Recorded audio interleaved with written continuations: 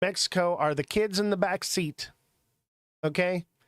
And Trump is headed full speed for a tree and says, "So help me God, I will drive this car into a fucking tree." That's what's happening right now. And you know what? China's sitting in the front seat next to him saying, "Do it. I don't care." And Trump's saying, "I'll take you all with me." China's like, "I don't care. Go for it." Smug, no reaction, completely cold, shut off, ready for it to happen. Is completely okay with sacrificing their own children, their own people, whatever it is. They will print money like crazy to like World War II Germany. They will allow their people to starve and die. They do not care. Their thinking is, we're overpopulated anyway, and we're the ones in power. We have control over everything. We're not going to miss out on anything, but they will. Who cares? Who cares about them? They literally welded people in their homes during COVID. Welded people inside of their homes. They black bagged and disappeared people during COVID. Doctors that would speak out or say anything that they didn't want them to say disappeared like that. Nobody knows what happened to them. China, that's the one to be scared of. Now, military-wise, I don't think they're as powerful as us. But I don't think that these wars are going to be fought with military equipment. Not these big, giant countries like China and Russia and the US. There'll be proxy wars that are fought, but these major battles will be fought in the minds of you and me on TikTok. It's literally, there is a battle happening on TikTok right now with this show. This show is the front lines, guys. You guys are in the infantry. Okay? We are fighting right now, and I am your general leading you into battle, bringing you here to Twitch. Getting you off of the dopamine hit. Bringing you to a place where we can say and speak and do things and have the ability to be who we want to be and not controlled. They may have more power, but you know what? We have a voice. You have a voice. We're here now. We're on Twitch. We have a decent show on Twitch watching. We have more people on Twitch watching right now than we had on TikTok the entire life. Because the suppression on TikTok is real. Yes, we have random people coming in and out, but Twitch is thriving. And we will be staying here. We will be moving to this Twitch platform, restructuring and figuring this out. Okay, it's going to take time. We're going to have to grow, but we're here. And those of you that are here, that are watching and that are a part of this show, you are fighting on that front line. You have decided to step out of the matrix and put yourself in a place where you have control, where you have the power, where you're not manipulated. I promise you, there are so many people that are still stuck on TikTok. They can't help it. The dopamine release, they need it. They're a fiend for it. They can't. I see them all the time. They're the ones that pop in on Twitch, and then they pop back on TikTok, and then they pop back in on Twitch because they want to support the Twitch side. They want to be a part of it. They physically can't deal with the loss of dopamine. So that's why we're taking our time to move over to the Twitch side so that we can allow people to not have to cold turkey, but to wean themselves off. Have you seen the states are suing because of tariffs? Yes. California is suing. We covered that on Friday. The states might break off again and become their own country. Well, let me tell you something. Every state is its own country.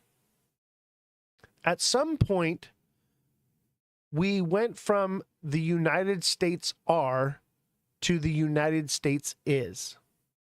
Okay? The United States are sovereign states, sovereign countries. Each of them have their own laws.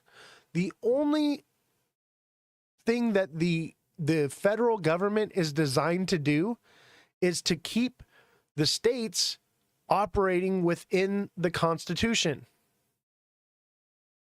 That's the whole idea, is the states are supposed to operate within the Constitution, and the federal government is there to defend them and make sure that they stay in line and don't break that. And at some point, the Constitution got thrown out the window. Yes, TikTok crackheads. Exactly. At some point, we lost sight of what it is to be a sovereign state. And, you know, they use maritime law now. We are supposed to be under the law of the land. What they've done is they have circumvented the Constitution through the use of maritime law by using trickery. They use trickery and words to deceive you. There's a reason why when you walk, Michiki, what's going on? When you walk into court, have you ever been into a courthouse and you see they're flying their war flag with the gold fringe, and you see you come in, what's the first thing that the judge asks you? The very first time you see the judge and you come up and you walk up, the first thing they ask you is they say, "Can you hear me?" Why do they ask you that? Do they mean hear like audibly? Or is it hear as in, are you allowing me to conduct this hearing? And when you say, yes, I can hear you, you are giving them consent to rule over you. Yes, that's how they get jurisdiction in divorce court. That's how they get jurisdiction when they make you come in. A lot of times they make you sign like a yellow or a pink piece of paper or something. And what you're doing is you're signing over your rights to be seen by a judge, because the judge is not even a judge. It's a commissioner. It's a, whoever, a magistrate. They're not judges. They have no authority. They don't operate under the Constitution. They don't follow the law. And you give away your right unknowingly because they use a precision of language. They speak legalese. They talk in a different language. They write in a different language. I believe it's subject, predicate, adverb. Subject, predicate, adverb. I used to do paralegal stuff and paperwork for the courts. I know how all these processes happen. I literally went through a divorce. I had a crazy ex that took my kids from me and used legal rape against me. If you guys don't know what legal rape is, look it up. She tried to take everything from me.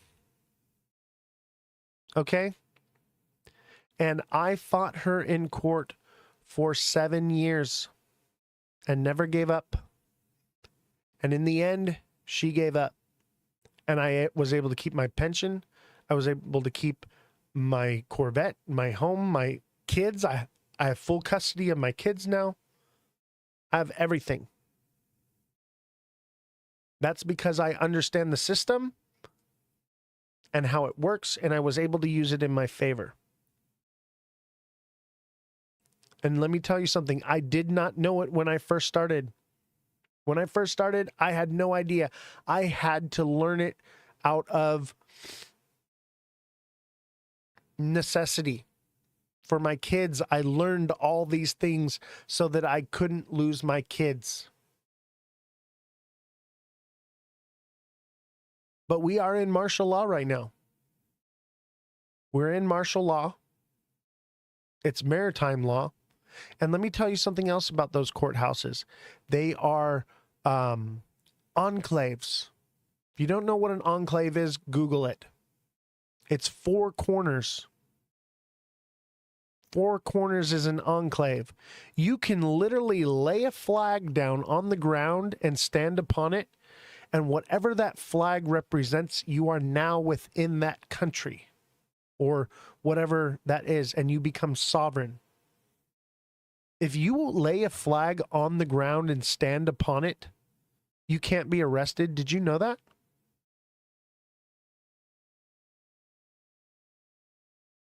If you stand underneath a flag and it's stretched out square and you're standing beneath it, did you know you cannot be arrested? Because it's out of their jurisdiction. Anything within four corners. And if they do, they can be sued for kidnapping. But you have to know these things. And they will. They'll break it because they assume you don't know your rights. They assume you don't know who you are. They assume you do not know how to govern yourself and be sovereign. They assume. The courts operate on assumption.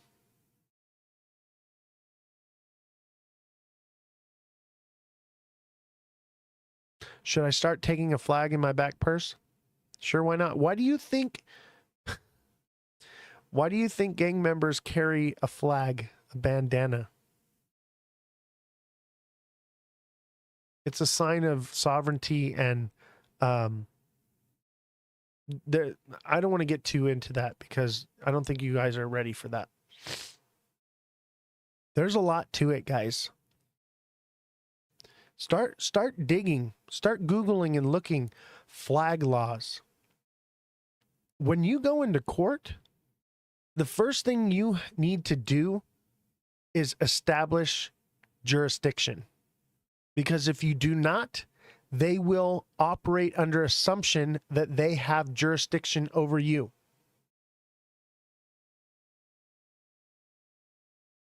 So when you go into court, you have to let them know, you do not have jurisdiction over me. I do not operate under maritime law. I am a sovereign human. Not a sovereign citizen. A sovereign living man, woman. I'm alive. I'm not the straw man on paper. Start looking into these things. Start learning what they are. Because even if you don't live in the United States, they're doing these things to you as well. Just the processes and whatnot is probably somewhat different. But here in the U.S., this is happening to you. You are being trafficked. Why do you think you need a driver's license? Drivers don't have, you don't have to have a license to travel. That's against the Constitution. But drivers have to have a license because they're conducting commerce. Are you conducting commerce when you're moving yourself down a public highway? It literally says that the Supreme Court says that you have the right to travel, whether it be automotive, locomotive, horse and buggy. They cannot keep you. Driving is not a privilege. Driving is a right. But driving, first of all, you got to look up Black's Law. Black's Law Dictionary is the definitions of these words, okay? A driver is somebody that is like a delivery driver conducting in commerce, okay? When you are operating a motor vehicle and transporting yourself and your property from point A to point B, you are traveling.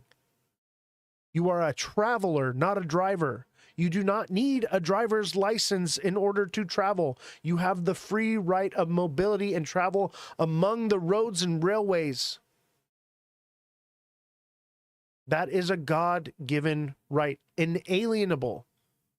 Do you know what inalienable means? It means it's not something that is granted to you. It is something you are born with and endowed by your Creator. And that no matter what piece of paper they write or try to create, it doesn't make it go away.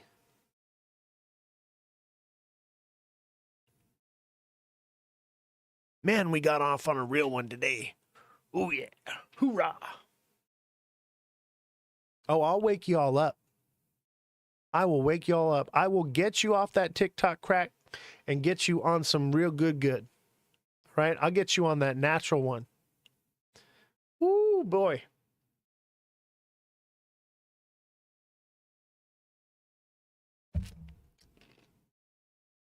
By the way, I don't do drugs. I'm sober. I have kids. I drink water. I used to run like 14 miles a day. Got hit by a drunk driver. Now I just chill. Yeah, I don't even smoke weed. I smoked weed when I was a kid, and now I don't even like doing that. I don't even really drink. I drank the other night because I was so fucking sick. I was like, I'm gonna have like as much tequila as I can to try to get this shit out of my body. And then that was it. But other than that, like, I maybe drink once or twice a year. They're controlling us. Everything we do is monitored. Yes. They are moving into a one world government, financial social credit score system where everything you do is checked and balanced. They want to put you on a universal based income where you get a certain amount of money every month. You have to live in the pod and eat the bugs. And if you don't spend your money on what you're supposed to, your universal based income will be, you will not be able to save it. You will not be able to spend it on whatever you want to. You will not be able to grow or invest or do anything. You know, XRP is supporting that. Yes, I do. And I believe that there is no stopping it. I believe there is no stopping it, and that the only way to stop it is to raise an army of rich men who are willing to be awake once enriched and use their riches to empower people. That's what I believe. I believe that the only way to fight this war is for the people who are fighting the war to become part of that rich class, to become part of that social group, and then turn upon it. That's what I'm doing here. I'm raising an XRP army that's going to turn on itself. Do you believe the Ascension will win? The what? Ascension will win? What's the Ascension? Yeah, or they'll buy it back. They'll force you to sell it, just like they forced you to sell your gold back in, what, 1933 in the U.S.? They'll confiscate it from you.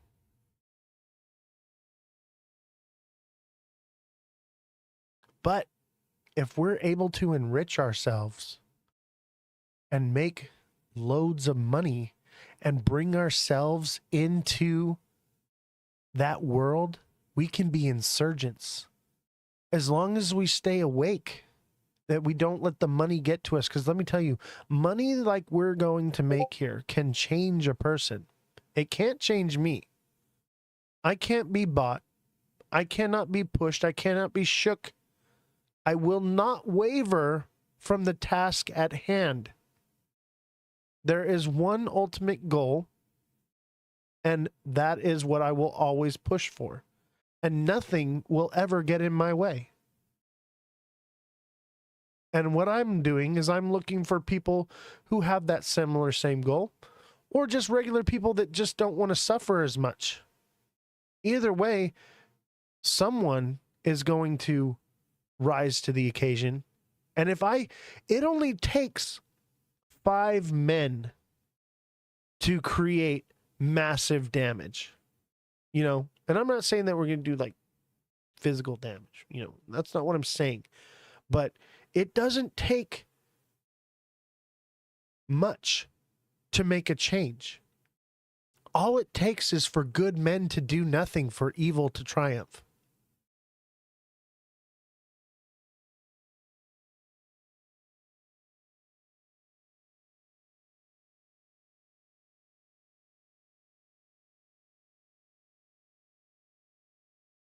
All it takes for evil to triumph is for good men to do nothing. And let me tell you something. Since the beginning of time, there has always been somebody trying to take over the world. All the way back to the beginning, somebody is always trying to conquer and take over the world.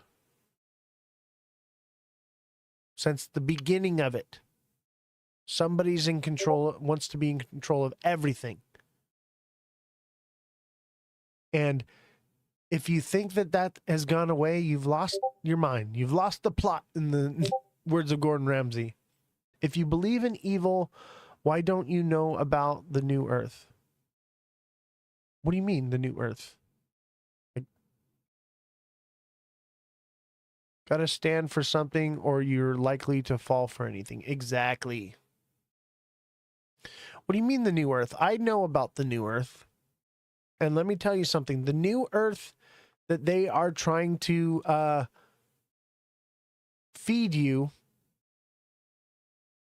is the Hunger Games, okay? That's the new earth they're looking for. The Hunger Games. Now, are people going to battle to the death? No, but that division of class is what they're looking at. The whole new earth utopian society thing, it doesn't work. It works on a small scale. Okay? Socialism, communism, those types of things work on a small scale. But once you grow into a massive group of people, it's unsustainable because greed will always triumph. Greed is the issue.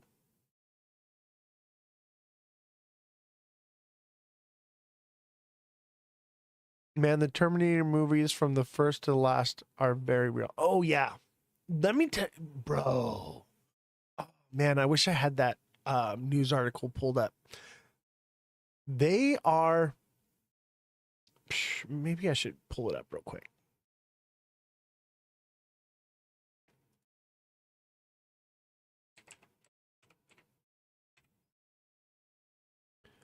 Let me see.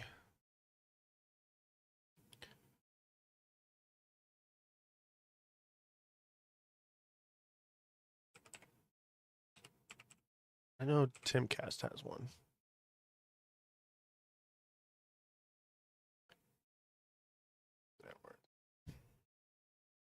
By the way, if you don't watch Tim Pool, definitely check it out.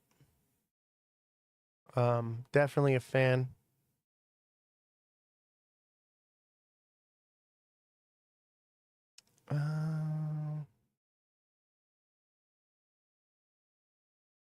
His is more political, though. Where is it? The AI one.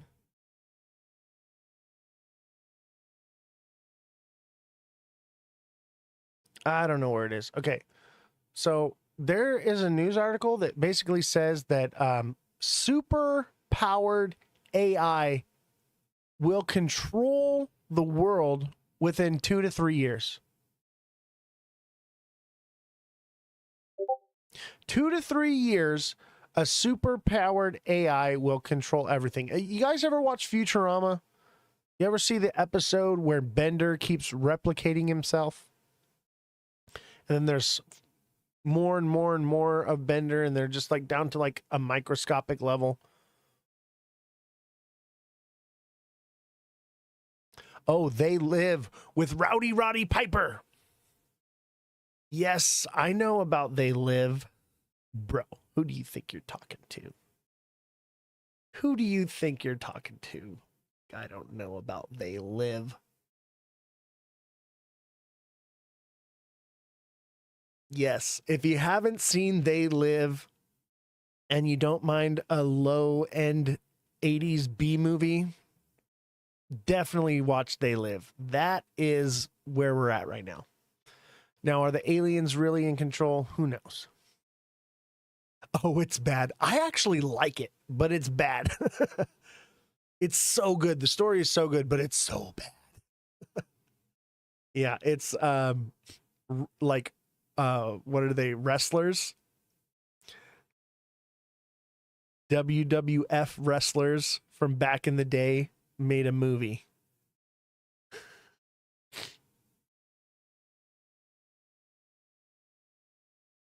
Hilarious though. I mean, also really, really powerful story. So if you guys have not seen They Live, definitely go and find it. Probably on Amazon or something like that. You're going to want to see that. You know which movie I just watched? I watched the Sneakers movie. Remember the one that they talk, the XRP is mentioned in Sneakers? I watched that. That's a really good movie. Yeah, I ended up buying it on Amazon. I was like, okay, I need to watch this movie and find out what the hype's all about and what's going on with it. But yeah, XRP is named in a movie from 1993 for Federal Reserve Electronic Transfers Funds.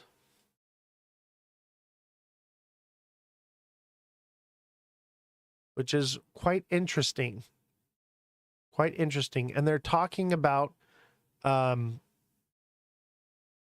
cryptic encryption. That's what the whole movie's about, is about encryption. This is like when encryption was so new that it was just a theory. It wasn't even real yet. Like encryption existed, but it was like an algorithm to undo encryption. Yeah, definitely something to watch. Highly recommend it. I enjoyed every minute of it. Who's in it? Who's that? Robert Redford, I think. Great movie. Joaquin Phoenix. The internet had hardly been established at that stage. Exactly. Exactly. It was so new. Like, it's all on DOS computer systems that they're doing all this stuff. And they're literally talking about this digital age of electronic funds transfer. Yeah, it's not like today. They didn't quite have it all right, but at the same time they did. And it's happening now. Yeah, it's basically quantum computing, which is what we have now, which is why they're like, oh, digital currency isn't going to work because of quantum computing. It'll be able to hack every firewall and every encryption that's ever been created. But now they're moving into this new form of ISO and different types of encryption and things that are quantum computing safe now. The one where the high school kid logs into the missile site in Montana is also good. What? What's that one? I never heard of that. Is that an older one too?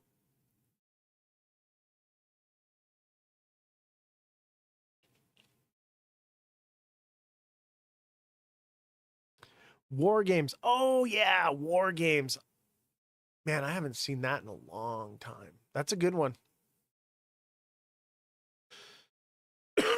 There's money magazines from early 80s that explained all of this for the future as well, which is now. Exactly. You think this has all happened by mistake? You don't think this is all a grand design? That's why I'm like, there's no way to fight it except for from the inside.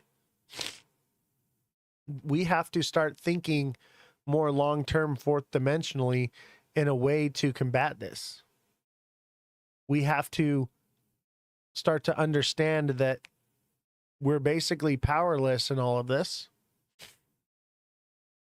And we're along for the ride, so we might as well ride it to a position of power or wealth where we can actually do something about it. You know what? I just saw something. Look at this. Look at that. That lines up. That lines up. I can probably make this line even more accurate.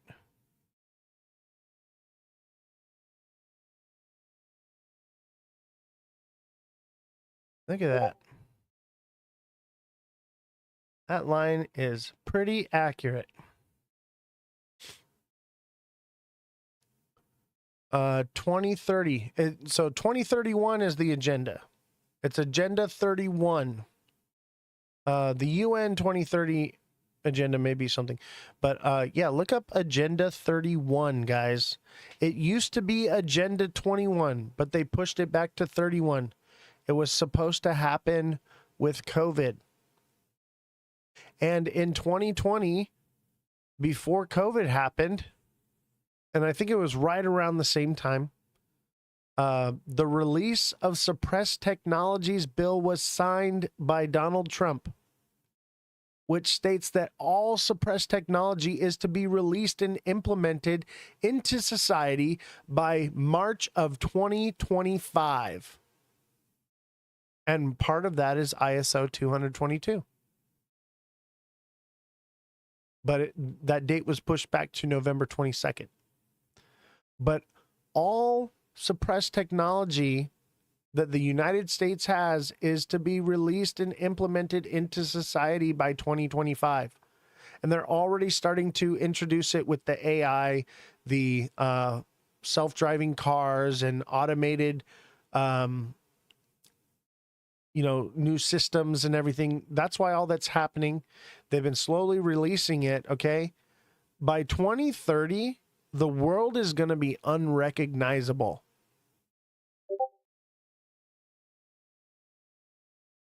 Yes, alien tech, or it's just tech that we came up with that it seems alien because we've never seen anything like it before.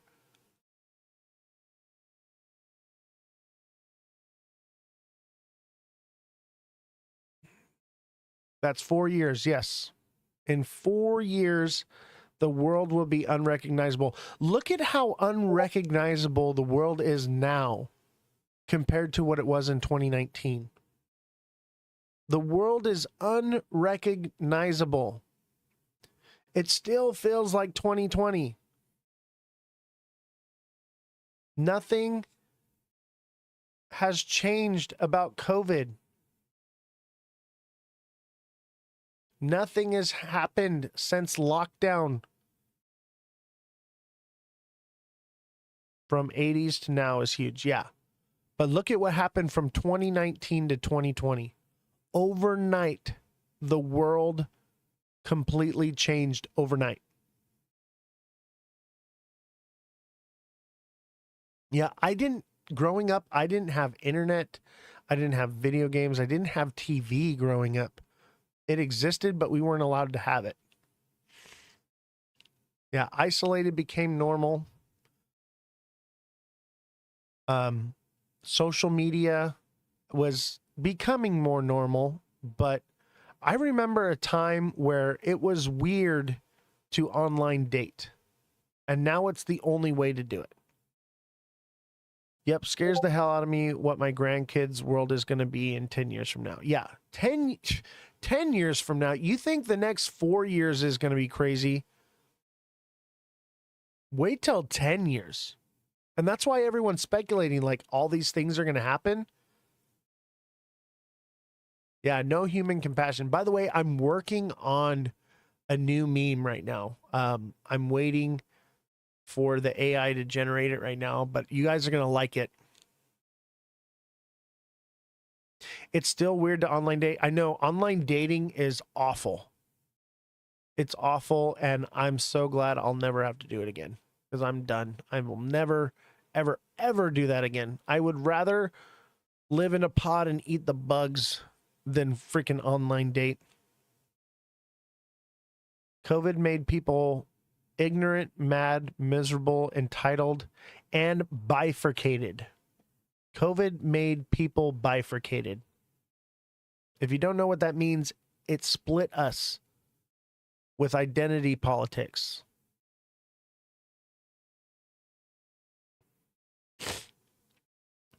Yep, I work in healthcare here. It's awful. This new generation blows my mind, right? Is it not crazy? The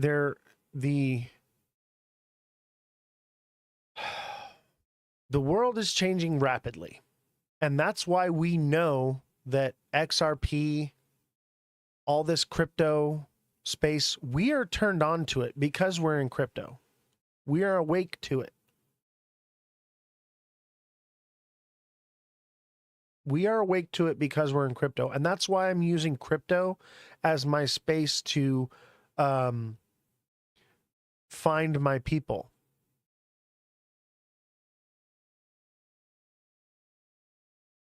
Trump is giving bonuses to people who have babies. That's all. None of that is official. That's speculation. But yeah, I've heard of that. It is scary. And let me tell you something. One day the AI will produce, just like Bender when he reproduced and continued to create everything, you know, and replicate itself. One day the AI will give us the technology, and it says that within 2 years, basically within 2 to 3 years, we will have AI powerful enough to where we can tell it to build a machine to accomplish a certain task. And it will build that machine to accomplish that task. Okay? And basically, it will be able to tell itself what machines to build, and it will build machines that will accomplish things, and eventually it will build machines that will create what it wants to do, and those machines will then replicate whatever it needs. And I think what will happen is later on down the road, we'll become symbiotic with the machines, because machines wear down and break down, whereas we have a brain that is more functioning than an AI at this point, and we only use 1% of it.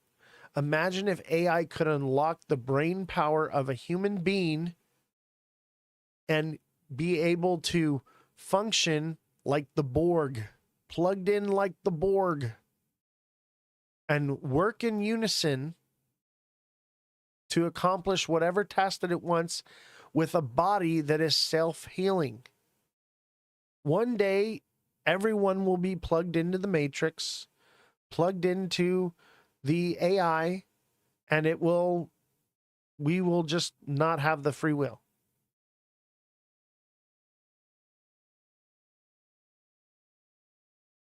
But we haven't released a cure for cancer yet. There is a cure for cancer.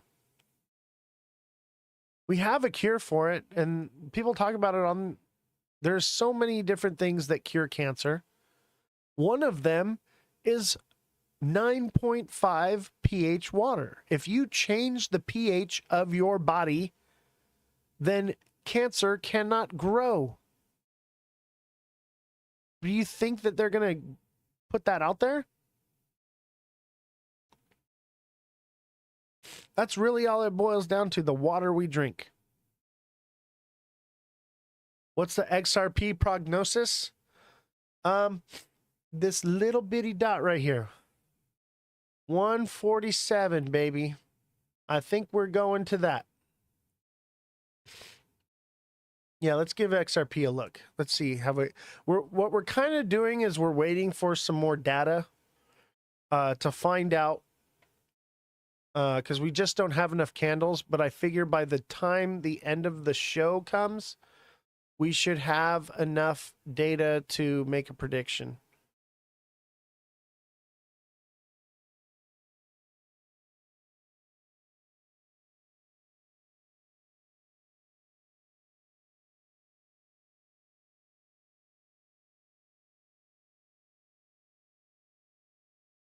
Looks like it's dancing along the line. It still could be a head and shoulders and come down. It's touching the line, you know, it wants to. But if it continues over the next couple hours while we're doing the show, the ghost boo, yeah, I changed it up. I still have the boo right here to remind y'all where we're at. Because I do think we could possibly be, only because, you know, generally May, June, and the first part of July are the bottom before the next push up. So, you know, they say sell in May, go away. So we could still be forming a bit of a head and shoulders here, which also emulates the inverted head and shoulders, I believe.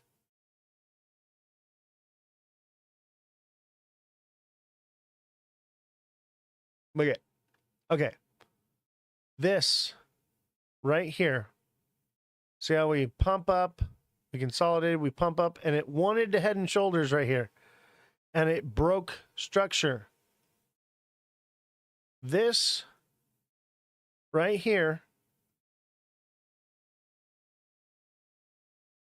this right here is emulating this right here. So I think it's a possibility we could run sideways for a little bit before we push up.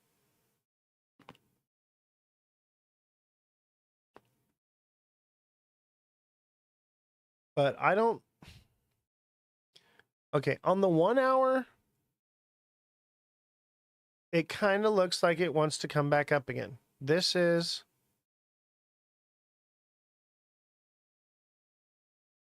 That's likely.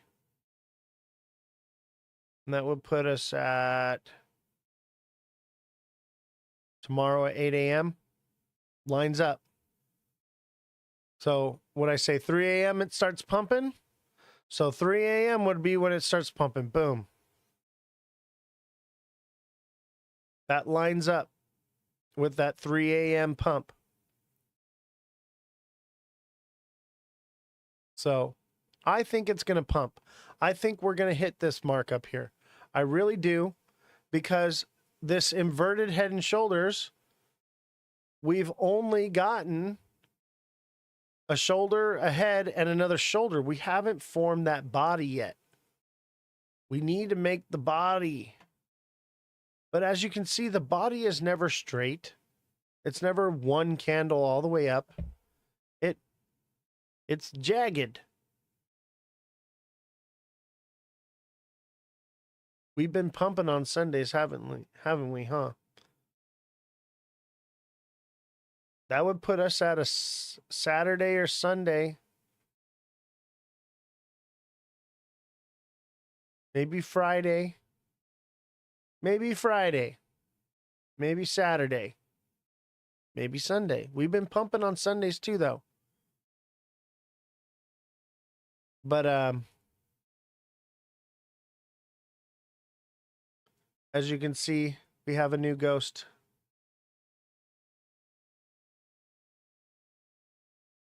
And look at, see his arms? His arms say we're going up. I had to change it because we were going down. So I needed a ghost to emulate what we're doing. Isn't it fun?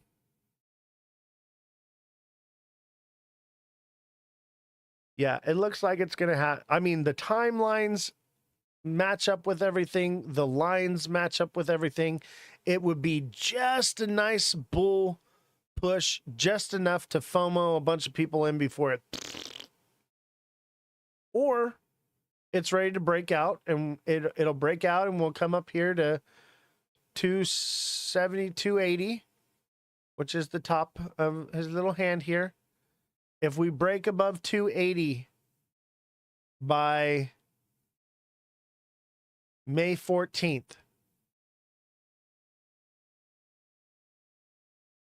and we're above $3 by middle of May, and basically May and June aren't dump months, they're pump months, I would expect to see $5 to $7.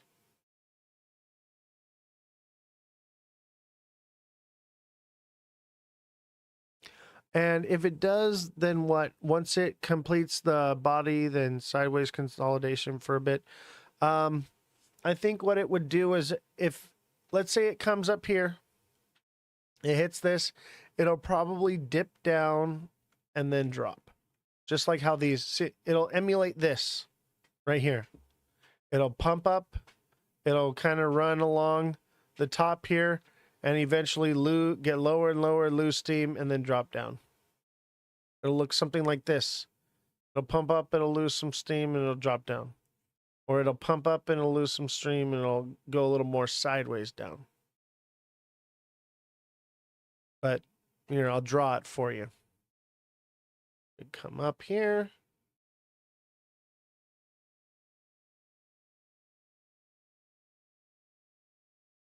Something like that. Right there at 245. Or excuse me, 145. That sounds about right. Zoom in. My bad. My bad.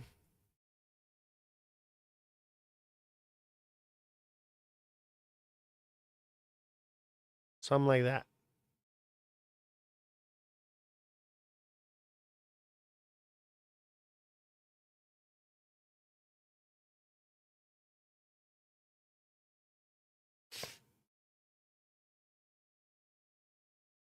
That's what it'll probably look like. It'll come up here.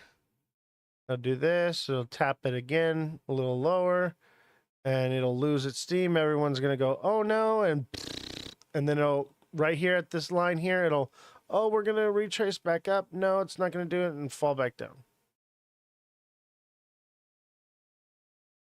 Just like that. Just how it bumps up here, it'll, and then we'd be down in that 140 zone. And I believe that that would be a complete fulfillment of the diamond top. I think that if that happens, that would be complete fulfillment of the diamond top, and we would be out of this bear structure, which would mean we would either pump here and continue upward, because this would be 1, 2, 3, 4. No, let's see. 1, 2, 3, 4, 5, 6.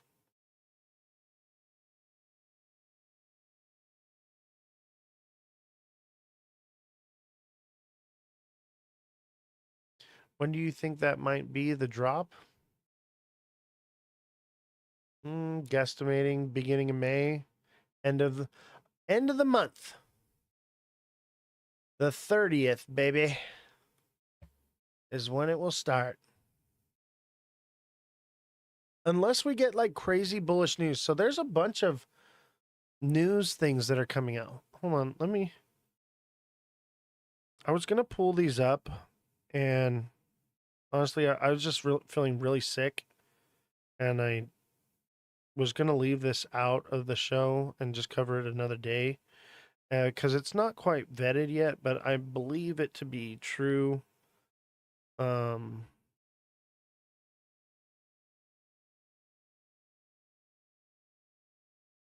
with me just a moment.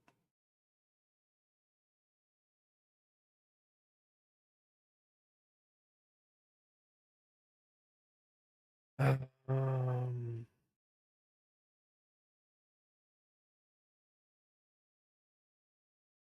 Maybe this is it.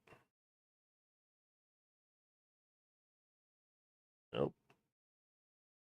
I lost it. So there's a bunch of things. I'd rather bull with you.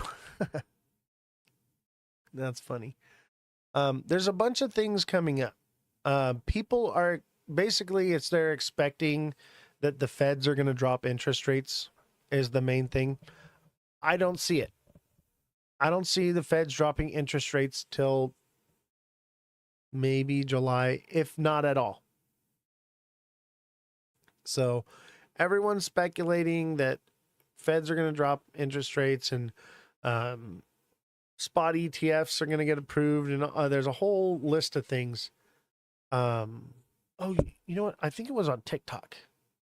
Yeah, they're delusional. If they think that they're about to drop interest rates, they've lost the plot. I think it's on TikTok. Now I remember where it's at. I think I put it in reposts. Nope, I didn't do it. So it's lost. It's lost. Oh well. But there's a list of stuff. I figured I would vet it because I wasn't going to go off of somebody's TikTok post as something true. I wanted to see actual news.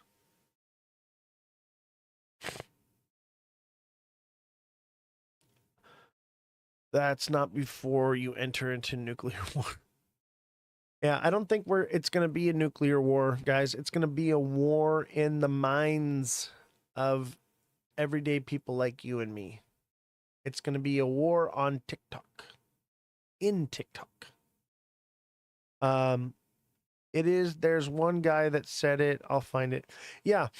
There's one guy that's got a list of stuff that's coming up on for XRP and crypto in the next couple months that are supposed to be bullish news, but I think that it's kind of a stretch to say that it's going to be good news.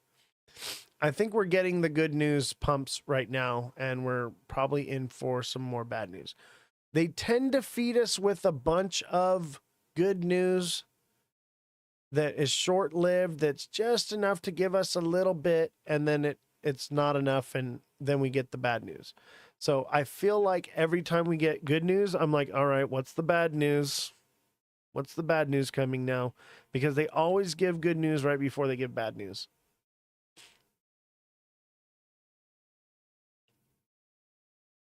And I can prove that. Oh, this cookie is so good. You guys want proof? Here's your proof.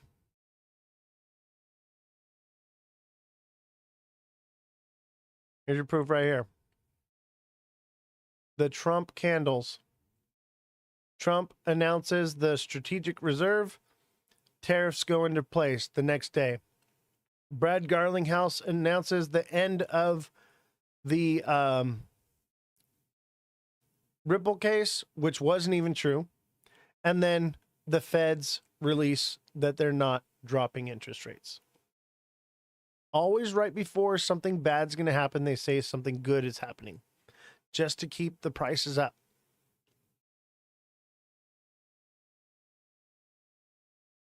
Yeah, that sounds like the right guy. I'm not going to play someone else's TikTok on here, though. But I'll look it up. I'll get it in one of the other shows. We have time. I always like to vet information before I put it out there for you guys. So that way I'm not getting something from someone on TikTok.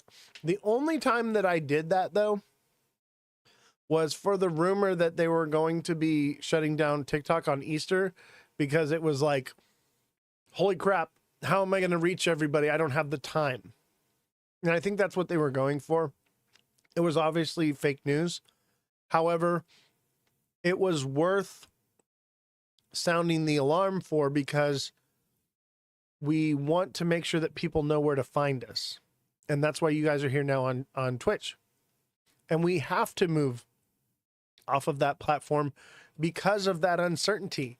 At any time, TikTok could be gone. At any time, TikTok could be gone. And so we have to have a place to retreat to.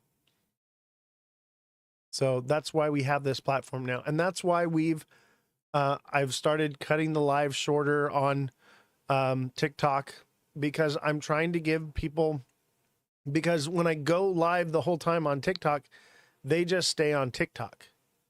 And it's like, if you want to be a part of this, you have to get over here and do this, because this is what we're doing. All right. What time is it? Okay, we have a little bit of time. I want to leave. I'm gonna skip this. Well, I'll just read the headlines, but this is pretty much vetted. So, businesses are already trying to pass tariff costs on to customers, Fed report says. Okay. Does this mean that they'll drop interest rates? No, because the Fed already said that they're not dropping interest rates unless there's an unemployment crisis. That's what he said. That's what it's probably going to be. And there is no unemployment crisis. Even with all of the Doge government cuts and people that quit their jobs with the government, there's no unemployment crisis. They actually produced more jobs than they thought. So I don't see them dropping interest rates anytime soon. Question. Do you guys want to hear this? U.S. Secretary Treasury Scott Bessent. This is pretty important. I'll skip through the nonsense, but we need to listen to what he has to say. So let's give it a listen here. Good, thank you. Excuse me. Good, and thank you for that kind introduction. It's an honor to be here. In the final months of World War II, Western leaders convened the greatest economic minds of their generation. Their task, to build a new financial system. At a quiet resort high up in the mountains of New Hampshire, they laid the foundation for Pax Americana. The architects of Bretton Woods recognized that a global economy required global coordination. To encourage that coordination, they created the IMF and the World Bank. These twin institutions were born after a period of intense geopolitical and economic volatility.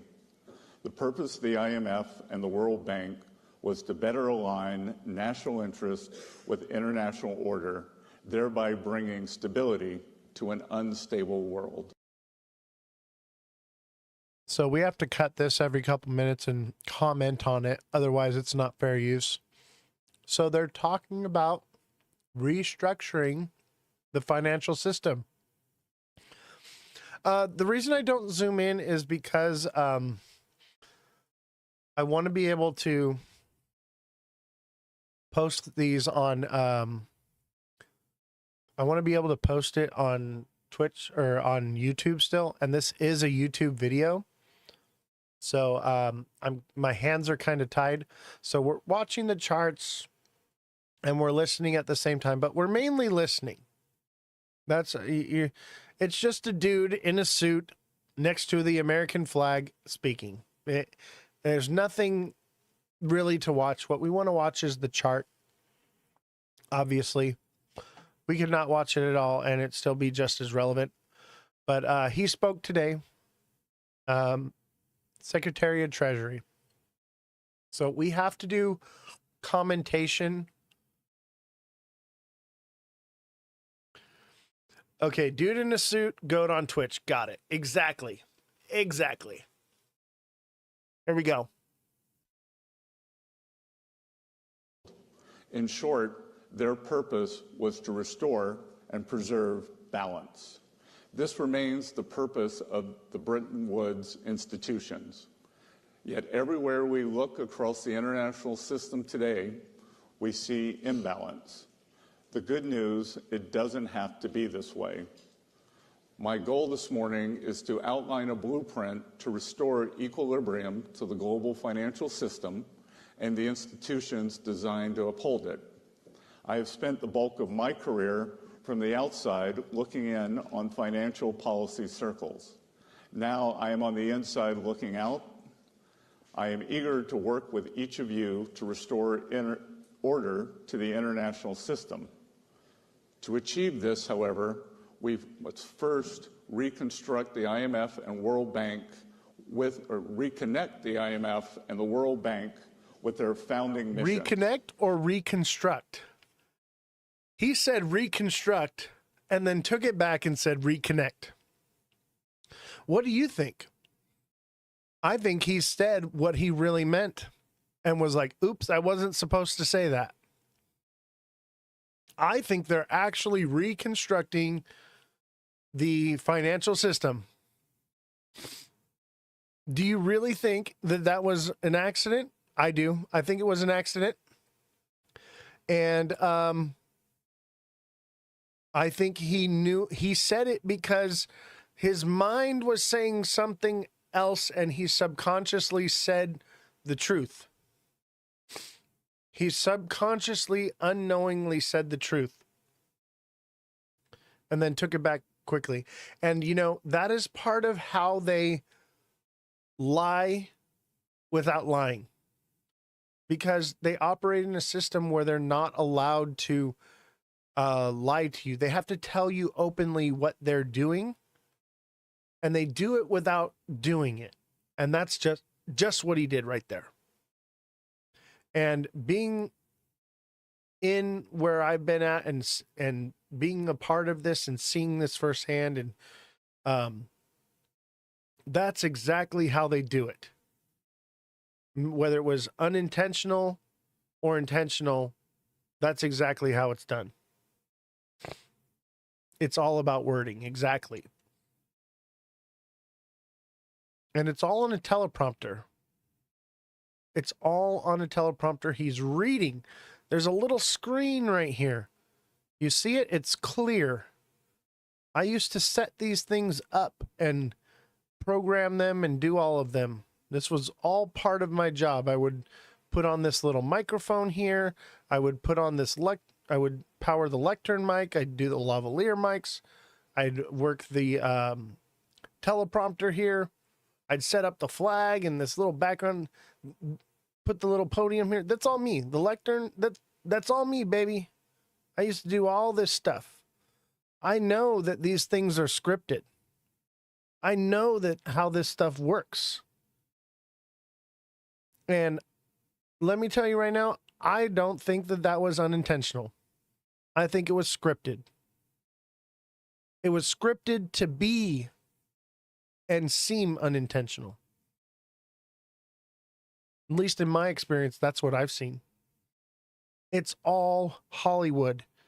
It's all scripted. They know exactly what they're doing. It's rehearsed and practiced. All right, let's watch some more. Oh, there's a reason why I was never in control of setting stuff like that up. I would have made them say stuff. Oh, I know, right? I know. I would have totally too. Like Bruce Almighty. I like a do da cha-cha.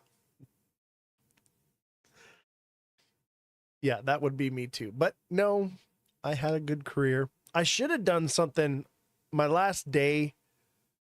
I didn't know my last day was going to be my last day. I did kind of go out with a bang. My last day, I did a corporate event thing. And basically after work, I just went to the pool and had drinks and hung out in the jacuzzi. Because it was at the Lowe's Resort on Coronado Island. So I was like, you know what? I'm here. And I figured it was probably going to be my last day ever at work. I was like, I'm hitting the pool. I brought a bathing suit just in case, you know, because I'm like, oh, I'm going to San Diego, you know, maybe we'll go to the beach. Because I was down there for like a whole week. And yeah, I got to kick it at the pool. Had some margaritas and had a good time. just hanging out by the pool. And then it was funny because after I got off work, I'm like sitting at the poolside, and like some of the people that I work with, they're still working because the event's still going on.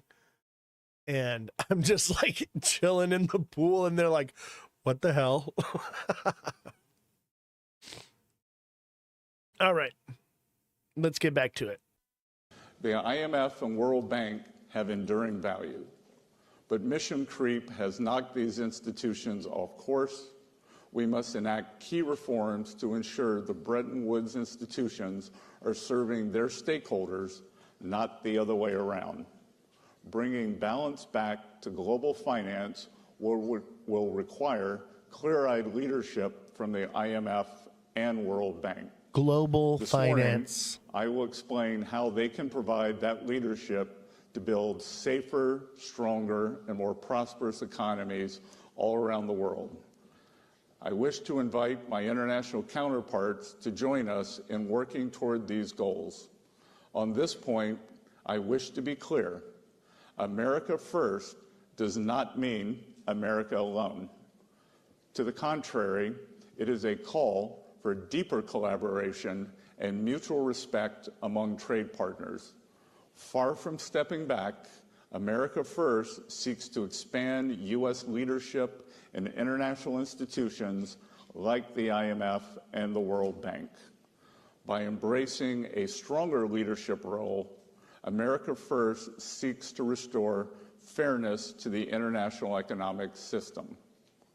Nowhere is the imbalance I mentioned earlier more obvious than in the world of trade. That's why the United States is taking action now to rebalance global commerce. For decades, successive administrations relied on faulty assumptions that our trading partners would implement policies that would drive a balanced global economy. Instead, And it is unbalanced, we face guys. the stark reality It's very of unbalanced. large and persistent U.S. deficits. China as has a all of the result control. of an unfair trading system. Intentional policy choices by other countries have hollowed out America's manufacturing sector and undermined our critical supply chains, putting our national and economic Oh, that video guy is security shaking the at camera. risk. He is so fired. President Trump has taken strong actions to address these imbalances and the negative impacts they have on Americans. This status quo of large and persistent imbalances is not sustainable. It is not sustainable for the United States, and ultimately, it is not sustainable for other economies. Now, I know sustainability That's what is they a were saying, popular that term it is around here, but I'm unsustainable not talking about for climate change or carbon this footprints. trade war with I'm talking China about to economic and financial continue. stability, And that's why kind the of market's pumped. sustainability that raises standards of living. This is why the and market's keeps pumped, markets because of afloat. what he said right now. International financial institutions must be singularly focused on upholding this kind of sustainability if they are to succeed in their missions. In response to President Trump's tariff announcements, more than 100 countries have approached us, wanting to help rebalance global trade. These countries have responded openly and positively to the President's actions to create a more balanced international system. We are engaged in meaningful discussions and look forward to talking with others. China, in particular, is in need of a rebalancing. Recent data shows the Chinese economy tilting even further away from consumption toward manufacturing. China's economic system, with growth driven by manufacturing exports, will continue to create even more serious imbalances with its trading partners if the status quo is allowed to It's continue. agreed with that. I agree with that 100%. Oh, we're dropping below the line. We're dropping below the line. It's an unsustainable model that is Do you not see only it? harming China, but the entire world. Is it going to wick, or are we China going to needs keep to going? change. The country knows it needs to change. Everyone knows it needs to change, and we want to gotta help drop, it change keep dropping. because we need rebalancing too. China can start by moving its economy away from export overcapacity and towards supporting its own consumers and domestic demand. Such a shift would help with global rebalancing that the world desperately needs. Of course, trade is not the only factor in broader global economic China's imbalances. playing a long game. They do not Persistent care. over-reliance They have on the been United working States towards for becoming the demand world is resulting in an ever superpower. They more want to unbalanced outdo the global United economy. States. And you know why Some countries' they're winning? policies encourage Because they don't excess have checks and savings, balances which like holds our back private country has. They don't sector-led have to growth. change Others hands of keep power every wages 4 artificially years. depressed, which They also have the suppresses upper growth. hand. These practices contribute to global dependence on U.S. demand to spur growth. They also lead to a global economy that is weaker and more vulnerable than it should be. In Europe, former ECB President Mario Draghi has identified several sources of stagnation, and he has outlined several recommendations to get the European economy back on the right track. European countries would do well to take his recommendations to heart. Europe has already taken some long overdue initial steps that I applaud. These steps create a new source of global demand and also involve Europe stepping up on the security front. I believe global economic relationships should come to reflect security partnerships. Security partners are more likely to have compatible economies structured for mutually beneficial trade. If the United States continues offering security guarantees and open markets, then our allies must step up with stronger commitments to shared defense. We didn't break the line. The initial actions from We still Europe could, on increased fiscal but it and looks like defense it's popping spending back are up. proof that the Trump administration's policies are indeed working. The Trump administration and the U.S. Treasury are committed to maintaining and expanding U.S. economic leadership in the world. This is especially true at the international financial institutions.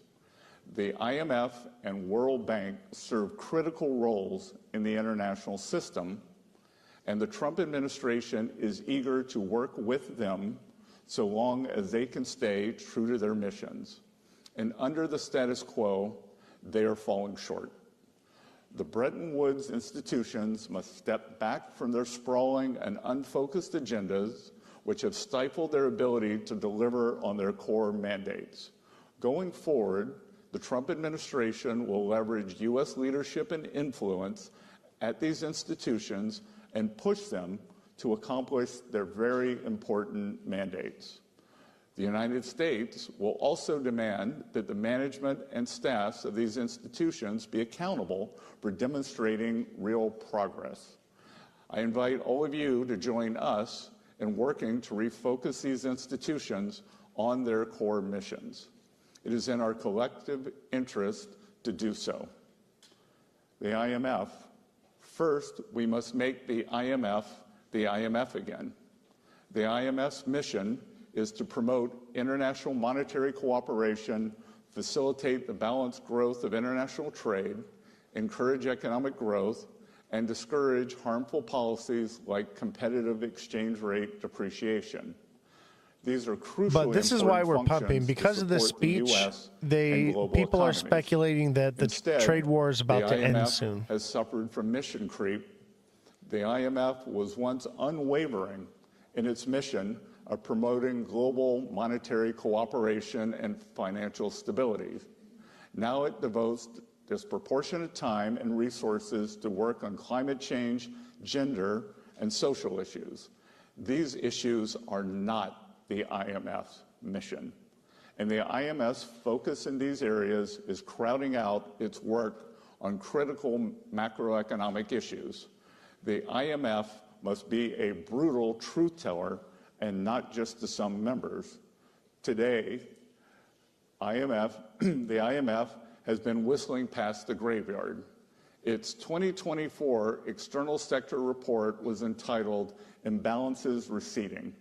This Pollyannish outlook talking about the city? What do you mean talking about the city? An institution more dedicated to preserving the status quo than answering the hard questions. Here in the United States, like the underground city below LA? we need to get That's coming our up after fiscal the house speech. in order. The last administration ran up the largest peacetime deficit in our nation's history. The current administration is committed to fixing this. We are open to critique, but we will not abide the IMF failing to critique the countries that most need it, principally surplus countries. In line with its core mandate, the IMF needs to call out countries like China that have pursued globally distorted policies and opaque currency practices for many decades. I also expect the IMF to call out unsustainable lending practices by certain creditor countries. The IMF should push more proactively official bilateral lenders to come to the table early to work with borrower countries to minimize periods of debt distress. The IMF must refocus its lending on addressing balance of payment problems, and its lending should be temporary. When done responsibly, IMF lending is at the very core of its contribution to the global economy. You know, lending is a big problem with inflation right now. So basically right now, the way things work is when a bank has money, they can lend out 90% of what they have in holdings. So if they have $100, they can lend out $90. And I'm using lower numbers just so it's easier to do the math. But for every $100 that they have in the bank, they can lend out $90. Okay. And what happens is they lend out that money, and then somebody takes that money, that loan out of the bank, and goes and buys something from somebody else. And then when they purchase whatever they purchase from someone else, then that person takes and puts that money back into the bank. Now the bank has $190. Okay. Then now they can lend 90% of $190. And so on and so forth. And it just keeps going and going and going and going. And that accounts for 3/4 of the inflation that we have. That is the biggest problem with inflation, is the way that banks are allowed to lend money. So keep that in mind. IMF steps in and makes resources available. In exchange, countries implement economic reforms to resolve their balance of payments issues and support economic growth. The reforms undertaken during these programs are some of the IMF's most important contributions to a strong, sustainable, and balanced global economy. Argentina is a fitting example. I was in Argentina earlier this month to demonstrate the United States support for the IMF efforts to help the country reset financially.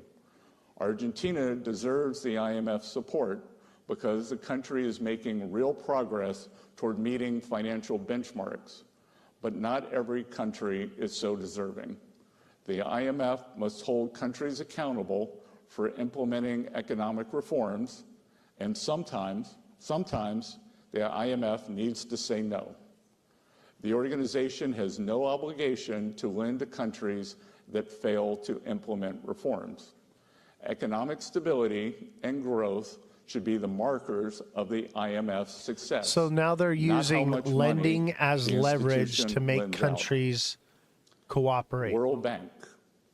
That Like is the IMF, interesting. The World Bank That's very must interesting. be made fit for That purpose and tariffs. That's actually, The I don't understand why we're bullish. That helps is developing countries also another grow their issue economies, like reduce tariffs. poverty, It's like a increase private financial investment tariff. support private sector job creation, and reduce dependence on foreign aid. It offers transparent and affordable What's up, TikTok long-term seller? I know financing you for be off countries selling cameras, to bro. invest I get in it. their own development You got to sell them priorities. backup cameras, The bro. bank, your along thing, with the man. fund, provides I won't hold it extensive against you. technical support to just promote messing with you, debt man. sustainability among low-income countries, which empowers those countries to stand up to coercive and opaque lending terms from other creditors. These core functions of the The World goat Bank knows all. complement the Trump administration's efforts to foster safer, stronger, and more prosperous economies in the United States and the world. But the bank, like the IMF, has strayed in certain respects from its initial mission. The bank should no longer expect blank checks for vapid, buzzword-centric marketing accompanied by half-hearted commitments to reform. As the bank returns to its core mission, it must use its resources as efficiently and effectively as possible. And it must do so in ways that demonstrate tangible values for all member countries. The bank can use its resources more efficiently now by focusing on increasing energy access. Business leaders the world over identify unreliable power supply as one of the primary impediments to investment. The World Bank and African Development Bank's Joint Mission 300 initiative to expand energy access to 300 million more people in Africa is a welcome effort. But the World Bank must respond to countries' energy priorities and needs and focus on dependable technologies that can sustain economic growth rather than seek to meet distortionary climate finance targets.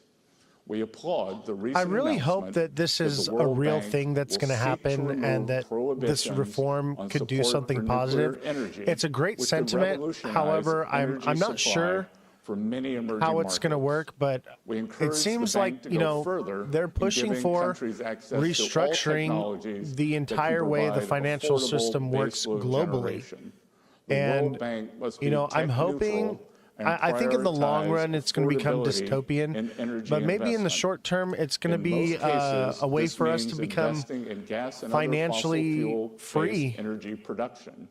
In other cases, this may mean investing in renewable energy coupled with systems to help manage the intermittency of wind and solar. The history of humanity teaches a simple lesson. Energy abundance sparks economic abundance. That's why the bank should encourage an all-of-the-above approach to energy development. Such an approach will make World Bank financing more effective, and it will reconnect the bank to its core mission Yes, of and economic in the growth Bible, it and refers to poverty it as the year of alleviation. Jubilee, and that's In the year that addition we're to in right now, increasing energy the access, erasing of the World all Bank can use its debts. resources more effectively So it by kind starting of, to it lines apply up its graduation biblically policy. and This would allow the financially and bank with to what's focus going on. And lending if you to don't think that these poorer, people less aren't creditworthy in line with countries. those things, This is where and if you World don't Bank believe those support things, makes the biggest there are difference people for that do, and they poverty have and power, growth. and they will use that Instead, power the to make World those Bank things come to continues pass. to lend every year to countries that have met the criteria to graduate from World Bank borrowing. There is no justification for this continued lending. It siphons off resources from higher priorities and crowds out the development of private markets. It also disincentivizes It sounds like it's going to be harder countries' to efforts take move out a away loan, from is what I'm hearing. dependency on the And World let me tell you Bank what, right now, and people toward are living job-rich private not only sector-led paycheck to growth. paycheck, but they're living Going from credit forward, card to credit card the right bank now. must It is set so firm sickening and sad. graduation timelines If for people countries cannot that have long since access met the to graduation criteria. Treating credit, China, the second largest we country will in the be in a world, depression. as The a only developing reason why country things are is different absurd. now from the Great While it has been at Depression the expense of is many Western we have markets, access China's to rise credit. has been rapid and impressive. If China wants to play a role in the global economy, Yeah, I commensurate heard with its about that actual prophecy, importance, that then this the pope is the country last needs pope. to They believe the graduate prophecy up. is that the We world welcome ends. that. Right, and The didn't World the Bank should current pope also say that implement transparent he opened procurement a portal to policies hell like right based before on he best died or value. something? It must help countries move away from procurement approaches that prioritize only the lowest cost bids. Such procurement Yeah, credit is a policies big problem right reward now. distortive I've never and had credit subsidized before. industrial I've always bought policies everything that cash. undermine development. So I've They may never had a also problem with stifle credit, the and that's private why sector I and can live the way incentivize that I corruption live, and collusion because and result I in greater just buy it when I long-term need it. costs. CERN, huh? Procurement policies based on best value are better from both an efficiency and He development woke up screaming, perspective, saying he and opened their a portal to robust hell. What the implementation fuck? Are will you benefit serious? the bank Is that and on its camera? shareholders. Related to this subject, Or did he like I wish report to on it or send a something? strong, I do I remember emphasize he strong opened up message that about one procurement policies as regards Ukraine. that one No building one or something. who financed or supplied the Russian war Remember? machine And they opened the will be doors and eligible there just for was funds magically earmarked cameras for inside Ukraine's before the Pope was. It reconstruction. hadn't been opened in No like one. 1,000 years or something. To conclude, I CERN invite is a our portal, I allies believe that. to work with us He as opened we up 7 rebalance the portals that international day. financial What the system, heck, bro? refocus the IMF and I got World chills Bank right into now. founding That's charters. terrifying. America First That is means so we are terrifying. doubling down on our engagement Oh with my the God, international you guys are trying economic to freak me system, out. including at The the Pope IMF opened and a the portal World to Bank. hell. A more sustainable economic My system fact checker will be says that one no, they better didn't serves open the up a interests of portal the to United hell. States and all I the other believe it. participants in the system. Believe. We look forward to working with all of you. The portal in to this hell endeavor. was separate? Thank Oh, you. it was separate from those? Still. All right. Thank God. That was getting boring. Oh my God. A freaking portal to hell. That is nuts. That is nuts. And that is the perfect segue into the portal to the underworld, right? So we're going to talk a little bit about Subtropolis. We're going to go over facts, truth, and non-truths. In the middle of the night, he woke up screaming. That's crazy. It's like, yeah, it's like a scary movie. See if you can find it. I wonder if there's a way that you guys can put up videos. That would be awesome. Why does that not exist? Where there's a live where you can enable people to come into the chat and post videos and things like that. Why does that not exist? See, we're creating technology over here, guys. That is nuts. The Pope woke up in the middle of the night in the hospital screaming that he opened a portal to hell. I believe it. What? The fact checker says if it is not on video, it didn't happen. You can do that on Kick app. Right on. Battle of Armageddon, demonic entities come through portals. Yes. The fact checker, so I have a fact checker on site, and I must let you know that if it didn't happen on camera, it didn't happen at all. We are a fact-based show. We tend to not lean towards speculation, but I believe it. I believe it. Now I don't believe it. I think somebody freaking made it up. But it's interesting. It's interesting to hear that, because why would somebody say that? Maybe because there's some prophecy that he's the last pope and that all these things are to come to pass. Who knows? Remember Occam's razor, guys. When there's two scenarios that could be true, it's generally the scenario that is more dull and mundane that tends to be true. That's the good-looking chick on the plane screaming.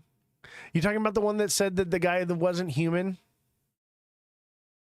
Look it up. Happened a month ago. He died. I'm curious to that. The Vatican released it. It can't post it. So the Vatican released that information. Can you look that up if the Vatican released the information about the Pope waking up and screaming that he opened a portal to hell? It's important. This is financial advice. Yeah, we need this for the show. This is important, okay? This could control the price of XRP.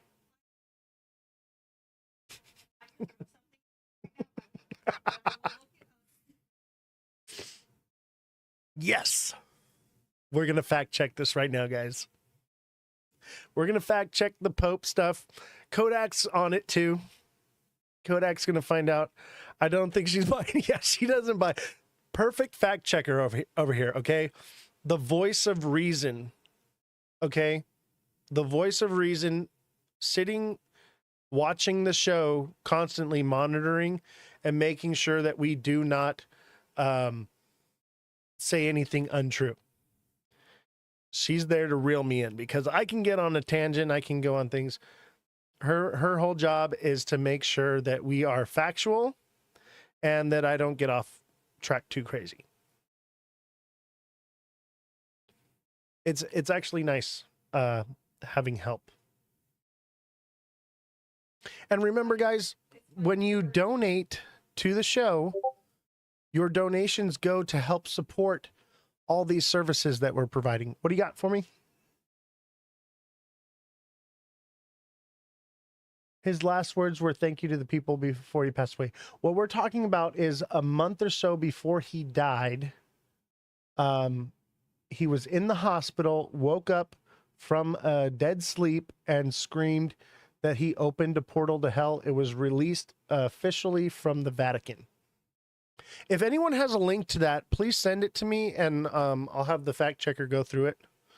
He woke up saying he opened a portal to Heki.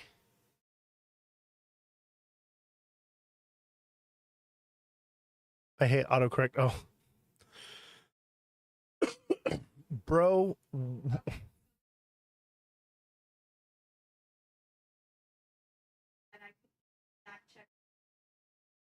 Okay, it's all speculation. So nothing from the Vatican directly.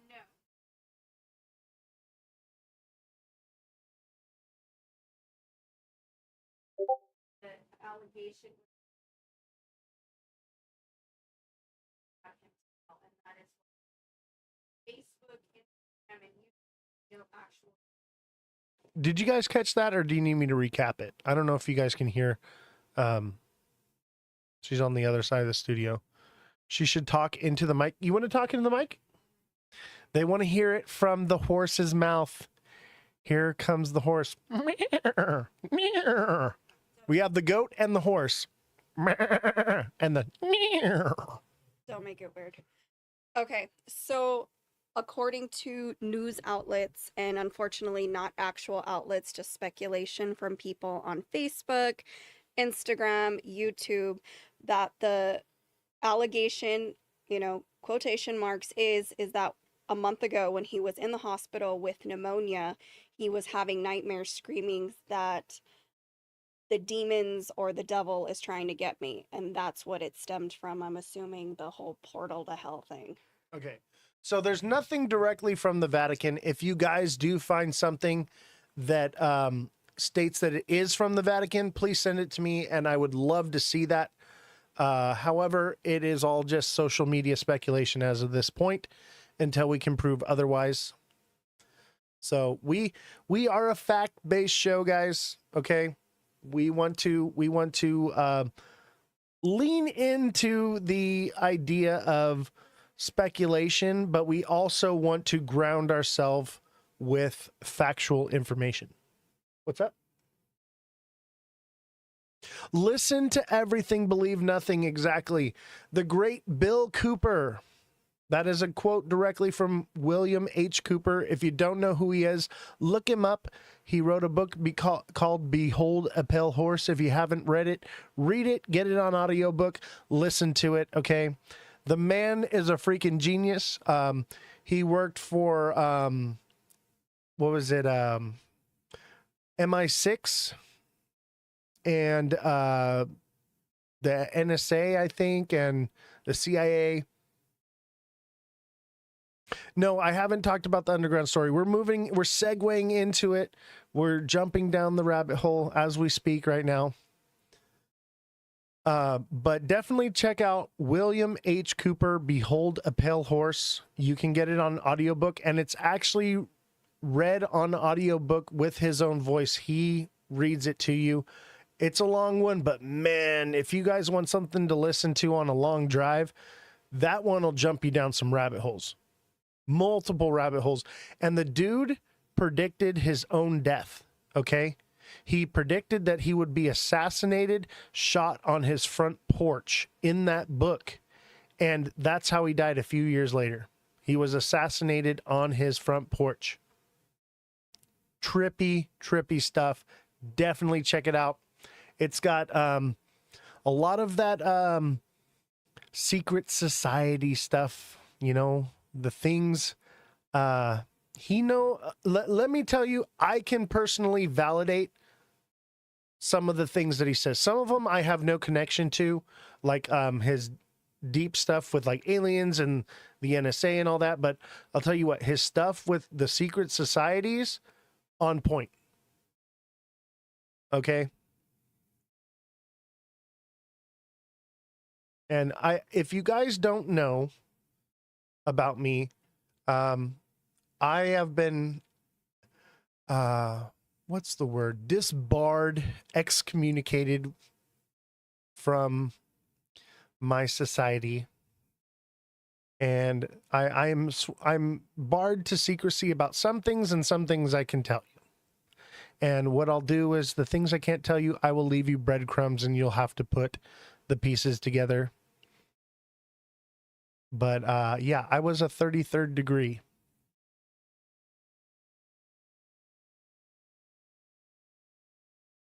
So I am no longer affiliated, but that's why I'm here to give you guys information. All right. So Subtropolis, you guys ever heard of it? It's on TikTok. You can go into your TikTok search bar and type in Subtropolis or LA Underground City. And mind you guys, any major city in the United States is going to have one of these. Okay. It's not just LA. It's not just New York, but let me bring some factual clarity. Okay. Did I get kicked out? Yes. I was kicked out. I'm not going to say why, but I have been kicked out and excommunicated. I forget what the actual word they use is. I know it. It's just not. My brain's not braining right now. I'm sick. If it comes to me, I'll say it. It's like disbarred. It's just something. They use a special word. I don't freaking remember what they called it. It only happened to me one time. So, anyway, the underground city, guys, they're calling it Subtropolis. So let's get down to the facts of it first. Okay. Subtropolis is a real place. What's a 33rd degree, or do you have to Google it? 33rd degree Freemason.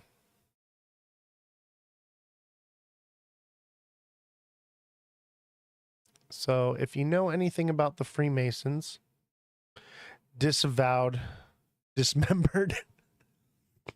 No, it's not disavowed either. I'll think of it. I think it's disbarred.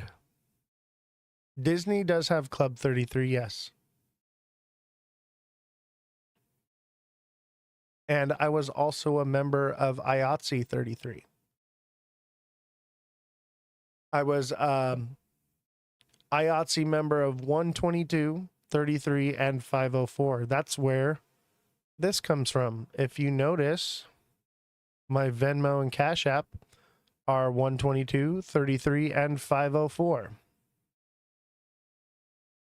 Those are my affiliation numbers. To which I am still affiliated with. But I'll tell you what, this show is going to grow over the next 5 years. And in 5 years, 51 Legion, nice.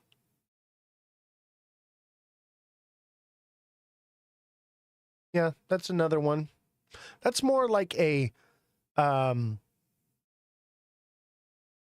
local social club. So 501, what city is that? That's interesting. So 122 is San Diego, 33 is Los Angeles, and 504 is Anaheim.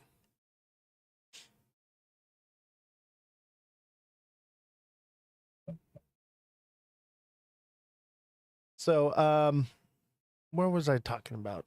We were talking about, okay, Subtropolis, okay? Subtropolis is a real place. Okay. It's an underground mall in Kansas City. And I think they have a few others around the wherever. Okay. That is not the underground city in LA. Okay. Let's get that straight. Okay. So Subtropolis is basically an underground mall that they tunneled into the ground. And it's done that way because of tornadoes. Read a bit, but I don't understand it. We'll have to research it because I heard you mention this before. Yes, you should, as you should. And you want to get a real good insight to all of that? Read Behold a Pale Horse by William H. Cooper. And you will know exactly. And let me tell you, if there's any other Masons in here, all I got to tell you is drink it. Drink it.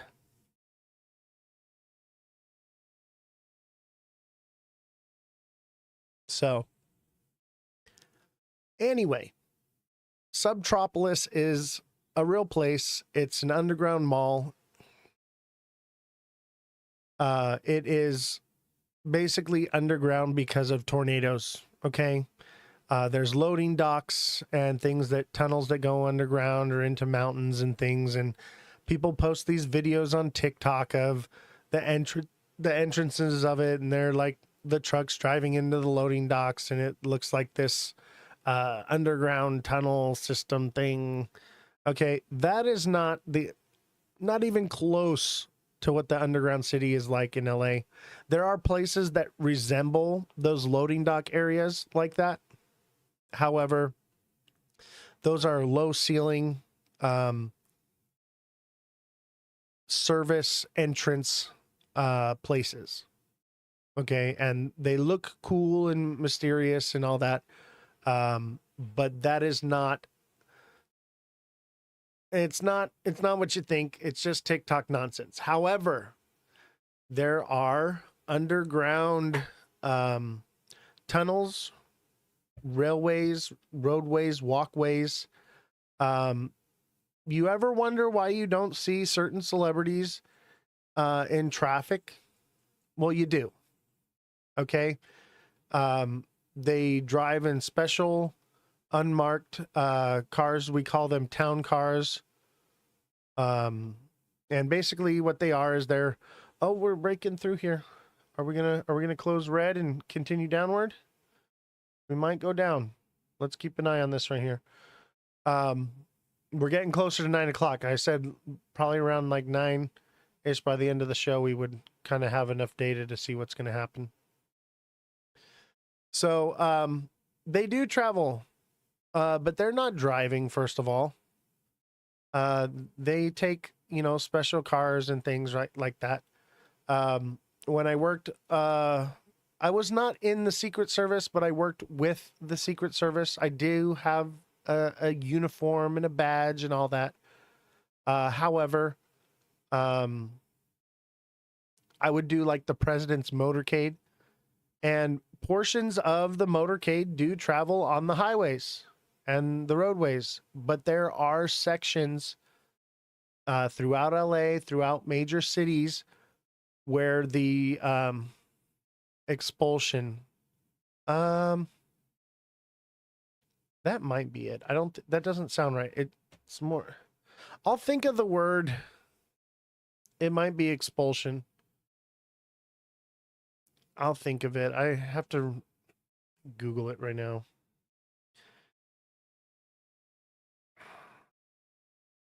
What do they call it when you're removed from the Freemasons? It starts with an E.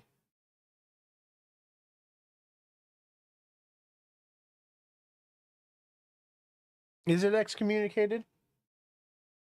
Yeah, it's excommunicated. Barred. That's the word. I've been barred. Barred from, gosh, I couldn't think of it for the life of me. I just needed to hear it. Oh, looks like we're breaking. We got to go just a little bit lower. Yes, this is an interesting story, right? And so worth being on Twitch for it. TikTok is missing out, but I couldn't even tell you these things if we're on TikTok. The suppression would be so much. There's no way that I would be able to even get this out. So we have full viewership in here by being on Twitch, and this is the perfect space for it. So those of you who are on Twitch are going to get story time until we start the new show, where I just have a show dedicated to this stuff. But yeah, so the rich, powerful, most prominent people, celebrities in the world, I have rubbed elbows with these people. I have eaten meals with them. We have hung out, and I've smoked weed with people. So yeah. And they look at, we broke out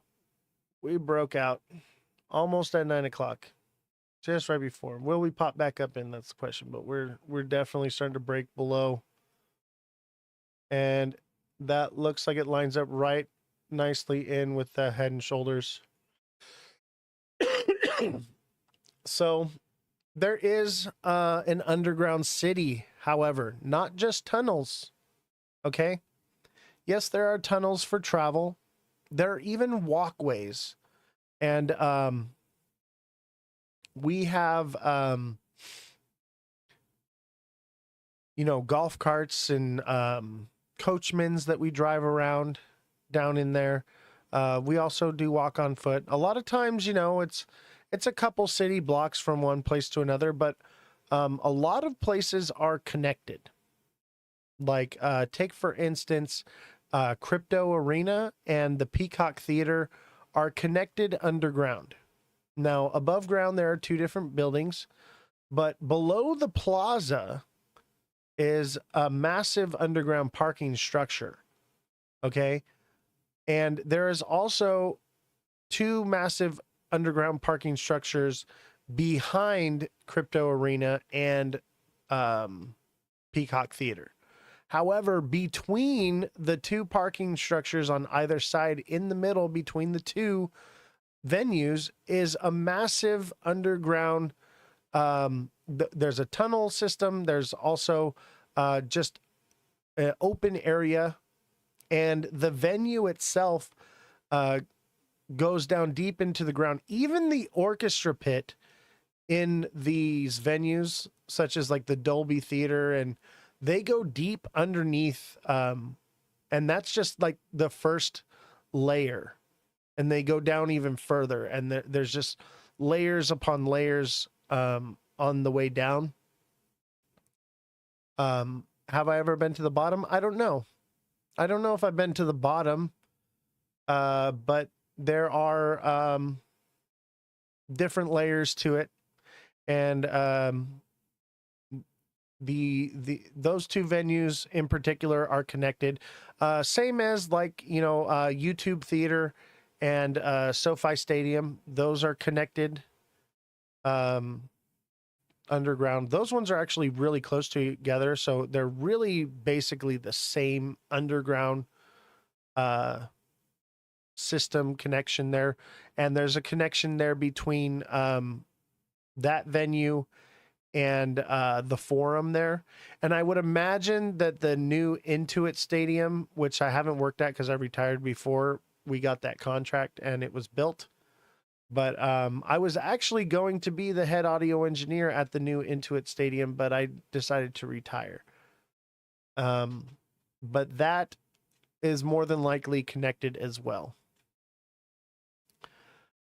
We broke 215. Yeah, I think the next stop is gonna be, we'll check 217 to here. Let's use the metrics.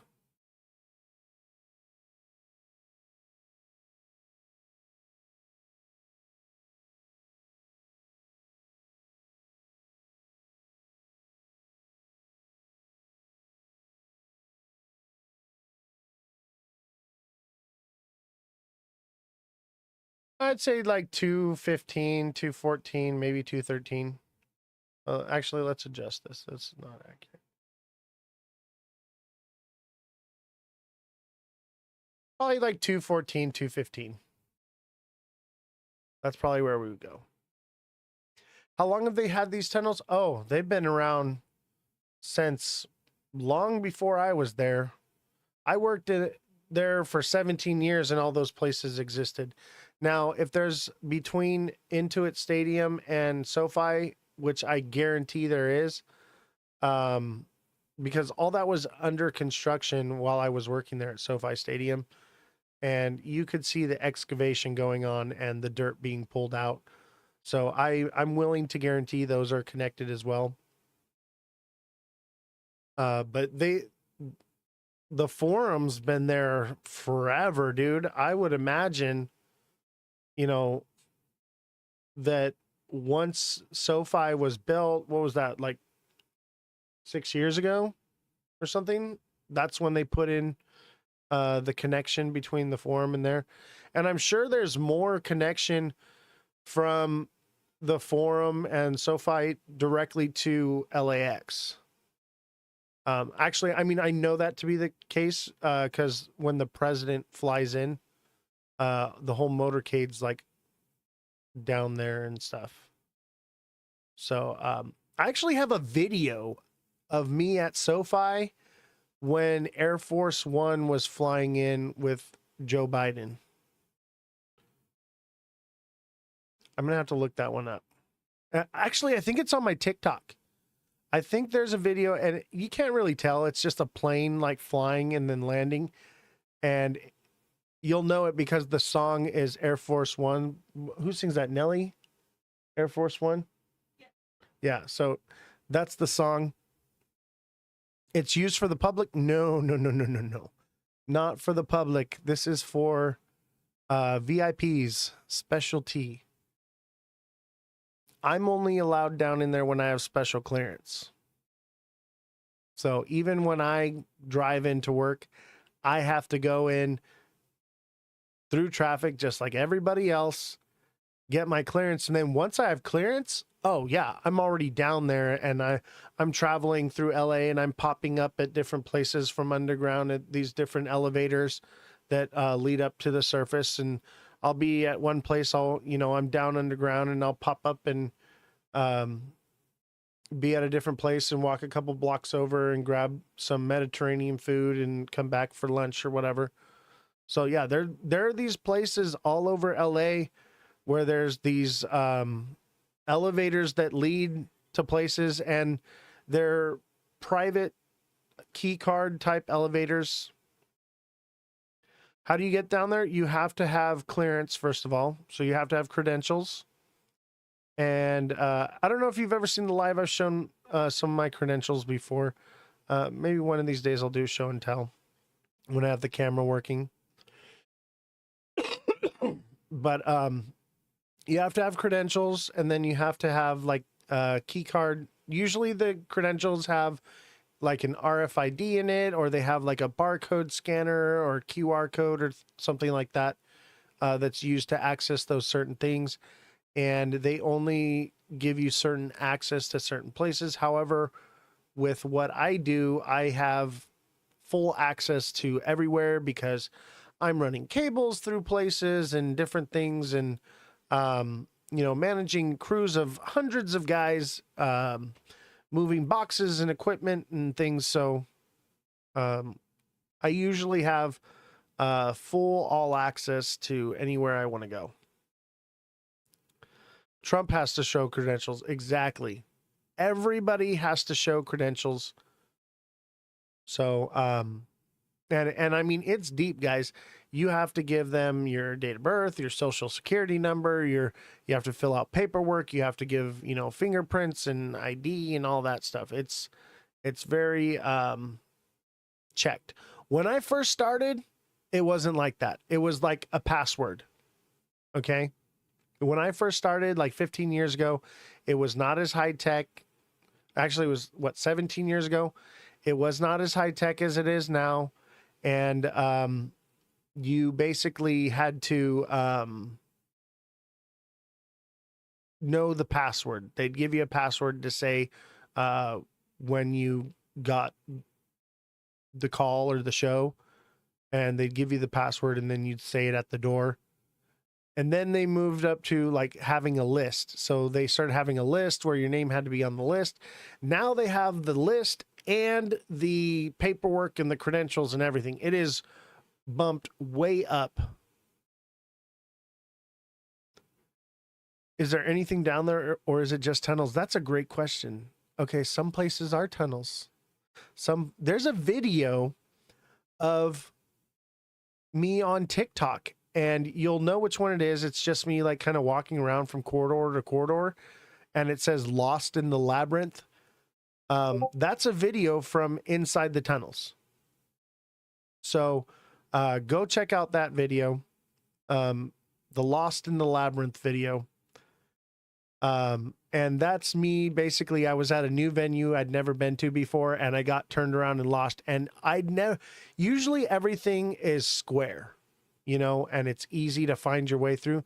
This place was like over 100 years old, and the tunnels that go through there are like catacombs, man. And it was crazy. I got lost down there. I was lost for about an hour. So definitely check out that video. So yeah, some of them are like catacombs from this place to that place. And I got another story. Don't let me forget to tell you about the catacombs on Coronado Island, okay? Before the show is over. But let me finish with LA. So LA, they have a Starbucks down there. You don't have to pay to use it. They have food. Everything is either catered or it's free to get. Some places are built in like Starbucks. Some places are what we call a pop-up, where they like set up a kitchen, and so they're like private vendors that come in that are paid for certain shows. It just depends. Is that video on your TikTok? Yes, it is. So that video is from the Coronado Island Labyrinth, and there's a great story to go along with that one. If we don't get to it today, I'll do it on Friday's show. Wait, is tomorrow Friday? Tomorrow, so I'll do it on Friday's show if I don't get to it tonight. But yeah, there's all kinds of stuff down there, and there's even places that are I wouldn't say it's like a mall, but like a mall. I would liken it to Caesar's Palace. Is what it's like. There are, you know, designer outlet places, you know, Louis Vuitton, Gucci, all that, Versace, places like that where they have things. They're more minimal with what they offer, but the things that they offer are their highest end exclusive type items, things you can't get anywhere on the surface. They're like celebrity only type things. If you ever wonder sometimes like where celebrities sometimes get their things that you can't have access to, this is one of the places where they get it. Gene Decode? No, I don't.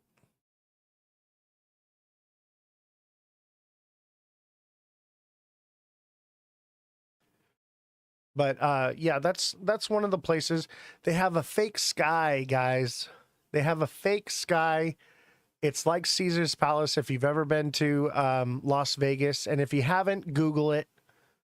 Take a look at Caesar's Palace Mall. And it's very much like that.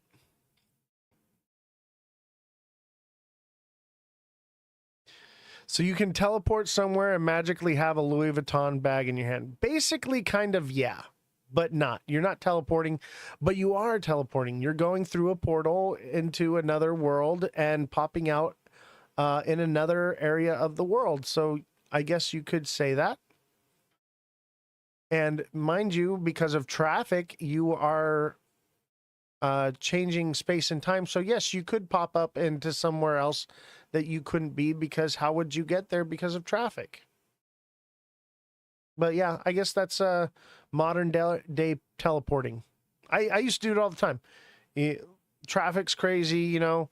And some people, they'll go on through the surface and they'll take like one of those little scooters. Me, why would I take a scooter if I have my own coachman, little electric cart, you know, that's provided to me by production? So I'd take my, you know, production cart and I'll cruise over to some other, you know, area off to where it's near underneath a parking garage, and I'll hop in the elevator and ride the service elevator up, and then come up into the parking lot, and then go from that elevator into the main elevator and take that main elevator up to the surface, and then walk over a block or two to my favorite Mediterranean place or pizza place, you know. Yeah, don't scooter, definitely go underground. Sounds way more fun. Yeah, underground was way more fun. There's no traffic. You're not dealing with homeless people pissing on the side of the road and crazy bitches with no teeth trying to ask you for money. How deep are they, at least? The deepest you've been? Oh, man. I mean, buildings deep. Buildings. Levels on levels deep. Yeah, they go down, bro.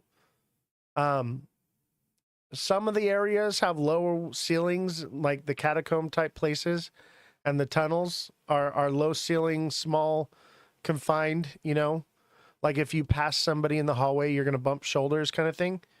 And some places are open and vast, and like there's literally a park down there. There's a park. It has fake grass. It has trees, real trees that are growing. A fake sky, a little shopping center with all the little, you know, Louis Vuitton and stuff, park bench, koi pond. It's like a little thing going on down there. Look at that freaking Head and Shoulders played out. Exactly. I'm telling you, the goat sees all. The goat can see the future. Stupid question. Could you take like your dog in them? Yes. So there are bomb sniffing dogs that are down there all the time. Celebrities and prominent individuals bring their dogs. Could I bring my dog? No. I'm on the job. I'm working. But if I'm talent, of course. Yes, they have their dogs. They have it's, you know, but it's not what you think. Celebrities don't go to those places to hang out. It's not a place for them where they feel like, oh, this is so cool. It's like I have to be here. At least I have some of the things that I want out of life here for me. That kind of shit.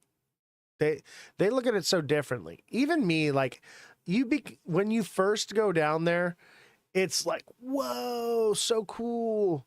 And then over the years, you just get desensitized to it. You're like, everything's the same. Nothing's ever changed. You know, it's always the same. The people that work there, they've worked there their whole lives. They're vetted, they're brought in, and that's all they'll ever do. And because they don't, you know how Starbucks turns people all the time? That's not how this goes. These people are making way more money than you would ever imagine. They're making probably at least $100 an hour making Starbucks. Like, it's not what you think. You know, me, like, I would make, you know, doing a show, production, sometimes I'd take home $8,000 a week after taxes. So it really just depends, but they keep their people that work down there. Once you're brought into that world, it's really hard to get out of it. One, because there's no other place in the world where you can make that kind of money. Yeah, Hotel California, exactly. Exactly. That is Hotel California. Wow, I never understood the meaning of Hotel California, and now I do. That's exactly what it is. Oh, not only in America, bro. This is everywhere in the world. And I mean, I've been in the ones in like Seattle. I've been in the ones in Vegas. I've been in the ones in Anaheim and San Diego. Oh yeah. Well, I mean, they have that kind of money all over the world. Dubai, bro. I imagine Dubai has something way more spectacular and complex than we ever will have over here. My dream with my job was one day to move to Dubai and do what I did in LA in Dubai. That was the ultimate goal. Never ended up changing plans, had kids and things change and your goals change.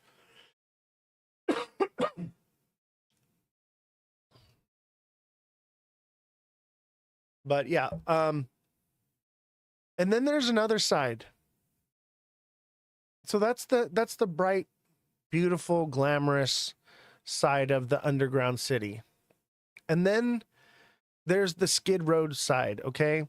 There are access tunnels, manholes, and things that are connected to all of that for, service entrance and certain things like that.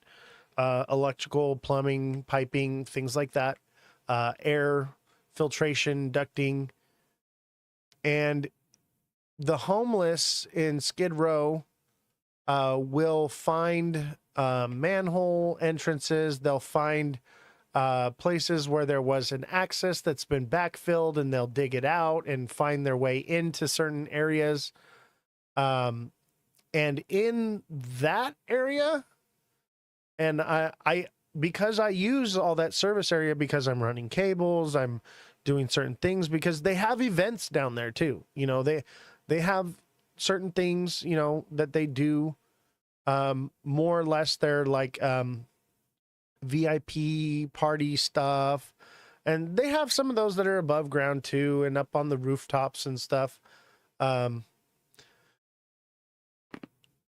they do have underground things too. So like we'll come in and we'll set up audio and electrical and everything. So like you have to run power for these things are giant. Okay. So first of all, the power for these things are ran by like giant generators that are on trailers that run 440 volts, and they'll run like 4 or 5 of those.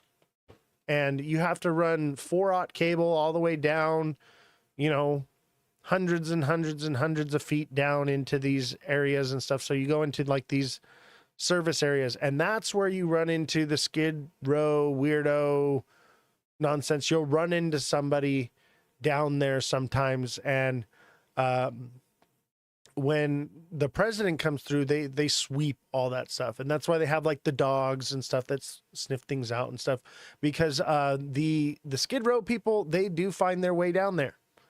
And so when you find one of those crazy crackheads that are telling you the stories about the underground cities and stuff, they're telling you the truth. They more than likely seen it. I've seen them down there. And they're brushed off as they're crazy or whatever, but it's real. It's real stuff. And I mean, these access points to it, they live in them. Every once in a while, they'll come through and they'll clean it out. Like when the president comes through. But other than that, like they're in there. You'll run into them all the time. And, that's part of why there's always 4 guys to do one guy's job.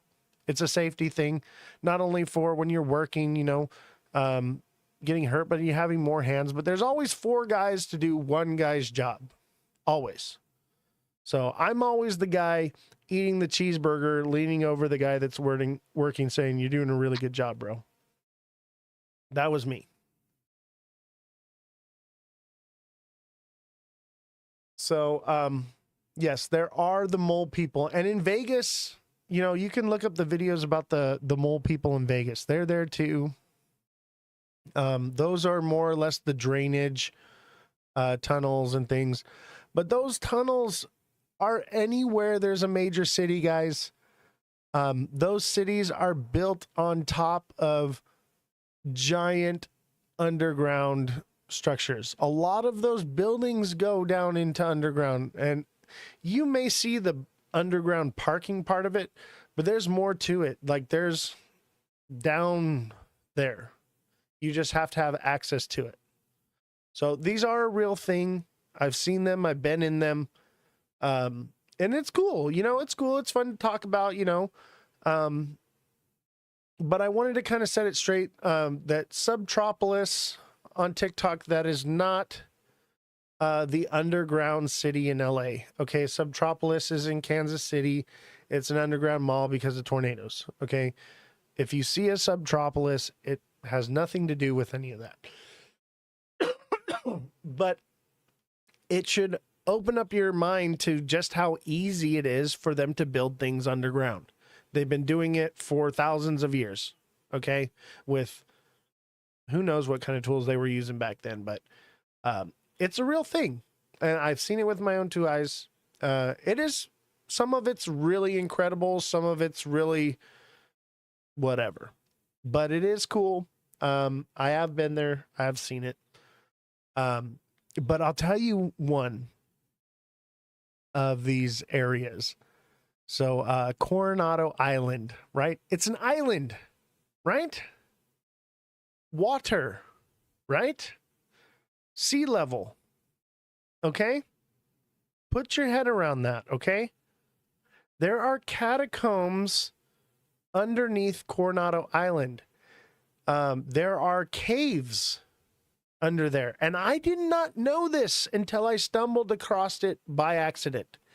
And, you know, I was going to go down there. It was my last day.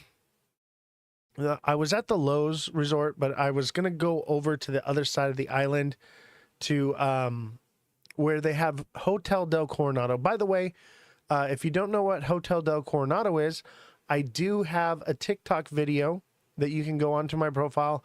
And I did some photography and things at Hotel del Coronado. Check out that video as well. But what's crazy to me is, so I'm at the venue, Hotel del Coronado, right? And I'm working with PSAV, if you know who that is, with Encore. And the base of operations and the supply room and office and everything is down in this catacombs area. And that's where the video comes from, where I got lost trying to find the office. Because, you know, I'm from LA. I work in LA all the time. I know my way around LA, no problem. But sometimes I go to San Diego. I like going to San Diego because of the environment. It's more fun. It's being by the beach. It's a bit of a pay cut, but I do it for the atmosphere. It's more of a beach vibe. Everyone in LA is a dick.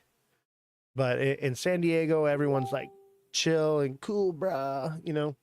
So I like to go to LA or San Diego as often as I can. I used to live down in San Diego for a while, actually.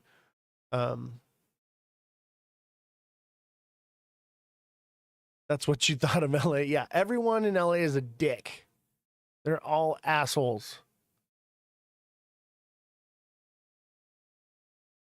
If you've ever heard of Guttermouth, you're an asshole. That's everyone in LA. What? All right. Gotta wrap up the show. Manager's telling me it's time to end the show. So anyway, I'll wrap up this story quickly. Or should I save it for the next show? Maybe I should save it for Friday. Is it still bullish? No. This is an upward channel, which usually comes by another drop. So I think we could still see it come down more. But look at it, played out that head and shoulders perfectly, didn't it? Yeah, I'm going to save it so that we can go over the chart just real quick. Great story as per usual. I know, right? I'm telling you, this is going to be a great show. This show has potential. So our little U-shape did not play out. However, we could spike up hard and this could continue. It's still possible.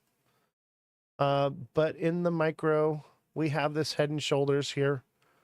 And I could see it going as low as 217 or even 213. I would say keep an eye on it. It looks like it's going to come back down again, but more than likely it's going to... Let's get some more candles. Let's look at the 5-minute.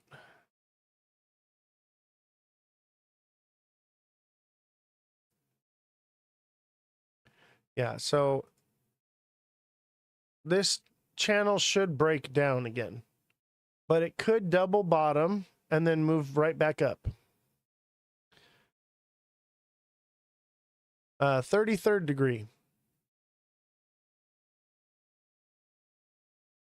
And if you can't find anything on 33rd degree, that's because...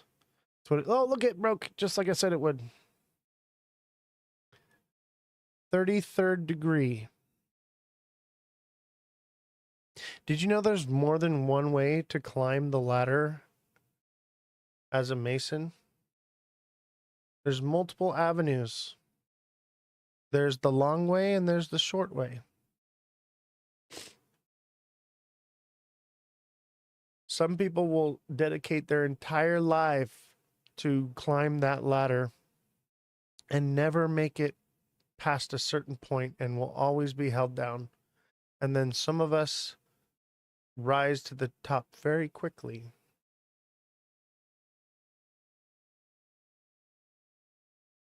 So the question is, do we double bottom here? That's the end of it and we pop back up. I think so. I think so. Where would we double bottom? 217. 217.33. 217.33. On the money.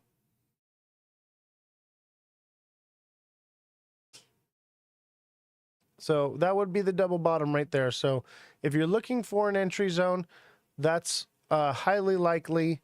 However, it could still continue downward. So keep that in mind, that if this is over, we'll continue downward. And it does look like it wants to continue down a little bit more. We'll see. But it could go as low as 217 on the money and still be within structure. I think it could still do 215. I think it wants to go lower. I think it might. Yeah, it's going to do 215. Look at that big red candle. It wants to go lower. So it looks like we did not double bottom unless we close this with an all wick and a little green. I don't see it happening. So it looks like we're going lower. And mind you guys, it could go even lower. We could get a 3 a.m. sell-off. So my advice is, if you're looking for an entry zone, watch the charts, listen to the things that I've told you, be a deluxe subscriber on TikTok, and I will more than likely be awake watching. Where's our resistance? We are dropping to what low? 215 is the resistance. But that doesn't mean that it won't go lower. You know, it could consolidate a little bit and then form a bearish formation. But I'm going to watch it. If it starts to look like it's making a turnaround, but this is the 1 minute. It's just starting to unfold. Things happen around midnight and 3 a.m. Pacific Standard Time. So I would generally wait for those time frames to make a move to know where we're going. But it looks like we're breaking below, and we that's just this structure right here.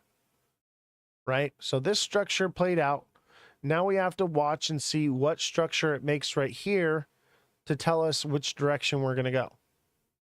And it looks like it'll probably fall short and come down again. And if this makes a channel, There's not enough input here to really do this, but I'll do it for y'all's sake, so that you can see the future. If it makes a channel like this, and it moves down and it goes down into it, more than likely it's going to drop again.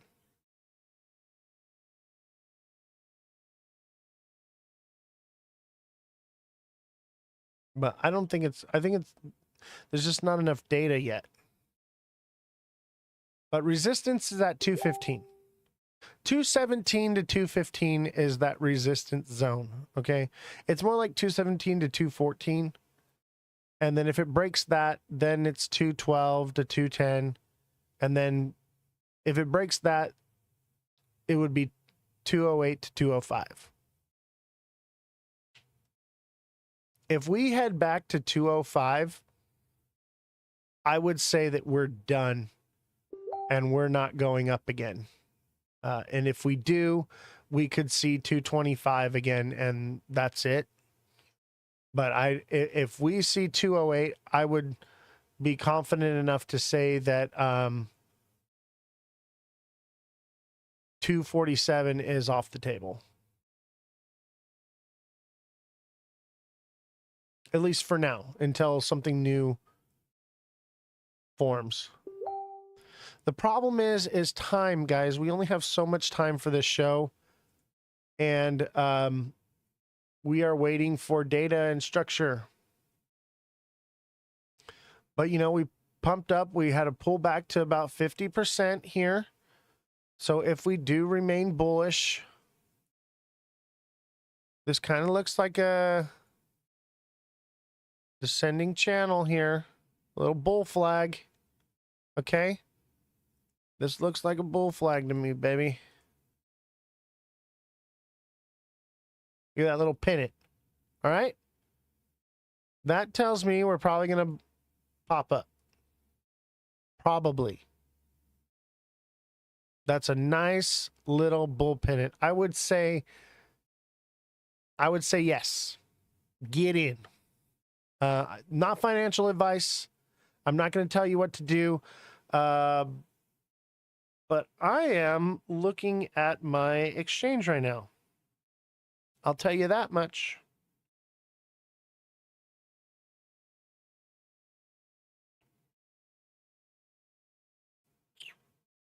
I'm looking at the exchange. And you know what's crazy is I told you 230 and then now to 247. And I think 230 was the profit taking zone. We're going to drop back a little bit. And then 247 is going to be the next profit taking zone. 245, 243. Yeah, time will tell. I'm digging XRP right now. And I think the rest of the market still has more in it.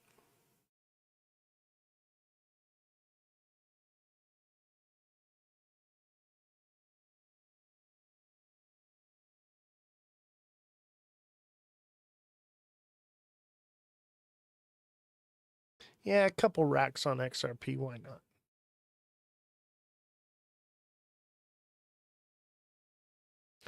I remember code for looking at the exchange was fixing the music. Yeah. Exactly. I'm fixing the music, guys.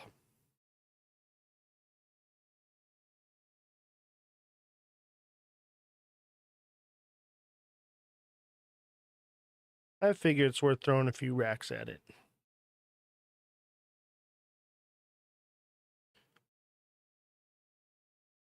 It looks good to me. That looks good enough to me. That's what I want to see. But, you know, racks on, racks on, racks off. Yep. I like it. It looks all right. It could, remember, it could be done, okay? It could, but look, we're right here. And even if this isn't a wedge here, let's say it's a channel. That means it could come down to 214. It's only a couple cents different, but it seems more like a wedge to me. This seems right.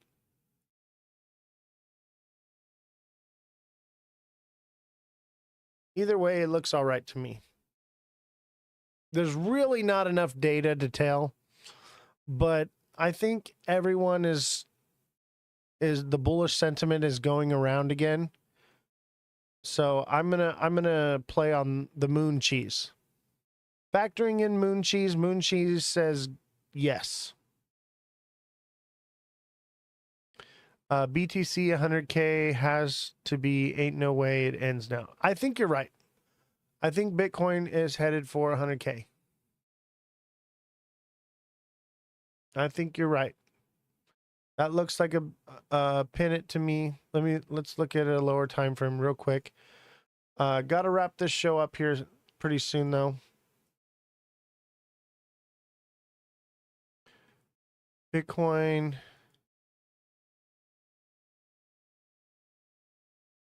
I don't know, bro. Bitcoin's a diamond top, bro. Bitcoin's a diamond top. Bitcoin's going down to 90K. 91.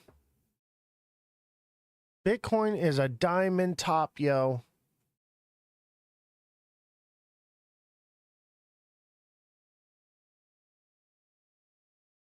Yeah, I've been talking about the bullish sentiment the past few days when you brought it up even earlier. Yeah.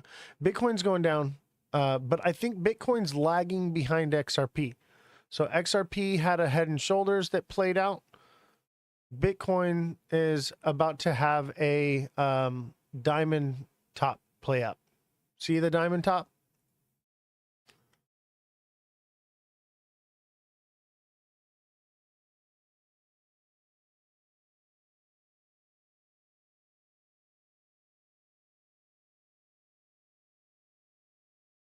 There it is.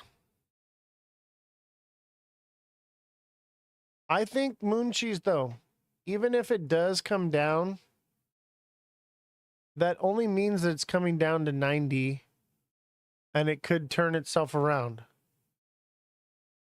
It doesn't really seem like this is going to be a head and shoulders. That just doesn't. This could be the shoulder, though, and this could be the head and this could be the shoulder, but that would bring us all the way down. That would bring Bitcoin down to really low. 80K.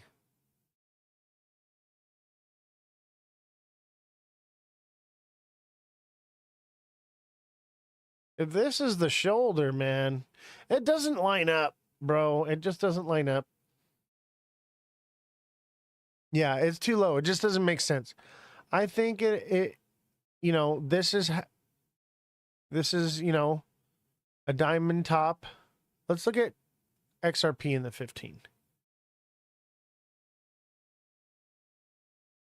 Yeah, XRP, head and shoulders. So it could see 216. I think XRP is just ahead of it. That's all.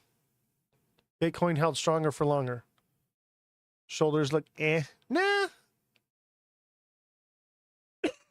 I don't think so. I've seen look at the shoulder on the 1 hour one. Look at this shoulder. This shoulder looks It's still a head and shoulder. Look at that beautiful diamond top right there, though. That thing was gorgeous. I called this one. Everyone, I was talking about this in the live, and I said this diamond top in the hour, and nobody said it. They were like, "Oh, it's a bull flag." I'm like, "Nah, bro, it's a diamond top." And then no one was talking about it. Everyone was talking about crazy bullishness. I was like, "No, it's coming back down. It'll hit 203, 205," and sure enough, it did. It did. Nobody did it. Nobody was even talking about it. Everybody was just like, yeah, it's a bull flag, guys. It's crazy. I was like, nah, bro, it's a diamond top. It's coming back down and it's going to consolidate sideways. And look at what it did. Look at what I did. The goat knows all. The goat can see the future. All right, guys, it's 9:30. I got to call it a night. Thank you all for joining me for story time. Remind me to tell you guys about Coronado Island. We'll save that for the next show. I'm going to try to do one of these at least a week. I got shows and stories for days, guys. So there's plenty to it. So have a good night. Enjoy. Happy trading. May the odds forever be in your favor. May the Oz forever be in your favor. The great and powerful Oz. I love how I went from Oz to the goat. Now I'm the goat. All I had to do was go. I can't even do it anymore since I lost my voice. All right. Have a good night, guys. See you. No live tomorrow. So make sure you're subscribed on TikTok so you can direct message me so that we can know where we're going, because I think big things are going to be happening tomorrow and you're going to want to know. So if you weren't paying attention or you missed something, or we form a bullish pattern or something up at the top, make sure you are subscribed or you will miss out. And make sure you are checking my page daily, several times a day, because I'm posting at different times when these things are happening. So you need to be checking my page regularly for new videos until I get the email list set up. If you do want to be put on the email list, send me a message, send me either a whisper on TikTok or a whisper on Twitch, or a message on TikTok with your email, and I will get you added to that email list. There will be a charge to it. I will figure all that out. Maybe you guys can pay by Venmo or something. We'll figure it out. It's probably only going to be like $1. But someone else is going to be orchestrating all that, so they need to get compensated for the time. Do we go in, or are we waiting? That's up to you to decide. I think it could go down a little more. Maybe. It never makes it to the end, but this looks like a nice little bull flag. I'm never going to tell you what to do. Let's just say that I was checking the music earlier. I had to stop and pick up my phone earlier. But we'll see. It's still maybe, but it looks good to me, baby. Looking good. Oh, yeah. All right. Hopefully it plays out and I don't look like a dumbass on the internet. I was going to say national television, but we're on the internet. Wouldn't be the first time I look like a dumbass on national television. All right. Have a good night, guys. And if you missed a part of the show or you had to leave, all these videos are recorded on Twitch or on YouTube. So you can find them at Ozthecryptogoat on Twitch, YouTube, and TikTok.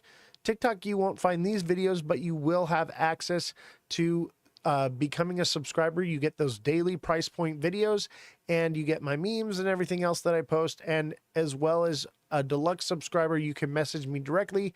I can help coach you, and we can talk, hang out, figure out things.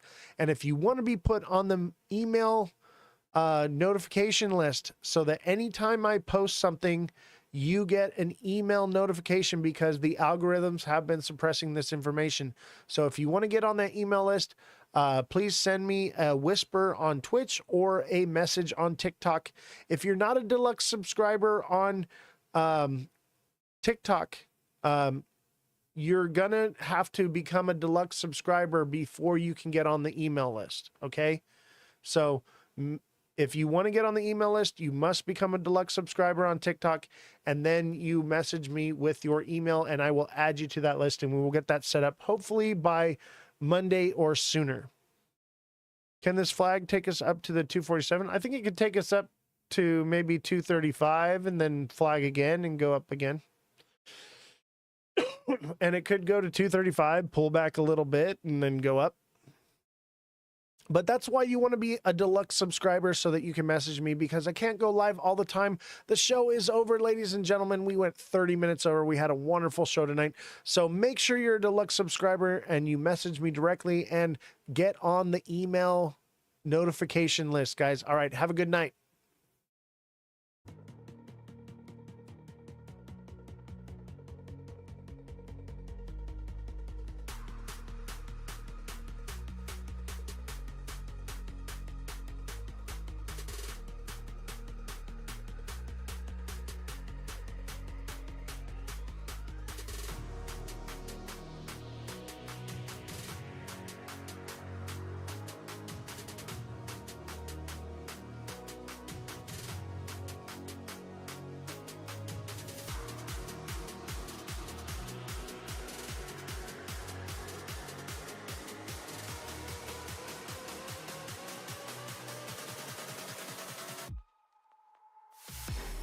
Yeah, the face cam is different today because we're going to be doing things a little bit different. Just wait and see. I got something special for you guys. We're going to try something new. See how it works out.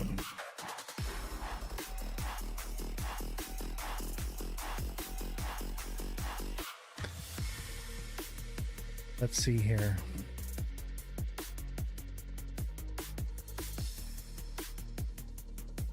I'll be right back.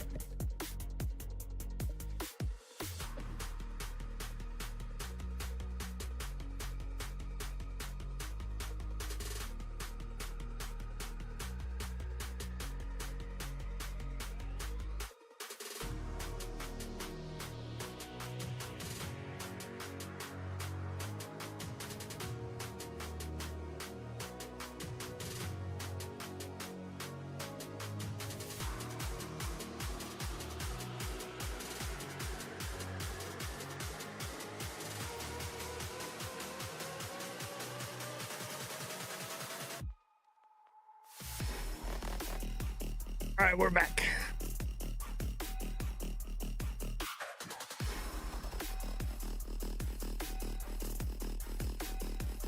Smash that like button, subscribe to the channel, share the show with your friends. Welcome to the Ledger Lounge. I am Ozthecryptogoat.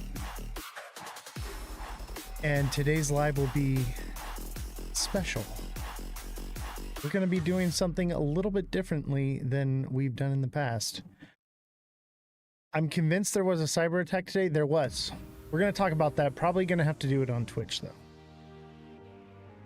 We'll talk about that and all the other things that we can't talk about on TikTok, on Twitch.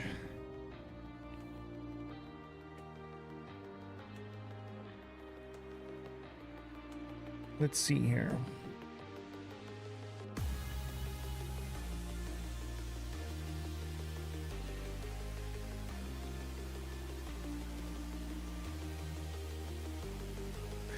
Yay!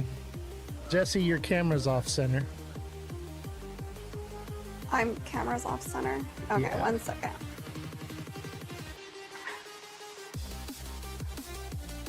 Better. Welcome, Okay. Jesse. What do you guys think of this new setup? We're going to have Jesse on the live with us as a co-host. And if you don't follow Jesse yet, make sure you click on her page and give her a follow. That's Revolution Starts Now. Say hi, Jesse. Hi, you guys. The floor is yours, Jesse. Oh no, I'm just away from everybody so I don't get everyone sick. So, voila. Your camera's still a little off center. Well, I don't have a big, beautiful studio, sir.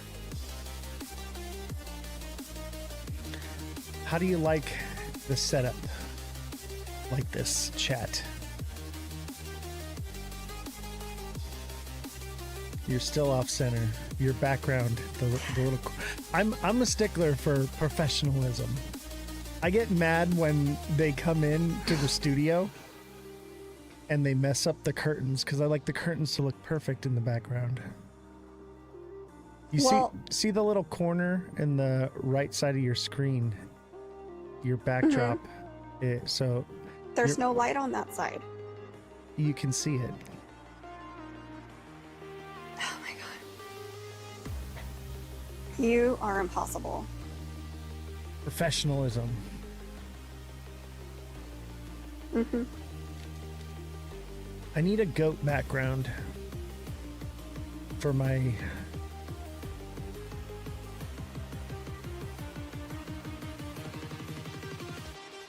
time to get rid of the money face. XRP could potentially go up from here, but this looks like a Head and Shoulders to me, baby. So we filled this FVG here. More of an imbalance. This is an imbalance that filled. And if you were in the trading class, you would understand these things, what we're talking about.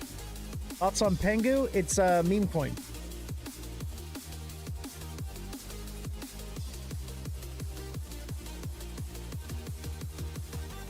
That is my thoughts. I am fully expecting a troll in the chat today. 100% expecting a troll today, and we're ready for it. Are we? We're ready. I'm so good with the trolls. I don't The mind best part is I can't see it on my side. Maybe they'll come troll you instead. That'll be better. Thanks. I've been receiving hate mail. Hate mail and messages from people who are mad because they didn't buy XRP because of me. But you know what? SXT returned way better than XRP did.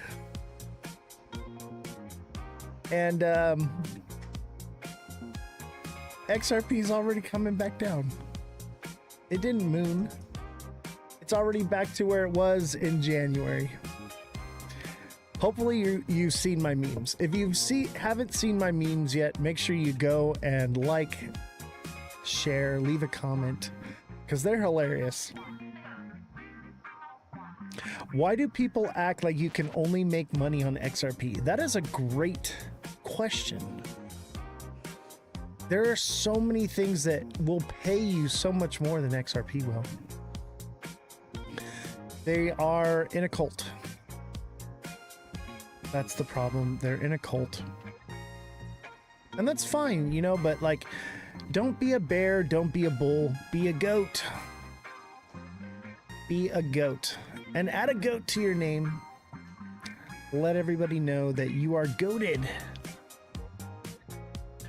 Pengu outperformed XRP this month. Oh yeah, it did. The meme coins are always going to outperform. But you got to sell. You got to trade them. Jesse, how you doing today? I'm good, just under the weather, unfortunately. Weather, huh? What are your thoughts on XRP? Do you own any?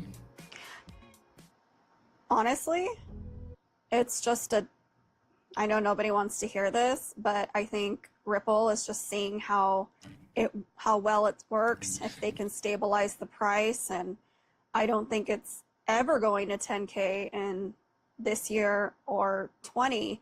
I think it's more along the lines they want it to stay stable. That's why they're hiding money in wallets and dumping a whole bunch off. So, I mean, that seems really sketch. So, I don't know. It's got an unclear future. Yeah, we got some news on XRP and why it's down today. Just wait till 3025.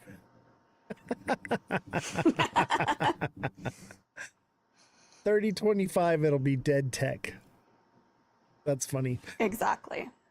Make sure you're hitting that like button. Share the show. Hashtag FYP in the chat. We got about 10 viewers right now. We're at about 5K likes, which is great. Those are rookie numbers. We need to bump those numbers up. So make sure you are spamming the chat. You are putting in those hashtags. Because we want to thrive. We want to thrive as a channel here. We want to reach as many people as possible. That's the whole goal here. XRP will hit $4 very soon. Josh. Oh, Josh. I thought it was going to $100 very soon, Josh. What changed your mind? Was it this Ripple sell-off right here?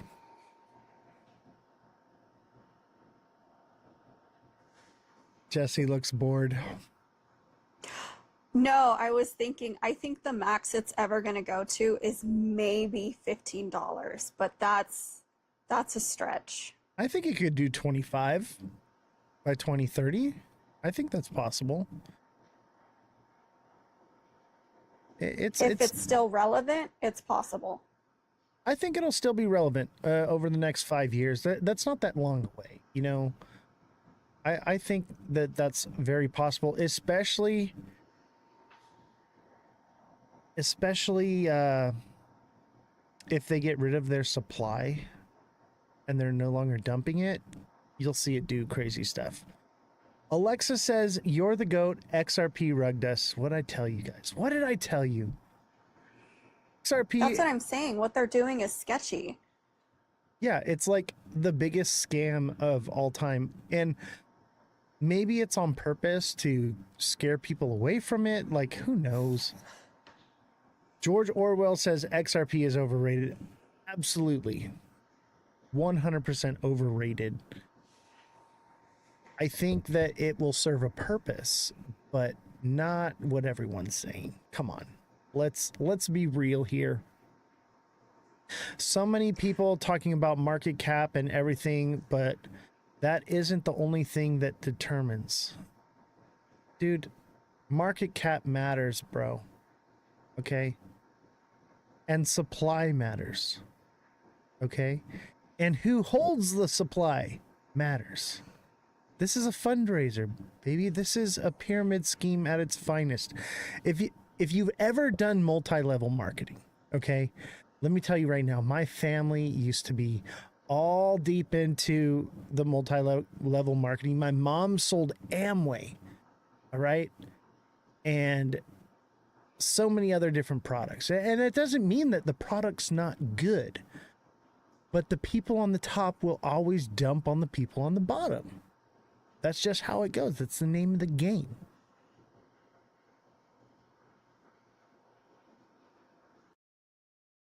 XRPS sidechain is what I'm interested in, not XRP itself. I sold 75% of mine at the last high.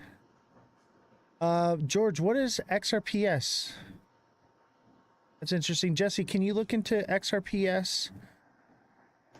I guess it's a side chain. I'm more interested in Ripple. I think I would rather hold Ripple IPO stock than I would rather hold XRP. You know, XRP is just the token, and people always think that Ripple means XRP. XRP means Ripple.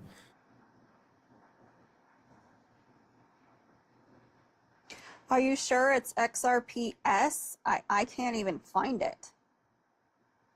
Yeah, it looks like XRP sidechain. XRPS. So is it XRPS or XRPSC? George, help us out, buddy. George, we want to get rich too, bro. Don't gatekeep. Yeah, I'm all about looking into different stuff, but I don't think that XRP is this end all be all.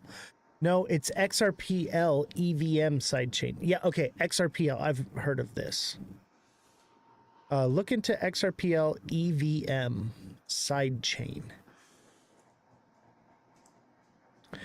It's risking 1K for retirement. Now you're just jeebling, okay? We don't jeeble. We're investors. We're traders. All right? We are looking to become financially free. We're not just going to throw money at something and forget about it and hope we wake up one day rich. That's not how this works. That's hopium.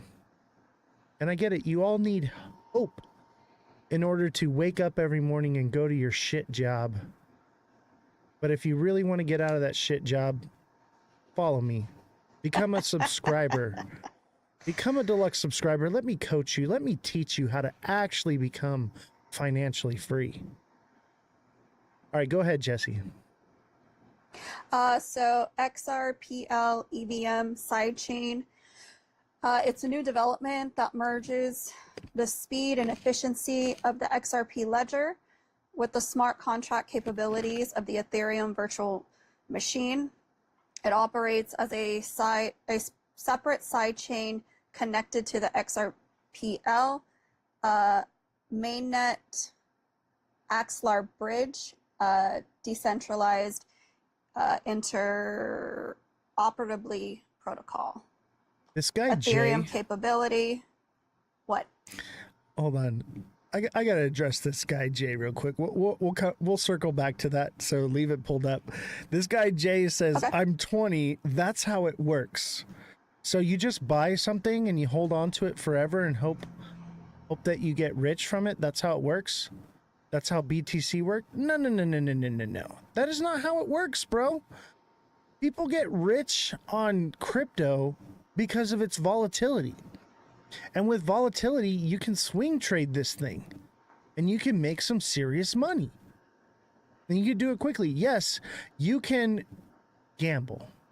You can put some money into something and hope for the best, have the hopium, and just hold on tight and never sell, and then one day only wake up $1,000 broke.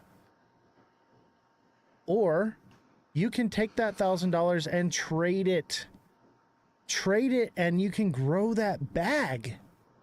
I'm not saying XRP isn't going to make you money, but you can grow so much faster by trading. You don't even have to day trade. You can swing trade this thing, right? And XRP is beautiful for swing trading. But telling people that the hopium is going to make them rich and it's going to 10K is a disservice to the crypto community. All right? So Jay, Mr. 20-year-old that drives a Mercedes, okay? I drive a Mercedes, I drive a Corvette, I drive a lot of different cars, okay? I'm 37 years old and I'm actually retired, okay? And my cars are paid off. I don't have payments on them. My house is paid off. My land is paid off. Everything that I own is paid off, okay? So enjoy your car payment on that Mercedes. All right? You better trade crypto to make that payment. Sorry, Jesse, go ahead. Well, I pretty much said everything. Ethereum capability. Developers can leverage familiar Ethereum tools like MetaMask, HardMask, and Remix. Leveraging XRP serves as the native token, facilitating transactions, network fees, and smart contract executions. Proof of authority. It utilizes a POA census model, prioritizing speed, efficiency, and security with faster block times and low transaction costs. Nice. I actually like that. We're going to do more research on that. Put a pin in that, Jesse. I like XRPL. I think it runs quickly and efficiently and cheap. So I'm not turned off to the idea, but do I think XRP is the answer? No. Let's see here. MMG says Bullish Babe looks different. We've got Jessie, the Revolution. She is on the front lines of freedom over here, ladies and gentlemen. She is fighting the good fight. And she does more than just crypto. So she is our political journalist. So Jessie, tell them about your show and what you do. I just do recent headlines, what's going on in the world, what's going on here in America, and it's different perspective because I'm libertarian. I'm not one side or the other. I'm in the middle. So if I think something's bad, I'll post it, but majority we just talk about the news and go down lots of rabbit holes because sometimes those rabbit holes lead to another side. Yeah, and I think that your show is actually really fun. I really enjoy watching your show. So if you don't follow Revolution, that's Jessie, our fact checker. Make sure you follow her. She's going to be doing her own show in her own lives, and it's going to be a more political based show, and but still fact based, right? Because we don't want to create echo chambers, and we want to allow people who have an opposite opinion to basically have the floor. Because if they're going to be screaming Hail Hitler, we want to know who these people are so that we can distance ourselves from them, right? Let them say it.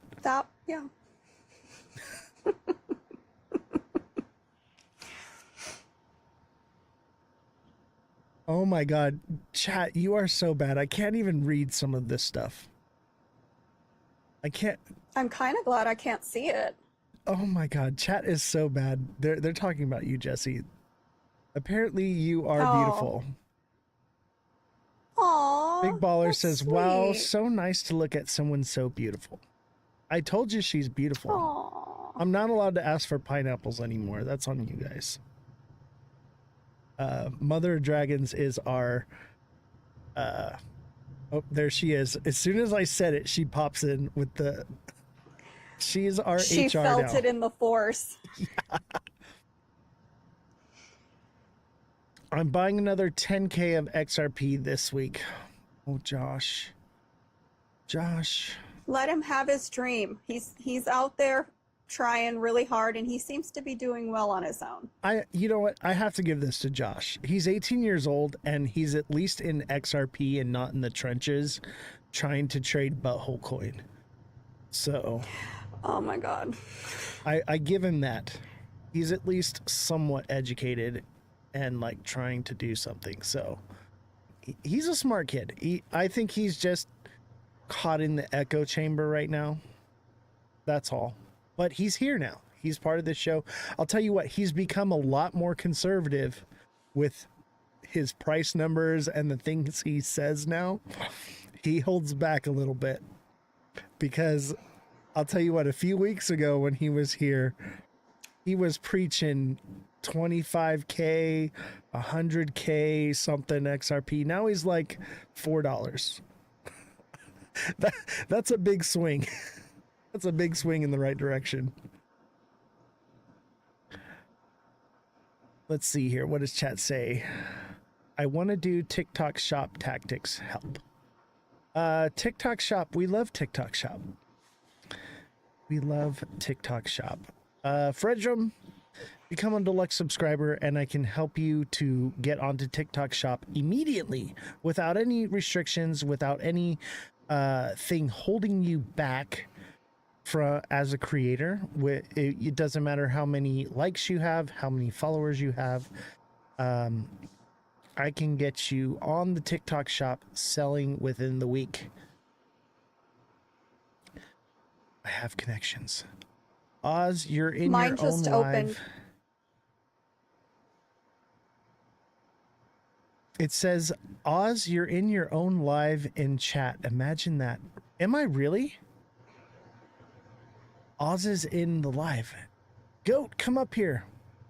We want to have the goat as a guest on the show. Send the goat. I'm going to send a multi-guest request for the goat. No guest request invites yet. Let's see here. Where's Ozthecryptogoat? Oh, look it. Oh, it won't let me invite him. Oh, man. There is an Ozthecryptogoat in the live right now. I see it, but he won't come up. Come on, bro. Sell me some XRP. Sell me on the moon cheese. I want to buy it. Goat, let me ask you a question. How's your trading experience going?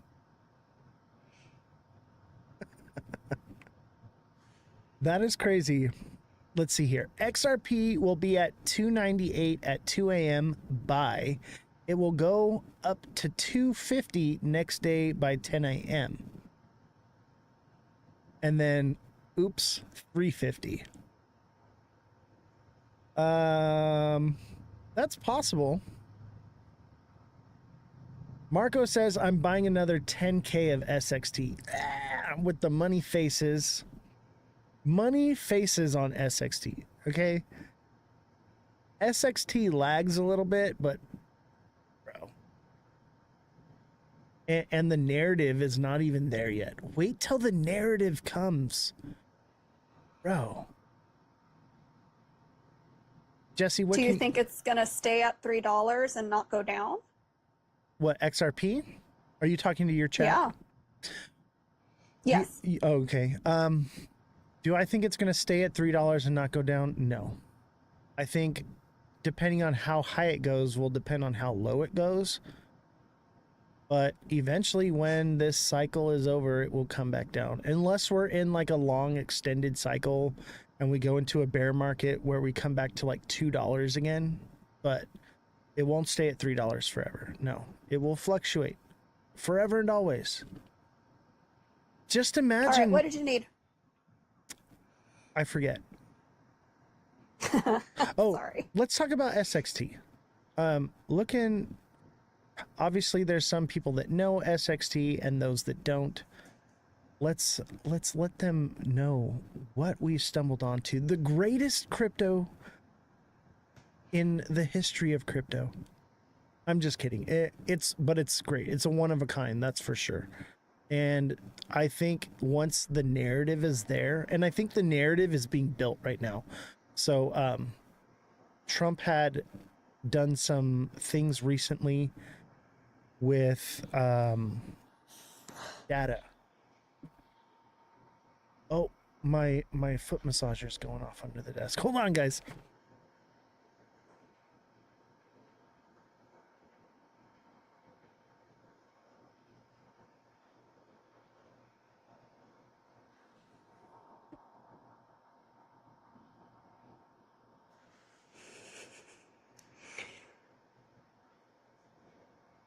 The awesomest foot massager underneath my desk. It is amazing. Highly recommend. Sharper image, baby. Sharper image. Let's see here. When SXT wants to pump, you will know exactly. When you see the football goal posts on SXT, buy.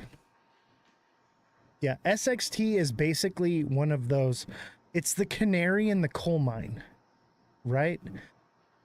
So it has a canary. It will scream when it's about to pump. It will tell you when it's time to buy. It is so... It is perfect for the new trader to learn from. That's why I chose it.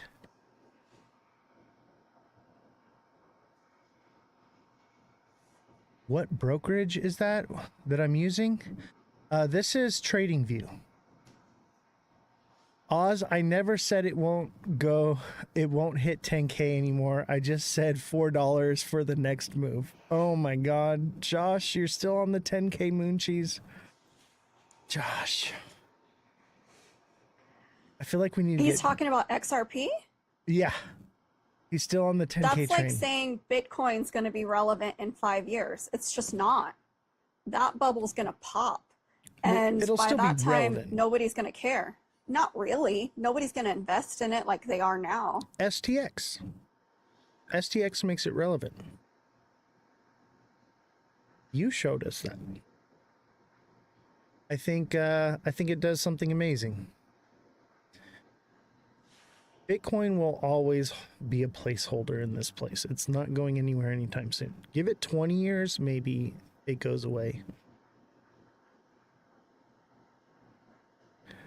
Anonymous says, Oz, have you changed your mind on the bull market? What do you mean, changed my mind? That I think we're going up?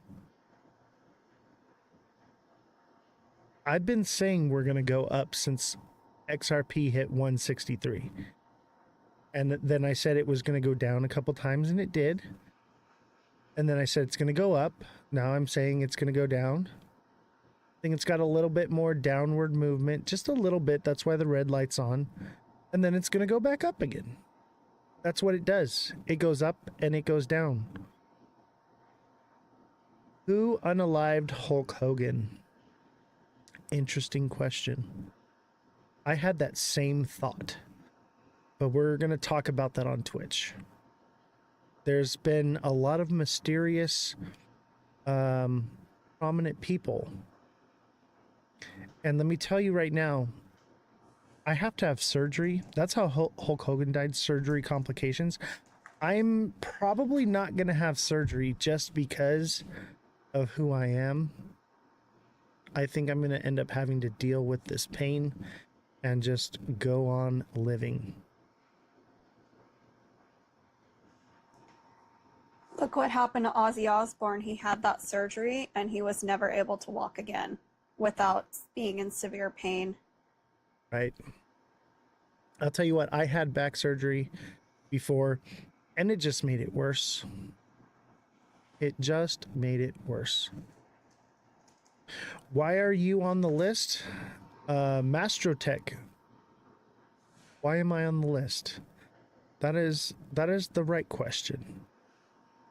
That is the questions you should be asking yourself. But those are also the questions I can't answer just yet. I do use cold wallets. I have several.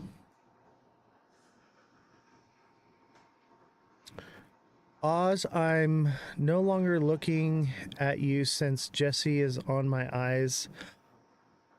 Are all on her, LOL. Oh, Jessie is a star. Here, let me help you. Is that better? Stop it. Is that better, chat? Stop.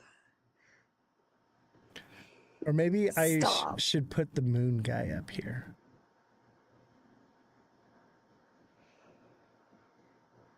I have a moon man. Can we speak on healthcare triangle stocks? What are your thoughts? My thoughts are, you tell me. This is more of a crypto show. I think healthcare stocks are good. I'm more into defense contracts. Alexa says, Oz gonna get jealous. Oh, I'm already jealous. I'm a ham. I want all the attention on me. And here's this beautiful young lady soaking up all the attention. I'm sure everyone is rushing to her side of the live for a better view. It's the same view. Jake Claver is so right. I'm not even funny, to be honest. Oh my god, the Jake Claver guy. Dude, I looked into Jake Claver, bro. I've seen enough moon cheese. I'm good. Jake Claver moon cheese. My word. Thoughts on SXT? Oh. Since you should mention it, Jesse. What are your thoughts on SXT and what does it do? Okay, so this one's a lot of fun and actually has done really well for me and I'm sure other people. It's a native utility token of the Space and Time Network, a decentralized data warehouse that aims to bridge the gap between traditional data systems and blockchain technology. Securing the network, validators to the Space and Time Network is required to stake SXT tokens to participate in security networks. I think the most important part is their partners, which is Microsoft and where's the other one? Chainlink. Chainlink, yep. And Chainlink. Those are its partners, and anybody who's bought Microsoft knows how it goes. Exactly. And Primes, we're just going to call you Primes. Dude, where did you hear about SXT? SXT could do 50x long term. I think it could do more. I really do. I think it could do 100x. And with the right narrative, like if it had the XRP narrative behind it, which it could potentially get, I could see it doing way more.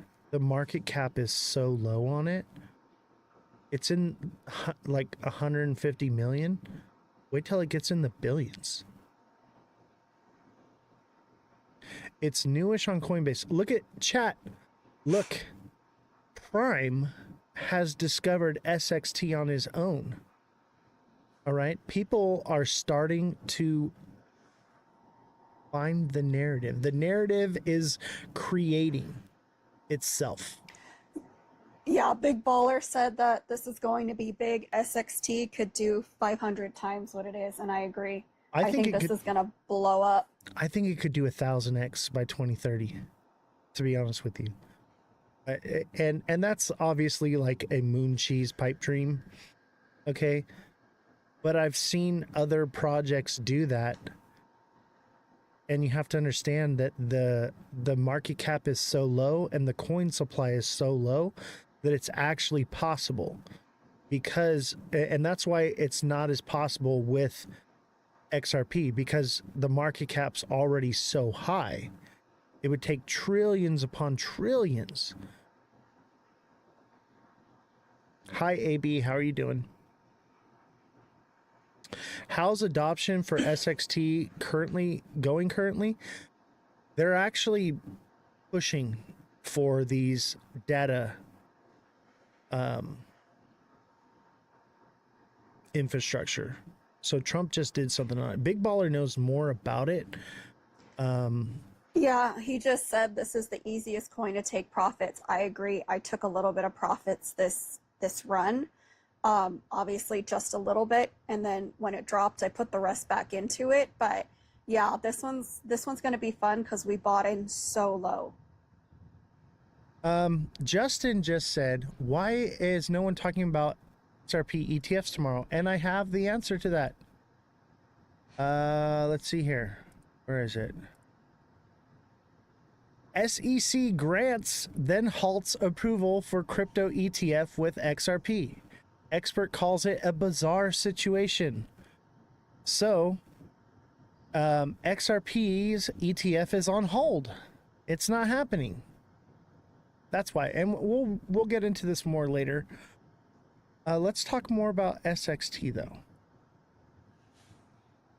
But there's your answer. What is SXT? SXT is space and time. It is off-chain data verification. It's the only thing that does data verification off-chain.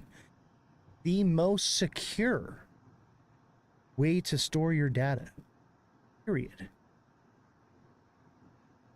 Basically, it can't be hacked. I think you're right, Big Baller. The banks are going to start fighting back, and that's the whole thing. They're going to get regulated. They're not going to be able to give people these ridiculous loans or mortgages. Everything is going to come down to investigating them. And they're going to fight that tooth and nail, because one thing banks don't like is being investigated. You know, the banks are already on the verge of collapsing. And last time they got bailed out. There is no bailing them out. We're too far in debt. That's just not a possibility. Crypto is the bailout, in my opinion. It's the race to the bottom. Absolutely. We've got Trump just signed a bill for AI storage, and that's SXT. And if that's true, that's a big deal. Exactly. Oz, unless you figured out a way to live forever. He probably does. He came from Hollywood. I couldn't imagine he doesn't. Adrenochrome. Shh, no, you didn't. Bro, Big Baller can't see your messages. That's because he's on Jesse's live. He's a traitor. No, I can actually see their messages and comment. You get too many, so I can give them each individual attention. That's the only difference. I'd stop watching Oh, if thank you, did. Callie. No. Dude, I would never do the adrenochrome stuff. Come on. Yeah, you know better. They're saying they're Switzerland. Yeah, and that's down a terrifying road. There's not one you can come back from. Don says, anyone holding XRP? I'm not holding it. I'm trading it. Jesse, are you trading XRP? No. I'm letting it sit because I bought so low, and I still believe that it's going to go higher. Maybe not today or tomorrow, but probably in a couple months, and I'll pull out then. Right. Yeah, if you're not a day trader, you're not a swing trader, I get it. Buy and hold, you Hi, know, Callie. but buying right now at $3, you got Crypto Callie in your live too? Jesse, you're going to be I more don't know who's popular in than my I live, am. but I know the name and I've watched him before, so it's called Just Being Kind. Jesse's gonna push me out. Oh, thank you, Big Baller. That's so sweet. Here's my question for you about crypto, though. TikTok seller says Everyone's Jesse could definitely be more popular. No, I'm not smart enough about crypto. I look at the news of crypto, but I can't do price points, which is why this works because I can look at the news, evaluate it, but there's no way I can look at a chart and be like, this is happening. That just wouldn't work. But my thing is on just your stance. Is Bitcoin going to be more popular in 5 years, or will it be XRP or ADA or Solana or Ethereum? Like, what's the reality? Like, who has the most utility? I don't think XRP has the utility that's being pushed out. I think Ripple does. I think stable coins are going to end up being it. I really do. The future is bleak for crypto. Decentralization is going out the window. We're marching Thank in you. lockstep for it too. Everybody wants their bags to pump, so they are cheering on things like the stablecoin bill, which basically lead us down that road. Right.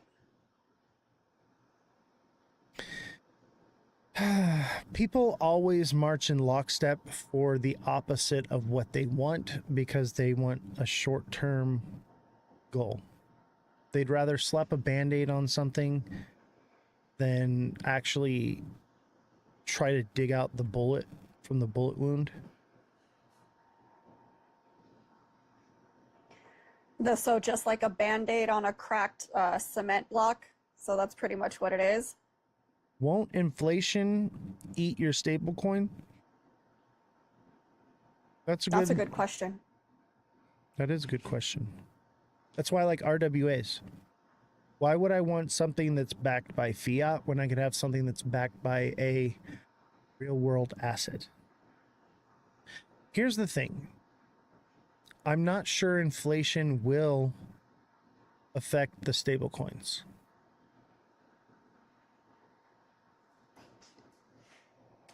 You're getting all the gifts too, huh? Dang. No, they're easy gifts. Dang. All right. Can you stop for 5 seconds? You're The whole about to get world doesn't rugged. revolve around you. Jesse's about to get rugged. Hi, Crypto Callie. Thank you. Crypto Callie's coming on the show tomorrow. I know. I'm excited for that. That'll be fun. I'm excited to talk crap about XRP. Simon with the hand hearts. You say that, but you invest in it. I don't invest. I trade. There's a difference. I invest into stocks. Okay? I trade crypto. There's a big difference. Let's see here. Okay. I need a live goal. You gift to send me. Gift to send me. Thank you, TikTok seller. Gift to send me. Let's do heart me's.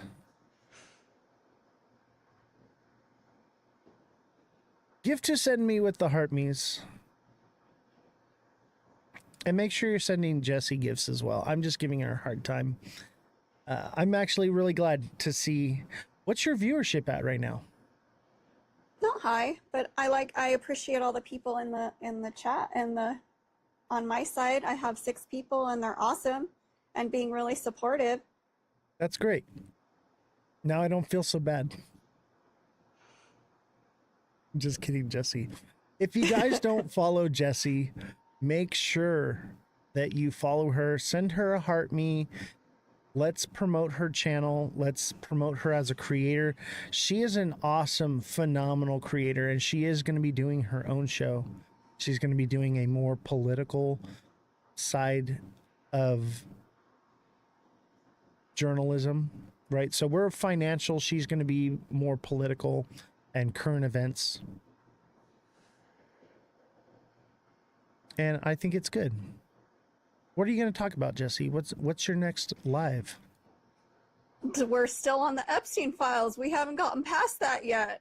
It's all tied up in the court, and the problem is, you know, anytime there's redaction to anything, which you do have to keep the survivors and the victims' names, you know, out of it. But what happens is there's a state of mind when people look at things and something is scratched out, their first thought is, what are they not telling me?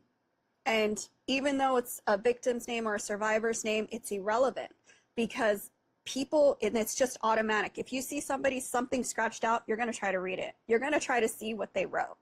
And that's what's going on. And until, like, you can put the cane sugar in the Coke, you can do all these things, but we want the list. I don't care who's on it, right, left, middle, elites, company, I don't care.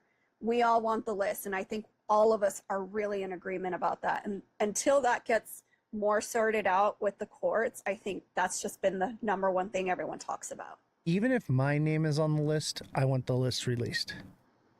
Okay? Even if my name was on there. Yes. I don't think it's on there. But if it is, I still want it released. See, oh, also I'm doing a women-focused show, and we're going to be doing it on Sunday. So hopefully you guys, with Francesca and Mother of Dragons and Belle, and hopefully you guys are able to join that as well because they are amazing women. So The queens of the chain. MMG and Josh are having it out in the chat. If you guys want to squabble on Discord, click the link on my bio, go to my Discord, because I want to be a part of that. I want to hear this stuff. So please take it to my Discord. I want to hear it because I will be the neutral party there. Jesse's there as well too. We're there to fact check things. So make sure y'all squabble on my Discord. Yeah. I feel like we should have Josh up here to squabble a little bit. Should we bring up Josh?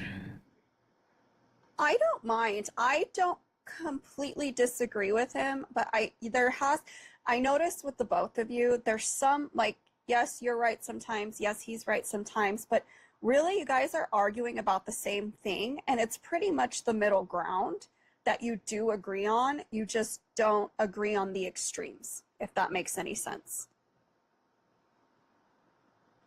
Let's see. How do I call Josh? Forget how to do this all the time. I told Josh that he was going to come on today. Okay. And then, oh, here it is. Here it is. I figured it out. Let's see. Is he going to show up? Or is he squabbling with Thank you for the MMG? gifts. We don't want the list. We want the videos. Anyone can put a name on a list. We want the goods. Okay, let's be clear about that. We do not want child pornography released to the internet. But what we would like is the clips from the videos that show the faces of each individual person. Definitely. But we need to redact anything that's criminal. No, you know what the problem I have with it is the people who, and I'm saying list because that's what people want, they already have it. The depositions, all of it. If you just listen to the survivors, Yo, can you hear me? the hundreds of them, Yes, I that's hear all you. you need. But they don't listen to women. They only listen to men. So we got Josh. Can you hear Josh, Jesse? Yes, I can. I just want to close on this fact. Boilermaker says a list means nothing. And we're going to talk more about this on Twitch exclusively at the end of the live. The last hour, we're going to talk about the Epstein stuff. I'm going to do some more story time. And we're going to talk about the DJ story. Oh, God. But we'll talk about that. But I just want to close on this last fact real quick, that there may not be a list, but there's definitely evidence that needs to be released so that we can create said list. Okay, there may not be a list in quotations. Okay, and that's where they play semantics to get you. All right. Hi, Francesca. All right, Josh, what's going on, buddy? How are you doing? I'm doing good. You think we can get MMG in here too or not? Yeah. Do you know how to bring him in? I know he's in the Discord server, so I mean we could create like a temporary messaging group chat and I'll add the both of you in there. Yeah, go ahead and do it. And then all right. Francesca says, much love to Oz, but I'm headed back to Jesse. Jesse with all the Fredrum said, MMG Oz, is in thanks your for your lounge time, buddy. I voice love you. chat on your Discord server. All right, let me see here. I'm not good at this. Let's see. There should be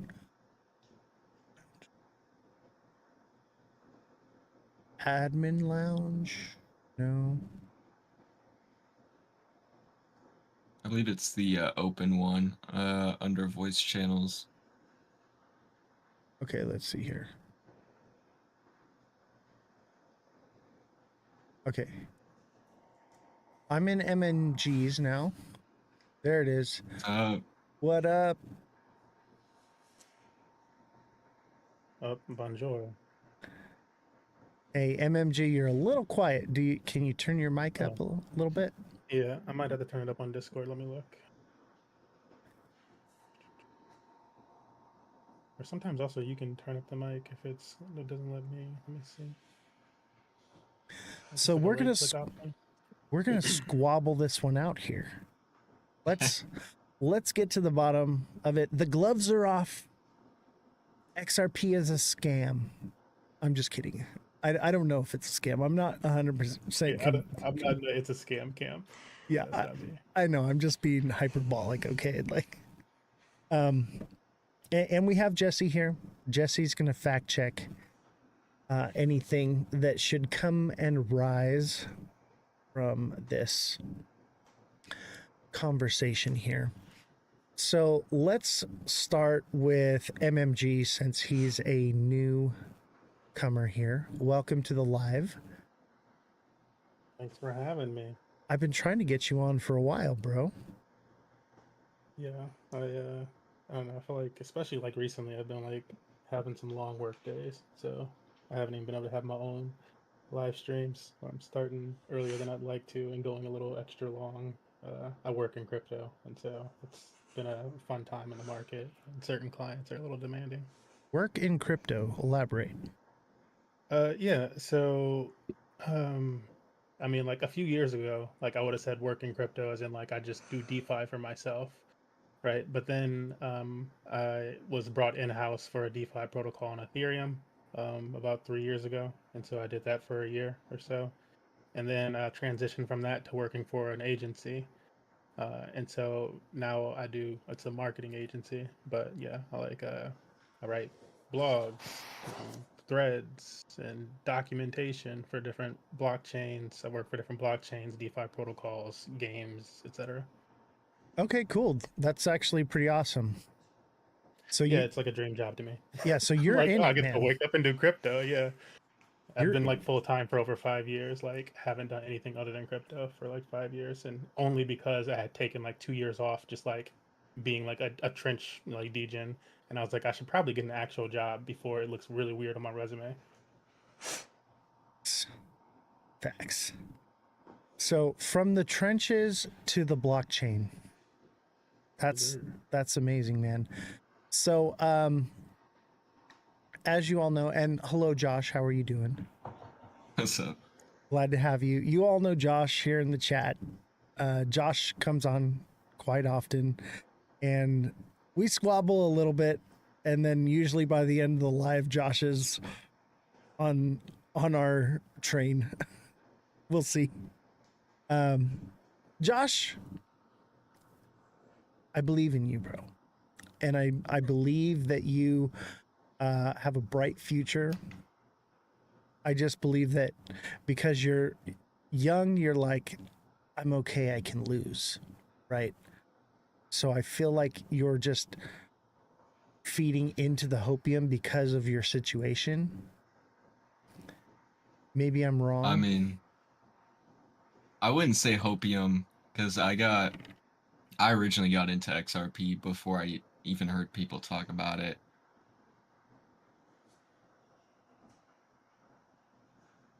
All right. So what is do you think that this thing's going to go to 10K? I think it certainly has the ability to do that, but there are like certain catalysts that have to play out. Because, you know, I've been very vocal, like this can't happen with like retail alone. Obviously. But if there's an injunction, how do we get institutions into it? And You know, hold on. you want to start? Go actually go ahead. Answer that question. Yeah, I was just going to respond to the injunction question. I saw the other day that they ruled Ethereum won't be in security, which I know we talked about that. So I believe even if there is like a slight chance that it was, I don't think that they'll care. I think that they would just move through with it. And that's like the greatest opinion that I could give on that. What do you think, MMG? You think we're going to 10K with this thing? 10K per XRP. No, I don't think so. Why is that?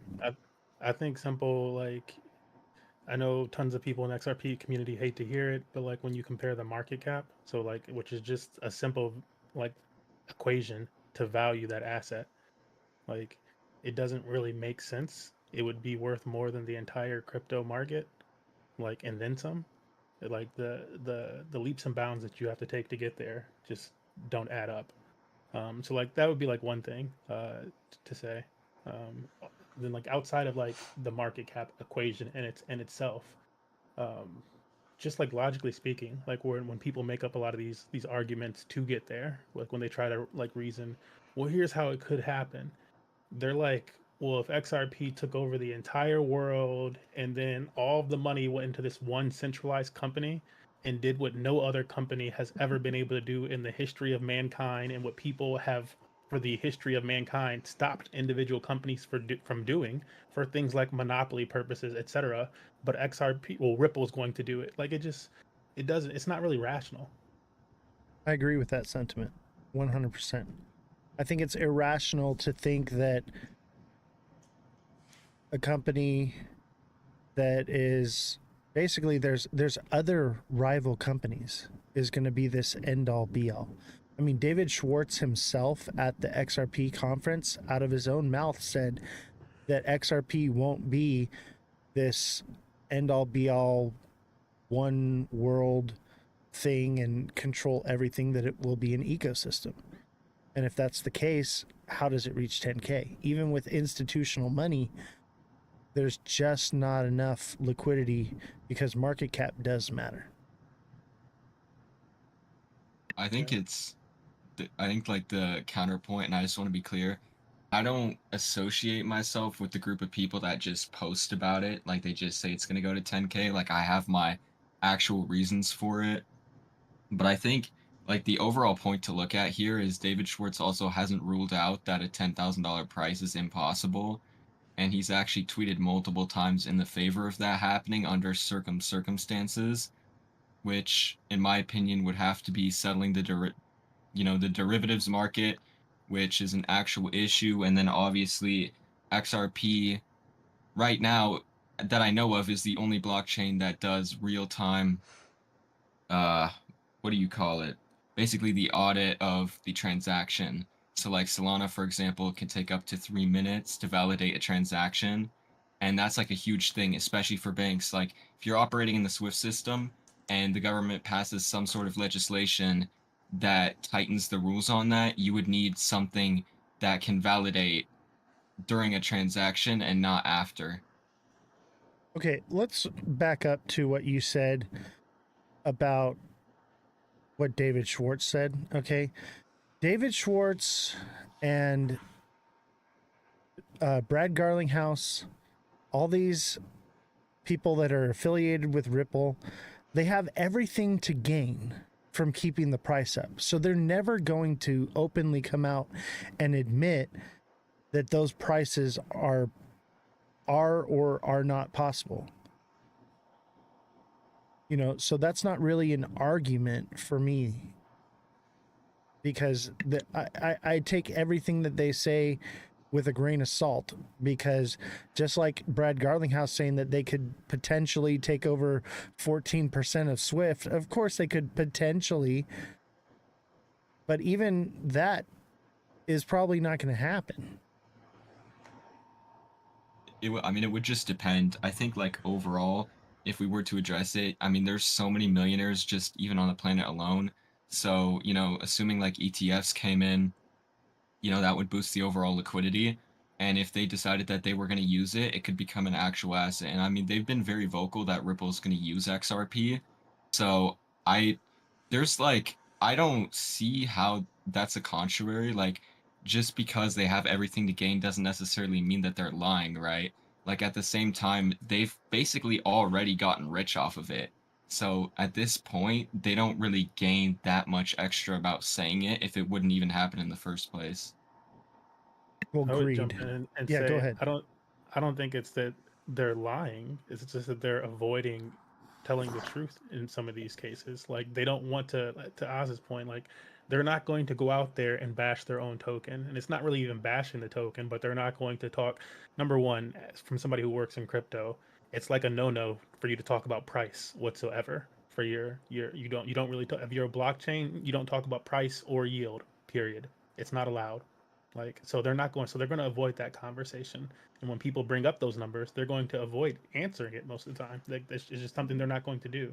And so that's kind of on the community. What they could do a better job of, though, however, is like reeling people in and educating them, like how to actually find these valuations and how to actually study the blockchain, how to it kind of baffles me that they don't do that more when when everybody else in crypto, it's again, as somebody in crypto, and I've also seen, I forgot his name. He works for Cosmos Blockchain on here, but he mentioned this in one of his videos as well. It's kind of like the laughing stock behind the scenes too, and it's like not the laughing stock because XRP is a bad product or something. It's just because like this community like throws out these like astronomical numbers, and it's just like, man, this is like it really comes off as the most uneducated like sector of crypto, specific to like how crypto actually works. Right. Throwing out these crazy numbers does a disservice to the entire crypto space. You know, we have to, if we're going to say something that something's possible is going to happen, we need to have facts to back it up. Like, this is how it's going to happen. And like MMG said, a lot of those facts don't add up because no company ever in the history of mankind has ever amounted to the aspirations that they are giving Ripple. And look at Circle and Coinbase working together. They now are in direct competition with Ripple and can do everything that Ripple can do. Yeah, I would comment that with a question to Josh, like, because I don't believe this is the case, and so if you have an example of this, please share it with me. But like, why, like, because in your assumption here, like this, like, well, Ripple would do this for the derivatives market. Why would somebody use an individual cryptocurrency like a volatile asset? Because even if Ripple or XRP doesn't move a whole bunch compared to like some of these other like other altcoins or Bitcoin or whatever, it's still a volatile asset compared to a stable coin. And so I'm like, why would somebody use that versus a stable coin? Like when we look at all other markets and all over, they don't use any cryptocurrency. They could be using a cryptocurrency right now. They choose not to. Whenever they're going to use like a stable coin. So like, why would we suddenly shift to this use of XRP? Also, you mentioned like the finality thing of like XRP handling things so quickly, and you mentioned that sometimes Solana might take 3 minutes. However, Solana's actual finality is a lot shorter than that, right? Um, I believe it's like a few seconds or like a few milliseconds. It's like not very long actually. And when you were bringing up that sometimes it takes Solana longer, uh, that's because Solana handles like the most transactions of like on average of like any blockchain. And like in comparison, XRP Ledger has never handled that many transactions. And so like they're not battle tested either. It's Like, when you compare the two. theoretical still. I think Unused. the biggest point is that all these other cryptocurrencies use smart contracts. And when you actually look at banks and how they're currently using Swift, they actually don't prefer smart contracts because they're more vulnerable to hacks. And there's a lot of things that can go wrong with smart contracts. So they actually don't prefer smart contracts. And XRP makes sure that everything is on the layer one side of it. So you're avoiding smart contracts by using XRP. And since XRP can be, I mean, it's basically part of the XRPL, and they plan on combining it with their stablecoins. So the slippage argument, it's realistic, but it doesn't work in that way. And it would just be that they're using the liquidity that XRP has to offer and to swap between different currencies or liquidity pools. And I think even David Schwartz has said this before in an interview not too long ago that if he had to make the strongest argument for why banks would use XRP over other assets is because it can connect with different coins. Like XRP could co-interact with other countries' CBDCs, whereas that's not exactly possible with other assets. MG, you got a rebuttal on that one? Yeah, my rebuttal on that would basically be that like, yeah, well, it doesn't have like support for like full smart contracts, or at least as logical as like you see on like Ethereum or so. It does still have like smart contracts on the XRP ledger. Like yeah, they're not it's not Turing complete. It's like akin to like a Bitcoin level. So it's like the logic is not nearly as sophisticated. But yeah, uh, I have nothing to the banking side of things. I also don't think that they would do things entirely off chain. I don't know. To me, the argument kind of falls flat, but might need Brian in the to hear chat more. says that burn rate will have to increase, and that's what's going to make the price go up.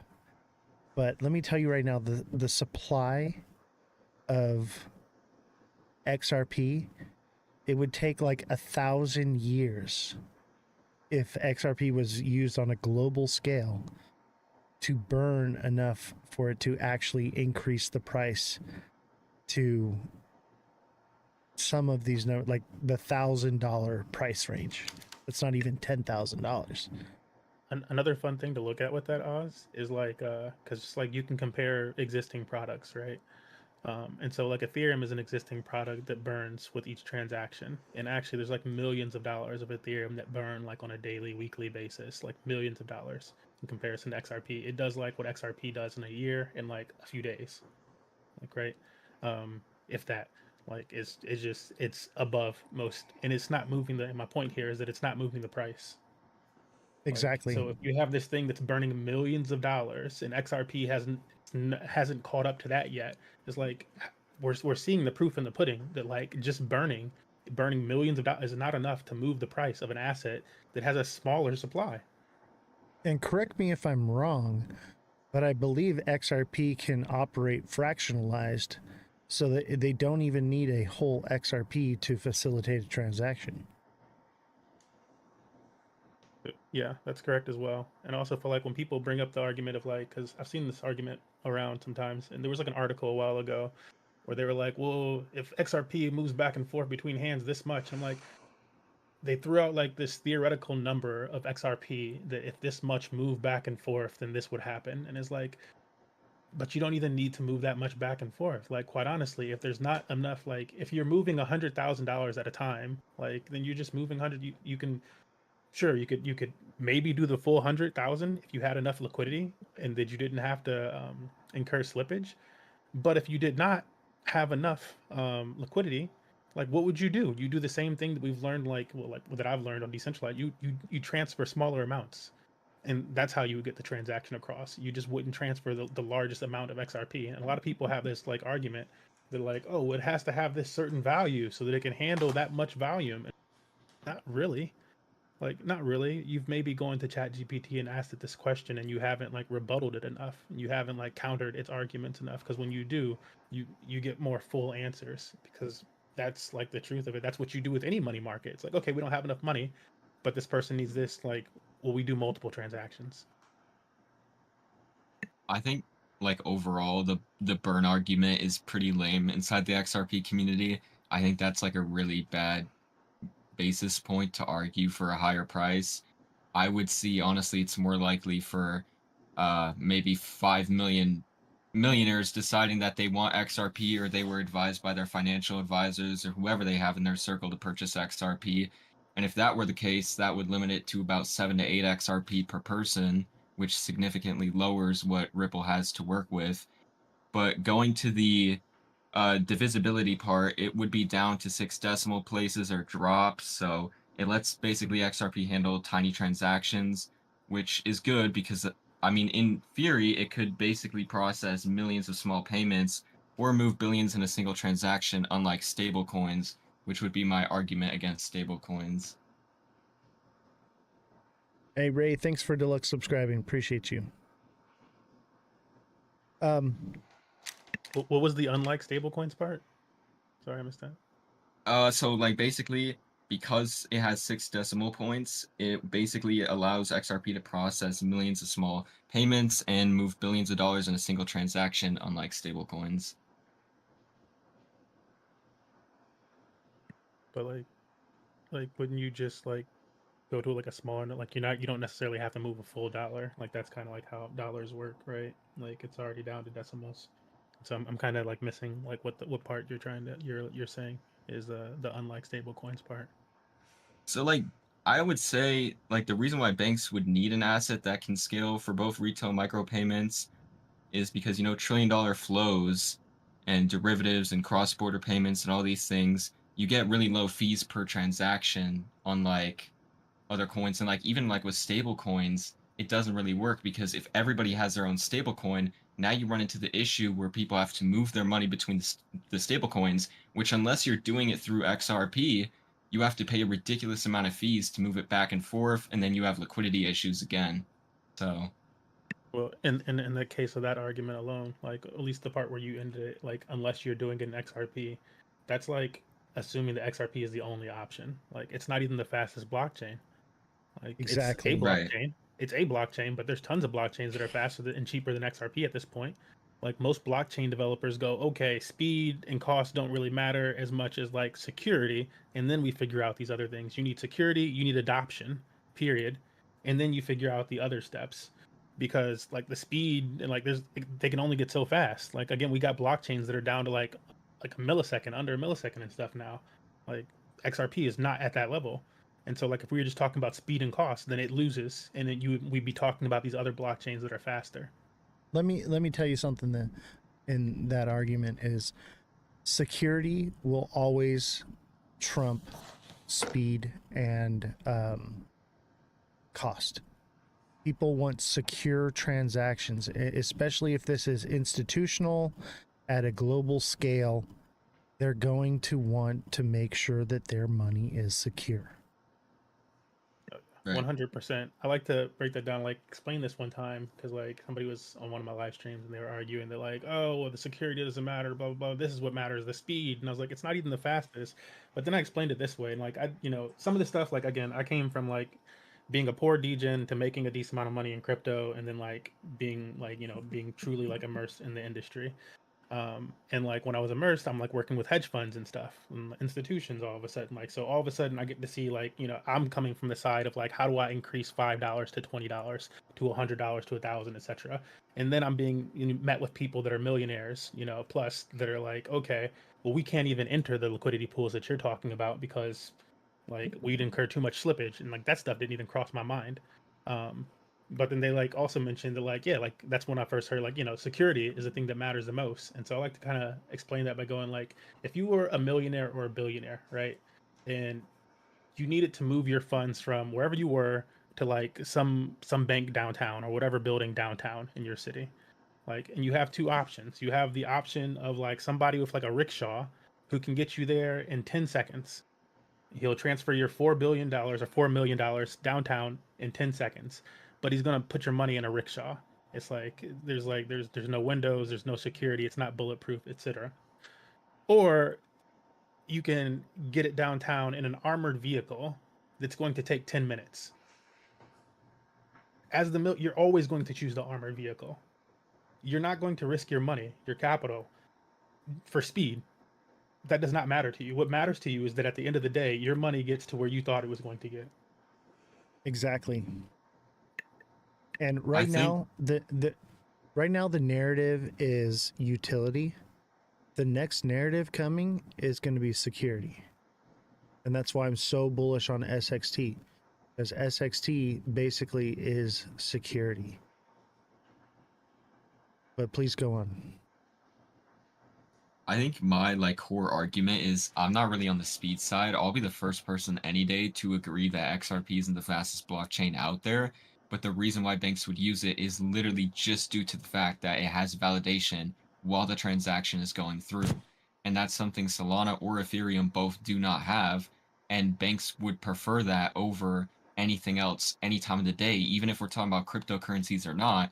Being able to validate a transaction while it's happening and not after is much, much safer.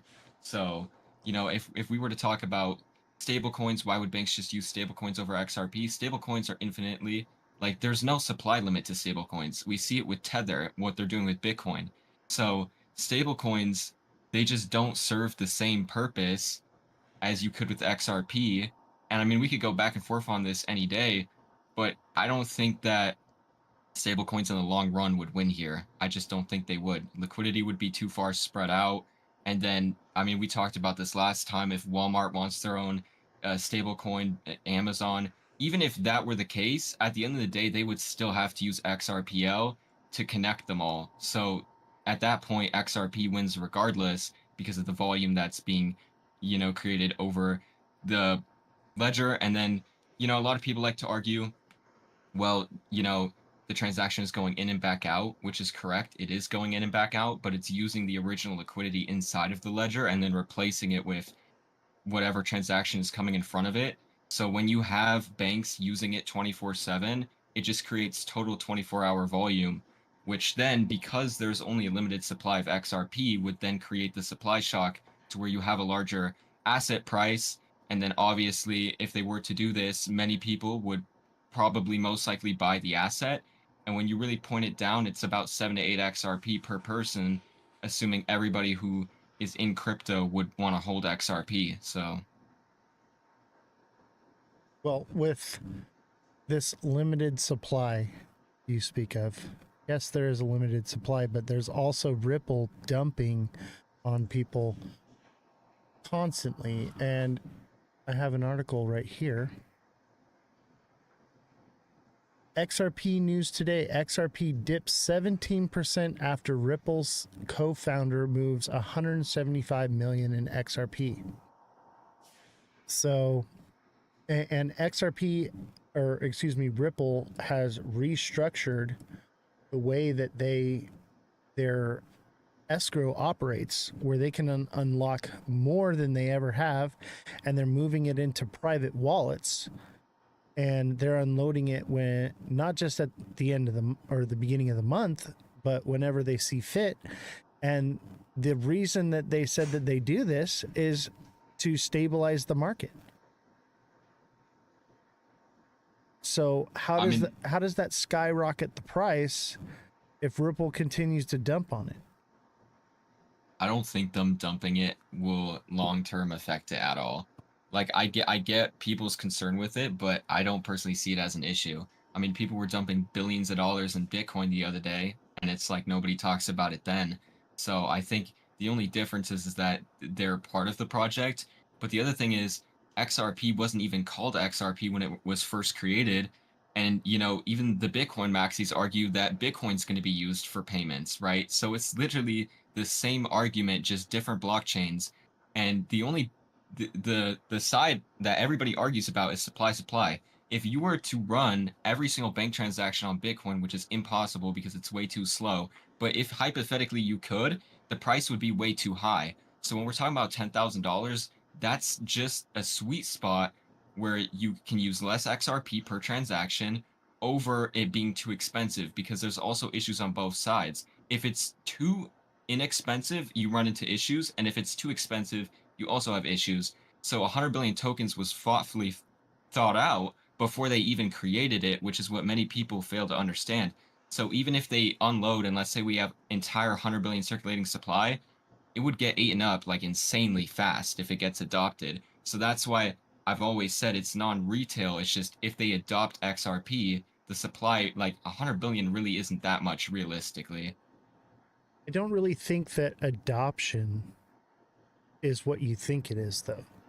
I think adoption is more or less use case and utility, it actually being used. But I don't think most banks are going to use XRP. And like MMG had stated earlier, it's about security. Banks are going to want security. People, institutional money, big players are going to want security. Retail is going to look for quick, fast, right? But the big players, they want security. And that's why I think I used to be, really bearish on Ethereum. But I'm starting to realize that Ethereum is probably going to be the one because it's the most secure, and it's becoming more affordable every day. It's becoming faster as well. So unless Ripple can offer that security, I don't think that it actually gets adopted on this global scale like everyone thinks it's going to be, this global adoption of XRP. No, there will be some adoption where there are different use cases and it will be used, but it's not what you think, in my opinion. I think to argue that Ethereum is safer than XRP is kind of a joke. I mean, I've already backtracked this. I don't like XRP. Like I said, I'll be the first person to admit other blockchains are faster. But Ethereum at the end of the day uses smart contracts, and the goal is to use XRP and not have smart contracts, because smart contracts are actually more unsafe. So even XRPL uses a unique node list, which is a UNL consensus mechanism, and it uses trusted validators and not miners, which confirms transactions in around 3 to 5 seconds. Whereas you have Ethereum and it's more proof of stake (POS), which they've been using since 2022, and is still exposed to risks. You could have chain reorganizations, But and what can't you argue that the UNL is also exposed to risk and more risk than Ethereum and its thousands of validators? The UNL is nothing more than if you want to compare the UNL to Ethereum validators, all that's saying is that instead of having Ethereum's thousands and thousands of validators, not just nodes, because there's a difference between nodes and validators, but instead of having Ethereum's thousands and thousands of validators that operate trustlessly, you have a list of 35 that run the entire blockchain in a trusted manner. 35 versus thousands. 35 is a lot easier to corrupt than thousands of validators that you need to corrupt. the difference I would say is that Ripple has private validators and trusted validators, whereas Ethereum, anybody can just become a stakeholder and hold large amounts, right? That's the So reason why Ethereum is more secure. It's permissionless. Anybody can run a validator versus you requiring number one, they have this list of 35, and so it's trusted. And so there's concepts in crypto as trusted, which is where you get this federated consensus model, or trustless, which is like Bitcoin, where you don't have to trust anybody. It's trustless. You can run your own validator on Bitcoin essentially. Right? You can run your own validator on Ethereum. With XRP, even if you strike up a node today, you can verify your own transactions. However, you do not just automatically get in that. You can't just become a validator. That's not possible. You need to have everybody else, a large consensus of the network, go, yes, let's put that person, we're going to put that person on our UNL. This person is trustworthy. We trust them. They have to say that they trust you, versus nobody having to say that they trust you and you still being able to use the network. I mean, that would just be like more like open use. I mean, like at the end of the day, it comes down to who banks trust more, right? So like if they decide that they trusted Ethereum more, then that would be a good argument. But like so far, Ripple by far has way more NDA agreements. Well, And it would be banks saying that they trust themselves more in this case, right? That they trust themselves, that they trust versus the list of 35 people that has already been predetermined and that has influence by a centralized company. They don't need that centralized company's list. They can just strike up their own validator and they can just confirm transactions and be a validator themselves.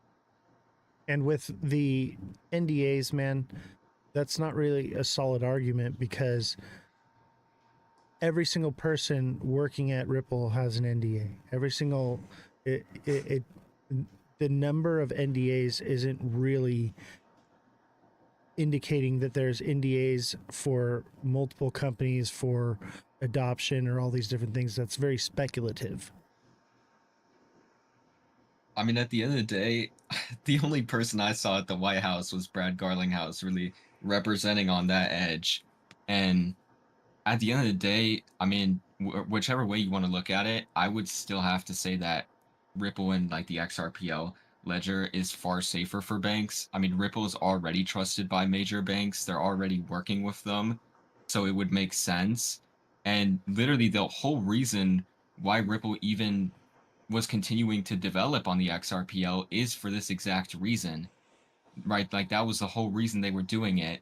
And they have the most connections. They have more insight. As a lot of people deny this, but they've been using the private XRP ledger this whole time testing, and they've already been doing it. So, I don't think there's any sort of issues on the XRP side because if there was, they would have already presented them. I don't think that Brad Garlinghouse being at the White House is also a good indicator of what you think it indicates.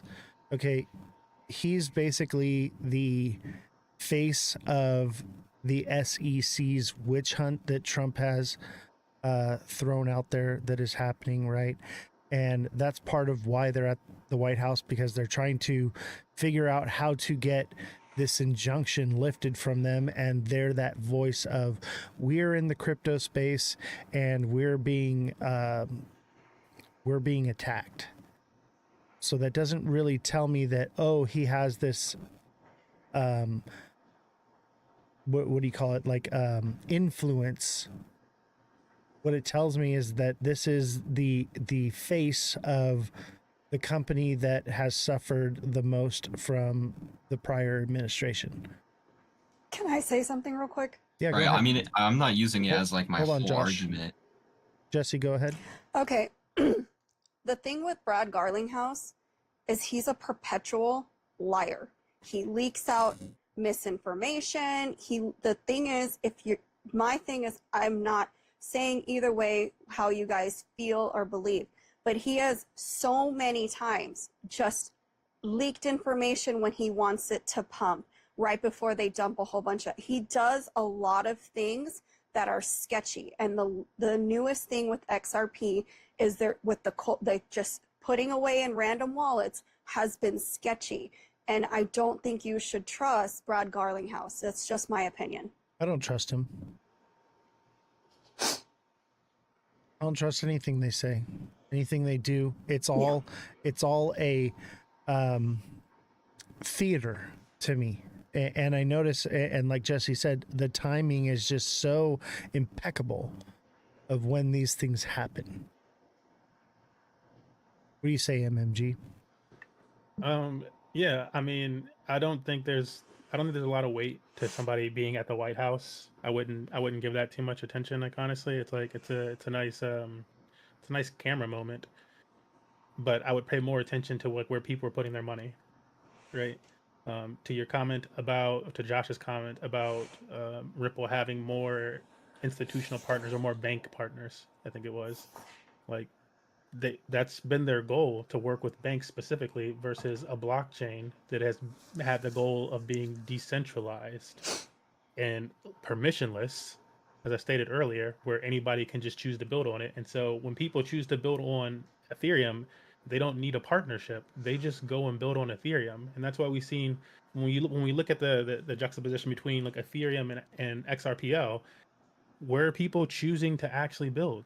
Where's JP Morgan choosing to build? Where's Franklin Templeton choosing to build? Where is BlackRock choosing to build? And like how much money are they putting into these projects? Where is Robinhood choosing to build? Where's everybody choosing to build? Where's like when you look at Ripple's own product, right? They started a stable coin recently, RLUSD. Where's RLUSD majorly? It's like 84% on Ethereum and like 16% on their own blockchain. Like, Precisely. regardless of the partnerships, all the money is going to one place. Like, the vast majority of money in DeFi is on this one place because of the argument that we made earlier, security. Like, kind of like regardless of how, like more objectively, 35, a list of 35 individuals that you can contact versus thousands of validators. The thousands of validators went out over decentralization and security. That's just how that works out. Yeah, So I mean, there's a bit of a trend with Ripple that I'm seeing, and it's that it's narrative. You know. So go ahead, Josh. Didn't mean to. no, I would just say like at the end of the day, Ethereum has had the highest transaction fees overall. Like to make an argument that that would be suitable for transactions is kind of ridiculous in a bigger sense, right? Like you can fractionalize transactions on XRP, and the congestion on ETH would also become an issue because we're talking about moving trillions of dollars around. So that would be like my core arguments. And yet people still choose it, right? But like, for example, like a lot of these institutions that I just mentioned, the Black Rocks, the JP Morgans, the the Robin Hoods, like where are they building right now too? Like yes, most people come in and they settle on Ethereum mainnet because of security purposes, because big money wants security above all. They don't care about the cost that you care about. They care about that Facts. security. But then when they want to like do more transactions and higher volume and micro payments, they do what Robinhood did recently. They build on Ethereum L2. And Ethereum L2 still utilizes Ethereum mainnet security. It batches up tens of thousands of transactions into one transaction and puts them on the Ethereum mainnet because that's where the security is versus having them on some other blockchain where it's not as secure.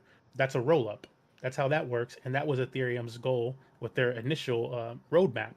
Now, Vitalik has like mentioned that like in the next year, Ethereum is planning like because like they've gotten a lot of pressure from people because they've had a whole bunch of upgrades that focused on making things cheaper and expanding the blockchain or the network, not just the L1 blockchain, but the entire network, which is why we have all these different L2s that aren't just like well that are official L2s, not side chains. A side chain is not an official L2. A side chain is its own independent blockchain, if we're going to be honest. And then you have a rollup, which is an official L2. And so Ethereum's idea was to have all these rollups that post to the mainnet. However, it's cannibalized the profits of the L1. Like these individual rollups can make their own money. And so now they're focusing back on okay, well how do we just straight up like number one, the L1 has already become vastly cheaper than ever before. Like compared to like a year ago or something like you look at the I think a lot of people like often miss like our uh assume that the cost on Ethereum is like still like oh it costs this much money. Oh, if I wanted to send a like you hear people be like, if I want to send a transaction on Ethereum right now, it costs me $10 or $50, and it's like you haven't looked at Etherscan in years, and it shows because most transactions on Ethereum are like 50 cents or less. Like that's just the case because they cut everything down by over 99%. Right. And now And they're looking to increase things by 10x within the next year. yeah, they're They're going to looking to continue to develop. change the fees to become even more affordable than they are now and the transaction speed. And I think it's a realistic goal to see it grow. If other companies can be faster and cheaper, why can't Ethereum?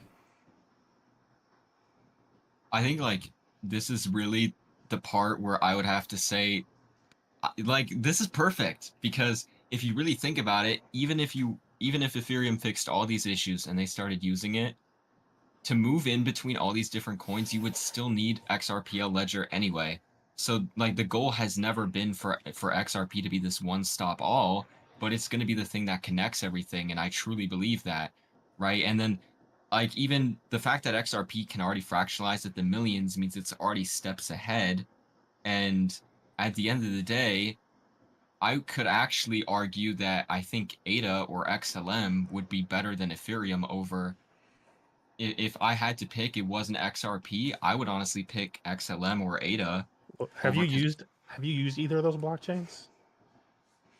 I'm particularly looking at ADA the most. It's Have you used Cardano? I haven't used it, but I have traded it. Because it's like my like I haven't used it in some years because the first time that I used it, like, and again, it was congested at the time, so it became congested. But I wasn't very much of a fan of using like a full Cardano for some of my transactions. Like, Right. so it's not exactly the best. Like what I've seen is it's not exactly the best blockchain. I would argue that like XLM is a lot better than XRPL, or Agreed. Cardano. Like, so I agree with you there.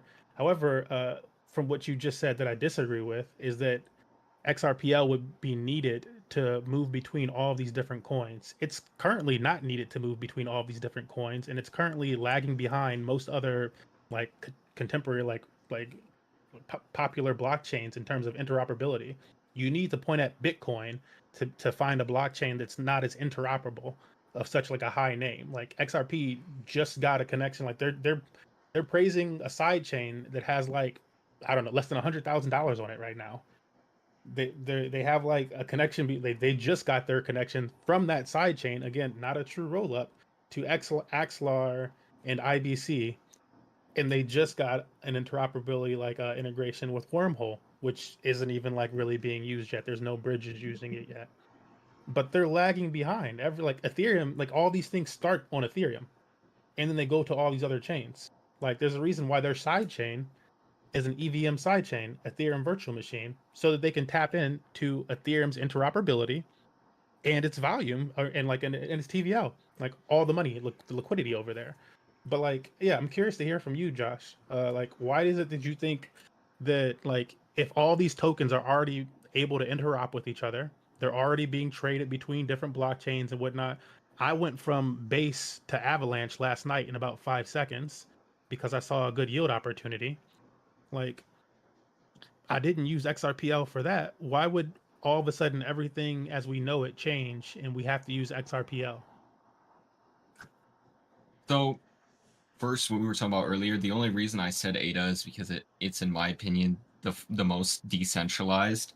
And then when we're going to the reason why XRP would be needed to, connect with all these other blockchains, it's simply just from a point of if we start seeing trillions of dollars flow over the crypto market, right? Because when I'm talking about like adoption, I just use it as a word, but if all of these chains started being used, I don't really like I think every chain is going to get adopted. I think every chain is going to be used, but if trillions flow, the other side of it is which coins are regulated in other countries to be used.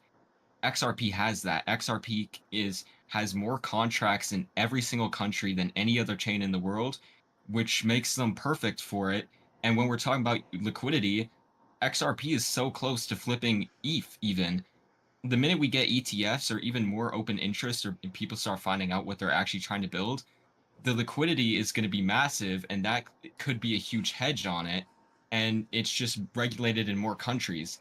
So even if something is usable, the question is where is it usable also? Because we have to look at, is Europe going to want to have their transactions over Ethereum? Would China want to have their transactions over Ethereum? Or would Well, China and I Europe? think so. I think so because they could just spin up their own Ethereum L2. You Like know what? they can make their own regulatory compliant blockchain on Ethereum and have it be super cheap and use Ethereum security. UB says in the chat, it's not about who's the most decentralized, it's about what big money will use. And big money will use secure transactions. Can I say something real quick? Yeah, go ahead. Thank you, TikTok seller. I mean, like I said, like Hold on a XRP second, has. Josh. Hold on a second, Josh. Go Oh, ahead, sorry. Jesse. I'm not on the TikTok live, so.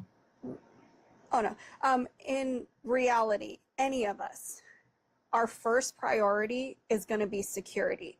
You don't leave your house without locking it. You don't leave your car without locking it because it is a source of value.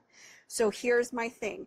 Even if you have to pay a little bit more, you're going to go with the secure option. And the reason is you would rather have Tommy with the gun next door than little Susie with the plastic scissors to protect you. So the problem is people, and myself included, I'm going to pay a little bit more for that security than pay a little bit less and feel uncertain. That's all I had to say. Right, what if, let's say I had some money, right, and I wanted to keep it safe? Am I going to give it to some guy standing on the corner and say, hey, can you take this and run this down the street and go deposit it for me real quick? And you know, he's on crack. He can pedal that bike twice as fast as anybody else. But am I going to give it to him, or am I going to give it to the armored car to have them go drive it down the road?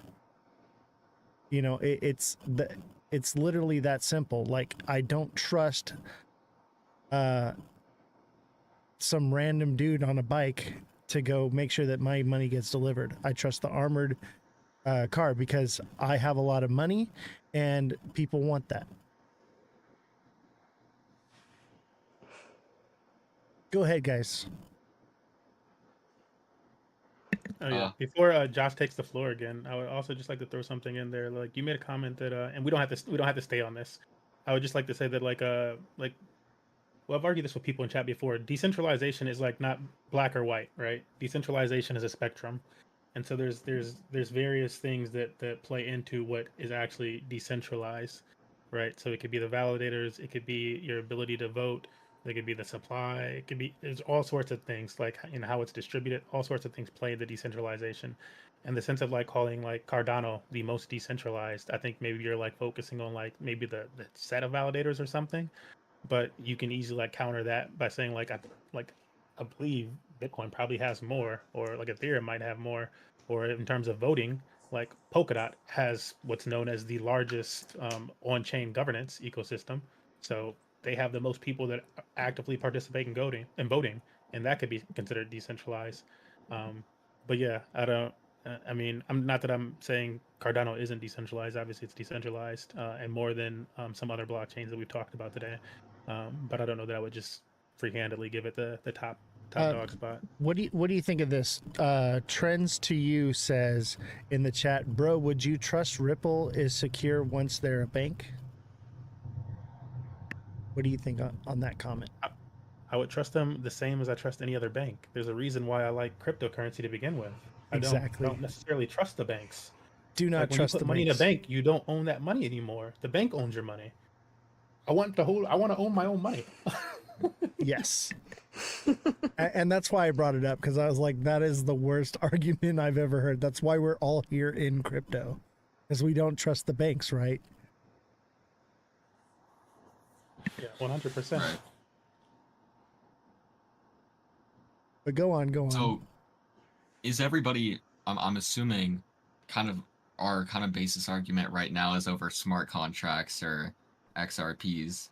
Well, no, like mine was that, like, I would call Ethereum more decentralized due to like the number of validators and it not relying on a trusted base of UNL, the UNL list of just 35, which not only is it just a list of 35, like similar to like Binance Smart Chain, but like, well, again, similar to Binance Smart Chain, Ripple, a centralized company, has influence over that list, and that centralized company also owns the majority of the supply, which they release to the public whenever they like feel like it. Like, if they like, yes, it gets released from escrow monthly, but if we look back to the past, there was times where they like it just wasn't being released. It's like okay, it unlocks and we keep it.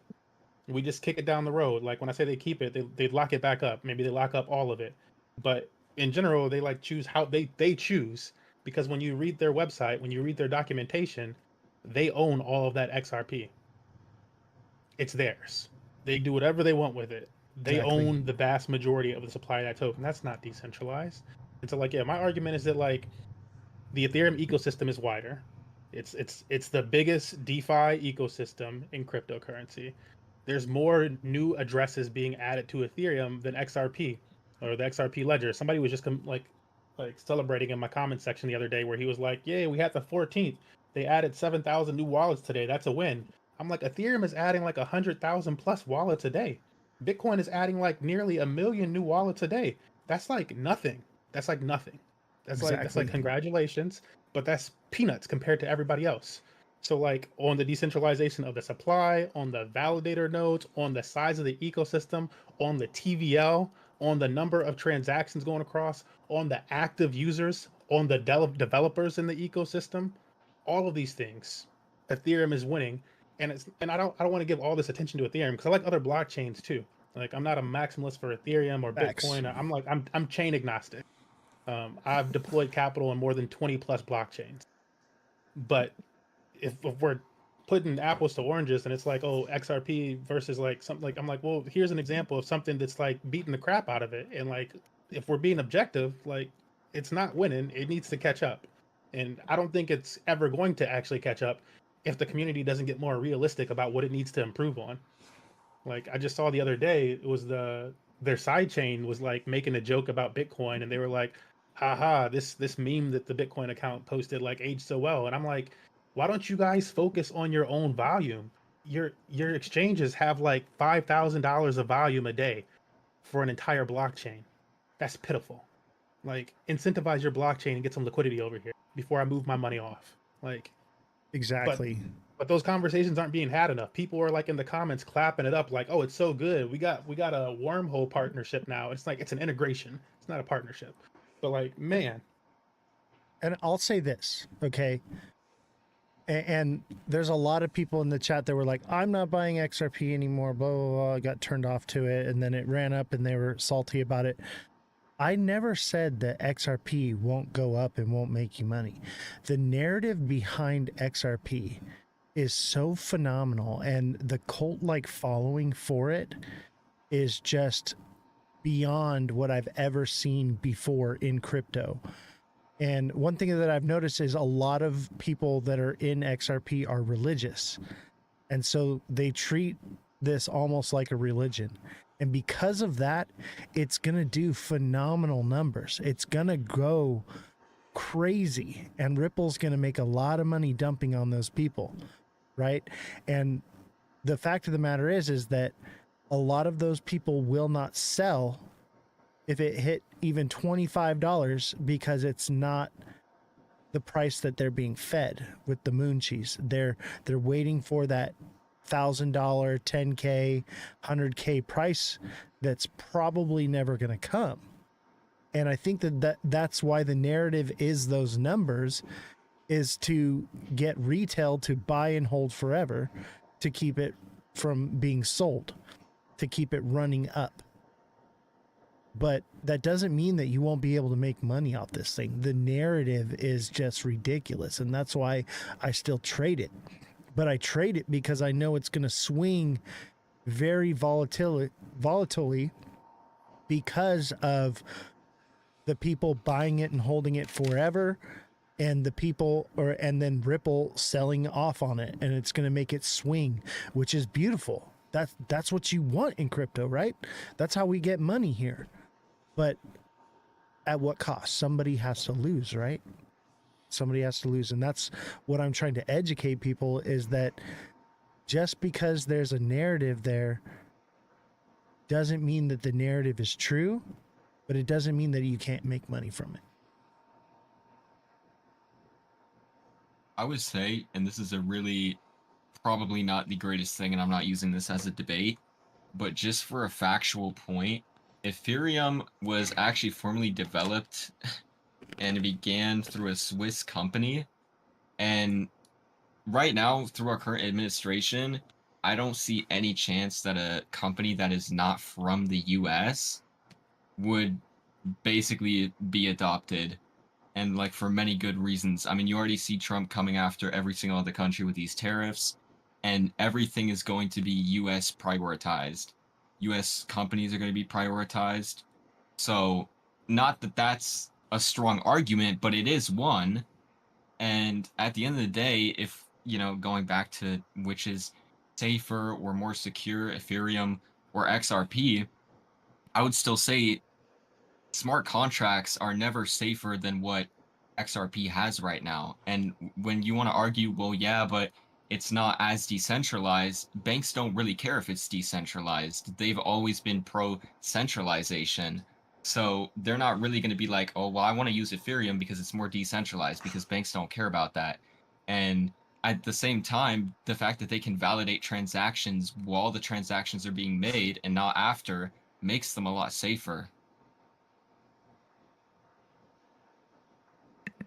To that argument, like because that's like similar to like why a Bitcoin maxi likes Bitcoin and they don't want to introduce more smart contract ledger to, or logic, excuse me, to Bitcoin, right?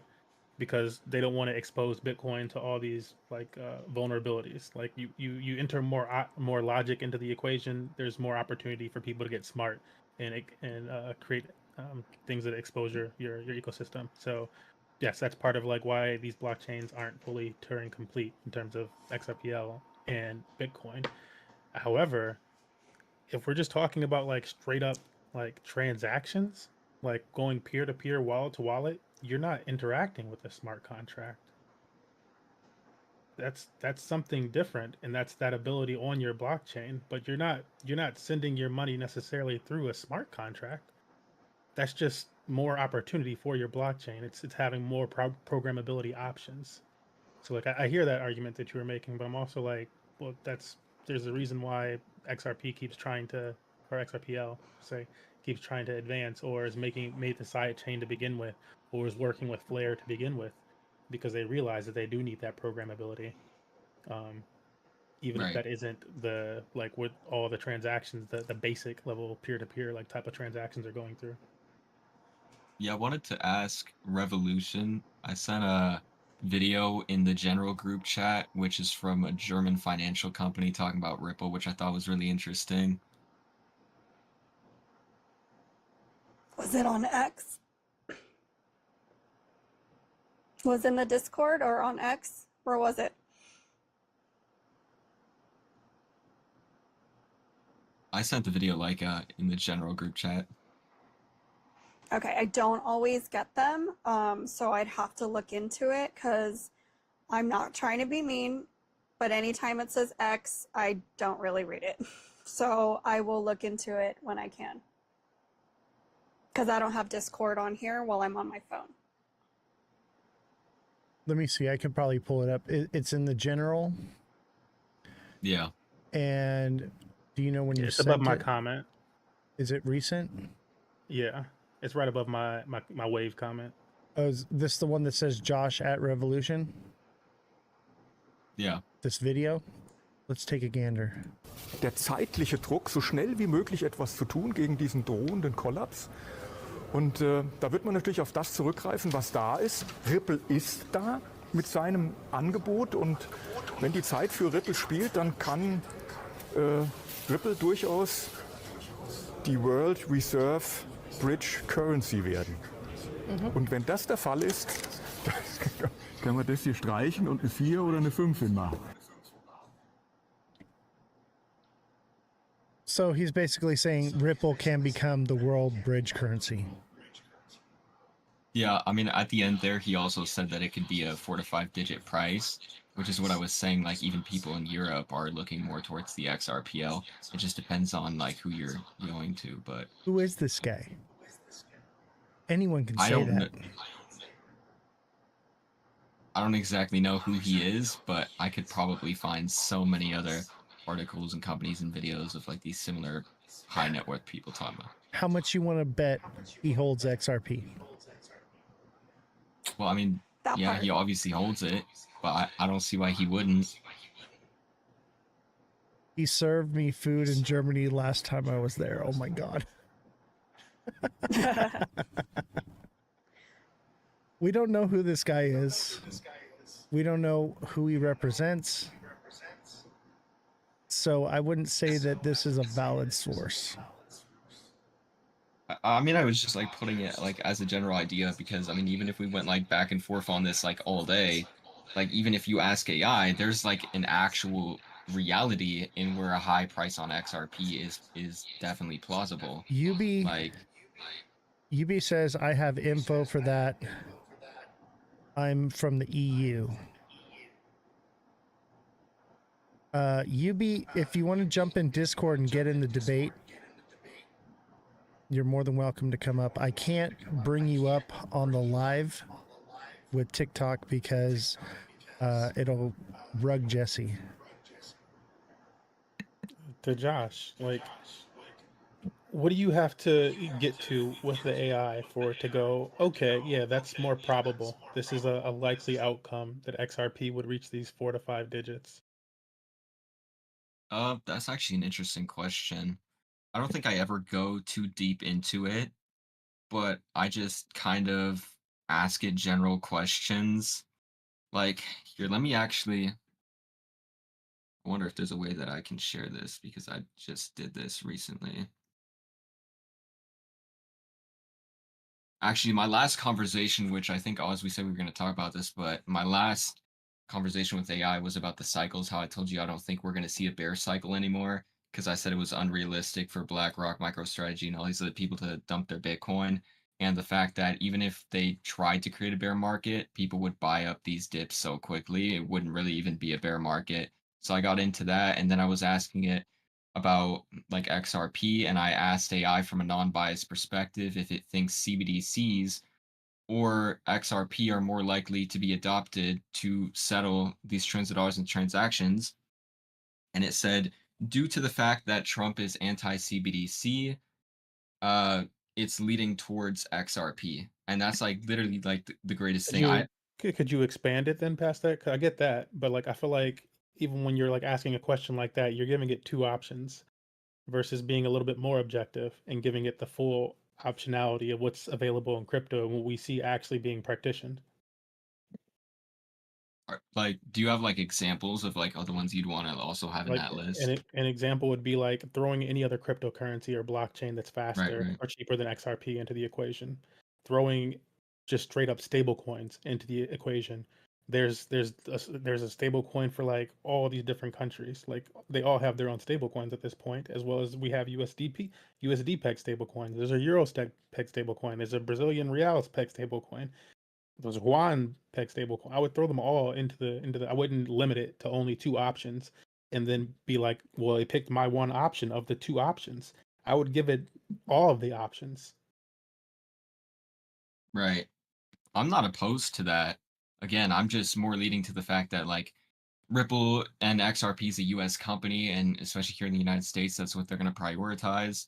And it has the capability to do it. So it's just kind of a matter of fact on who they basically choose for it. And I'm just betting on the fact that that's going to be Ripple. And I don't think I could give a deeper explanation than that. I would like my last one. Then I'll like leave the floor to us, or you can go ahead again. But I'd be like, my pushback would be like, we chose gold. Like the United States and the world at some point chose gold. Like, and gold isn't owned by like it's not a company, especially a centralized company. I think that like weighs into things a lot more than you're like giving credit to. I don't think anybody wants to give any one centralized company control of the world. Probably Facts. not going to happen. Like that's very, very, very unlikely that any other country, especially, is going to like forget the United States. Like probably not the United States too. Like there's a reason why we have a treasury and a Federal Reserve. That like there's a reason things are split up the way they are in some form of decentralization, even though it's very centralized. Like they still try to make it somewhat decentralized, even in that aspect. And like what you're suggesting is let's give it all to this company. Like I don't think so.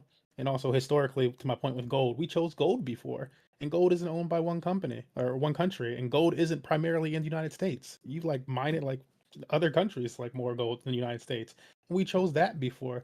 So I don't know that giving United States based companies all this credit as like, well, because it's a US based company, then that's going to be the option. I think to our earlier argument, the stability, the security is going to factor in a lot more than it being owned by any one country. And that's partially why Bitcoin, like other than first movers advantage, like first movers advantage alone, if Bitcoin wasn't more secure than all these other blockchains and stablecoin or not stablecoins and meme coins and altcoins and whatever else, then we wouldn't be talking about it like we do today. They'd be like, all right, it was cool, but Litecoin is superior. Like it's just vastly superior. And so that would be the conversational topic.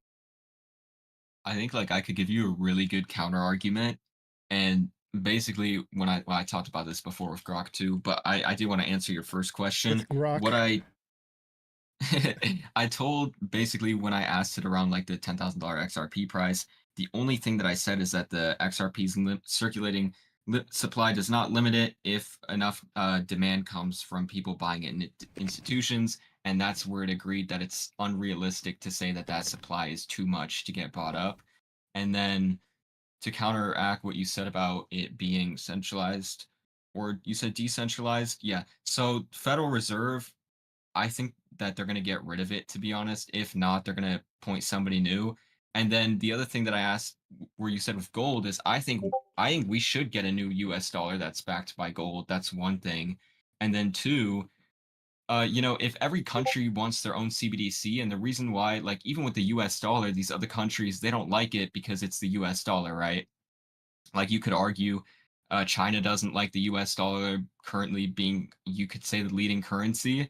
And so if every country has their own CBDC or their own, stable coin that runs for their country, then you could basically have XRP connect them all to trade seamlessly. So it's less about giving XRP, like XRP becoming the main thing that everybody uses to pay with, but more of a way to connect every single country's asset, which in turn would actually make it less centralized and more decentralized, because it could allow every country to use their own types of technology, currency, and it doesn't even need to be crypto. Like the XRPL can interact with different, how do you say this, like But different the X, technologies. but as we talked about earlier, it wouldn't be the XRPL necessarily connecting to all these things. Otherwise, the XRPL would be connecting itself to Ethereum and to the Cosmos ecosystem and all these other blockchains, but it wasn't able to without a sidechain. It doesn't have the programmability to do so. It's not Turing complete, similar like Bitcoin as we discussed earlier. And so like it can do a lot of things, but I don't think to the degree that you're like giving it credit to. I think Right. more And, like and liquidity. I also just wouldn't like I will also again like I wouldn't limit it to just XRP being able to do these. Like I think like yeah, possible, but like of all the options and like of what we see adopted on like from blockchain technology, it's got to like forget price. Like price of an asset is one thing. There's other tokens. I'm sure other people don't necessarily know this, but did you know there's another token out there that's worth $95,000 right now? And I'm not talking about YFI, but YFI was approaching $90,000 like last cycle. There's tokens out there that have extremely high valuations. That doesn't necessarily matter. That the price of an asset doesn't matter. It going up whatever percent doesn't matter. Like the true adoption of that blockchain, of that ecosystem, how much money is there to be used, those things matter more. Right. I agree. I think And all the things that you're saying, Josh, like let's just say that all that happens. Let's just feed into the moon cheese for a minute, right? None of that necessarily indicates these crazy prices that you're talking about.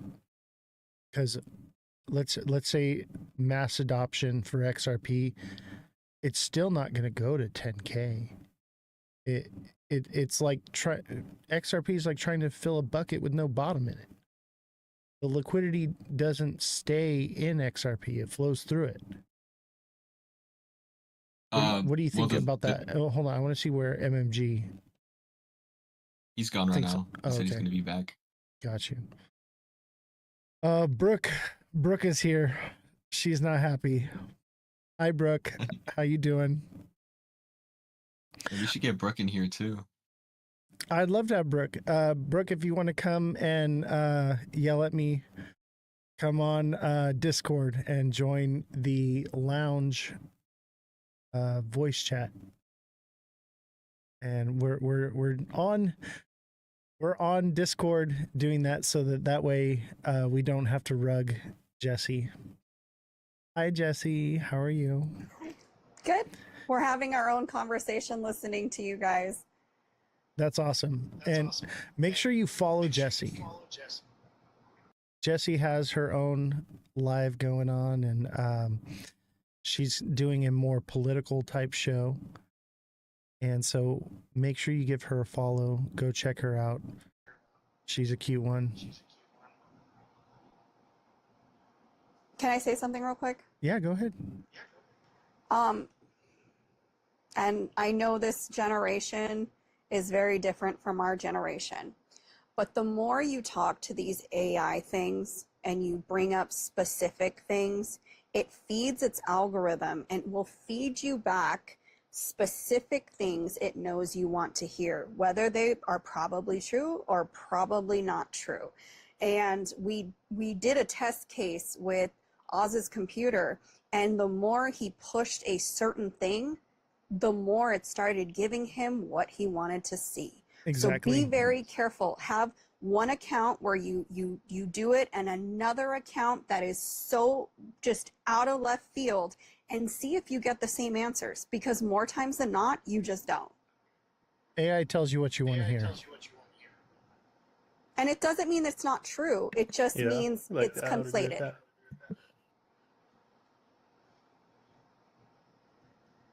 And I do want to, before we continue, I do want to state, like, again, I'm not bearish on XRP. Same. I'm I not do bearish think, at all. I think it'll go up. I think, like, again, like when most people talk to me, I'm like, I think a 5x is possible. That's 500%. Within, like, I think that's possible within a year's time. 500%. What I don't think is possible is 300x. I don't think that's possible. Well, they're saying more than 300x. Facts. Well, I think it's around like 300x just to get to like the 1,000 like price range or so. But I'm like, that's like, guys, like if you were to ask your GPT today, like ask it what top 10 cryptocurrencies or assets in general, stocks or crypto, has done a 300x, being in the top 10 spot already. But also at the same time, which cryptocurrency has ever settled trillions of dollars a day? So that's basically like the weight that you're like balancing in between. I don't think it's going to And- settle trillions Yeah, a I don't think day. it's gonna do that. And like that's like extreme speculation. It's just like it's never even handled that like anywhere near that amount of money. So like I hear that, and like that's interesting speculation, but it's not battle tested, as we like talked about before, where people were like, they like to, and like I've been just as negative on Solana at times as anybody else, but like it's one of the more battle tested blockchains at this point. When Solana goes down, it's because it's handling more transactions, more volume than any other. Like XRPL's never done that. Like you don't know that we just straight up don't know that if it starts to handle even a fraction of the volume that Solana has handled, that it doesn't just crash. It's never been tested like that. And I don't think major like big money is willing to just like throw it all at this thing and be like, well, it's never been tested like that, but let's try this one right now. I Right. think if anything, it's super incremental, and like we can all watch it happen over time, but that incremental is not going to happen in the next year. It's not going to happen in the next 2 years. It's not going to happen next 3. It's going to take a while.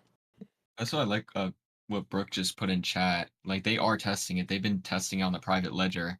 So like I don't agree with anybody who says that I because didn't say like they aren't testing up to the degree that we're talking about. You think they're doing more money than we're seeing on Solana? I think they're like the price has already been like leaked on the thing. It was like upwards of $130,000 last I Okay. checked. First of all, been- let me reel that one in. Okay. The private ledger thing, yes, they are testing and they are doing all that, but those numbers have not been confirmed that that's the transactions that they're facilitating. The official story is these were glitches, and it's not just happened with XRP, it's happened with Bitcoin, it's happened with Ethereum. They're just glitches. I'm not talking about like the actual glitches on regular XRP listed on exchanges. So I'm more about like the private ledger. I do agree with Brooke. Solana is a very different use case. I agree with that 100%. And I think all these different blockchains are going to facilitate different use cases, but that doesn't mean that XRPL is going to facilitate Swift. Okay? That's what I'm trying to say. It could, but it's kind of a reach right now just to even speculate that. Right. I mean, like it is a reach, but at the end of the day, like that's that's based off of the research that we've all done. Like even Brooke has said in chat, like trillion's easy, right? And it's like it just depends like who you're asking. Like I've looked into stuff for years, and it's just like when I'm debating people and they go to a different topic, it's just like I don't like to go too deep into it because I don't even have to answer it that much. My consensus is just it's gonna be used, and I'm not saying other chains won't be used, but I think I made a pretty strong fact when I say other countries don't like that the fact that the US dollar is so inflationary. They don't like the fact that it's the main currency everybody's using. So the fact that every country could have their own CBDC or all these other things and the XRPL could connect with it, that's a very, very strong use case that can't just be ignored, right? Even if the US decided we're going to abolish the current US dollar and we're going to make a new one backed by gold, which I think is going to happen, which again is also speculative, but it is a possibility. And that's where everybody who is pro XRP, I'm not talking about the people who just go on Twitter and they post it's going to go to these prices. The ones that actually think about this, yes, it's speculative, but it's also not unreasonable. Like it is something that could happen, and there's actual use case to this. I just still think that as far as XRPL goes, it's probably more or less retail that would use that for the speed and for the low fees. But like we had said before, is institutions are going to be looking for security. Big money is going to be looking for security. The amount of fees that they pay is worth it because of the amount of money that they have at stake. So I still think that the security narrative is the real issue here. If Ripple had, the security that Ethereum had, I would lean that direction. But it doesn't. So institutional adoption for XRPL just seems unlikely right now. Yeah, I would also like if I could make a comment on that. Like Josh stated, like, okay, well, what if all these different countries, like they all have their, you said CBDC specifically, not just stable coins, but tomato to some degree. Like one just has more control. Yeah. But then you were like your statement was that like that they all choose to use XRPL for interoperability essentially. And like my pushback to that would be like and for that to be their only option, like number one, like you have a bunch of options, but you choose to only use one option, right? I think that would be kind of odd. The second pushback to that would be like, why would you choose specifically?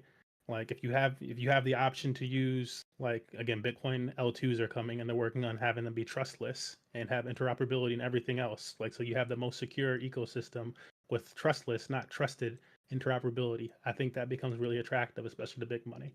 So like you have like these type of options and stuff coming through.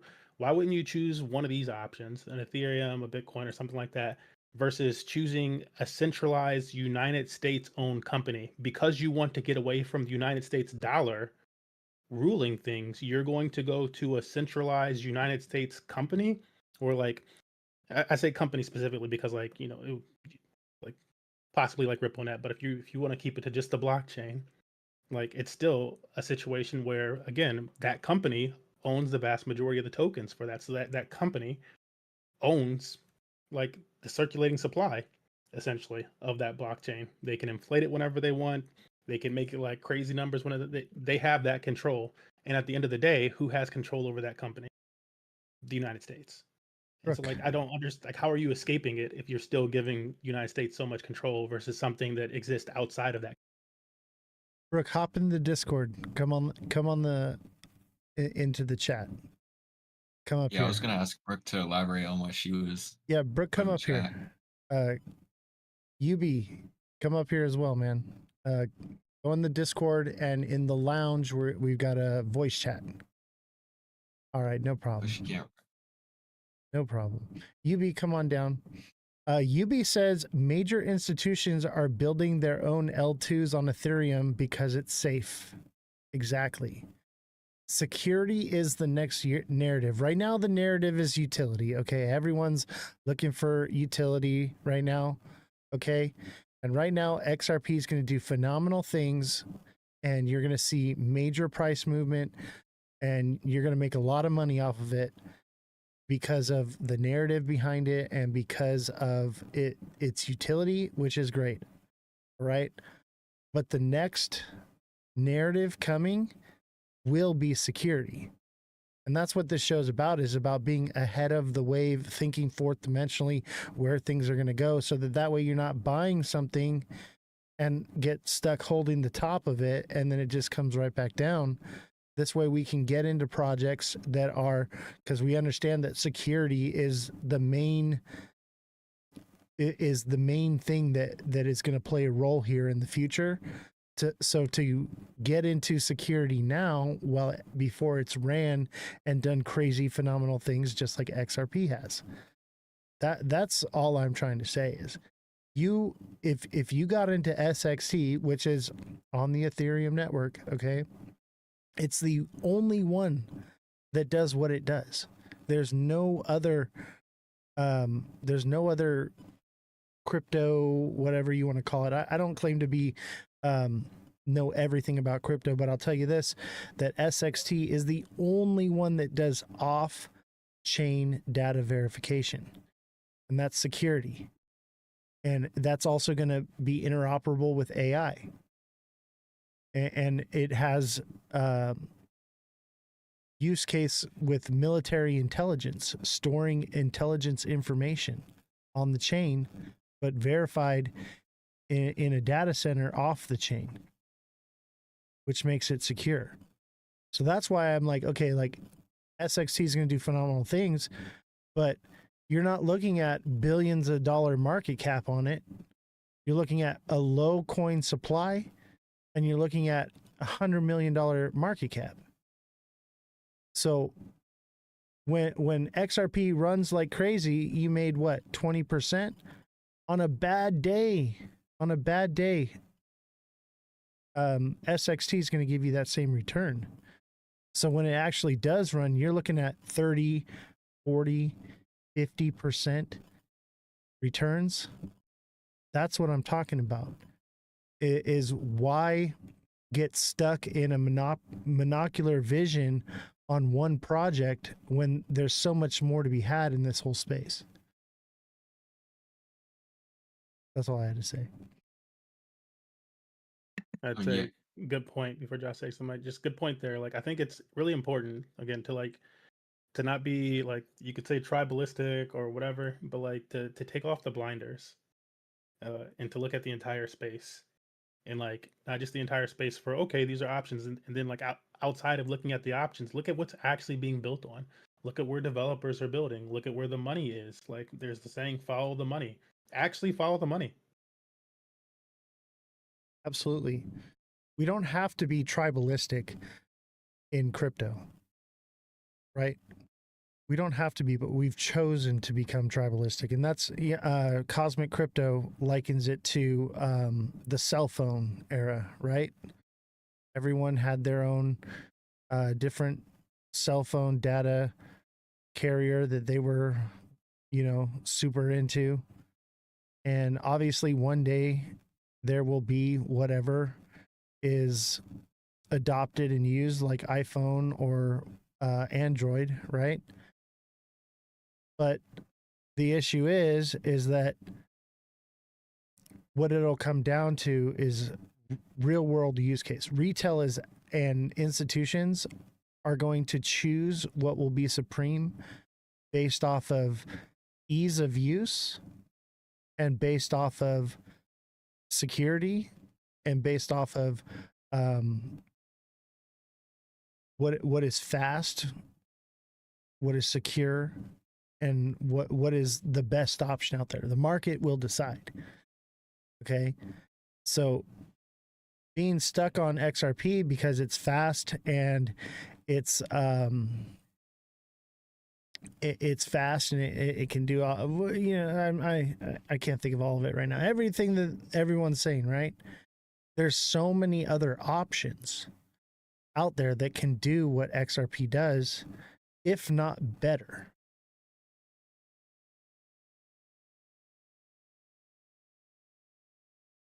That's all I had to say. Brick says there's tribalism and XRP hate, but is it tribalism to like have an open mind to other ecosystems and not to just feel like one is the solution when it hasn't been adopted by all these other things? Like I get the speculation like portion of things. You can always speculate on an asset, but I feel like that's much more tribalistic to like be like I speculate on this asset and I see a future where this could happen, and so I believe that's going to be all of these I statements have to come from that. Like versus it could be any one of these, and it's maybe the one that has the most builders. It's maybe the one that has the most money on it. It's maybe the one that has the most transactions on it. All of these options that I've listed so far, and none of them are XRP. I Like so, think I choose to keep my mind more open because of that. my speculation is it's going to be what is the most secure. This is money we're talking about. People want their money safe. Period. They don't care how fast it can move from one place to another. They care how fast it can move there safely. I like what Brooke put in chat there. She said most XRP holders I talk to own many others because they understand the structure. And I would agree with that, because just because I think XRP is going to go to a high price doesn't mean I don't think any of these coins won't play a role. I think all of them will be used. I think that's the main thing that people get wrong is when I'm saying XRP could get adopted and go to these high numbers, I'm not saying that that's the only thing that's going to be used. At the end of the day, everything could have equal use. But I mean, you know, XRP could use things like Interledger. We have R3, so many of these other things. So But a lot I of these don't. numbers that are thrown out factor that like make that not possible. Like when we use math to have these extraordinary numbers that people are throwing out, that's the counter argument. Is that for you to do that, then all the money needs to be absorbed from all these other assets. They like all need to go to zero for you to have these valuations. And then people go, well, that's not likely. Like it's probably going to be a mix of all of them. And then somebody still goes, well, it's still going to reach these high numbers because it has to. And it's like it doesn't have to. You can just do Exactly. more transactions. And then some other thing comes up. And like I'm just gonna go from like historical, like we like been in crypto for 8 years. We see so many like it's a joke also on the inside of crypto that like you don't make an announcement before the announcement. Like it's just like stop doing the announcements. But like we see so many announcements from XRP community. It's like if it's not this date, it was like I believe like in 2024 it was something about like early July or January, and then it moved to later, and then it moved to sometime in spring, and then it moved to July 14th. And then people were like, well, it's not July 14th. It's going to be sometime in November. That's when November the actual 22nd. deadline. Yeah, now it's November 22nd. It's going to keep moving. They don't do nothing but move the needle. Yeah. And it's like at some point you have to take a step back. Like again, been in crypto for 8 years. So I've drank at one point I drank the XRP Kool-Aid. At one point I drank some other tokens Kool-Aid. Same. And I was all about that token and stuff like that. And then at some point you like snap out of it and you start to go, okay, well, wait, if there's all these quants and all this big money and all these people are like, that's just not the way to approach this. That's not like what this says. Here, read this documentation, read XRP Ledger's own documentation. Like you read all these things and it's like, okay, that makes more sense. Maybe I am being a little tribalistic when I'm just choosing this one and all be all more so. Right. And You it know, all falls into line. you know what I try to tell people is don't be a bear, don't be a bull, be a goat. All right. And what I mean by that is the bears are always trying to push it down. The bulls are always trying to push it up. The goats, all right, in this space, we ride the wave down. We ride the wave up. That's how you should be handling crypto right now. Okay. Because everyone's talking about mass adoption is happening tomorrow, or it already happened on July 14th, or it's happening November 22nd. Okay. Y'all, we're here because of volatility. That's where the money is made. Being a trader, those of us that are buying and holding are the ones that are pretty much gambling. We're hoping, living on the hopium, that something's going to take off and we're going to have chose the right one. All based off of speculation, right? But if we're in here and we're trading, you can literally write all of them down on a hat or on a piece of paper, put them in a hat, shake it, and pull one out, and there's money to be made if you're trading. That's the whole point of this. Otherwise, I'd be trading in the stock market. I trade in crypto because I want the volatility. I can make what I make in a year on the stock market in a matter of days here. And that's the point that I think that people don't get. They got this idea of mass adoption and this new paradigm, and all these things are happening now. That's literally the top of the cycle, is the new paradigm, the adoption. Okay? And that's the goal of what I'm trying to reach people with here, is that there's money to be made so much better and faster with any coin you pick. Any single one of them is going to be a great swing trade. Where do you guys fall on that one? G, do you have something you want to say, or? Oh, I was trying to give you the floor. Go ahead, Josh. I don't know. I mean, I would still counter argue. My thing is, I don't think that all the money would have to flow into XRP for the high price. That's kind of a misconception. I don't know if that's what everybody else in the XRP army says, but based on what I've found, that's not how it would work. Just to clarify on that. What have you found? So basically, I could probably start the reusability, which a lot of people see as a disadvantage. But the fact that an XRP can technically be reused an unlimited number of times for transactions with, tiny fees, like, it just means that a single XRP can facilitate millions of transactions. And with that, it actually needs less capital. So you can't even put a market cap on a cryptocurrency the same way you could the stock market, because basically XRP would gain its value from its use case.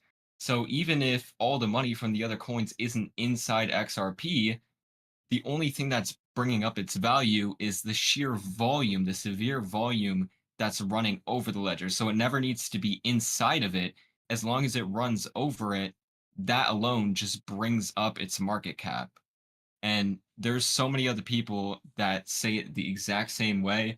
I mean, I've told you, like, even Jake Claver gives very clear examples of that. And I don't know how far you've looked into it, like, besides just the short clips that people have of him, but he Like, explains it before all. we go any further, because I want to stop at that point, like, and I'm sure I don't want to. I want you to continue, but like, how does a blockchain, which was your point, then having more volume run across it, equate to that blockchain's asset then having a higher market cap? Because the two are separate. That's like saying like Ethereum has a ton of money moving across it. That doesn't equate to the token's XRP, market cap going up. Like you need demand for the token itself to go up for that to happen. Also, you made a point about like XRP being able to be used reusable millions of times. I agree with that. And I think that's also why I don't believe that it needs to go up to some extreme valuation, as I said earlier. exactly. I'm like, if it can be reused a bunch of times, then you can do a bunch of transactions versus needing the token when people are like, well, it has to be $10,000 because that's the only way that you're like, no, there's stable coins. You just need liquidity in general on that blockchain. It doesn't have to be that blockchain's native asset. You just need liquidity. And then number one, even if you're using that token, you can, if it's so easy to move it back and forth, then you would just move it back and forth.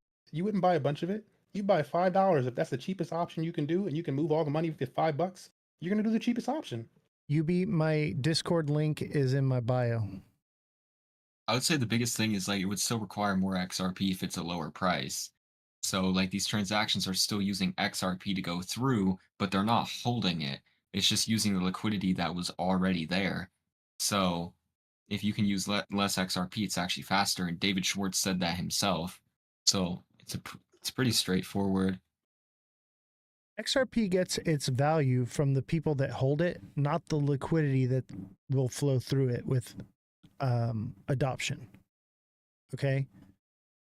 It's like trying to fill a bucket with no bottom in it. The moment the money goes into it, it leaves it. It happens instantaneously. So how does that drive the price up? It's a liquidity pool. I would say, I mean, technically both would play a factor. I'm not really understanding how it would just be the holders.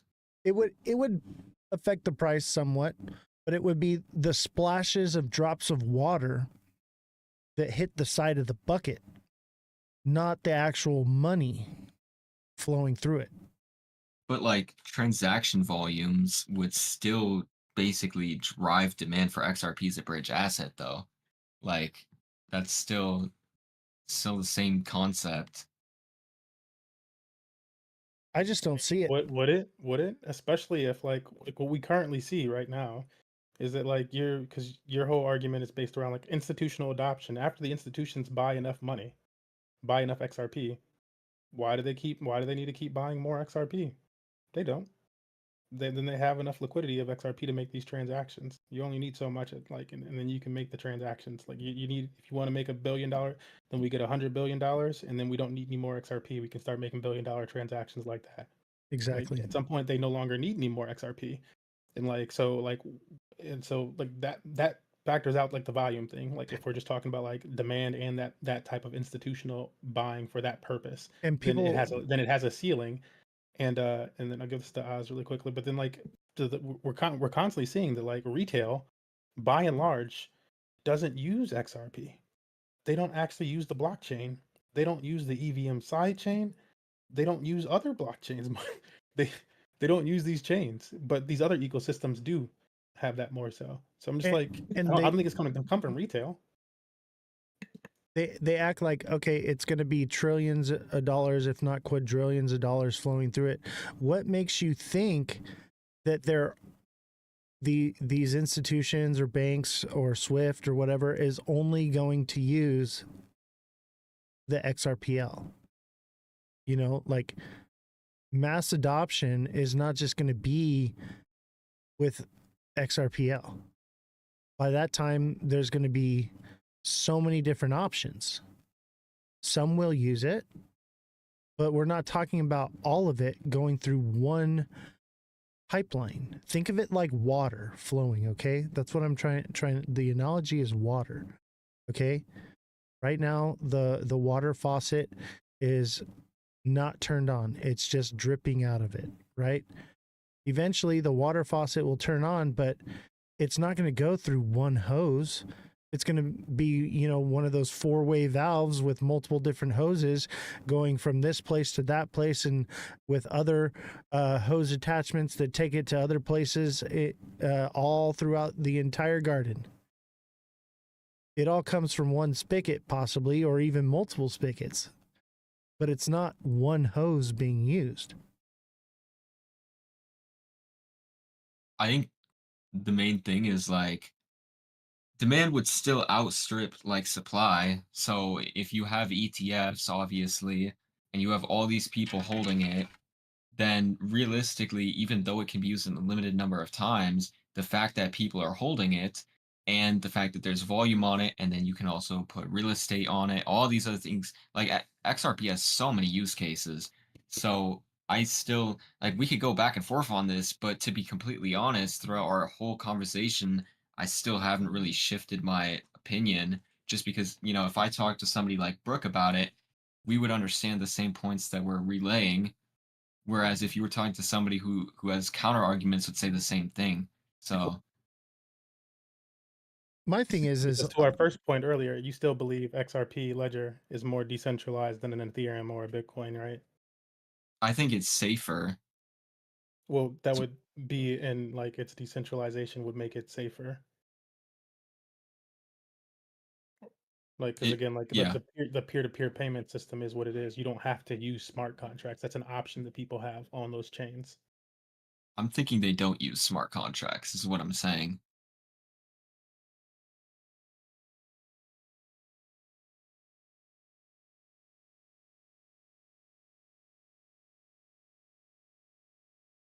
do do do do do do.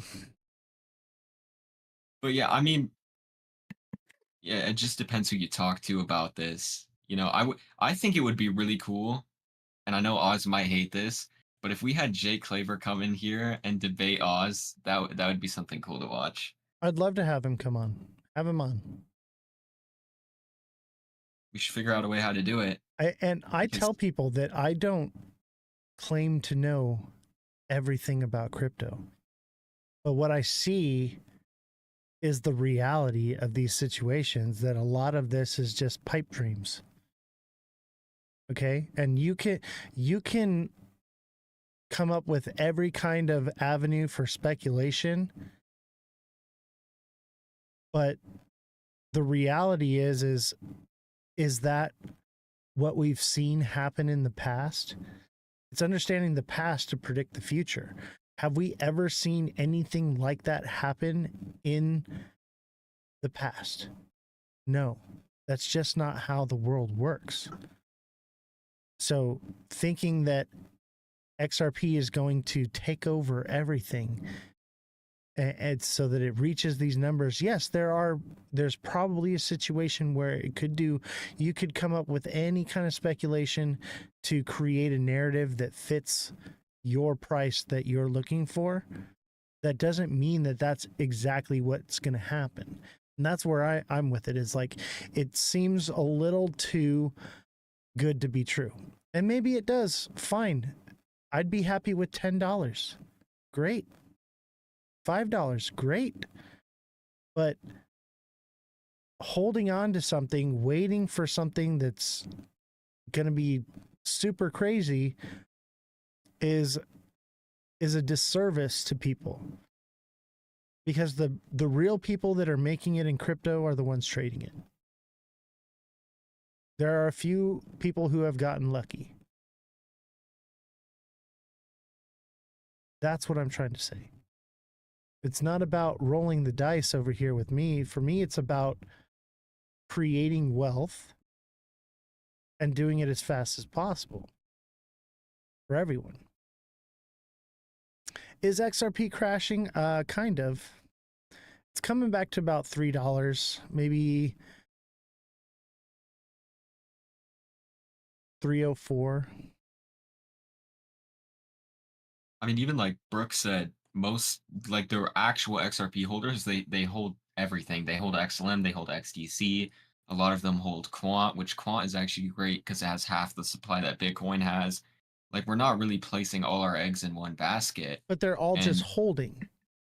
And it's also a very similar narrative. Like it's almost like I call it like the X basket personally. 'Cause I'm Yeah. like, it's like almost like they all got attracted to the X name. They must be the same. It's like XDC, XLM, XRP, and then you get like HBAR, and they're all to some degree more centralized projects in the space versus like the more decentralized projects. they all serve different use cases, though. Like, if you look in Honestly, like I the like XLM better than XRP. I think XLM is going to do far more than XRP will. It does more numbers, has more daily active users, has more like, institutions are actually building on it and using it.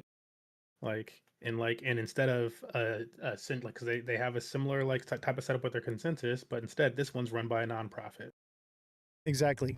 I like that You don't much more. have Ripple dumping on it every month.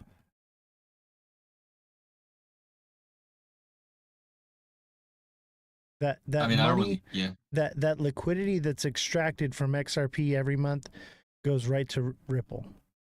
Whereas in XLM, it goes to you. Those who are trading it. That's the I mean, I difference. hold XLM personally.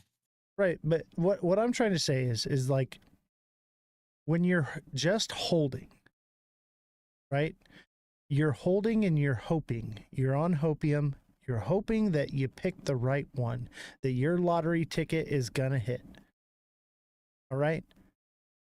Your lottery ticket doesn't have to hit if you're trading. And that's why I'm teaching the TA class. I'm teaching people how to trade. And that's why I'm offering the deluxe subscriptions, because if they don't have the time to learn to do it themselves, I'll do it for them.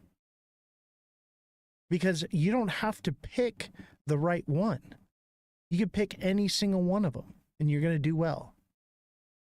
That's what I'm trying to teach here. That's what I'm the fact that I'm trying to shill out, I guess, is that you can get rich guaranteed with crypto if you're doing it right. It's a guarantee so long as it stays volatile like this. You don't have to hope. Similar to like Oz's like pitch for like why trading. Like that's why I fall more toward like blockchains with like not just decentralized DeFi, so decentralized finance.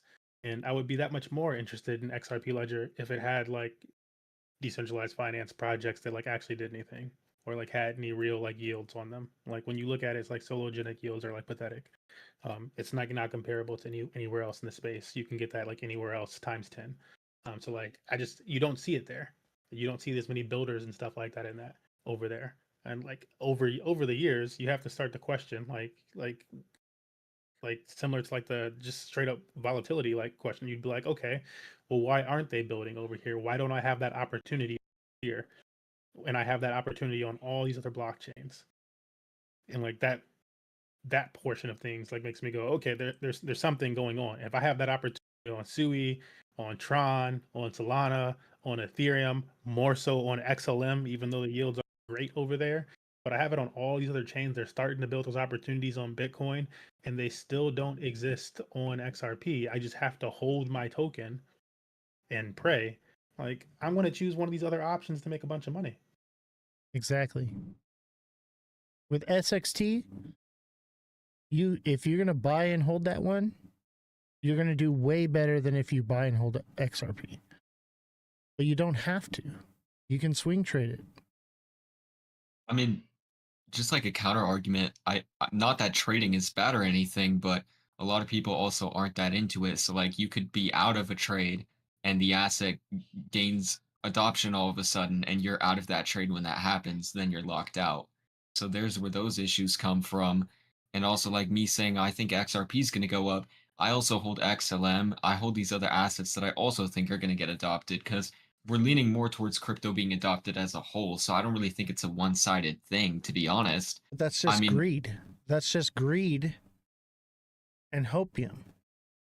Right? is it though? I mean, like if I'm saying, Yeah, because you know, you're like, oh man, I missed out on adoption.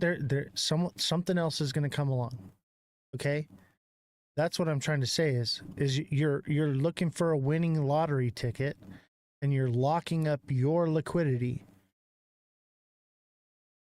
but like Apple, for example, if you invest into Apple now than before when they first blew up, that's a huge difference in returns. But you Like if had I to invest into, know that Apple was going to do something, and right, which no is the one same knew. as, No one knew who it was going to be. There are just some that chose it, and they had the winning lottery ticket. Same thing here with XRP. a lot of Whereas people knew you what can, Apple was going to do. yeah, but even it, you can know what something's going to do. Even if XRP does get adopted, and you got out too early, if you're not being greedy and you're taking profits, you're at least securing your wealth. Greed is what burns people here in this space.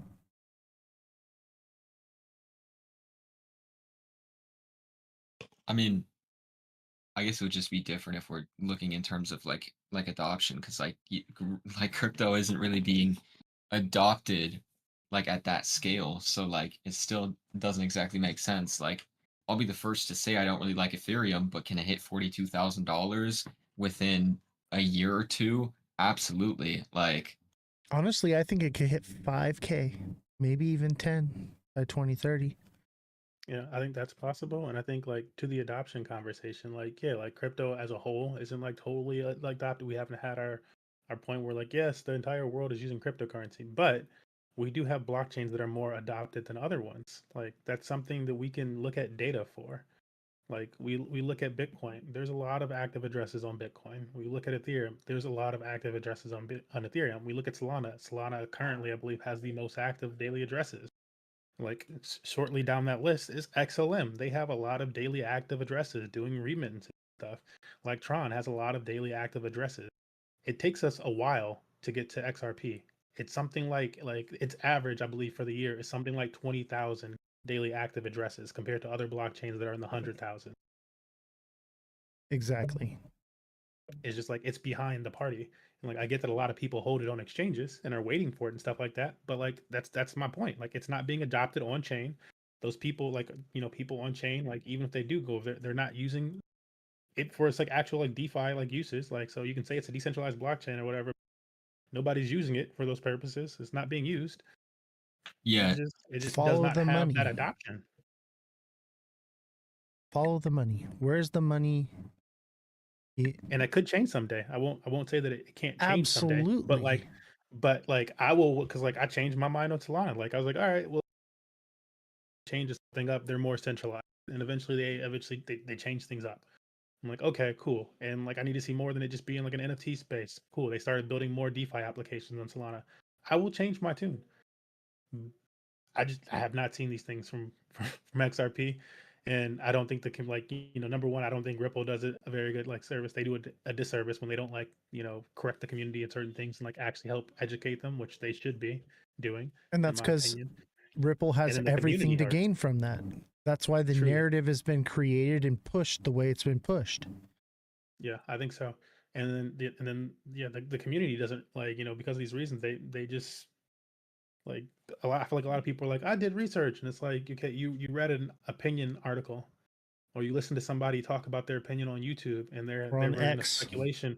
Yeah, their speculation on this or that, and like what I consider research is like looking at data, like actually going to the documentation to figure out how it's supposed to work. Like, how is that new application going to work, and what else does it work with? These are things that I would consider more toward like actual research versus like somebody's opinion on whatever.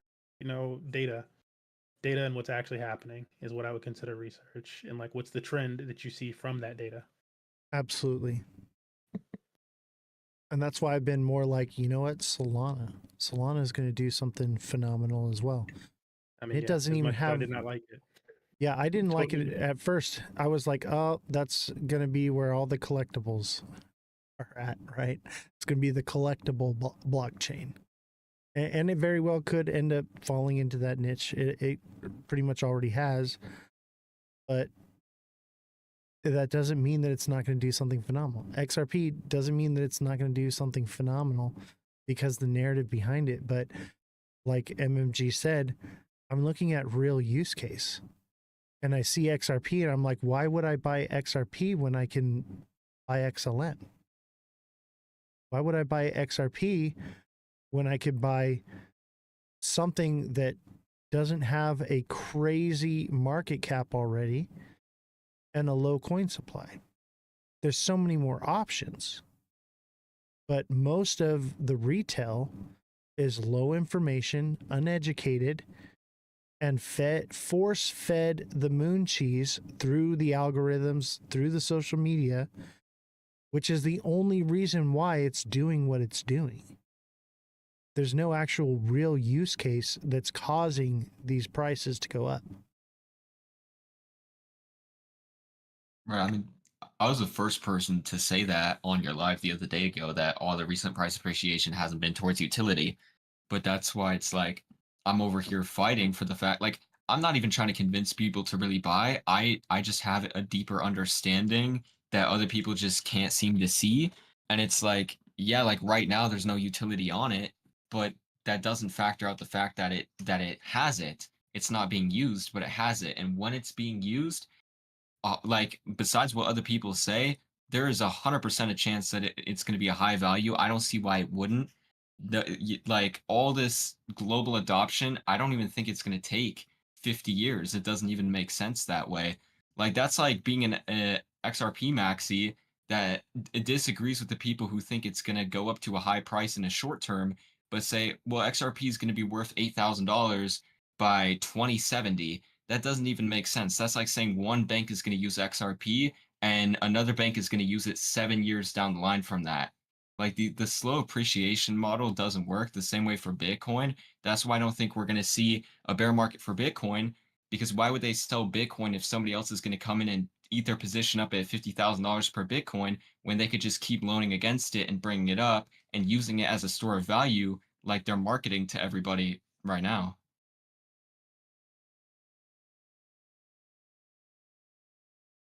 MMG, you got anything to say on that? Um, yeah, I started to type something because I wanted to get the specific numbers, but I'll just mention it like off the top of my head. And it's kind of It's somewhat related to that, what Josh just said. And Josh, I didn't get like, I feel like I drifted in and out, so correct me where if I fall flat on this. But somebody mentioned in chat also that like we're here for, what did he say? It's like we're here for the real wealth, like not like chump change. I think it was. Yeah, we're here for real wealth, not chump change. I think that's his argument for like That why comes from XRP. trading. Yeah, that why? And yeah, I would argue Oz's point. I say yes, that versus like what this person is more so assuming from XRP, where like again it has this narrative that like, well, if you choose this one, it's going to outperform all the other ones by so much. And like, do I agree? It'll likely outperform Bitcoin and Ethereum. Yes, partially because like the market cap is smaller. So I think that like in like general like supply and demand and market cap and like it makes sense that the lower market cap token would outperform larger market cap token. So I would say yeah, sure there. But do I think it's going to be some massive outperformance? No, I don't think so. And like this number has probably changed, and this is why I was going to look for the specifics on it. But when you like earlier this year when I had gone back and I had looked at, and it's like only like within like the last few months, when I had gone back and I had looked at the price appreciation of XRP, Ethereum, Solana, and Bitcoin from the bottom of the market in 2022, Solana had outperformed everybody.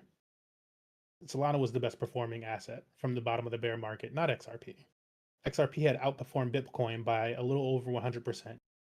However, like a little over 100, and they both went up. It was like something like Bitcoin went up like 500%, XRP went up like 620% or something like that from the bottom of the bear. It was some type of numbers like that. However, the narrative on TikTok and a lot of influencers like to push to you is that like, oh, it's definitely way outperforming Bitcoin. They can't catch up to it. You're just going to waste your money, put it in this other asset. Meanwhile, they were all around the same, like give or take this 100%. Exactly. But like that's the number one asset. You could have gone with number one overall, done no thinking, and still made out like a bandit. But the narrative being pushed to you is that like if you don't choose this one, you're going to miss it all. And it's like that's just not been the case, and it hasn't been the case historically as well. When we go back 5 years, it's also not the case. I'm looking at price performance over the last 5 years, and this is a little bit more distorted now because like we do have that most recent run up again. So I'm not looking at like a shorter time frame, but this is even Bitcoin 111,000%. Ethereum same.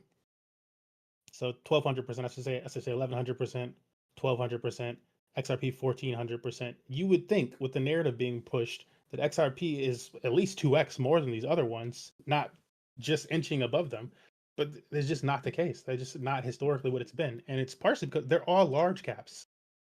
They're all mega caps. These are the biggest market caps in them. Like it takes a lot to move these. And when they move, they typically move together. Like they might run at different times, but you don't get that much difference. Like for one of them to like all of a sudden, for us to get the numbers that people are pushing, again, like not just the 5x, where I'm like, because like that's like, do I think Bitcoin's going to do a 5x this cycle?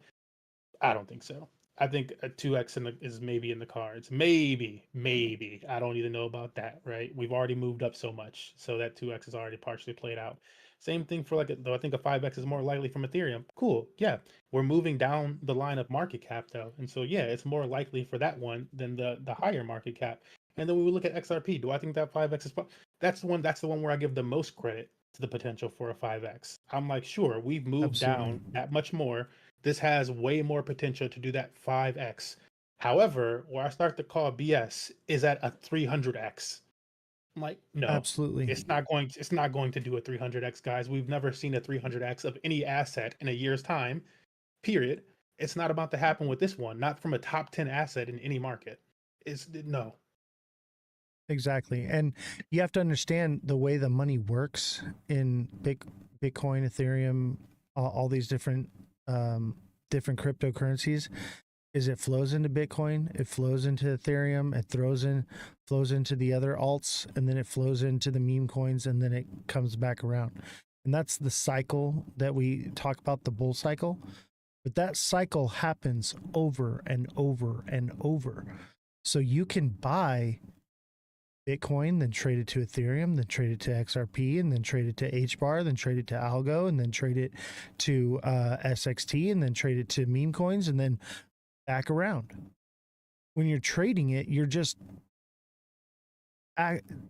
exponentially doubling the X's that you can rack up. This was meant to be traded, not bought and held. That's why we're here. We want to be rich, right? I would just say with Bitcoin, trying to time Bitcoin hasn't really been that beneficial for people up overall because anybody who's bought at any point in the chart is currently up. So, and like also the thing with Bitcoin is I don't think it's done this cycle because we're gonna have a huge supply crunch because a lot of the correct me if I'm wrong, but I'm pretty sure we're at like 19 million circulating supply. We're approaching 20, and then they won't get done with mining the last Bitcoin for a long, long time from now. So we're going to reach a point very soon here where there isn't Bitcoin left, and it would cause the scarcity to push it up dramatic numbers. And I actually ran these numbers through, and if every single or a huge chunk, I think it was 30, if 30,000 millionaires out of the 22 million we have in the US all of a sudden decided they wanted to buy Bitcoin, all the supply would be gone and it would shoot up to incremental numbers. And that could genuinely still happen this cycle. I don't even want to put this cycle into it because I don't think we're getting cycles anymore. I don't think seeing Bitcoin dump is realistic. It just doesn't make sense to me. But when you're looking at the same thing, it's like, especially for XRP, the only reason why I'm holding it is because I got in so early. So for me to get out and in, it doesn't really make sense because what I believe is going to happen, it would be a rapid price jump and not something that's going out. And it's okay if people don't agree with me or like it's correct to say that it's never happened before, but that doesn't make it something that can't happen. And I'm sticking by the narrative that I have, and it's a narrative that I put together. I'm not on the side with every single other XRP maxi, but I'm accumulating multiple different tokens that I think are going to have significant price appreciation. And it's the same like the influencers who were trying to push we're going to get a bear market. They have everything to gain from a bear market and nothing to lose because they basically time it at the end of the day. It's like, why would somebody sell their Bitcoin now? Because like if Bitcoin went back down to 50,000, why would somebody wait 3 years before an influencer says, okay, bear market is over, we're going to go back into a bull cycle. So Bitcoin is just going to supposed to hover at $50,000 a coin for 3 years. Like that doesn't make sense to me. Well, let me tell you something. Okay. Crap, I forgot what I was going to say. Oh, you said you're accumulating these coins, right? For a long-term hold. Accumulation is not done in the middle of a bull cycle. It's done in the years between. All right? So now is not the time to be accumulating. Now is the time to be trading. And then once the bull cycle is over, then we go back into accumulation. And I know you think that the cycles are never going to end. That was the narrative every cycle. Okay? The bull run, I think, continues from here on out. I do have a speculation that we are going to redefine the bear cycle. Okay. And what we're going to have is we're going to have a bull cycle that runs for the next 5 years, I think, until things stabilize. But we're going to have bearish trends in there, and there'll be flat zones. And this is speculative if what you're saying is right. But either way, there's going to be a time and a place for accumulation. And that's not right now. Right now is the time to be trading it, not accumulating it. That's all I'm trying to say. But like, how would that work in a sense? Like if people took profit on Bitcoin and it went back down to 50, why would people wait to reaccumulate? That's when you would reaccumulate, is when it drops. But trying to accumulate XRP at $3 is not the right move. There are other things that you can accumulate that aren't running yet. But also it's getting more expensive. Like if I were to not Look at like, by the way, I SXT, man. SXT was prime for the picking, and you bought some, right? right, You did amazing, right? And it hasn't even yeah, really ran yet. That's what I'm trying to say is those are you got to look for the right project to be an accumulation before you start accumulating. XRP has already passed that accumulation point. It was accumulated around 50 cents. right. And I got a lot there too, but my point is trying to like I can trade and buy these other assets, but I'm talking about Bitcoin and XRP specifically. Like people are so eager to take up positions. How do you get to the point where, for example, if XRP ran to $15 this cycle, right? Let's just hypothetically say that there was an adoption and it just ran to 15 off of the hopium that people are spreading, right? Let's just say that. Am I ever going to get an entry lower than 50 cent? That's highly doubtful. And the XRP you get Maybe a when you buy dollar, 50, maybe and $2. even then is really speculative. We've touched the $2 floor so many times. And Yeah, once we get it could be ETF $2. approval, It could be $2. the I whole could agree crypto with market. that, but I'm thinking more like a dollar, dude, and maybe even lower. But that's like speculative because the whole crypto market is only 4 trillion. The stock market is 111 trillion dollars, and they're going to open the floodgates from retirement accounts and ETFs, which means I don't even think it's speculative to say trillions of dollars are going to flow into the market. So when you have that much price stability, there could be a real chance that if you take profit early, you are never going to get a better entry. And then you're just going to be buying on top of all these new people who come into crypto. That's And greed. that's why That's but greed. it's really not like it's a possibility. And that's why I'm just trying to not outweigh that I because understand what you're saying. Okay, and you know we've been back and forth on this already. It is 8 o'clock, and we have to go to Twitch exclusively, so we can talk about the Epstein stuff. But I'm not discounting what you're saying. Yes, there is a possibility, but for me, that's just a lottery ticket. Okay, you don't need a lottery ticket to win in this, is all I'm trying to say, buddy. Right? And if that's how you want to play the game, I'm not saying that you're not going to make money doing it. I'm just saying you're limiting yourself. That is all. Hey, buddy. You know, I appreciate you, and I love these debates, but I got to let you go, buddy. It's 8 o'clock. all right. Thank you for coming on. MMG, thank you for coming on. Appreciate you Yeah, as good well. job. Is there any last things you want to say, MMG, before you go? Yeah, I guess the last thing that I would say is, yeah, Oz was like talking about trading a lot and totally agree. But like more so than just trading, like, yeah, I suggest that people like take your crypto learning like past just learning about like price and charts if you have it that in you, and learn about like actual activity on chain. Because I think like once you start like actually interacting with like applications and stuff like that on chain, and you don't have to use all of your assets. You can even use test nets. So it's basically paper trading. But once you start to do that more, so I feel like you learn a lot more about the market. And it also opens you up to more opportunities. You can trade more assets. You can trade assets before they get on these exchanges, and so you're able to experience pumps before they get on the Uphold or Coinbase or wherever else. You Absolutely. experience the pump before it ever gets there, and then it pumps when it gets to that platform.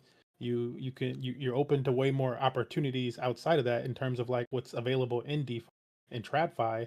You need like certain amounts of money in like in certificates and whatever else to be even eligible to use certain financial tools and investment like routes. Like in DeFi, it's all just open to you, and there's more and Absolutely. more coming every day. And so I would say like if you're actually like interested in crypto, you like you can always speculate on price, but like diving more into like how things work and how they work on chain, and like yeah, experimenting in that world is where the most money is to be made. Yeah. What I say is invest in yourself before you invest in the market. Educate yourself first. Don't just listen to a creator on TikTok that's shilling you some coin. Invest in yourself, become educated, and then invest into the market. Thank you, MMG. Appreciate having you on. Yeah, thanks for having me. No problem.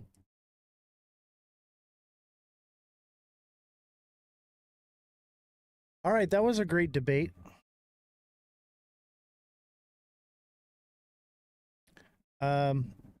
Revolution. Hi. So you want to promote your show real quick, and everybody go follow Jesse. I'm usually on Wednesdays or Saturdays, and then Sundays we'll have the Queen of Chains, and that'll be, I think it'll be 3 p.m. Pacific Standard Time. And there'll be 4 amazing, beautiful women that are going to talk about politics and crypto and all of it. So I'm really excited about that. Awesome. And we're always happy to have you, Jesse. Thank you for being here, and thank you for all the gifts that you guys went over and sent Jesse as well. Thank you for the gifts you sent here. So many gifts. We had a great time over here. I saw you. You guys were having fun. We were. Thank you guys, whoever switched over here and talked with us, and you guys are amazing, and I can't wait for the next time because that was a lot of fun. Yeah, this was a cool way to do it. Have you on the camera here, and if you want to continue doing this, chat, how do you feel about having Jesse on the camera? Better than looking at my ugly mug, right? This isn't an ego contest. No, I think you're going to do phenomenal. I really do. You're going to surpass me. People will come here I don't know because, anything to make people money. yeah, they'll come here for me to line their pockets, but they'll watch your live to see your face. Well, that's why we have both. Yep. All right, Jesse. All right, Twitch. I will see you guys on Twitch. Jesse, Bye, everybody. do you want to get mic'd up for Twitch? How can we do that? Yep, I'll be, I'm pretty sure I can figure it out. Okay. I'm like dumb, but not like dumb. So I don't know how it works. I'm sure I can use the there same and I'm here. microphone. I know, but I can figure it out. All right, It's we'll called figure it out. Google. All right. All right, we'll figure it out. All right. All right. See you over there. Bye. And if you're not watching on Twitch, we'll be live on Twitch. That's Ozthecryptogoat, all lowercases, no spaces. Come on over. We're going to talk about things that we can't talk about on TikTok.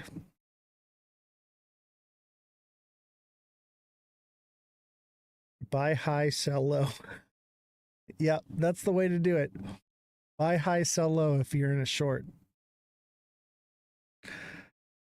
Make sure you come over to Twitch. That's Ozthecryptogoat, all lowercases, no spaces. We're going to talk about things that we can't say here on TikTok. It's going to be a little bit more spicy, a little more less family friendly. And if you are not trading crypto and you want to learn to trade crypto, join on Discord. We have the TA class that we're offering. I also offer one-on-one coaching for deluxe subscribers here on TikTok. So as a deluxe subscriber, you can message me directly. I will do on-demand technical analysis for any project and help you set up your wallets with your portfolios and basically nudge you in the right direction to get you profitable. Everything that I offer pays for itself, okay? And I try to keep the amounts as minimal as possible. Invest into yourself and then invest into the market. And that's how you're going to become profitable very quickly. Everyone here that takes advantage of the subscriptions, takes advantage of the technical analysis class is printing money. Start printing money. You don't have to have a winning lottery ticket. You just need to learn to trade. And you will make the money not only faster, but more of it. So if you're looking for real money, you're looking for the big money in crypto and you're buying and holding, you're doing it wrong. So become a deluxe subscriber, join the technical analysis class, and change your life. I'll see you guys all on Twitch. Have a good night. Remember, that's Ozthecryptogoat, all lower cases, no spaces.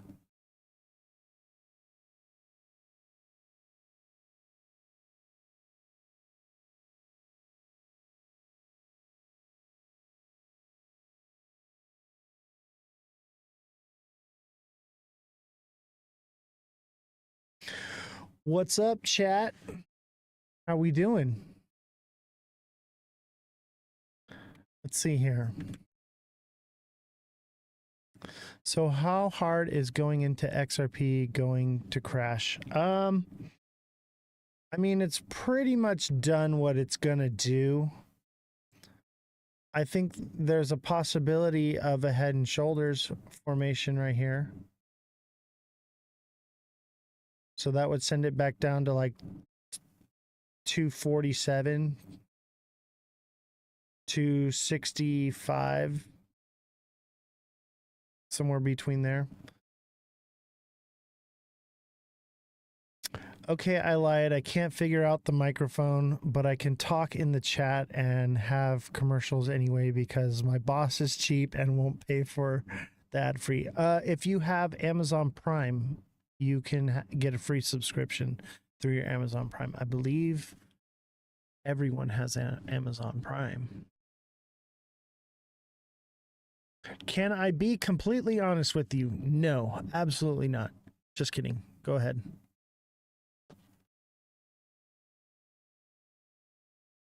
I don't have Amazon Prime. Well, you can always just subscribe on Twitch as well.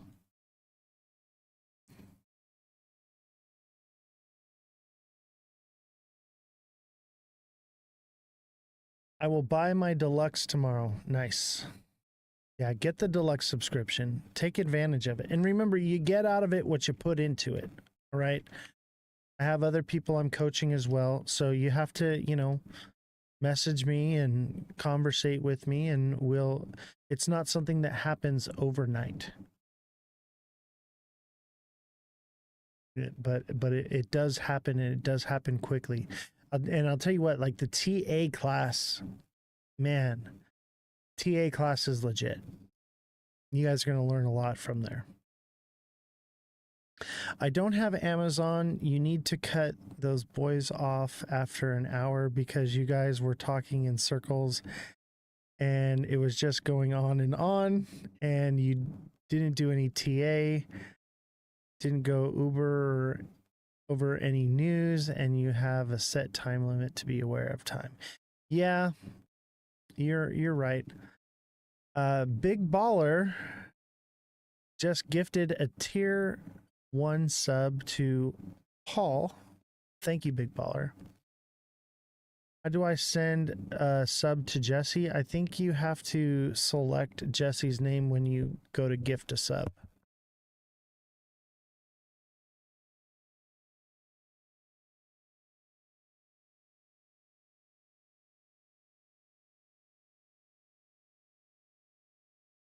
Gift some subscriptions, guys.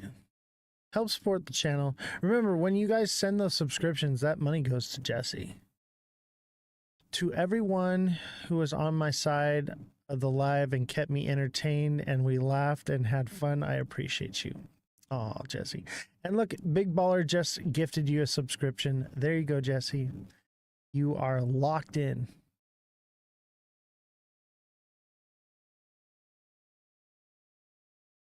See, Jesse, your boss did pay for a subscription for you. Jesse says thank you. And Big Baller, you never called me, bro. You got to call me tomorrow. We got to talk about some stuff. I got busy. Sorry I didn't call you, but when my phone rings, I'll answer it.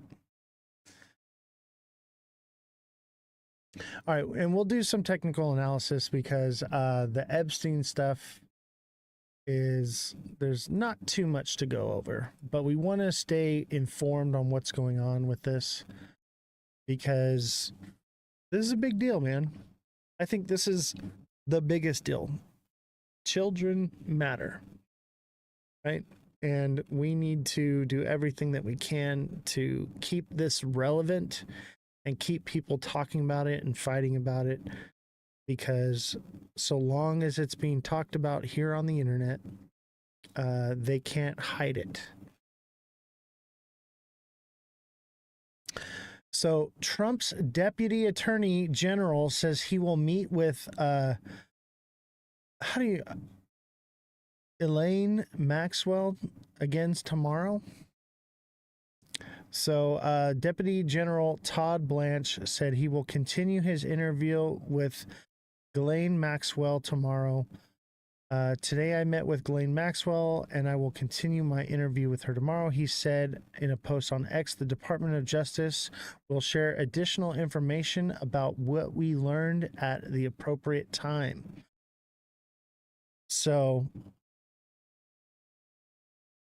they're interviewing her now. That's I'm wondering what's going to come about from that. Let's watch this little clip Just tell here. CNN that U.S. Attorney General Bondi told President Trump that his name was in the Epstein files. Let's bring in CNN's Jeff Zeleny at the White House. Jeff?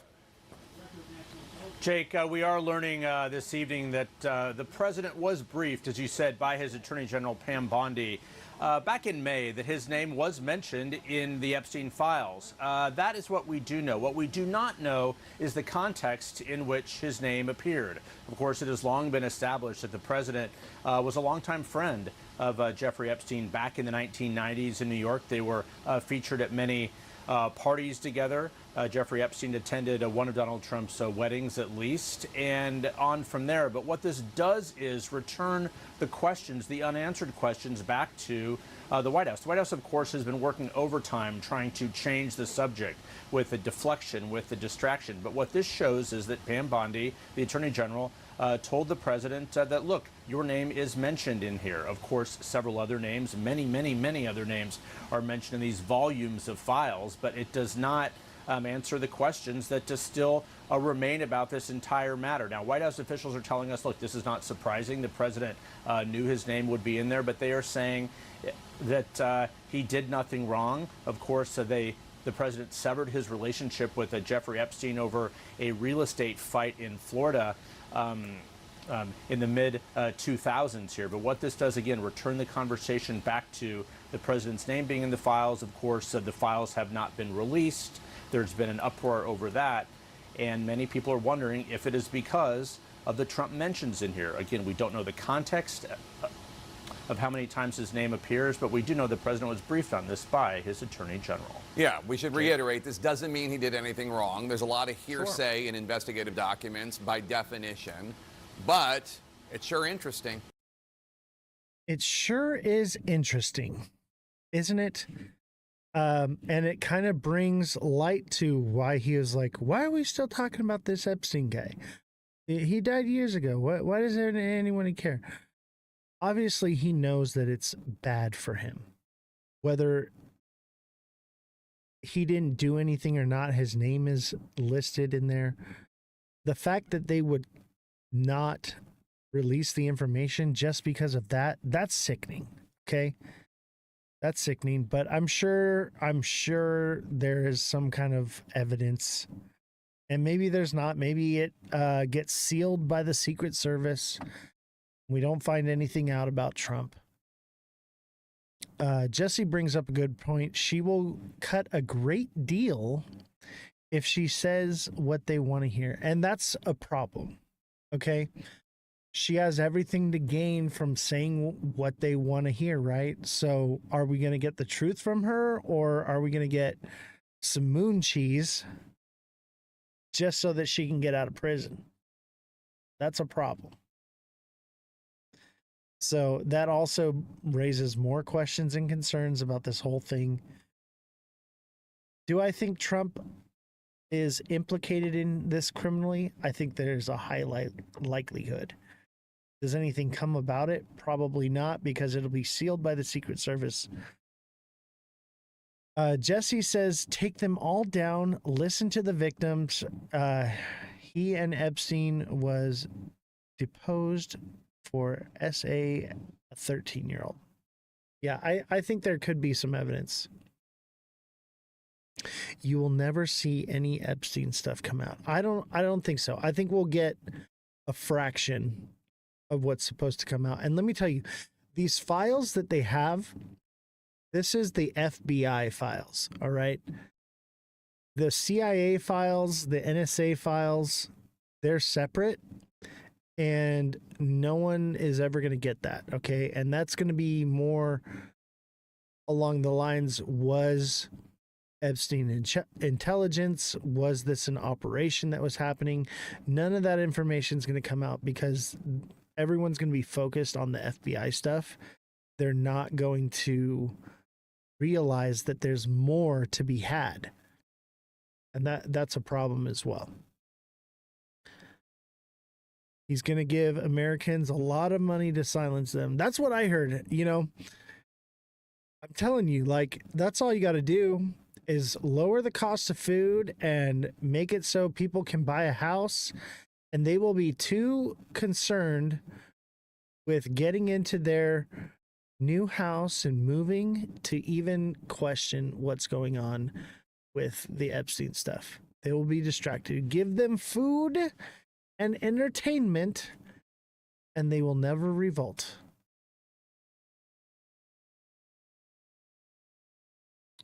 August 1st is coming soon. We will see money soon. Stimulus checks. Ooh, that would be something, huh? I'll tell you what, stimulus checks would definitely pump the markets. Universal healthcare is what file? Exactly. Exactly. That's what it'll be. It'll be, oh, everyone's got their own home. Everyone's got something to keep them distracted. Everyone's happy, and they will all get tucked into sleep. I think stimulus checks won't be enough. I think they'll probably do that, and that'll be good for the market. But I think more or less, if people are moving into a new house and they're not paying for healthcare, that would be something that would change the narrative. At the same time, I don't think anyone ever gives up on this one. I won't. I'm not going to give up on this one. We're going to be screaming to high heaven about this for a long time. We're going to try to keep it as relevant as possible. Keep you guys talking about it and talking about it on TikTok as well, whatever we can say, and trying to keep it alive until we get the information we want. How much do you guys pay for healthcare? That's a good question. I'm not going to say. I think that's kind of private. But most people that have healthcare pay more than if they had like federal or state healthcare. It's usually more. House Democrats force Republicans to take vote after the vote on the Epstein files. Let's take a Tonight, look. Attorney General Pam Bondi's top deputy meeting at a Florida courthouse with Ghislaine Maxwell, the convicted accomplice of notorious sex offender Jeffrey Epstein. Deputy Attorney General Todd Blanche meeting privately with Maxwell and her attorneys. Earlier this week, Blanche posted if Maxwell, quote, has information about anyone who has committed crimes against victims, the FBI and the DOJ will hear what she has to say. This tonight from Maxwell's attorney. She answered all the questions truthfully, honestly, and to the best of her ability. The Trump administration seeking to cool the ongoing firestorm over its handling of the DOJ's files on Epstein. Today's meeting blasted by Democrats. There is every reason to fear that Donald Trump could offer Ghislaine Maxwell a pardon in exchange for silence or even worse, phony exoneration. It comes 24 hours after the Wall Street Journal report, citing senior administration officials, that the president was briefed in May by Bondi that his name appears in the unreleased files. The Journal reporting the files contained what officials felt was unverified hearsay about many people, including Trump, who had socialized with Epstein in the past, and that being mentioned in the records is not a sign of wrongdoing. The White House calling the story fake news. NBC News has reviewed over 1,000 pages of documents tied to Epstein or related investigations and conducted interviews with dozens of victims and attorneys, and none has suggested Trump committed a crime. All as President Trump tonight toured the Federal Reserve's $2.5 billion building renovation, which has already run over budget, squabbling over its costs with Fed Chair Jerome Powell. It looks like it's about $3.1 billion. It went up a little bit, or a lot. So the 2.7 is now 3.1. I'm not aware of that. Yeah, it just came out. You just added in a third building is what that is. That's a third building. Well, no, but it's a building that's being built. No, it was built 5 years ago. We finished Martin 5 years ago. It's part of the overall work. The president asked what Powell could do to get him to back off his criticism. Well, I'd love him to lower interest rates. Other than that, what can I tell you? Garrett joins us now live. Garrett, a lot of headlines involving President Trump tonight. The FCC has approved the $8 billion acquisition of Paramount, which also owns CBS. Yeah, Tom, the sale to Skydance Media comes on the heels of that $16 million settlement between President Trump and CBS News over a 60 Minutes interview with then Vice President Harris. The FCC says Skydance will make significant changes to the CBS broadcast network to ensure, quote, diversity of viewpoints across the political spectrum. The FCC's lone Democrat dissenting with the decision, which she says threatens press freedom. Tom? All right, Garrett Haake first. Garrett, thank you. All right. I want to talk about the healthcare thing for a second. So we kind of, the Epstein thing, we don't really know what they're going to release. It's probably not going to be much, and people are going to fight over this no matter what comes out. But I do want to ask Shaz. Shaz is in Canada where they have free healthcare. Here's the issue with the free healthcare, okay? Yes, in the US, we pay out of pocket, but we have the options with private healthcare to get certain procedures done that are, like in Canada, a lot of people will be sick or dying or whatever, and there will be procedures that can help them, right? The problem is that the government pays for the healthcare. They won't pay for those procedures because it's too expensive. So they offer things like assisted suicide instead. That's a problem. Okay? If we have universal healthcare, we need to have access to any and all procedures that people want. Not true. I work in an ICU unit. It's not. Okay. Hear me out. Okay. It's not that that's the case, that it's a slippery slope, and that's the direction it's headed. Okay. And there are plenty of procedures that people could have that they can't get with that healthcare. That is the problem. I'm not saying that they're giving assisted suicide yet. Okay? But it's a slippery slope. Do I want to live in a world where there's procedures that can save someone's life and you can't have them because the government is saying no, we're not going to pay for it? That's the issue.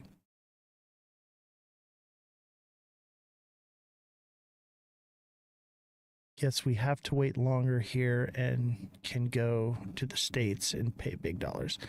Yeah, and I think people need the option. People need an option. Waiting for a knee replacement is 3 years. See, that's a problem. That's a problem. So it's a double-edged sword, okay? It's a double-edged sword. So there needs to be clarity in universal health care. It needs to be available in a timely manner, and it needs to be available in all aspects. And it needs to be where the person has the ability to choose and say, I want to have this procedure done, not that one. because they have crazy advances in medicine, but they're not available to certain people because of the healthcare they have or the money they have. Universal healthcare needs to be universal. It doesn't matter how much money you have access to get certain whatever procedure done, and it done in a timely manner. Because what they'll do is they'll just wait you out. If there's a procedure that's too expensive for them to pay, but it needs to be done now, it ain't going to get done now, and it'll be too late, and then you'll be past the point of no return. That's a problem. It's a slippery slope. Just wait till you find out our hospitals are organ harvesting. Oh, yeah, that's... Dude. Yes. 100%. Don't be an organ donor. All right. If you go to the DMV, they ask you if you want to be an organ donor. They will literally kill you so that they can harvest your organs. You would have a chance to live or be resuscitated, and they won't resuscitate you just so that they can harvest your organs.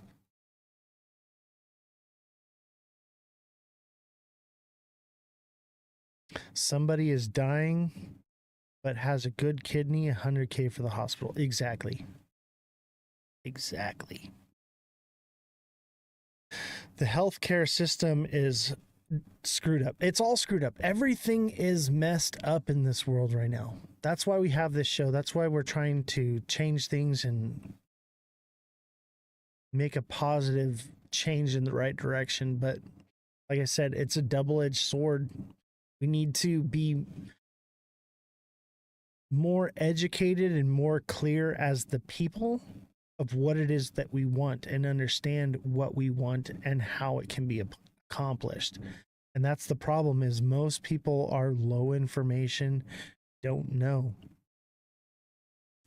Healthcare in America is only about profit, not about people, and we all know it. That's for sure.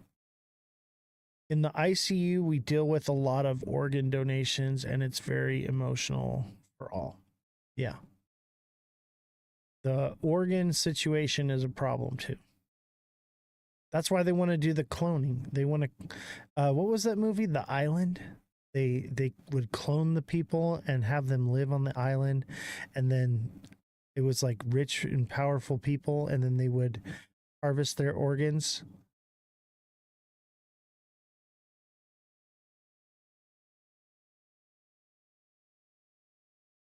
My son needed emergency surgery and they charged me $12,000 with a PPO.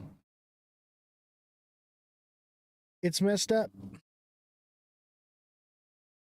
It's messed up. And the problem is we have the technology, we have the resources, but our hands are tied because the systems that we've chosen. That's the problem. We need to change the way things operate, the way things go. And even with that, it's a double-edged sword. How do we fix all these problems?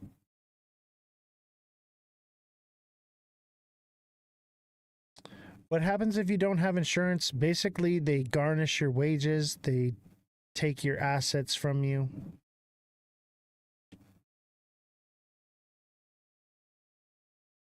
Revolution. Jessica says revolution. It's all about greed. That's it in a nutshell. I know, right? And that's why I'm trying to like teach people about the markets to not be so greedy. Hopefully that transfers. When, Moon? Not tomorrow. I'll tell you though. Come beginning of August, if we get trade deals, we pump because of August 1st, right? But if we don't get trade deals, we dip hard. Y'all better buy. That's going to be your last opportunity this cycle to buy and get in at those low lows.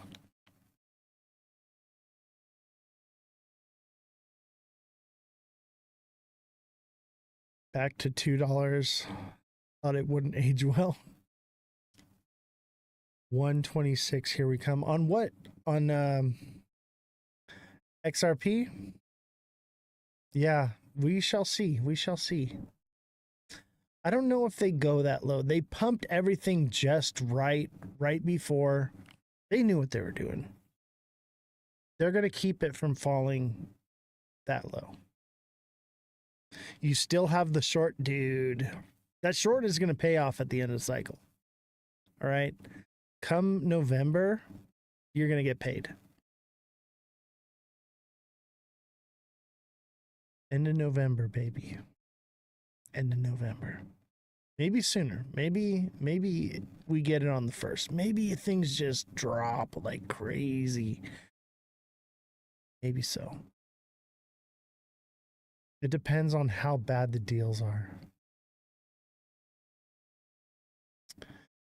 All right. DOJ seeks interview with Ghislaine Maxwell amid calls to release the Trump Epstein documents. All right. We already went over that. I'm not going to beat a dead horse with that one.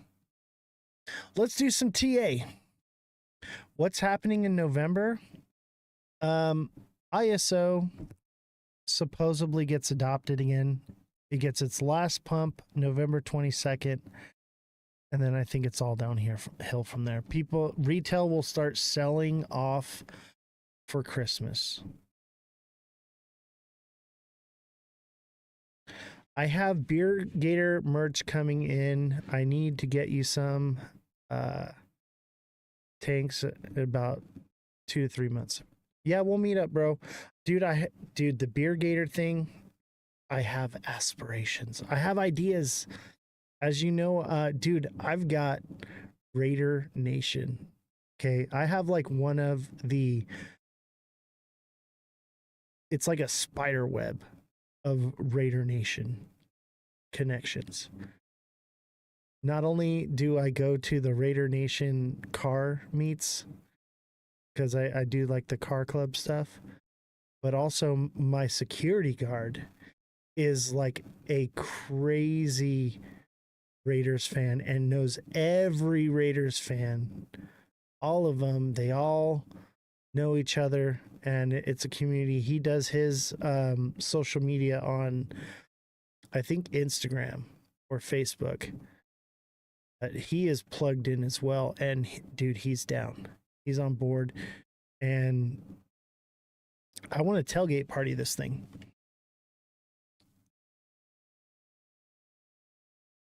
Yeah, get us, dude. What I'm thinking is we go to the games and we tailgate party and we give out free beer, free alcohol. So I brew alcohol here too, right?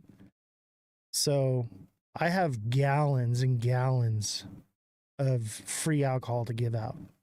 I don't drink. I just do it for fun. So that'll be where we can kickstart it, you know, get it going. But dude, free beer and hot dogs, bro.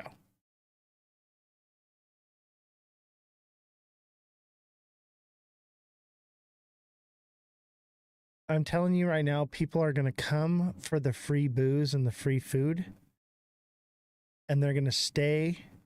They're going to get toasty to the mosty, and then they're all going to buy a beer gator. Guaranteed. It's going to be so easy. I already bought like a pop-up tent to do it, and I got CO2 coming in the mail. I'm gonna start testing the beer gator stuff, and then I want to get like some like sound equipment, do the DJ thing, and dude, basically all the games in Vegas, man. Be there, tailgating, and promoting Beer Gator, promoting the show. It's gonna be legit. We're gonna have Jesse out there giving out free beer. It'll be awesome. Yeah, call me tomorrow, man. I have ideas. I have infrastructure set up already. I have people and know-how. Basically, it's whenever we're ready to pull the trigger, dude. I can make this thing happen.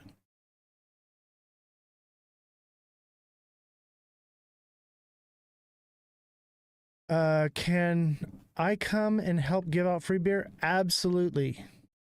Absolutely. It'll be in Las Vegas. We'll be doing this. Especially if you're a female. If you're a female, we need you. Yeah, we need to work on the contract. We'll talk tomorrow, bro. Okay, let's talk tomorrow. We need to iron this thing out. In the meantime, let's do TA. What projects you want me to look at, guys? I'll tell you what, all the people on TikTok that didn't come over here missed out on TA. Sucks to be them. Kronos. Crow.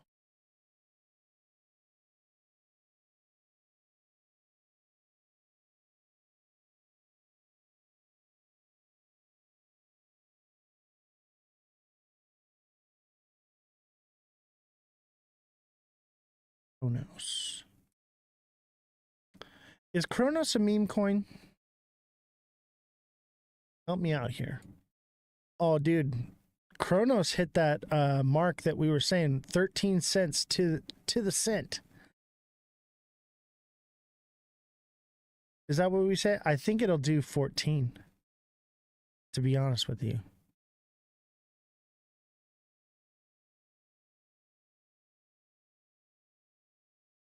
That's that double bottom there too. That's that first spot right there. That's that first point of resistance. This one's going to 14, 15 cents. Saw a W for a win. Yeah, that's what I'm seeing. 14 to 15 cents. I think on the low side, 13. I think it's going to do better than that. I honestly think it'll do 15 cents. That's a psychological number. And that's just to get started. All right. That's just to get started. It could do way more. Way more.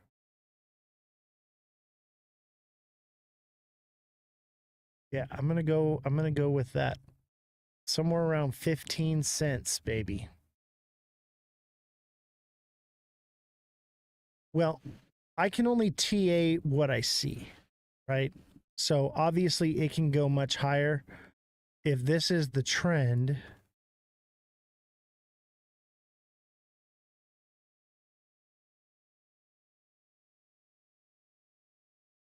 $26, 25 cents. That's where I'm seeing. If that's the trend, and obviously it could go higher. Could be trended more like that, and that would put it at like 30. Oh yeah, everything's dumping. Dude, the red light's on. All right, everything is gonna dump.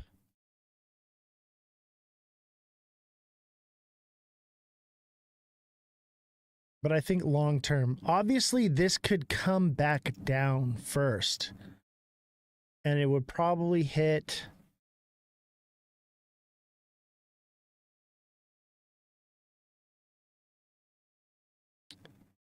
11 to 10 cents. Probably like 10.5 coming back down. If it did, and it could continue back up from there. Okay, but I think overall things are bullish. Yeah, I would say probably 10.5. 10.5 looks good. 10 or 11. 10.5 to 11 cents. I think 11 cents is more like that sweet spot, but it may very well fall to 10.5.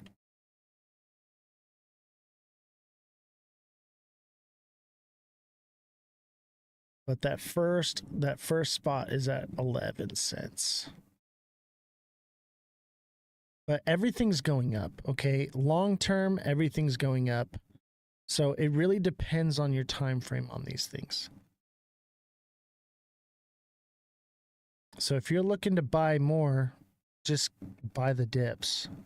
Everything is pretty much, I think we're going into alt season. Pretty much August is going to be your last big dip the beginning of August to buy again. That's going to be your last chance. Obviously, there'll be other chances, you know what I mean? But like to get the low.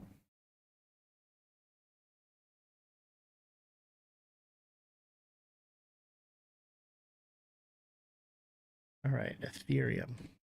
That looks like a bull flag.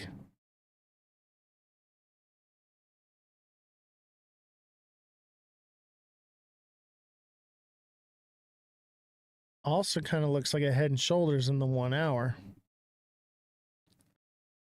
Which means it could come down to like 34.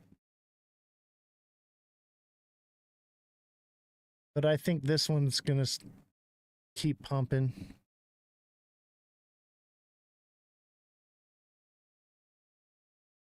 Four hours of descending channel played out. Coming back down.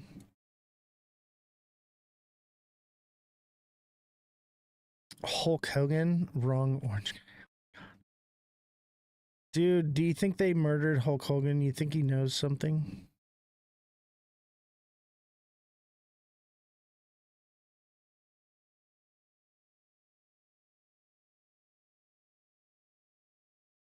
Tell you what, though. In the 1 day, we have a descending channel, which means we could, you know, come down, come up, come down over the next couple days. Looks like 35 is the bottom. It could go to 34, possibly. Here's the thing, okay? That fair value gap takes it to 31.5. If it does break downward, it's coming to 31.5. All right, just like XRP did, it'll do something similar. But XRP has ripple dumping on it, which is what's bringing it down to fill those fair value gaps. So this could potentially come all the way down here. But I think long term,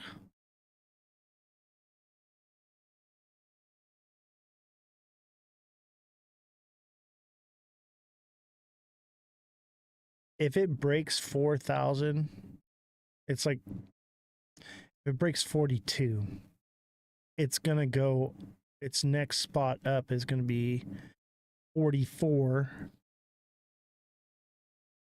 I think it does 5,000 this cycle. I think it easily do 5,000 this cycle. At some point. That's where it could go. And I think even higher. It can go even higher.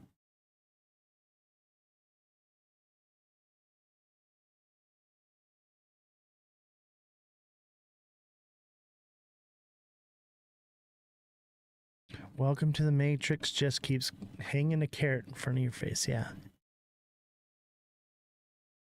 Any other projects? We got time. We got 10 more minutes. Any other projects? Is Hulk Hogan a coin? Tell me there's a Hulk Hogan coin. STX.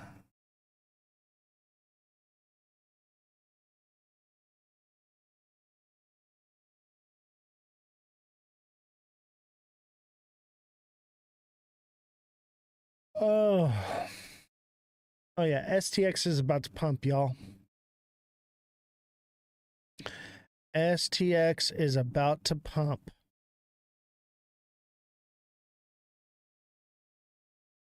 If you haven't bought STX right now, is a good buy.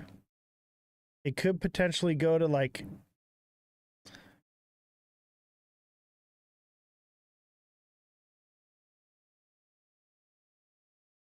$74. It could potentially go to like 73, 75, 74. Okay? But this one is pretty much seems its bottom, and it's that double bottom. It's that double bottom like we've been seeing, okay? This one should pump us up to $1.35 to $1.40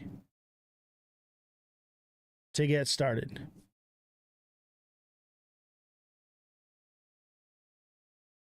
Yeah. The first zone of profits is going to be $1.25. And then it'll be $1.30. And then it'll be $1.40.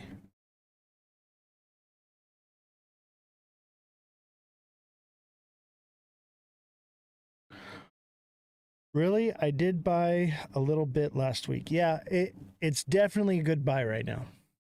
This one's a buy. It could potentially come down more, but yeah, this is what you want to see. This is what we're looking at. This one's going up.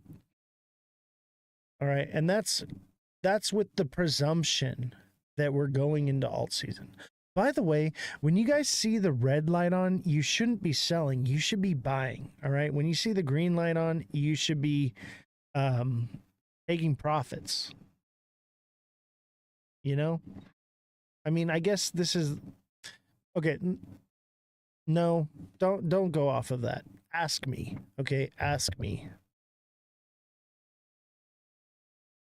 Ask me. Don't go off the light. Honestly, I should just keep the light white because it just depends on what we're looking at, right? Depends on what we're looking at. This one, though. This one looks like a solid buy. Obviously, it could definitely come down a bit more, but I think it's right there at the bottom. If it does come down more, it's not coming down much further. 74.5.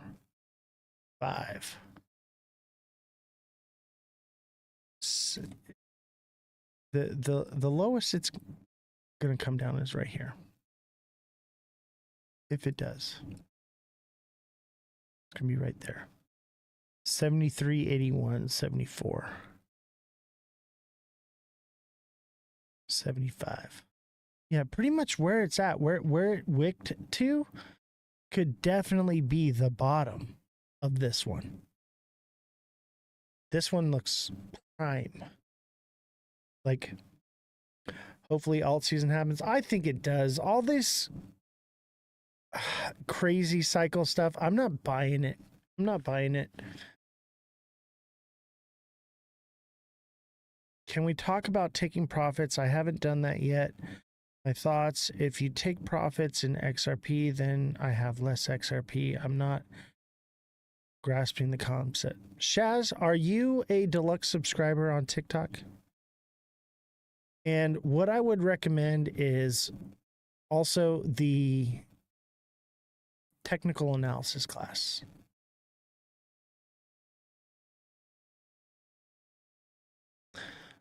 I think we get alt season, okay? And even if we don't get alt season, we'll get a form of alt season. It just won't be as phenomenal as what we've seen in the past. We're going to get something.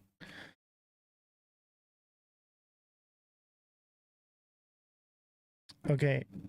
As a deluxe subscriber, I offer coaching where I can teach you the taking the profits, and you can message me directly and I will help you. You can just say, hey, like, this is the project I have. Where should I be taking profits? How much? You got to tell me your situation. Everyone's different, you know. We can't do that in the live. There's not enough time. I got 5 minutes left. Can you see if I'm a deluxe? What's your name on TikTok? Actually, just send me a DM on TikTok, okay? Send me a DM on TikTok. Sharon Strong. Okay, Sharon, I believe you're a deluxe subscriber. Send me a DM on TikTok and we'll hash it out, okay? I shall help you. I think we got time for 2 more.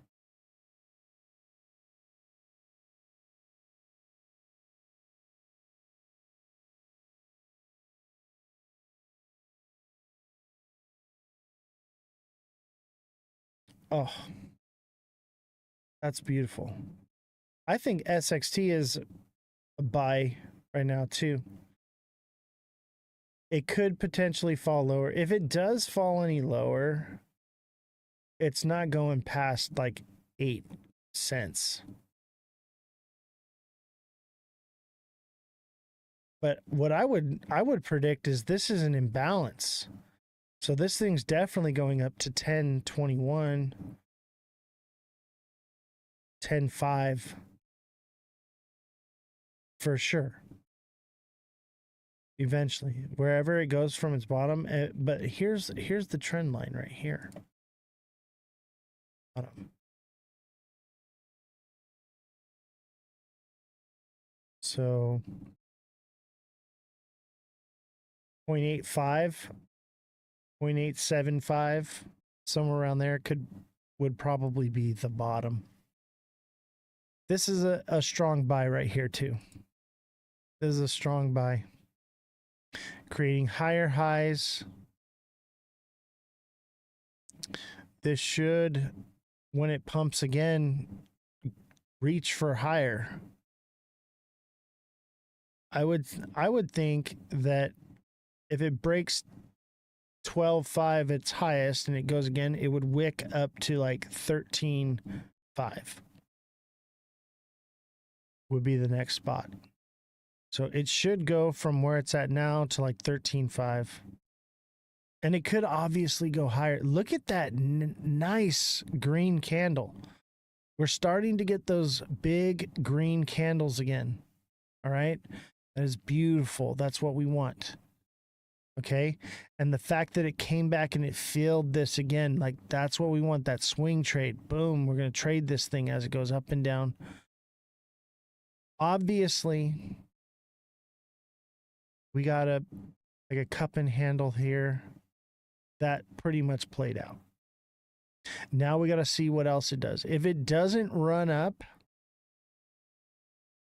and it just consolidates, then it's going to come back down, right? And it's going to come back down to like 7 cents, maybe 6.5. All right. I don't think it does that, to be honest with you. And don't forget, 50% of donations go to OperationUndergroundRailroad.org.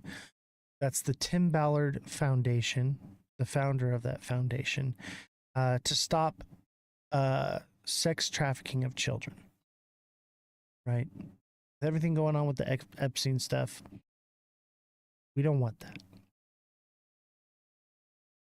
Look at this, baby. SXT could very well stop right there at 883. I would say 888. It's pretty much there. This one's a buy right now, I think. I would buy this, and even if it does drop down lower, it's going to stop at 8 cents and then continue up from there. In my opinion, I think so. This one is getting narrative, okay? This one is getting traction right now, okay? There's a lot of stuff going on with data right now with AI and all kinds of different stuff. This one's about to get its narrative. All right, chat? This one's ready to take off. I think this one does 50 cents this cycle. That's a long way up here. That's definitely possible. I'm happy with 20 cents. If it goes to 20 cents, I'm absolutely happy with that.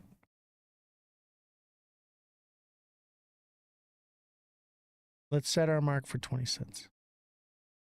Yes, this is SXT, baby. This one is a buy. I would say right now almost. Obviously, it could fall down to 8 cents, okay?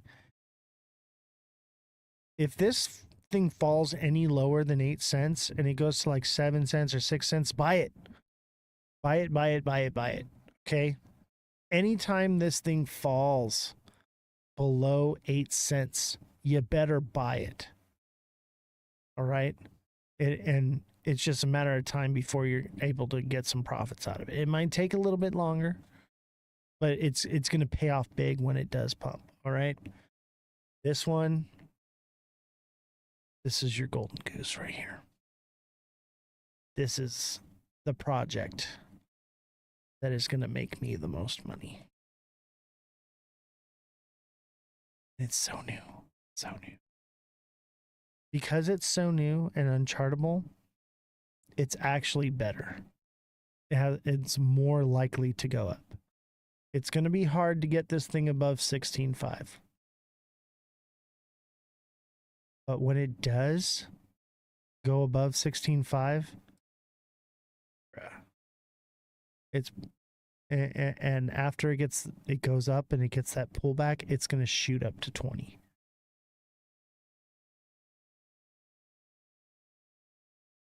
This one right here, baby. This is what you want. This is what you want. All right, it's 9 o'clock. Thank you guys. Appreciate you. Today's live was a little bit different. We had a debate and we had Jesse on our live. A little bit different. And I don't know if we're going to continue it that way. I'm going to talk with Jesse about it. We're going to see. We shall figure it out, right? So appreciate you guys. Don't forget, take profits, send donations. Good night. Appreciate you.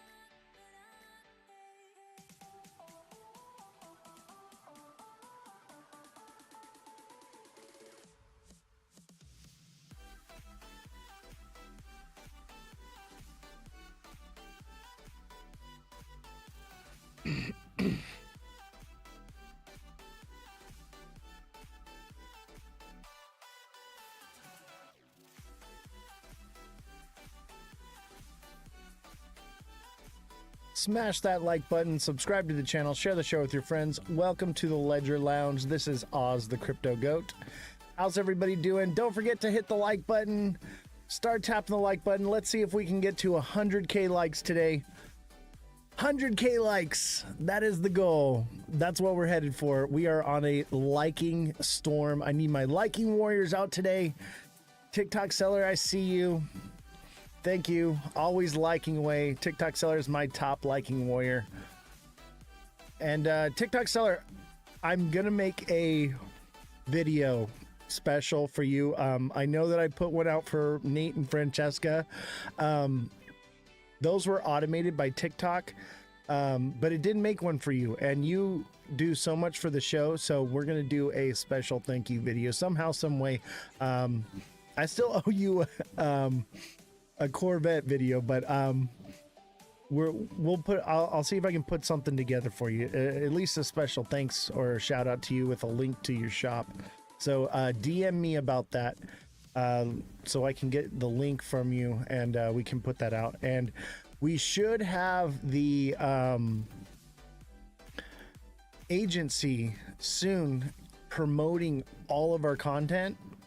We've been getting the views we've been getting without any promotion whatsoever, and so we have promotion coming that will be paid for and facilitated by the agency. So once that happens, I'll post that so that way you get that free promotion as well with it. I appreciate all that you do for this show, all the gifts and all the likes that you do.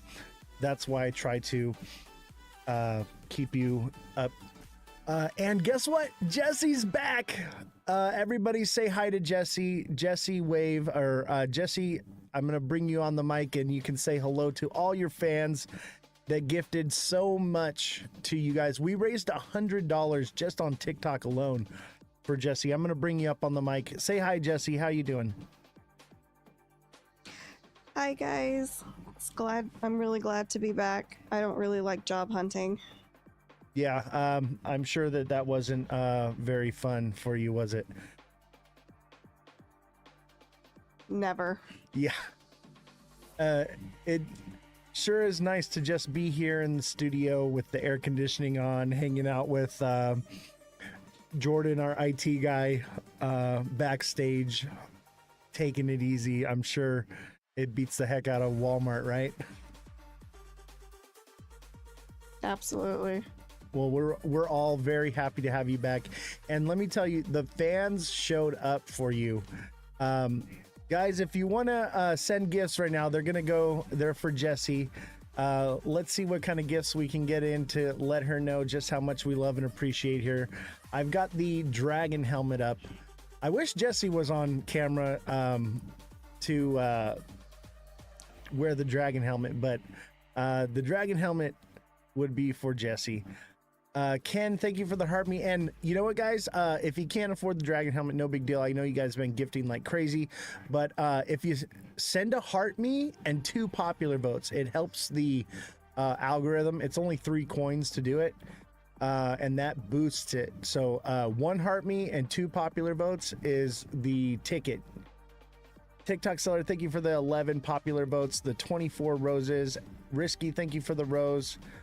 And Ken, thank you for the heart me. All right, Jessie, I'm going to bring your mic down.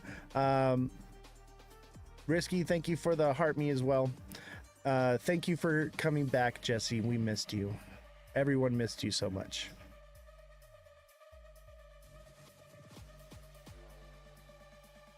All right, I guess she's done talking. Awesome, guys. Thank you so much. Everybody, FYP in the chat. Hashtag FYP. Risky Sneak says, good to be here, Oz. Thank you, man. Glad to have you. Don't forget to become a deluxe subscriber, guys. Being a deluxe subscriber, you get one-on-one coaching with me where you can message me directly and I can help you with these trades. I can help you set up your wallets, anything. I mean, ask me anything. If I know the answer, I'll tell you. I'll tell you what, I have a lot of answers to a lot of random nonsense.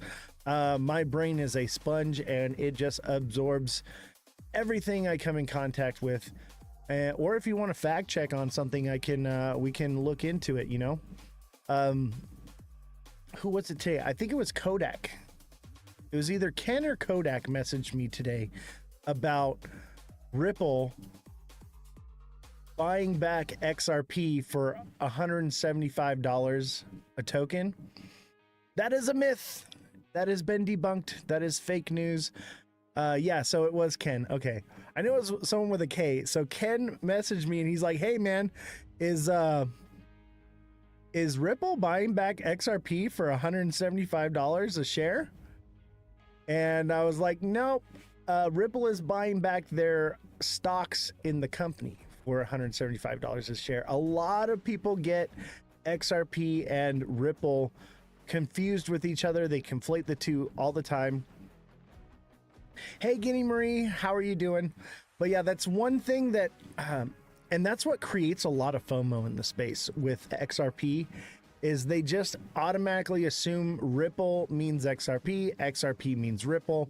That's the same thing that happens when like Donald Trump says Bitcoin and he means cryptocurrency.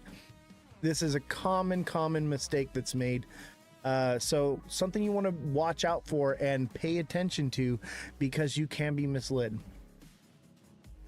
Good, I bought Arrow today. When should I sell? That's a good question. That's a good question. Jesse, tell us about the Project Arrow. Because I had actually heard some negative things about it the other day and we didn't quite look into it. Jesse, can you look up Arrow and see if there's any FUD on that one? Bad news, good news? Because I did hear some negative things recently. Let's look up Arrow.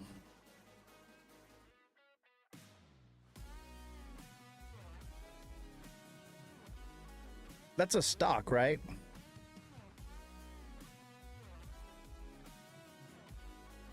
Arrow's a stock or is it a crypto? I think it's a crypto, right? The IPO. Well, I mean, I'm not going to get much data from an IPO.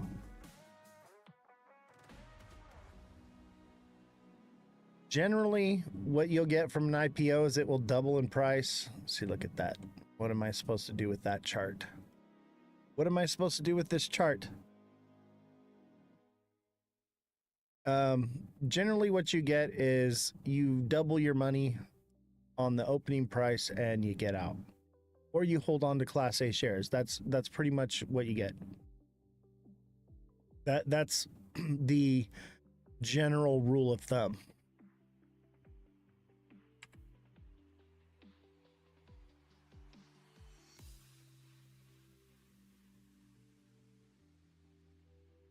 Obviously with Circle, that was a little bit different.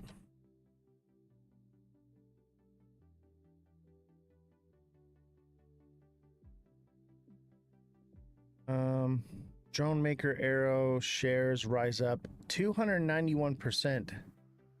Wow.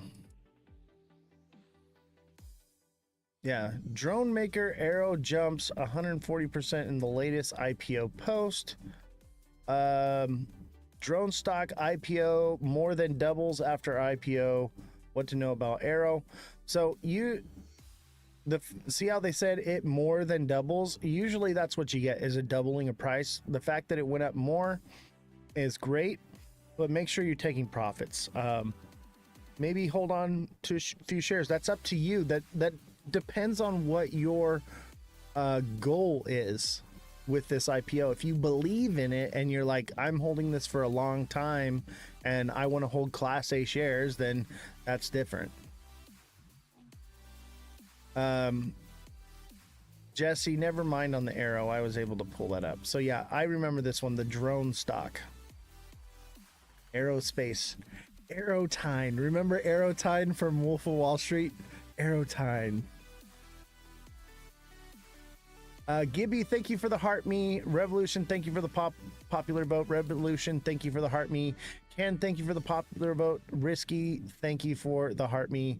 TikTok seller, thank you for the 11 popular votes. It was to make money. Yeah. Did I see the plane crash in India? Yeah. Honestly, that's not really the kind of news we cover. I mean, kinda, but I just don't see the relevance. I don't want to get caught. I want to do another show that focuses more on like the current event stuff. But yeah, it was crazy. It was definitely crazy. Today we're going to talk about posse comitatus. Does anybody know what that is? Posse comitatus. That is the word of the day. If you know what posse comitatus means, without Googling it, put the answer in the chat. And if you don't, put a 1. Put a 1 in the chat if you don't know what it means. And if you do, put the definition in there. TikTok seller's got a 1. Come on, chat, help me out. If you want to know, you guys gotta start flooding the live here. I think we just need more gifts. We had so many gifts fly in that it's just like it wants the gifts to come in order to get that viewership out. HD Malicious, thank you for the heart me. The trick is the heart me and 2 popular votes and FYP in that order. So you're going to send a heart me and then immediately you're going to send 2 popular votes and then you put in the chat FYP and it's supposed to boost the algorithm. So give it a shot. And if you haven't put FYP in, or if you already have, put FYP in the chat right now. Everybody put FYP in the chat. And you can also put hashtag viral, hashtag go viral, hashtag live. Those are all good ones. So everybody hashtag viral and hashtag live right now.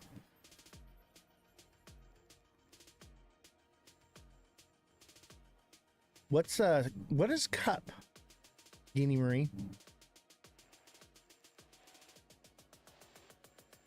Revolution with the hashtag live, hashtag viral. Yes, thank you. The trick is to do them individually, but not boost them up. Yes, Gibby with the XRP. Exactly. Everybody hashtag crypto. Spell check.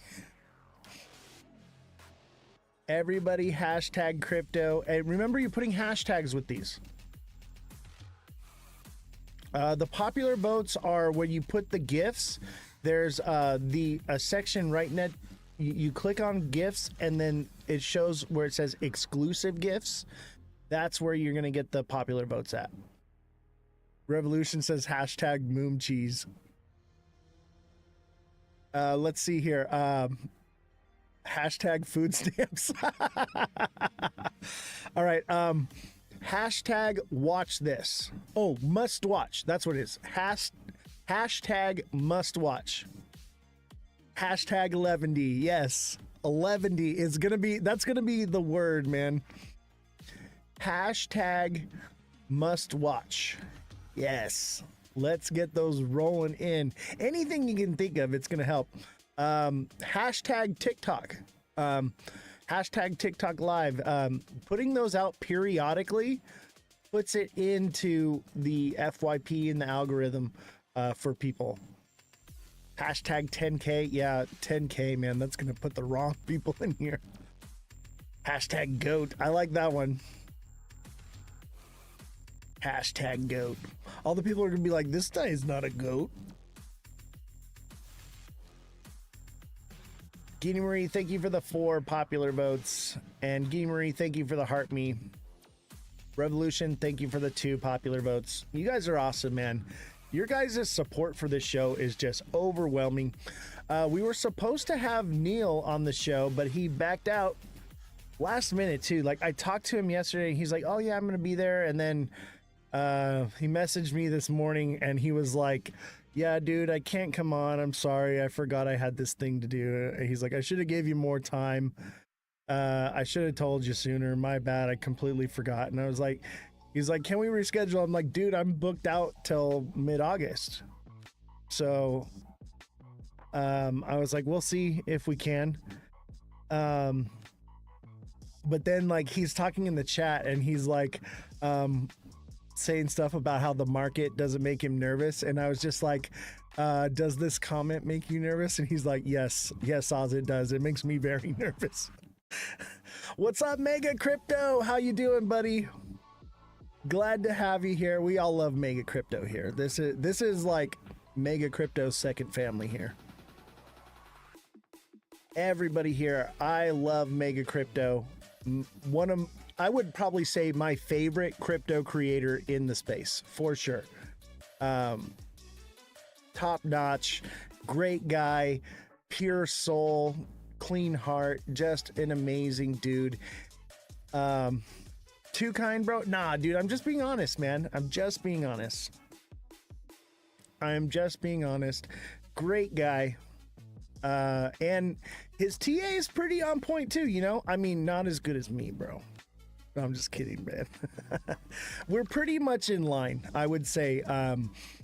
Some guys are just way out there and some guys are on point, and Mega is on point. When I'm like guessing myself, I'll see what Mega says. I'm sure he does the same to me too. When I'm second guessing myself, I will check out what Mega's saying. But I always give credit where credit's due. If Mega says it, I'm gonna say, hey, Mega said this, not me. Always credit should be given where credit's due. TikTok seller, thank you for the 3 let 'em cooks. Risky Sneak, thank you for the high bear, appreciate you.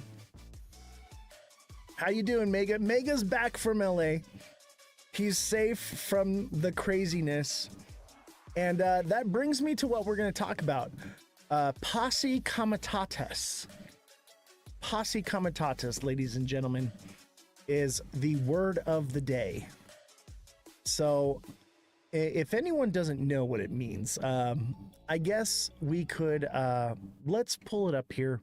Actually, let's have Jesse. Jesse, can you fact check what posse comitatus means. I know what it means, but I want to hear the actual definition so that you can understand what it is, what it means, and what I'm referring to.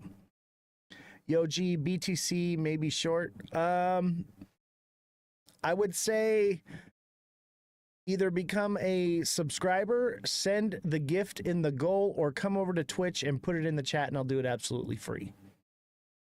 Mind you, we are... can we get a fact check on posse comitatus, the meaning and definition of it? I already know what it means, but I want to give you the proper definition. There's a reason we have Jesse here. So let's make her work for her money, huh? She works hard for the money, so hard for the money. She works hard for the money, so you better send some gifts. All right, you're on mic. I don't think they sign up for you to sing, but okay. Too bad they got it. A body of men typically armed, summoned by a sheriff to enforce the law. Say again? Posse comitatus is what? A body of men typically armed, summoned by a sheriff to enforce the law. Right. Okay, thank you, Jesse, for that. Yes, posse comitatus is when people are deputized to basically serve a role in law enforcement, right? And regular people this can happen with them, and it can also be it can be the National Guard, it can be Marines can do this, and that would happen. The XRP Army, no, this refers to let's pull up the news article here. Oh wait, this is the wrong one. Whoops. This refers to Civil War. Civil War in the United States. Actually, I don't think I have the... Did I pull it up? Aha. Appeals court temporarily allows Trump to keep National Guard in LA. Okay. Now, some people are saying, oh, that this is against the law. He cannot do this. A judge ruled, this is a district judge, one of 677 judges here in California. Okay. Of 677 judges, any one of them can basically, if Donald Trump says, I'm invoking this, which is basically Title 10. Okay. So this is not the Insurrection Act. This is Title 10 of a federal order that gives Donald Trump temporary control of the National Guard, okay, and also the U.S. military to basically, when states are not fulfilling certain duties, then what happens is they invoke Title 10 or they invoke the Insurrection Act.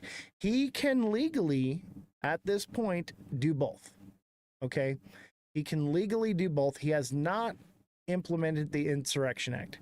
And this is the thing on social media right now, is a lot of people are saying like, oh my God, he's taken over the National Guard. He's sending Marines to go break up protests. That's all not true. Okay?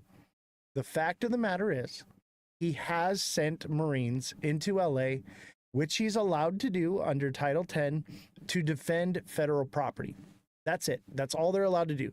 They can't arrest people. They can't do anything. They can detain people that try to attack the facility, but the Marines cannot do anything other than that unless they're given posse comitatus. Okay? And the Insurrection Act would give them posse comitatus, where they would actually be able to act as a police force in California and work alongside with the National Guard. Okay? So as of right now, Donald Trump has command of the National Guard in in California, and the Marines that were sent out from 29 Palms to defend the federal buildings. Okay, the military that's there, the Marines they can't break up riots. They can't handle with the protests. They can't go out in the streets and arrest anybody. They can't shoot anybody. Okay, that's all fake news. Okay, the only thing they can do is sit there at the federal building and make sure that nobody takes it down. Okay, nobody firebombs it. Mega, thank you for the heart. Me appreciate you. Risky, thank you for the high bear. TikTok seller, thank you for the 3 let him cooks. So that's where we're at. Yeah, tomorrow's the No Kings thing, and I'll tell you what, if that gets out of control, there's a possibility that he could implement the Insurrection Act across multiple states. I doubt that's actually going to happen. He could just do Title 10. Okay, but Title 10 only makes it so that they are defending federal property. It's federal buildings, federal property. The federal government has every right to defend it, okay? They're not out there, you know, shooting bullets at protesters. That is fake news. It is not true. Do not believe the lies. That's why we're here. We are here to give you the facts. Big Baller, thank you for the heart me, okay? And just know that it's FUD. Nothing but FUD coming out. Oh, still says starting soon, by the way. My bad. My apologies to Twitch. My apologies. Completely forgot. I'm off my game. I started late today and trying to get Jesse mic'd in. I was just behind at doctor's appointments today and barely made it into the studio in time. It was just crazy. You're going back to Twitch? All right, see you there, man. The news, they arrested and deported U.S. citizens is Aaron. He's never fake news. Okay, well, who arrested him? What citizens can still be deported by the National Guard. I'm saying that the Marines, okay? So there's a difference, okay? The Marines today, that's impossible. It has to be fake news. It is impossible. It is not happening. You're getting fed nonsense, okay? Don't believe everything you hear out there, okay? The Marines cannot arrest or do anything that would be considered posse comitatus unless the sheriff himself, the governor, the mayor, or the president gives them that power. So it's not happening. Aaron on TikTok, he's never fake news. It doesn't, people lie. And just because it's never fake news doesn't mean that he wasn't given misinformation. Okay, what I'm here to tell you is if that's the case, I would be getting alerts blown up like crazy that the Insurrection Act has been invoked. Let's look it up right now. Let's fact check it. Jesse, can we get a fact check? Are there Marines arresting and deporting people in California right now? 100% correct. Not real. My friends are Marine Corps. Exactly. Like, there is a due process of how this works. Jesse, can we get a fact check on this guy, Aaron, on TikTok and his news about the Marines deporting people? I will tell you right now, there's no way, not without the Insurrection Act being implemented. Posse comitatus, okay? I know what I'm talking about. I bet you this guy, Aaron, doesn't even know what that word means. This is what I'm trying to tell you guys. Do not listen to everything you hear. Dig into these things, because all it takes is a little bit of digging and you'll find it. Jesse, are you ready for me to bring you up on mic? Aaron Parjas, he's right. I firmly disagree. Parnas. Aaron Parnas. All right, here you go. You are mic'd on. Has the Insurrection Act been invoked?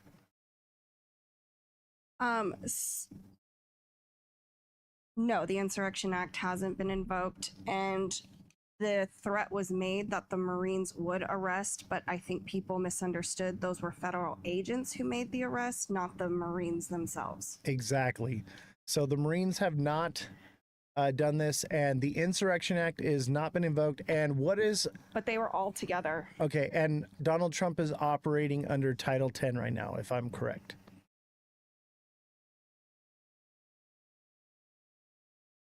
Let me take a look at that. I'm just looking at the there was a discrepancy that people thought it was the Marines arresting people, but it was the FBI. But because they're standing together, they're just like, oh, it was the Marines. Yeah. There can be two different forces standing together in a line, and each of them can have different powers.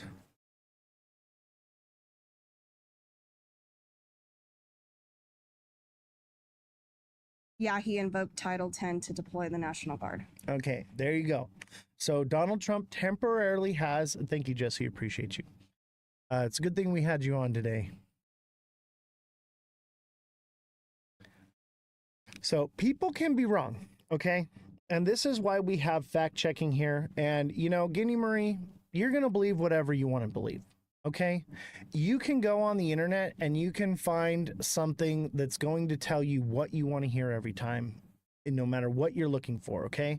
I'm not here to tell you what you want to hear. I'm here to give you facts. I'm here to dig into this stuff, find out the legalities and every aspect behind it. Detain and arrest are two different things. So here's the thing. Under Title 10, they are allowed to detain and hold people that attack the federal facility or anybody that is under federal jurisdiction being held. Okay, so if there are people in that federal facility that are being held or detained, they're allowed to hold them until the proper authorities come along and file the paperwork and do due process. And it's up to those other authorities to say, okay, we're going to release you from being detained, or we're going to arrest you and deport you, whatever it may be. What's up, Danny Gibson? So understand there are distinctions here. Do not get lied to. Okay? Don't believe everything you hear. That's why we have this show. This show is only popular not because I'm anything cool. It's because I tell the truth. That's why you guys are here. You guys are here to get the facts, right? So that's what I built my whole platform on, is by digging into things, finding the truth, finding the information, because I'm telling you right now that I would say 99% of reporters that are reporting on this issue right now have no idea what the word posse comitatus means. They've never even heard it before, okay? It's on his Instagram thing, or you're on his Instagram thing. But anyone can post anything. I'm here doing it. You know, don't believe everything I say. Do your due diligence. Go research what I tell you. Because you can get on here and say, oh, this guy Aaron said this, and so I believe it, and then I'm on here saying the opposite. It's up to you to decide who's telling the truth, not by deciding by who is tickling your ear, telling you what you want to hear, but by who is giving you the facts, by digging into the situation and researching it and finding the truth. Because you're going to find whatever you want on the internet to fit whatever narrative you have. Okay? And let me tell you, they lie to you in a special way. Okay? They'll write articles. Go ahead, Jesse, you're mic'd.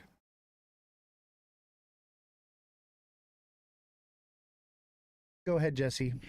I think people are misunderstanding detained and arrested. Right, they have the power to detain. Because detained is just like, we're holding you here for a second because we don't know what to do with you, and arrested is behind bars. Exactly. Arrested is paperwork filed, due process, court proceedings. And the guy that they're talking about who posts... Yeah, this Aaron guy. He is typically, yes, very accurate, but he also conflates things and kind of just says it a little differently to get a reaction. But I believe he believes what he posted, but I'm looking at everything else in the news, and it was one person that was detained for like 20 minutes. Exactly. And that brings me to my next point that I was going to say is this is how they lie to you, okay? What will happen is a reporter will come out and they will say Donald Trump did a backflip on Sunday at 5 p.m. And then another article will come out and say false. Fact check has been done. Donald Trump did not do a backflip. And then you read and it'll say a whole bunch of mambo jumbo and it'll say Donald Trump did do a backflip, but not at 5 p.m. at 4:38 p.m. That's what they do. That's the way that they manipulate and lie to you, even with these fact checking, okay? They will lie to you.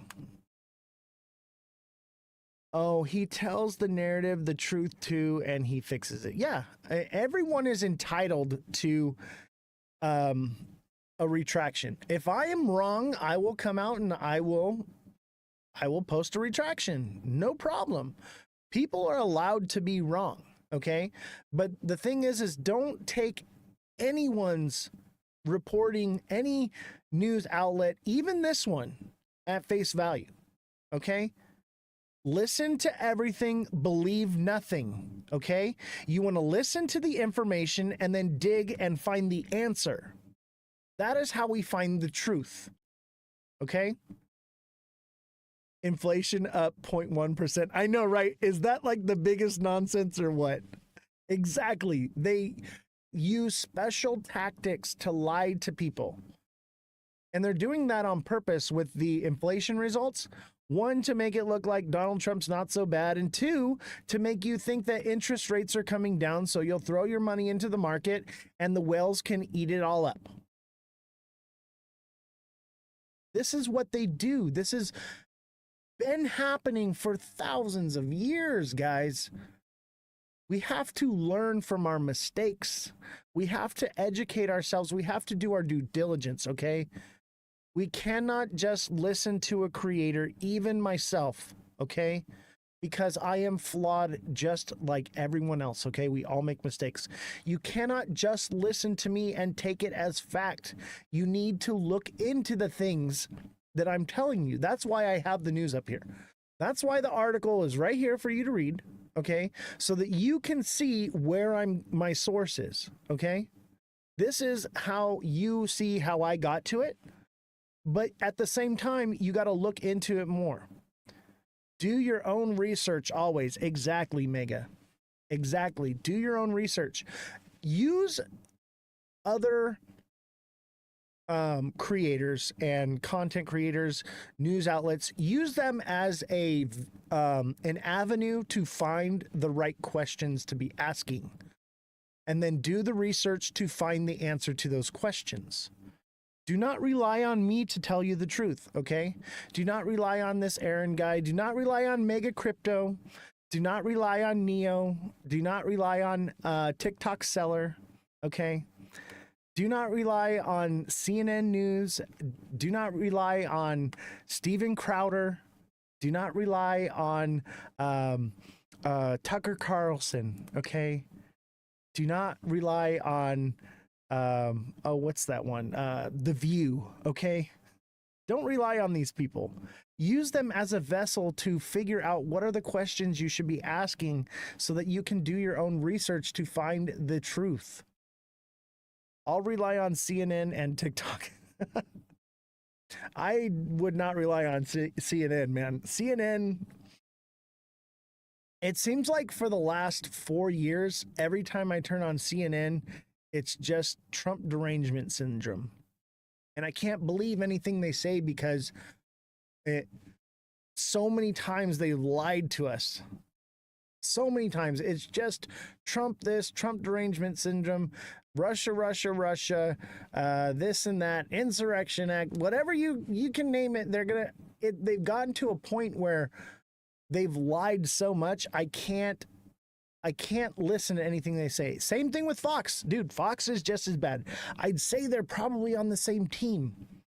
Mega Crypto says CNN, don't get me started. And Mega Crypto says same with Fox for me. They're both the opposite ends of the spectrum to me. I think they're kind of unilaterally aligned in some ways, and then in other ways they're fighting forces. Fox and CNN stay away from so much misinformation. I agree. I would implore you to find a independent media source that you trust, vet them, and then rely upon them. And I'm not saying to follow the goat, okay? Find one that you trust, that it will give you the facts, and that's where you'll get it. Bloomberg News, I don't know. I sometimes will use Bloomberg on here as sources, but that's because I don't want to create an echo chamber. I want to see what everyone is saying, but don't use a publication as an end-all be-all, okay? Look at all sides of the coin. You got to look at the front of the coin, the back of the coin, and the edge of the coin, okay? When you're let me break this down to you. When you're looking at a coin to see if it's counterfeit, okay? Do you guys know what the little edges on the edge of a coin are for? You know how you get your coin, it has little ridges on it, right? The reason for that is coins were originally gold and silver, okay? And so they would stamp coins, and the front face of the coin had to look a certain way, and the back face of the coin had to look a certain way, right? Well, people realized that, hey, I can just take my knife and I can shave off a little bit of that gold and silver to every coin, and I can save it all up and melt it down, and I'll have a bar. So those edges on there are there so that you can't shave off the edges of the coin when they were gold and silver. That's the whole purpose of that. So that's why we need to look at the front of the coin and the back of the coin, and in the middle around the edge. In the middle, that fine edge is everything. And it's the most finite surface, okay? It's easy to tell which side is lying on the face, but it takes a much more closer exam to look at the edge, okay? Because the edge is what will tell you, because it can be a real coin. Both sides could be telling the truth, but that fine edge, the slight edge on that, is what can be the counterfeit of it. It's all major news media has agenda. I agree with that. I agree with that. They all have an agenda. Mega Crypto says, love the analogy. Well, I mean, I guess that it is what it is. You know, there's a reason why for everything. But I actually just came up with that off the top of my head right now. But, you know, both sides of the coin can look authentic, but the edge will be the dead giveaway. And 9 times out of 10, it's going to be the edge. It's a slight edge, okay? You guys ever read the book Slight Edge of Infinity? Check it out. Basically, it says that in life, we are walking down the edge of a blade, okay? And all it takes is one tip to one side or the other to fall off the edge, okay? And to go down a rabbit hole down the wrong direction. And staying on the edge and staying sharp and fine-tuned in your life will guide you down the sharp edge of infinity.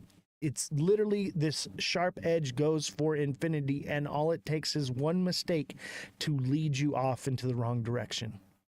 There's a reason why they say the path is narrow. The narrow path.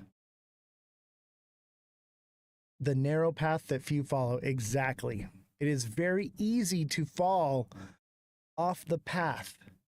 It is a fine line, and we need to stay vigilant and ready and prepare ourselves mentally for this. I would call it a battle. It's a battle for your mind, ladies and gentlemen. Every single day you are fighting a battle for your mind, and that's why we have this show, because we are fighting that fight here. We are here to find the truth, to find the narrow path in which will guide us to the truth. B, how's it going, man? Glad to see you on Twitch, man. Twitch is popping right now. B just subscribed to tier 1. Thank you, B, for subscribing. B, after the show, reach out to me. I've been waiting for you to come into the live. I have a donation to send to the Save a Warrior Foundation. We raised another $75, I believe it was, last month, and I lost your name and stuff, so I want to make sure that it gets recognition to your VFW or whatever, so that it goes through you. So send me a direct message, man, because I've been holding on to it. Everybody thinks I know I haven't posted the receipt yet. I've been waiting to hear from B. Okay, so B, there you are. I know you had just had surgery and a couple of things, so send me a DM and I will get that donation sent out for you, man. We appreciate you guys.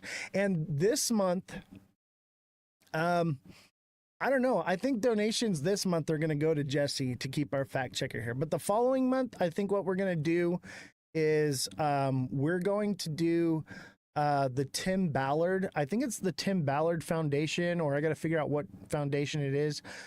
If you guys saw the movie Sounds of Freedom, that movie is based off of Tim Ballard. And we want to put a stop to SAing children, trafficking of children, all of that. So that's going to be the next one we give to.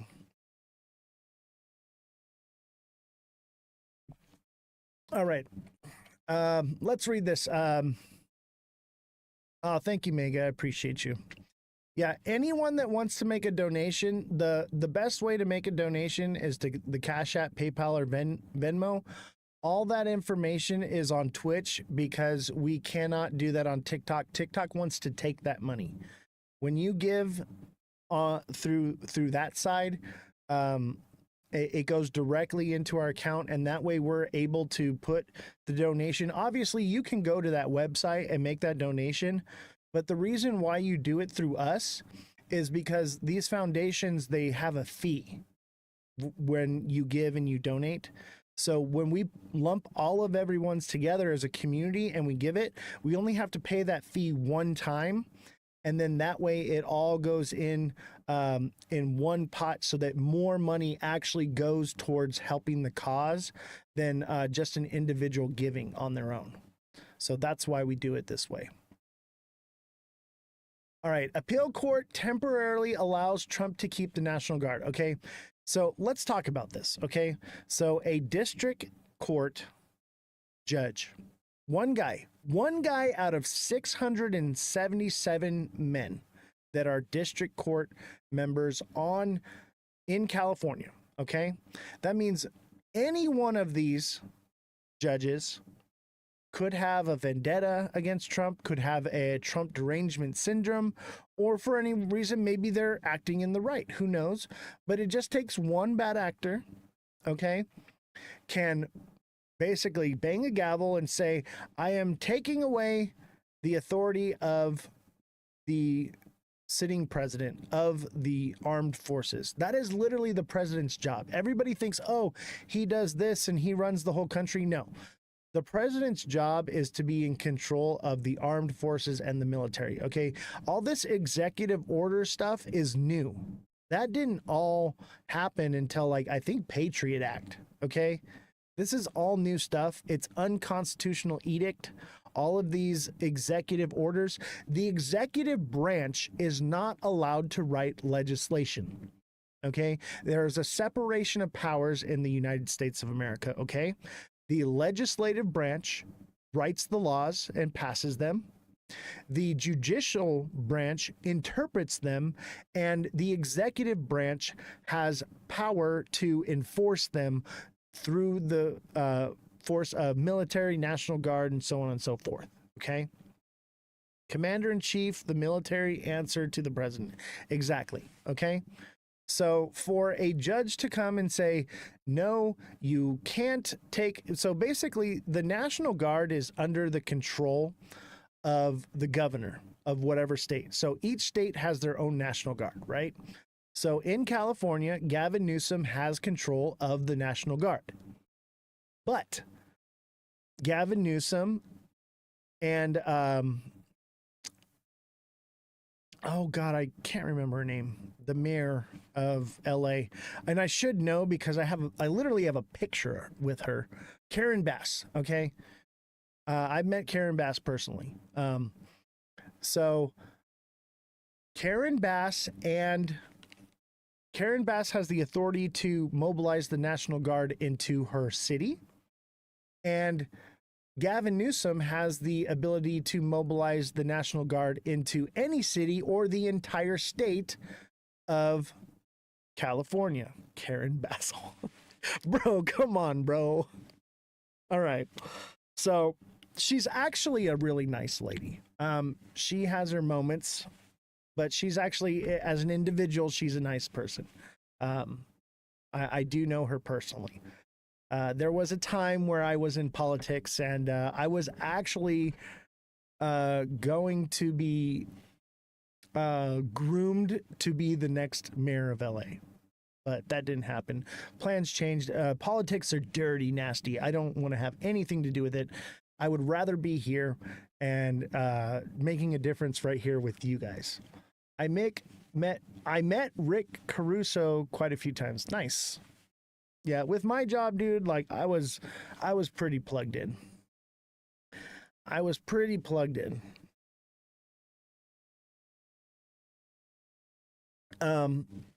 So anyway, the mayor, the governor, they have control of California's National Guard. Okay. Now, under Title 10 of federal law, and I believe it is a law. Jesse, if you could do a fact check on this, is Title 10 from a law that's been passed through legislation, or is it an executive order? Because if it's an executive order, I do not agree with it. It is unconstitutional for executive orders to exist. But if it is legislated, then it should be okay. So, Jesse, let me know when you have that information.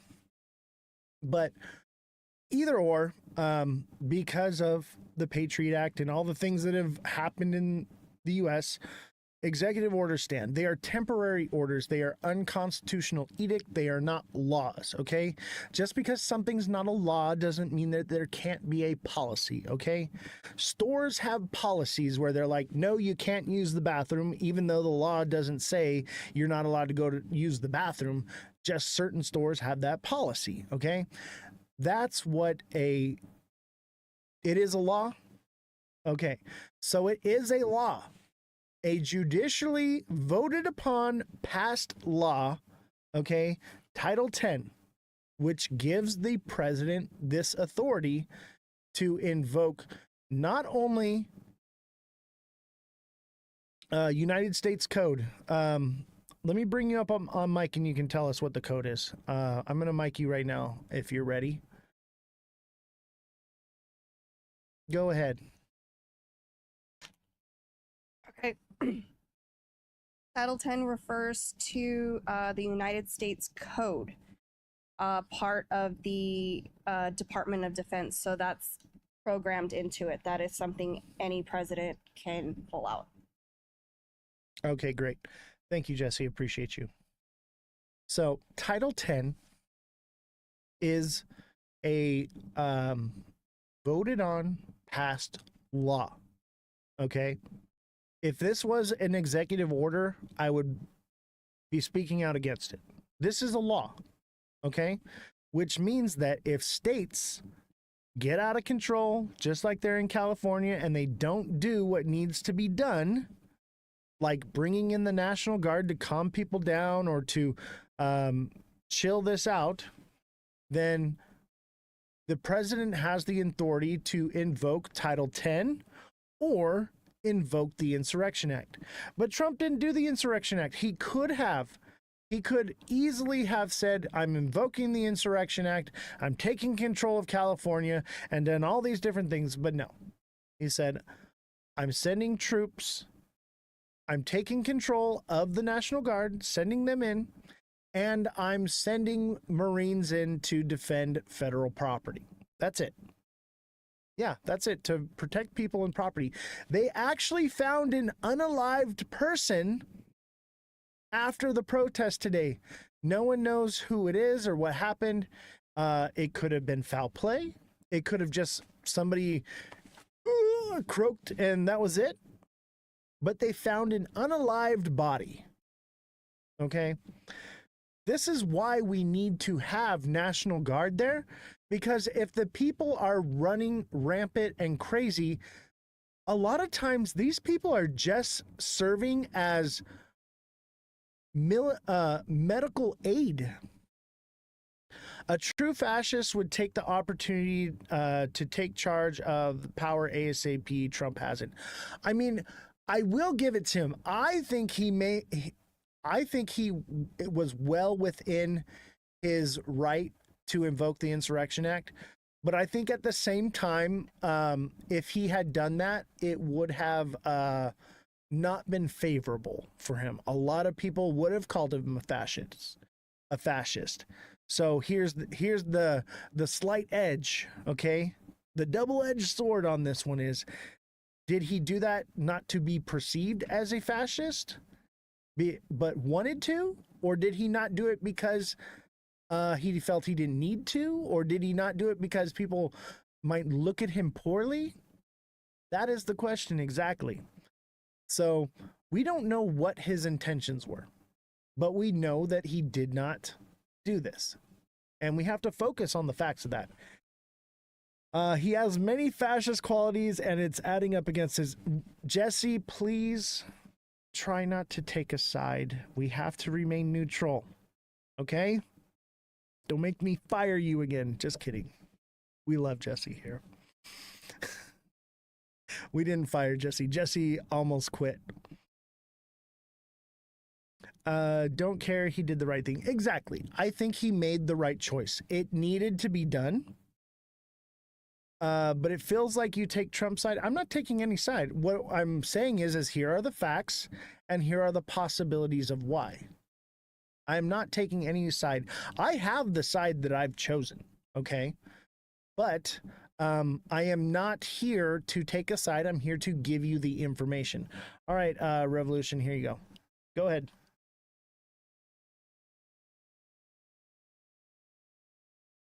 You tell me not to take a side, and that's fine. To be completely honest, I don't like any politician because gross, they all had to sell their soul to get where they are. I agree.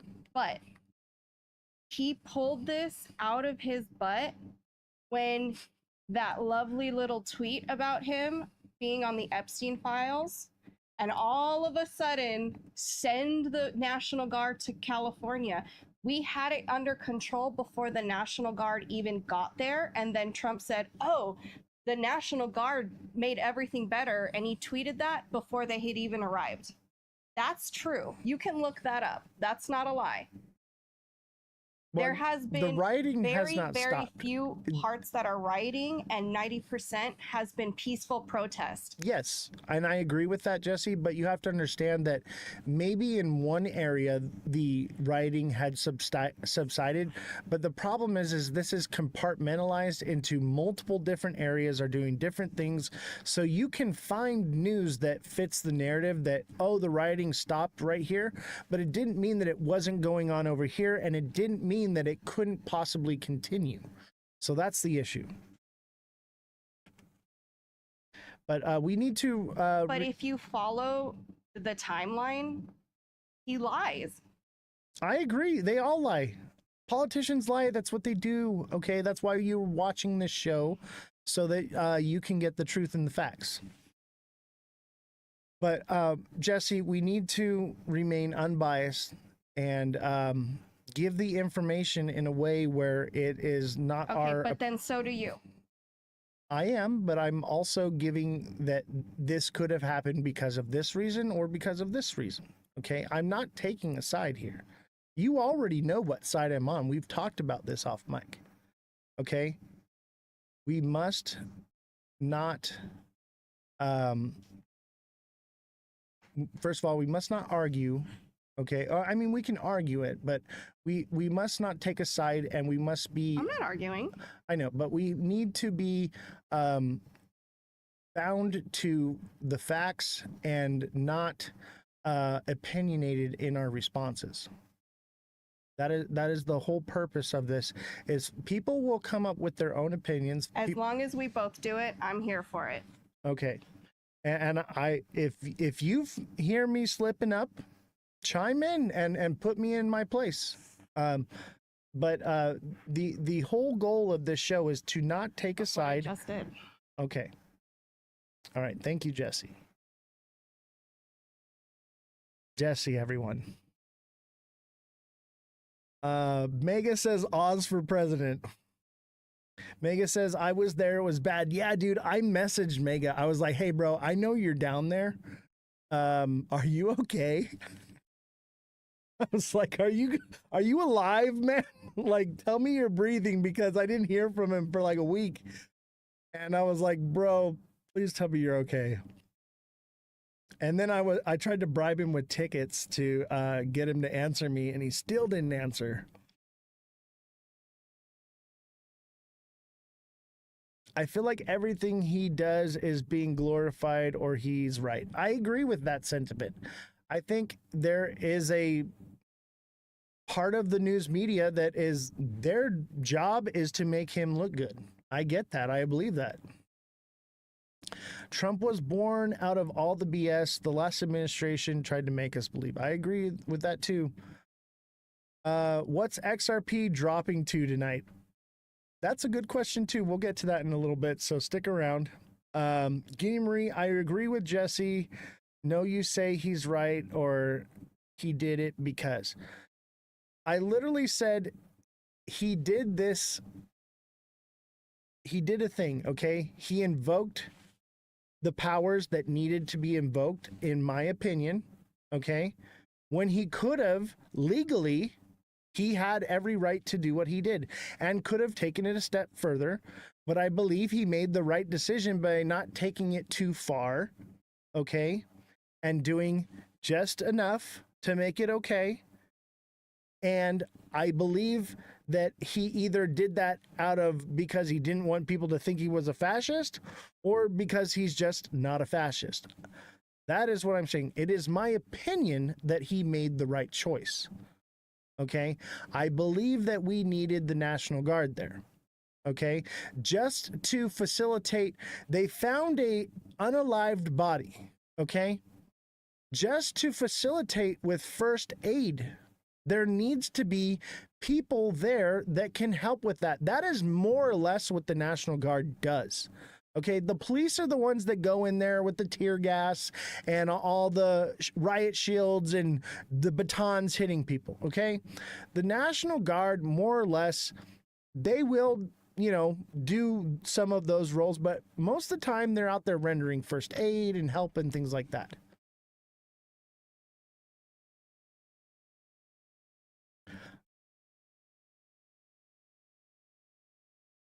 Trump was born out of all the BS last administration tried to make us believe. I agree. And that's just my opinion. Saying he made the right decision is a judgment of his actions. In my opinion, I think he did make the right decision because something had to be done and he didn't take it too far. But that's my opinion. I'm allowed to have opinions. Okay, but we also are focusing on the facts.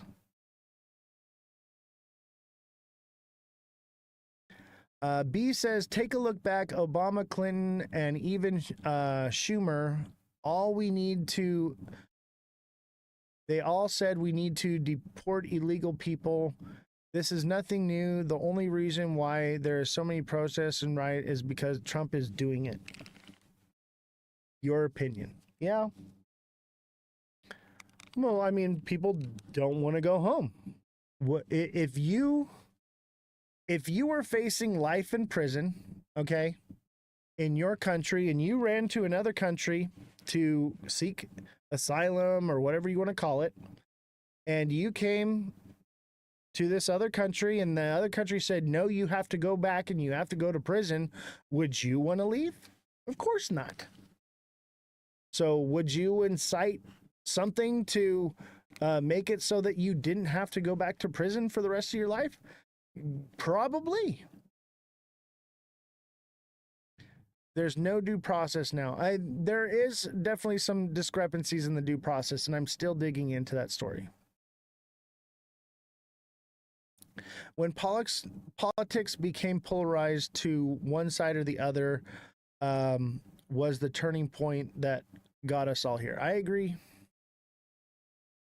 We became bifurcated, polarized, pitted against each other. What happens when the people rise up against the king and march on the castle? They grab their pitchforks and they grab their torches and they march on the castle. And then the king comes out and he says, people, listen to me.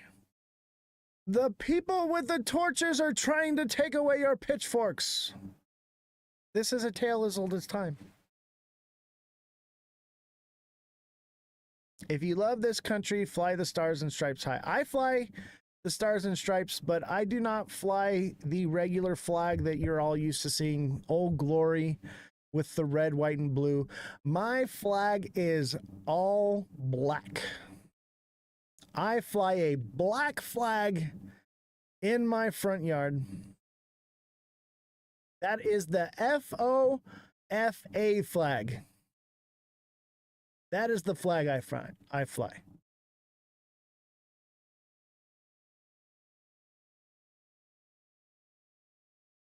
All right. So, let's see here. More news. Let's see what's going on here. Go beyond the headlines with Stupid. See, I usually watch all the ads first so that we don't have to watch the ads and then we get stuck with this. Neo, thank you for the 3 popular votes and the heart me. Hold on a second. We got a bunch of gifts up here. I didn't even realize because we were getting into it. So Mega Crypto with a heart me, Big Baller with a heart me, Neo with a heart me, Neo with the 3 popular votes, TikTok Seller with the 8 popular votes, and TikTok Seller with the 6 roses. What's going on, Henry? How you doing, buddy? Who's got me with the dragon crown? I need a dragon crown. Somebody help me out. Let's watch this news here. This is actually pretty crazy. Regular people are mobilizing against Donald Trump and his administration's overreach, both against his reckless, destructive efforts Look at this. to detain law-abiding, peaceful. Is that Marines versus National Guard? Is that what I'm seeing? Or is that them practicing? It's hard to tell. Mother of Dragons, thank you for the heart me. Let's watch this one more time. Is this them practicing and getting warmed up, or is this an actual skirmish? Against Donald Trump and his administration's overreach. What am I seeing right here? His reckless, destructive efforts to detain law-abiding, peaceful neighbors in communities across the country, and also his decision under dubious legal authority to mobilize the national.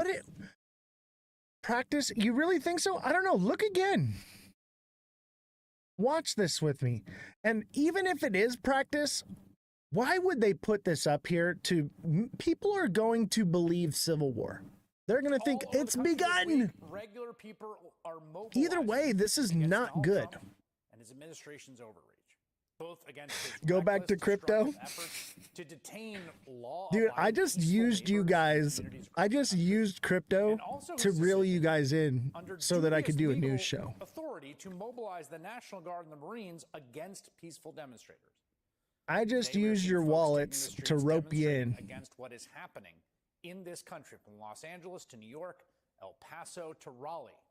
And this weekend, there will be many, many more protests. Look at that. Coast to coast, Wow. In cities big and small towns. Look at, they're just covering this. I covered this last week. What was it, Friday? I covered it like Monday, Tuesday. They're just covering this now. We were on top of this. You're going to get the news here before you get it anywhere else. Let's talk about the coneheads. Trump's North Korean-style military parade he's throwing himself on his 79th birthday. Those protesters have a simple message. You see your house? We have no king. Where is it? Right here somewhere? The constitutional right to protest, enshrined in the First Amendment, exists for a reason. And I got to say, watching all this develop over the last few days, it feels odd to have to say this, but protests are good, actually. Yes. Protests against cruelty and tyranny Yes. and for our shared values are a good thing, and never more so than in the face of an authoritarian threat to our most cherished liberties. And to be clear, any debate about the optics of peaceful protest or whether or not demonstrators are just playing into Donald Trump's hands obfuscates the fact that people should be peacefully protesting against the ongoing attempt to end American democracy we've been witnessing. An attempt that began on Trump's first... Hold it right there. Do you hear what he said? This is how the news lies to you. Listen. Attempt to end American democracy we've been witnessing. End American democracy. They're going to end American democracy. Okay, first of all, America, the United States of America, has never been a democracy. Ever. Okay? And what they're trying to do here with the media is they're trying to make you think that we live in a democracy. We need to stand up for our democracy. We need to fight for democracy. Okay, democracy is a bad thing. Okay? Hear me out, chat. Democracy is a bad thing. Democracy is mob rule. Okay? When the mass majority of people are allowed to vote on something and then just deem it to be, that is what democracy is. We do not live in a democracy. We live in a republic. Okay? This is a republic. We have a republic for a reason because there are people that can be disenfranchised by democracy. So we give everyone an equal voice, even the little guy. Cue the Star Wars music. Dun, dun, dun, dun, dun, dun, dun, dun, dun. We live in a republic for a reason, okay? A democracy is a bunch of wolves and one sheep deciding what's for dinner, okay? A republic is a bunch of wolves and a well-armed sheep deciding what's for dinner. It gives balance so that the little guy is not trampled on. That is the point of having a republic and not a democracy.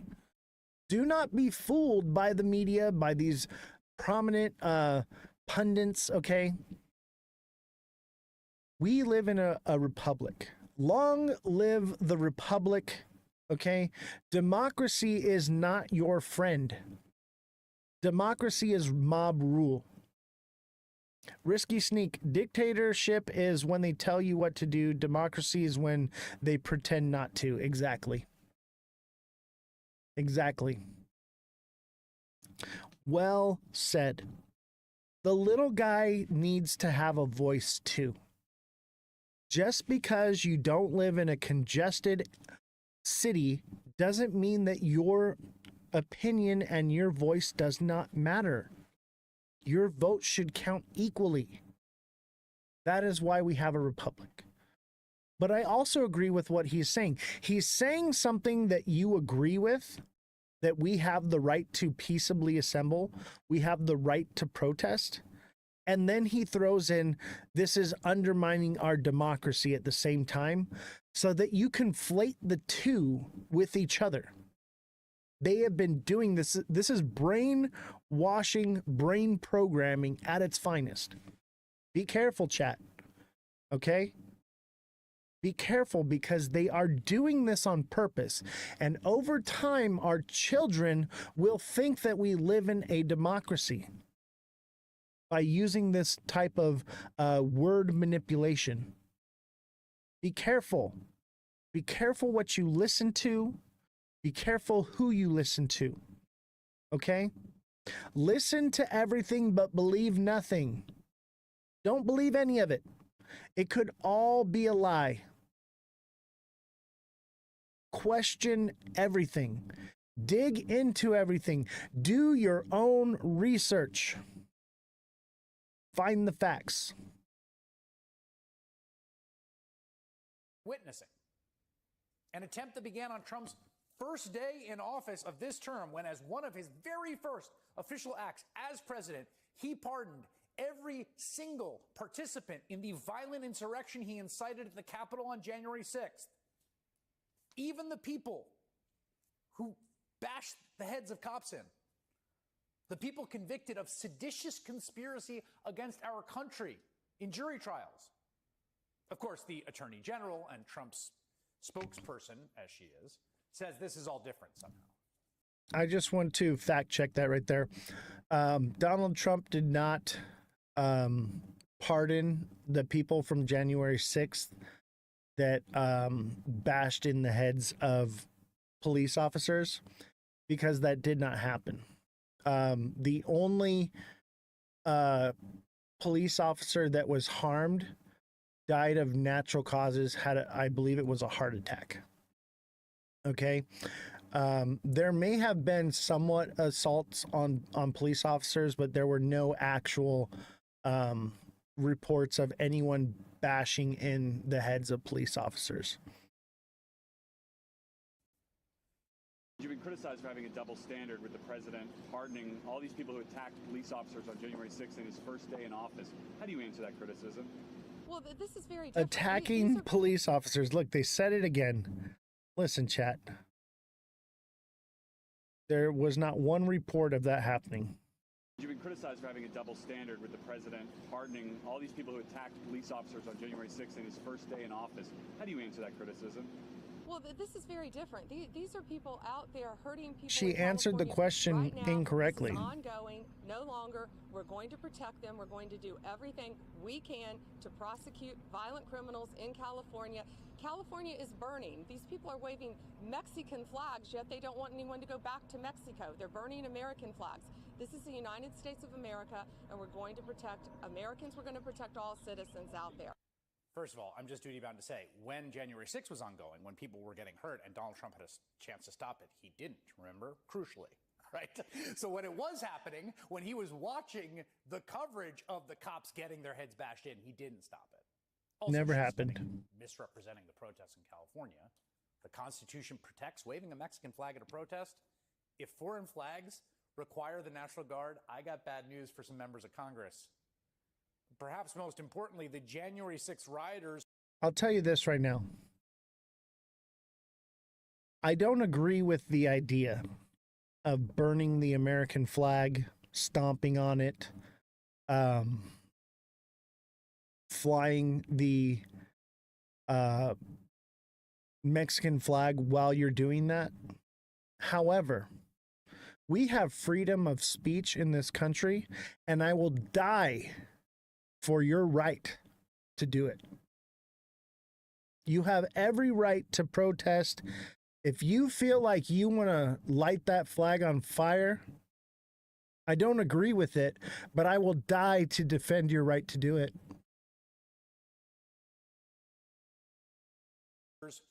Hurt people. They assaulted cops with bear spray and tasers and flagpoles. Those pardons on that first day made it crystal clear, if it wasn't already, it was to me, but for anyone else who was following. Donald Trump does not care a whit about law and order, about the law, about any order other than. Speech is one thing, but destruction is another. You have to understand that burning the American flag is a form of free speech. We have the right to do these things.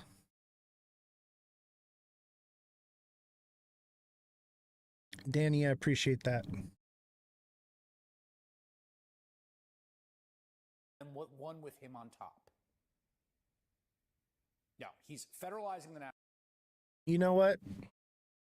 Chat, let me tell you something. I told you this already before. I will die for your right to burn that flag as free speech. I don't agree with it. I don't agree with it, but I will gladly give my life to defend that right. And I will bleed on the flag to keep its stripes red.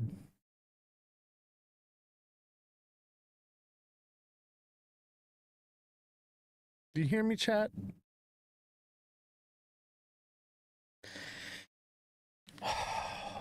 Getting a little emotional here.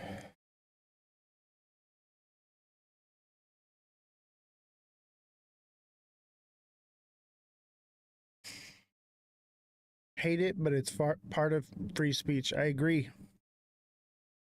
And we have to defend that right. Because if that right is lost, so is this show.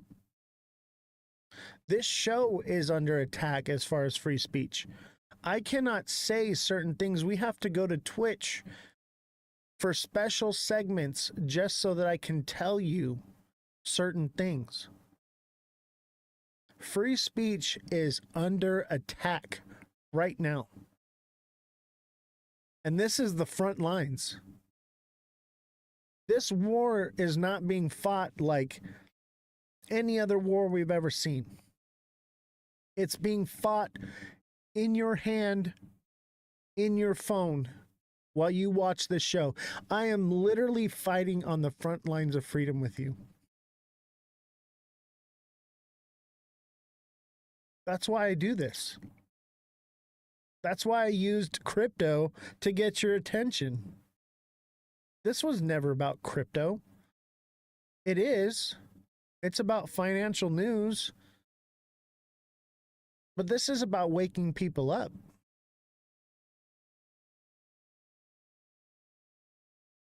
They want California back as Mexico.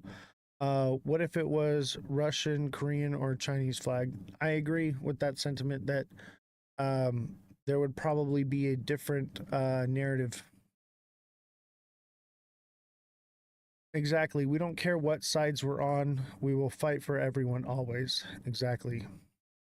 Yeah, there's no free speech in Australia. I feel for you guys in Australia. That's why most of my viewers are in Australia. It's not mainly because of the time, because the time lines up with when y'all are awake.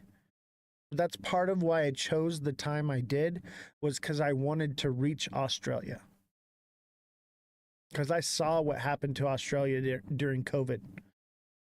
My first podcast was more political, and I chose the time slot I did so that way I could reach Australians.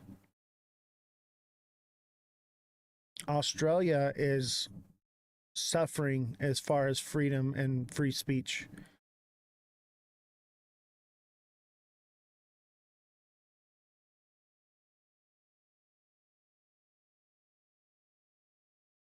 B says the First Amendment stops when you hurt or damage property. I think, yes, like, you don't have the right to not peaceably assemble, but you have the right to peacefully assemble. And that's what we got in with the chat the other day is Donald Trump stated that, here, let's just pull it up right here. It's right here.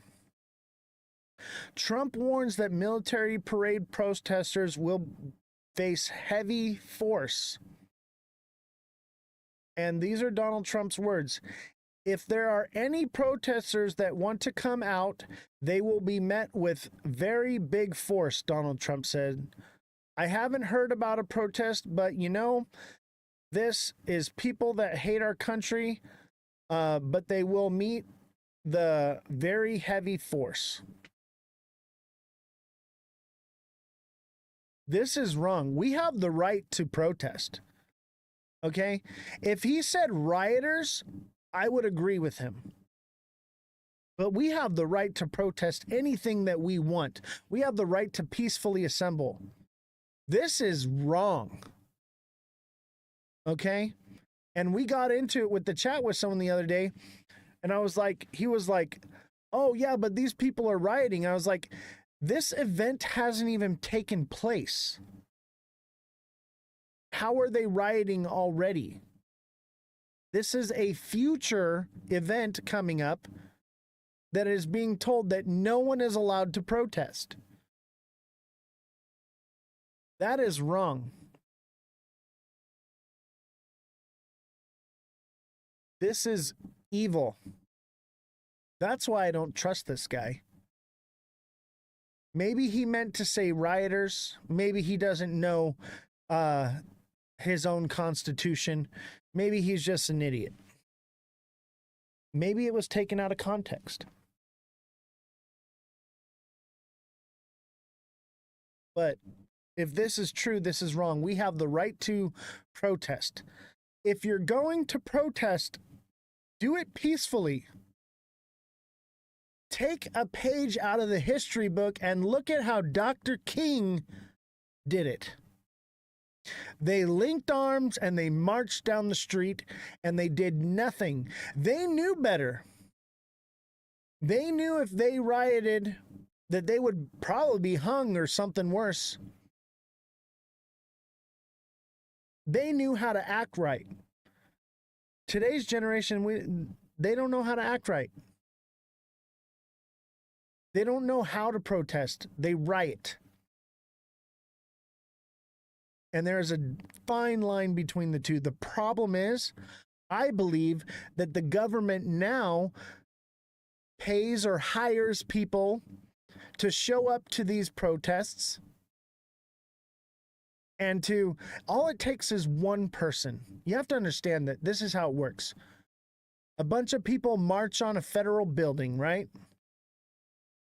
One person walks up and bangs on the door, right? Then the next person comes along and bangs on the window. Next person comes along and throws a brick through the window. Next person comes along and sticks their head through the window. And then the next person comes along and climbs through the window. And then before you know it, the entire mob is inside the building. That's how it works.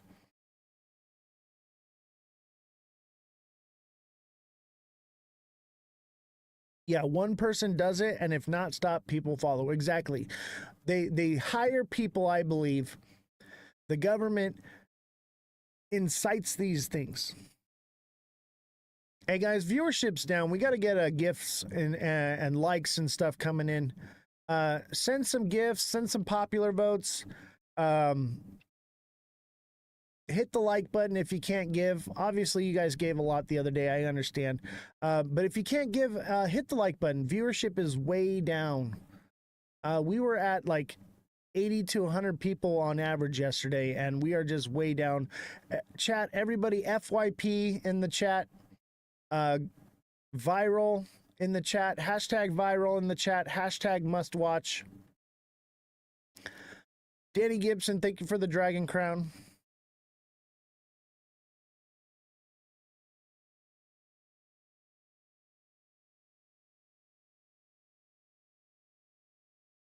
We gotta work together to keep this show alive, guys. Because really, that's what TikTok wants. TikTok wants you to spend money on the gifts. That's really what it comes down to, because they take 60% of it. That's what really fuels the show. But the likings help. Putting the FYP in there. Chat, everybody put hashtag must watch. Everybody put hashtag live. Hashtag FYP. Because these things do work. These are things that you guys can do to keep it going. But what I've learned is TikTok wants money. That's what they care about. So we've got to figure out a way to keep the people in here. Because if our viewership drops to a certain amount for too long, I have to end the live because it hurts our stats, and then we go into like a shadow covering. I don't want to say the B word, where we don't get seen anymore. So don't let the show, don't let that happen. You guys got to work together with me. Keep hitting the likes. Let's get to 100K likes today. Let's keep the chat with the FYPs coming in periodically. We got to work together here. And I'll tell you what, most of it is because we're here telling the truth and we're talking about things that is not part of the narrative they want to push. So we have to work harder, okay? This is where you come in on the front lines of freedom here, okay? I'm the general, okay, behind the front line. You guys are the front line. You guys are the infantry. And we have to fight together here. We have to come together and work together to keep this going. Otherwise, this will all be lost. Because they do not want this out there. They do not want this information shared. We have to be such a presence that they can't hold it down. Yeah, share the live, guys. Share the live with your friends. Click the little share button. And not just share the live with your friends with the little share button. Tell your friends, tell your families, tell your coworkers. Get them engaged. Say, hey, this is where I got the money to remodel my kitchen. This is where I got the money to pay off my car. This is where I got the money to pay off my house. This is how I did it. I stopped listening to lies.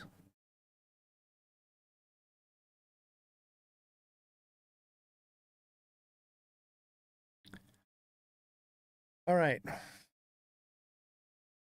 So the First Amendment, Congress shall make no law respecting and establishing of religion, prohibiting the free exercise therefore, or abiding the freedom of speech or the press, or the right of the people to peaceably assemble and petition to the government for a redress or grievance. This is the First Amendment. We have the right to peacefully assemble. But if you are not peacefully assembling, they're going to send in the National Guard. They're going to send in the Marines, whether it's the governor, the mayor, or the president. Somebody's going to do it.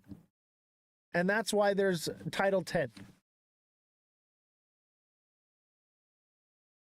We have the right to press. This show has the right to press.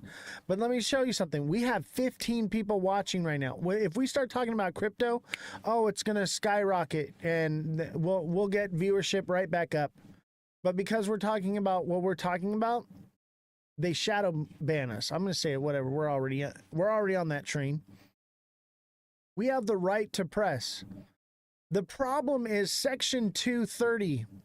Section 230 of the Communication Decency Act protects social media platforms from liability for content posted by their viewers. The law essentially prevents platforms from being sued for user-generated content, allowing them to moderate content in good faith. They get to moderate content. Okay? Which means they get to shadow ban whoever they want. They get to sweep anyone under the rug that they want. But under any other law, that would be a social media platform would be considered a publication because they are only putting out the things that they want. They're publishing the information that they want. And this is why freedom of speech is under attack on social media because of Section 230. This needs to change. However, there's hope. The Department of Justice review of Section 230 of the Communications Decency Act as part of the President's executive order on preventing online censorship And as a result of the department's long-standing review of Section 230, the department has put together the following legislative package to reform Section 230. The proposal focuses on the two big areas of concern that were highlighted by victims, businesses, and stakeholders in conversations and meetings of the department held to discuss the issue. First, to address the unclear, inconsistent moderation practices. Boom. Unclear, inconsistent moderation practices. That's what we're fighting against right now. That limit speech and go beyond the text that of the existing statute. Second, it addresses a proflication of intellect and harmful content online that leaves victims without any civil recourse. Taken together, the department's legislative package provides a clear path towards modernizing Section 230 to encourage a safer and more open internet. Finally, something good the president has done. It is about time we have had Section 230 reform. My first podcast started because of this right here. My very first episode was on Section 230 reform and how badly social media needs it. Finally. But let me tell you, places like TikTok, they're not governed by the United States of America. Why do you think TikTok is getting shut down in a few days? Because they will not operate under this. They are out of China. They're under different laws. They're trying to get TikTok under their jurisdiction, but they don't have it because the internet is something global. This is a problem. This is why even unless China gives them that jurisdiction to make this part of it, then I will be leaving TikTok and you will have to come watch on Twitch. TikTok is getting shut down on the 19th. I don't see Olympics in LA be worse than Brazil. That's funny. Aren't the Olympics here this year? I think they are. All right, back to crypto. Everybody put crypto, FYP, all that in the chat. Jesse, if you're listening, could you come into the office for a second here? Or into the studio?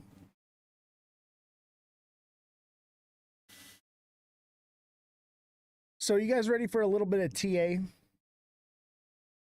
What did I tell you? Red candles.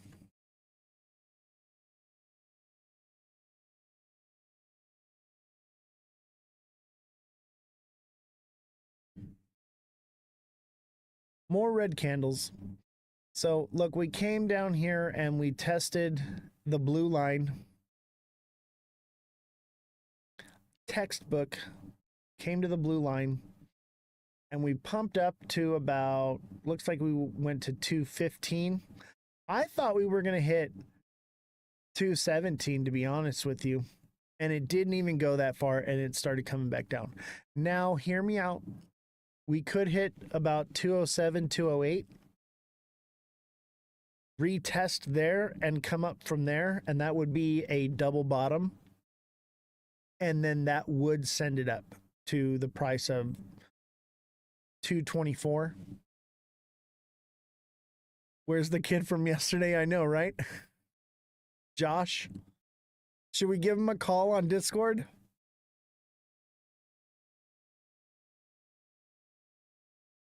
We could potentially come down further. I'm thinking 208 to 206. And then it would be a double bottom and we would bounce up. And that would take us to 214 to 224. And we're at 214 now. You know? So it'd only take us back to where we're at now. Or maybe a little higher. But then that would be a decent pump where we would be looking for a correction that would bring us back down to $2 area, 205.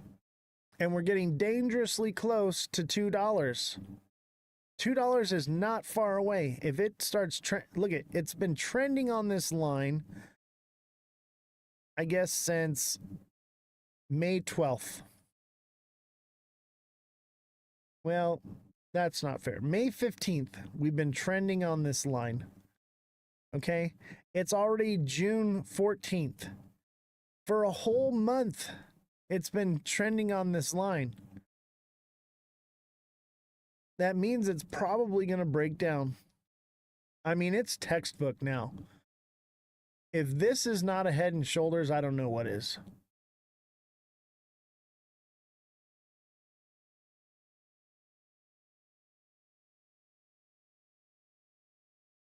$207 to $214 is possible. It could just come breaking right through it. It could just be cooked.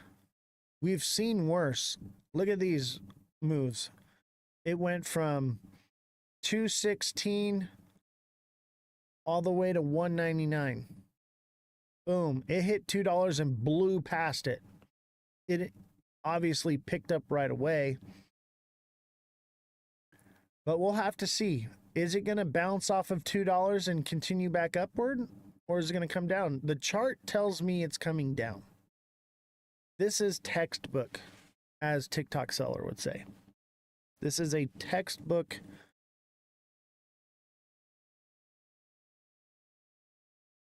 I mean, we've had other head and shoulders that were less textbook play out.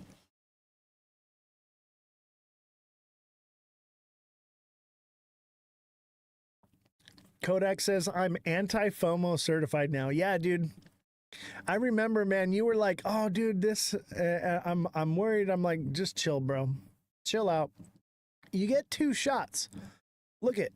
When it came up here to the top, it touched it twice. Right? It touched it twice here. When it came down here, it touched it twice. It actually touched it 3 times. You get more than 1 shot. Look, right here.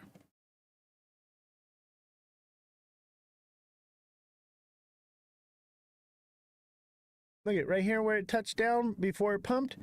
1, 2, 3, 4 times it touched before it took off. You get more than 1 chance. Even 163, okay, we got in here and you missed it. It came back all the way down to 171. You get a second chance. Look, it did it right here. It came down to 195, and then it came down to 190. You get more than 1 chance. You don't have to FOMO. There's no need to catch. You can't catch every candle. You can't catch every trade, right? But you can read the chart and let it talk to you, let it tell you what it's going to do, and then you can make a more calculated decision. There's no reason to FOMO, guys. Don't be FOMO'd about it going up. Be FOMO'd about it going down. It's more, you guys have to understand, it is easier for everything to drop, just completely collapse, than it is for things to just take off to the moon. We already went to the moon. Look at this. This is a rocket ship. This is a freaking chemtrail from a rocket ship, straight up. And then one more. All right. Now we're just coming back to Earth slowly. You have time. Chill out. All right, let's get into some news, huh? That last one was a tough one. XRP will hijack 14% of Swift volume, Ripple CEO Garlinghouse says. I don't believe anything this guy says. Yeah, it's easy. All that has to happen is for me to buy it. Yeah, all you guys got to do is buy it and then it's going to crash, right? See, it's the opposite for me. As soon as I buy it, a God candle.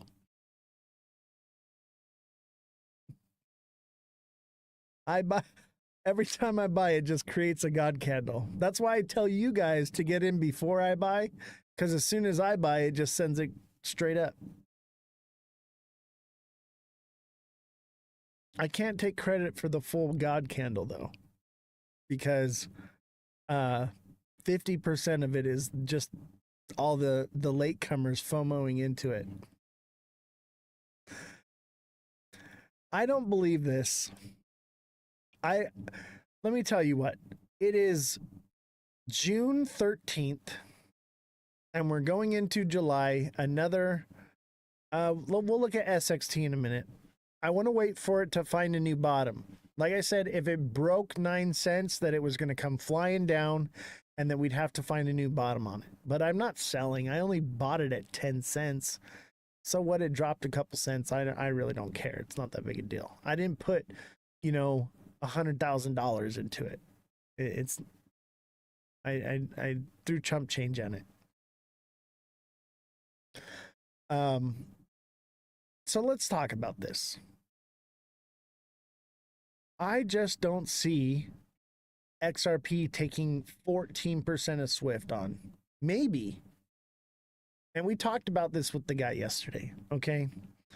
Josh is like, oh yeah, like he's on the FOMO train, but he's not watching this show every day. He doesn't understand that this guy will say anything, especially before the end of the month. Here it is, the 13th, and we're looking at a big drop coming, or it's happening, a big drop is happening in the market, and what he's doing is he's releasing information in a timed fashion. Look at, he's done it before. See this candle right here? He knew the Fed report was going to come out, or it was this one. He knew the Fed report was going to come out and tank the price. And look, this was on the 19th, right towards the end of the month. And we knew, oh shoot, the market's going to tank and we're going to drop down here. So I better come out with some good news for them to keep the market propped up. So he says, hey, the case is over, guys. It's all good. And pew, it takes off. The case isn't over, and we all know that now. I even knew this day, but I knew that something was happening because I saw the inverted head and shoulders. So I got into it, and we caught it. And that's because all the Ripple people, they all knew that he was going to come out the next day and say all this stuff. So they got in early. You got to get in early because you watched this show.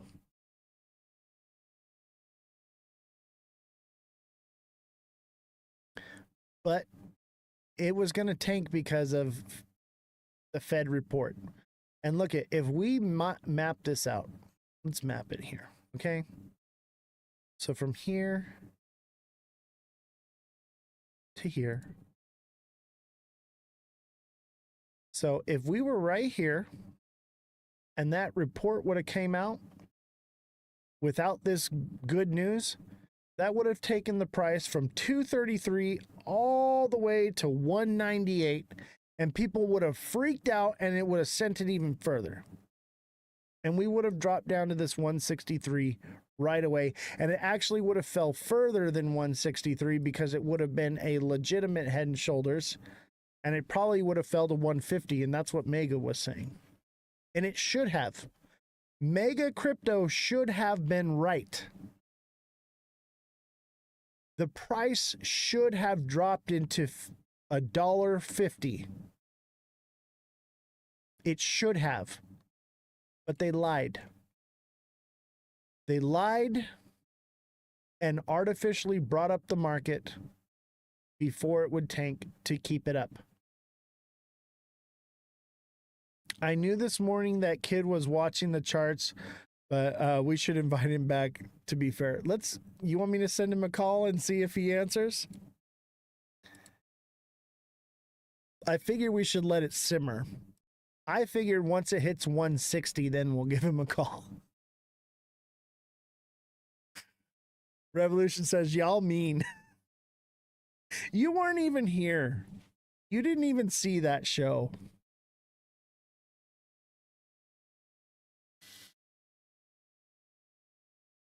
Oh, you did? You were lurking in the background, watching, but not helping? I see how it is.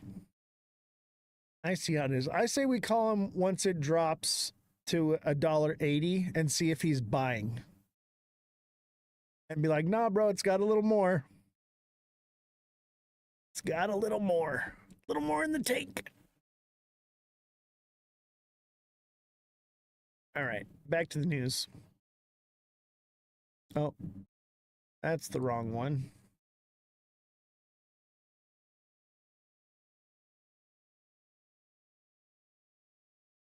There it is. Nope. You always support, do you though? Do you really? I'm just kidding. We love you, Jesse. She's right. Y'all mean, but I love it.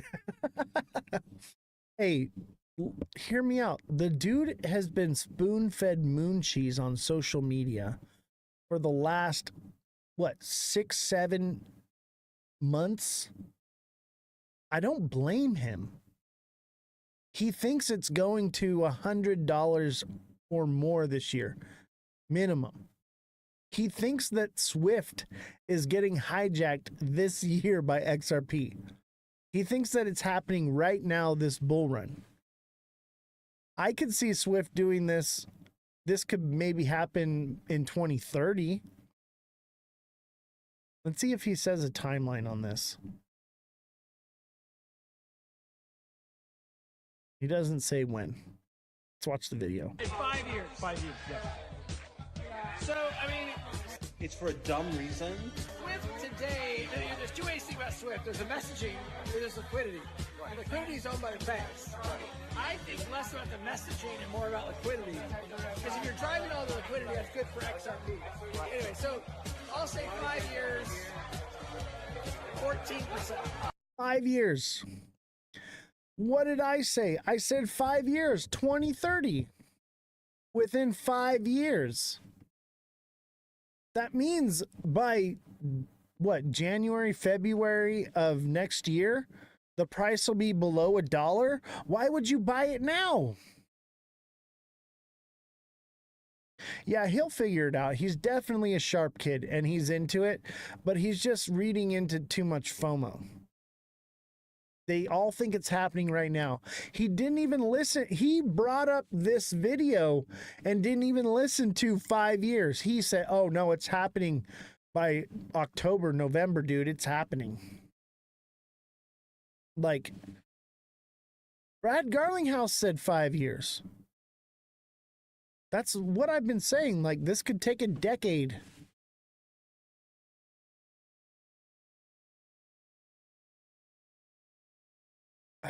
People believe what they want to believe. They hear what they want to hear. They don't listen to the truth.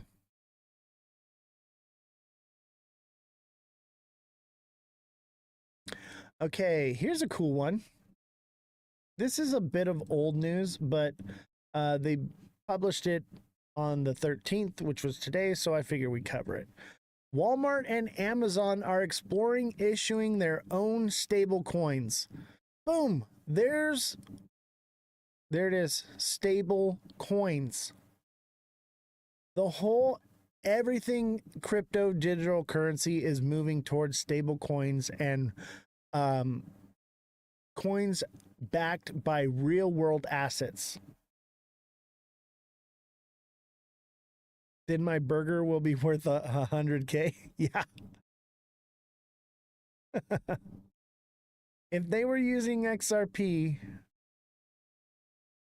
or other coins that fluctuate, that means you would go to the store to buy eggs or a burger or whatever it may be, and the price would change and fluctuate dramatically every day.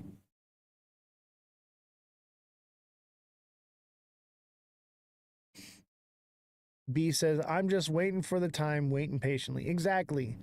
I think there's plenty of time for accumulation. You don't need to FOMO out right now. Mother of Dragons, thank you for the TGIF. It's Friday. It's Friday night. Y'all like when I sing? I'm taking requests. Who's got a song for me? I'm taking requests. All it takes is one DJ glasses, and I will sing a song for you. But here's the thing is, stable coins, man. Stable coins are the future. I think the idea of having the digital casino, okay, which is the exchange, the whole purpose of that was to get people involved with crypto. It was the lure on the end of the hook, right? The Land Down Under. All you got to do is send the DJ glasses and I will sing the Land Down Under. And I'll sing it like Peter Griffin. I heard that yesterday. We're all okay. It's at 14th now. What are you talking about?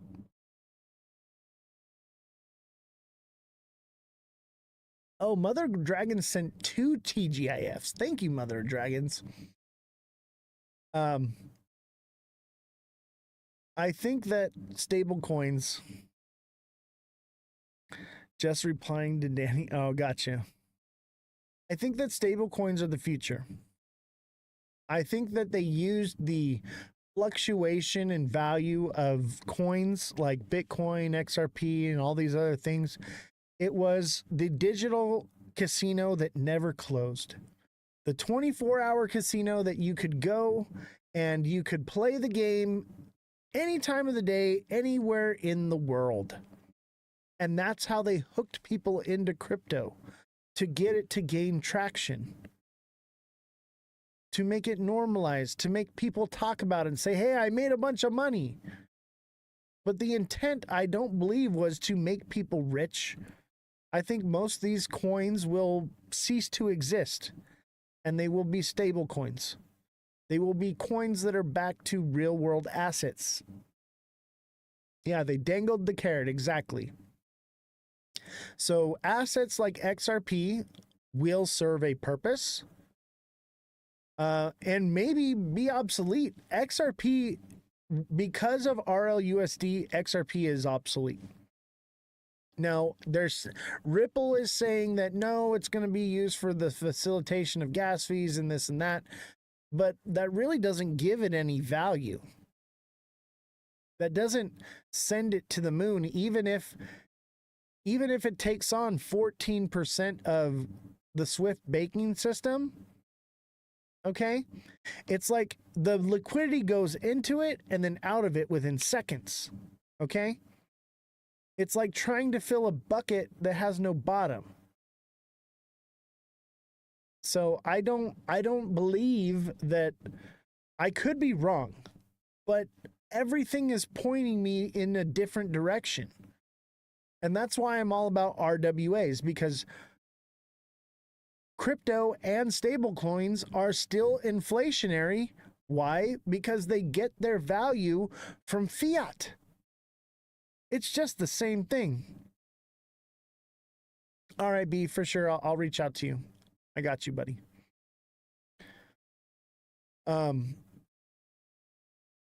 But yeah, I do believe that, you know, the future is these stable coins, and the online casino was the way to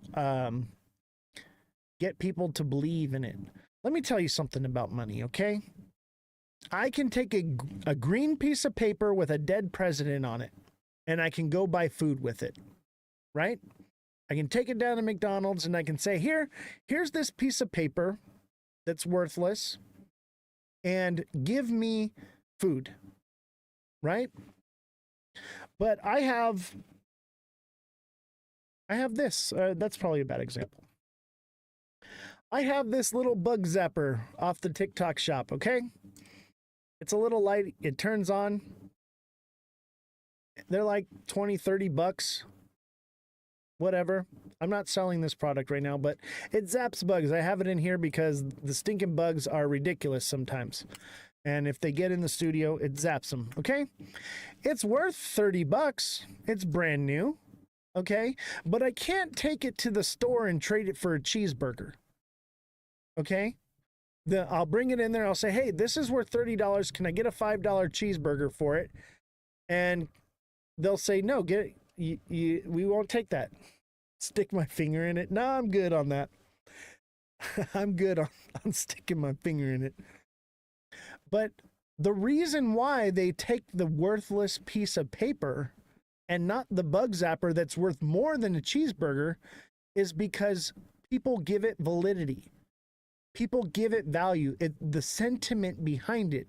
We have all agreed that it has value, therefore it has value. Same with cryptocurrency. Okay? And that's how they got people into crypto, was by creating the online 24-hour casino that operates right in the comfort of your bathtub, or while you're sitting on the toilet, or on the couch, or in front of the TV. That's what Bitcoin is, exactly. That's what any of these coins are. It's the online casino. And everybody here is trying to get rich off of it, right?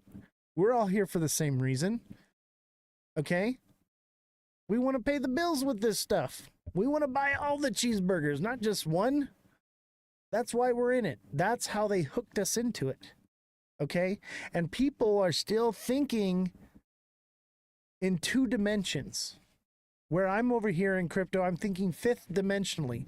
What will this actually become? What will it actually become? Not what it could be, not what I want it to be, not what it is now, but what I actually think that it will evolve into, because it will continue to change. Whatever crypto is now will be completely different by 2030. And by 2050, it'll be completely different from there. It will not be the same thing that we're looking at right now. So if we're looking to long-term hold this stuff, we're looking into the future of what it will and could be, right? Right now, we're looking at XRP. Why? Because it's good and volatile, and it holds itself up, and they have this rhetoric around it that keeps it propped up. So even though other coins are going up and then crashing, it's still running sideways, and there's a lot of money to be made in the volatility. That's why I focus on this one. This is a good one to trade because it moves sideways dramatically, up and down. That's where money's made, in trades. Because kids like that kid Josh think that it's going to 11D. And because they think it's going to 11D, they'll keep buying the top and being my exit liquidity. And I feel bad for those people, and that's why I have this show. But at the same time, we're all in the internet casino right now. That's what it is. Somebody has to lose the game. It's a pyramid scheme right now. Somebody has to lose. Somebody's got to pay for this show. Somebody's got to do it. Right? And guys like that guy, Josh, that came on here, are the ones that pay for it. He gave the biggest donation to this show and doesn't even realize it. So, thank you to Josh. But that's why I follow XRP, because of the rhetoric around it, the FOMO attached to it, the way it clings to the news cycle. It's like printing money. Because we're not stuck on the FOMO, we get to print it out, baby. Because we know better. Just like the whales do. The whales are trading the same way I'm doing it.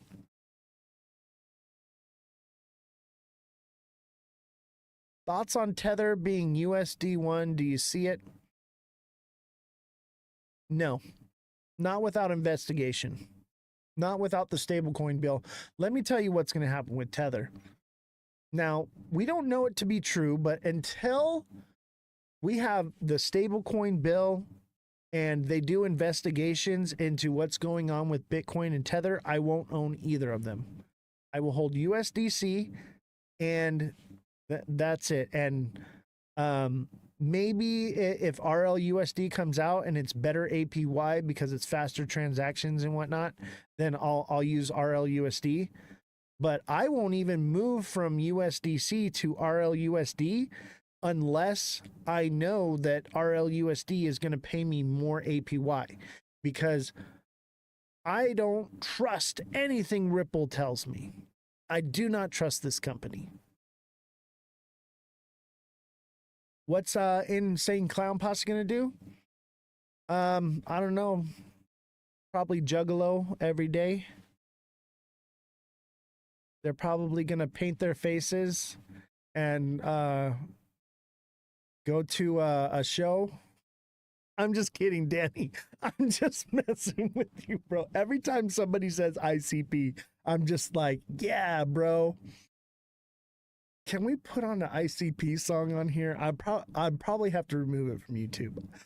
Do you guys know what ICP is? Do you guys even know? Is that just a California thing? Like,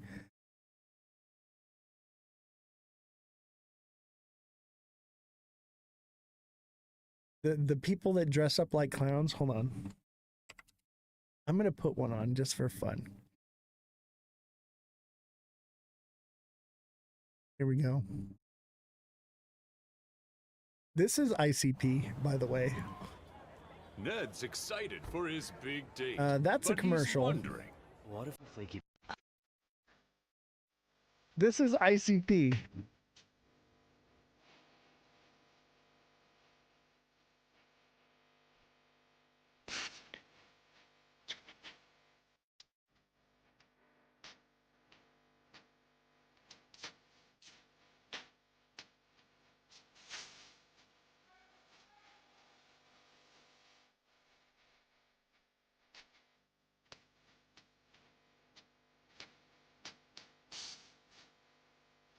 Let me see if I can find a video of these guys. AC, you all cooked up?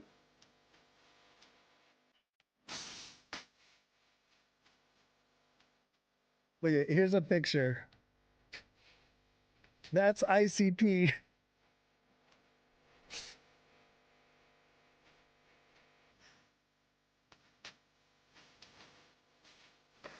I guess I gotta pull it up now while we listen to this.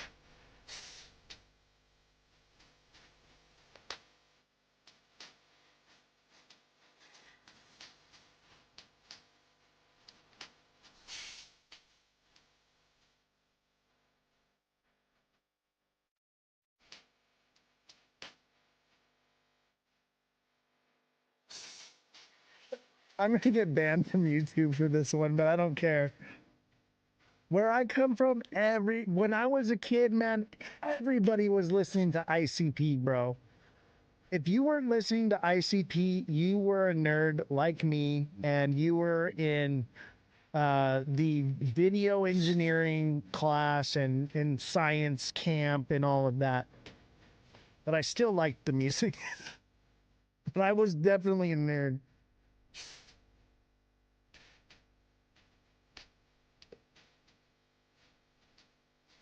All right, everybody, FYP and ICP, hashtag ICP in the chat, because let me tell you what, the Insane Clown Posse will come through right now. They will show up. They are diehards, bro.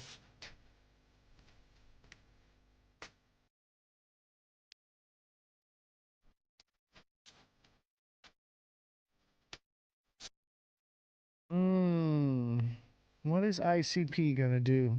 Focus, focus, joker, slide, come take a trip. I don't know the words.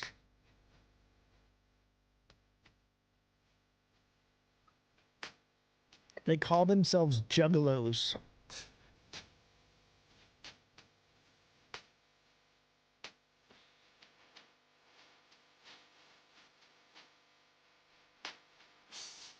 I think it's about to pump, actually. Let me see. Hold on.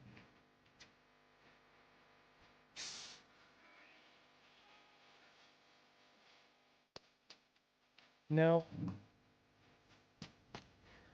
That is a Head and Shoulders. I know it's kind of wonky, but that's a Head and Shoulders right here. We got a double bottom that looks like it's about played out, and an ascending channel, which means it's headed back down.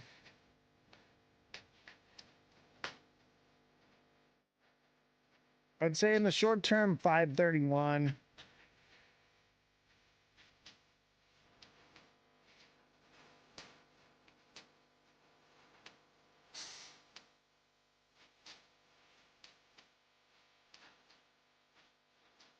ICP, baby.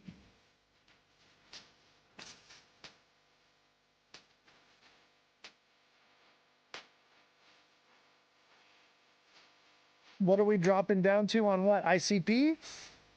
We're dropping down to the flow, getting low. We're dropping down to the dance floor on ICP. All right. I'll tell you this, though. It is pretty vulgar. ICP is pretty freaking vulgar. On XRP, XRP is probably going to hit like 205, 208, and then bounce up, double top, and to about 218 to 225, 224 maybe, and then come back down to about $2. It may not, though. It may not. It may just hit resistance here, or excuse me, support, or yeah, it may hit support and blow right through it. And if it breaks through support, it's going to drop hard to 188. Everybody hashtag must watch. Tap the like button, guys. Tap away. We've got 14 people watching. We gotta get the likes way up. We got to get the viewership way up, or I got to end the live in the next like 10 minutes here, because that's just way too low. Our diamond count is too low. We need a gift. We need a bunch of gifts, even if they're just popular votes or heart me's. We need heart me's and popular votes. Otherwise, we're going to drop out of where we're at, and we can't let that happen till the end of the month. Otherwise, the show will start to decline. Revolution, thank you for the 6 popular votes. Appreciate you. That's literally us. Revolution is the show putting in money into the chat to keep the viewership up. Giving the money back to TikTok because they take 60% of it. I know you guys all just gave so much the other day. But it's really important that even if it's just a few coins periodically throughout the live, set $1. Think about it. Like, how much do you pay to go to a baseball game? How much do you pay for your internet service? How much do you pay for to watch Netflix?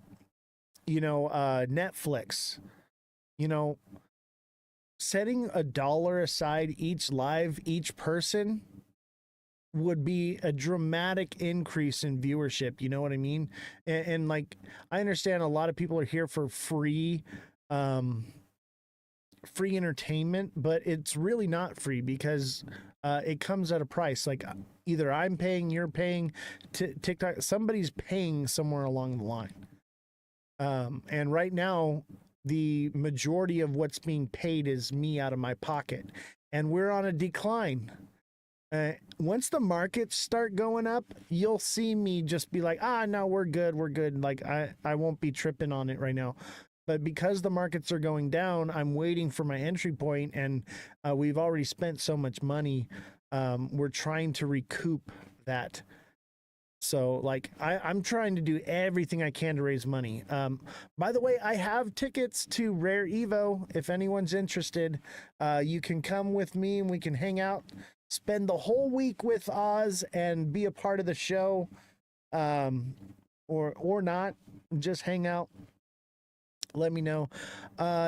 Gibby, thank you for the rose. Danny Gibson, thank you for the 2 DJ glasses. I appreciate you. You are magnificent. Thank you so much. But yeah, we have to periodically, even if it's just 1 or 2 coins of like a popular vote or a heart me coming in, it dramatically helps the show. So I'm trying to put lower grade gifts up that are like 500 tokens or less. But TikTok wants me to ask you guys for like a galaxy or higher. So it wants me to ask for like 1,500 coins to 1,000 coins is what it's recommending. And when I reach that amount, then it pushes us out into the algorithm again. And I'm trying to keep it low, but until we do those things, it's just what it is. Here, I'll put a lower valued one on here. So it's not 500.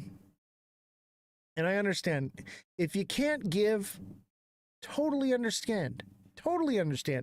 But if you can't give, you can like, you can share, you can comment, spam the chat with the FYP and must watch and all these different things. You can actually Google and ask ChatGPT, what is the best thing to put in the live chat to make it go viral right now?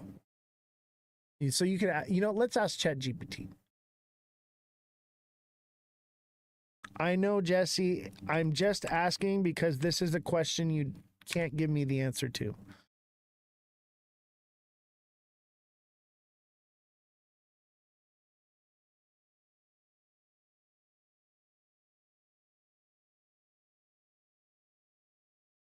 Give me a list of hashtags I can put in my TikTok live that will help it to go viral this second.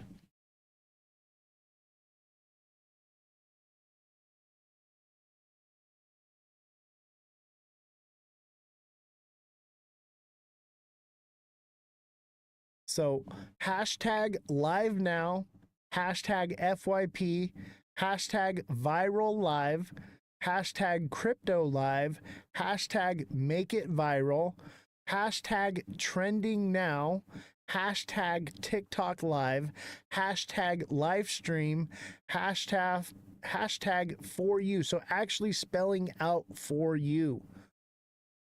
Hashtag live vibes, hashtag watch this, hashtag live crypto news, hashtag viral now, hashtag live discussion, hashtag go viral. All right, I'll leave this up here for a little bit.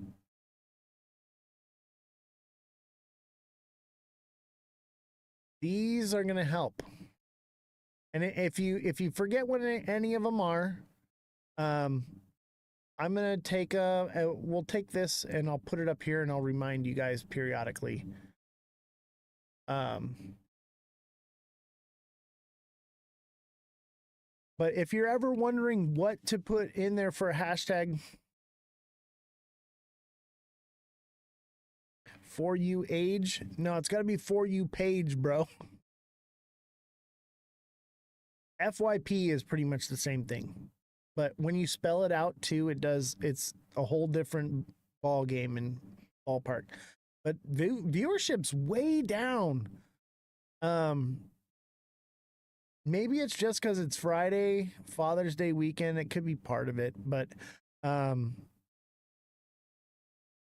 let's see. We got to do something though. We got to come up with something here. If somebody can send the big shout out, I'd appreciate it.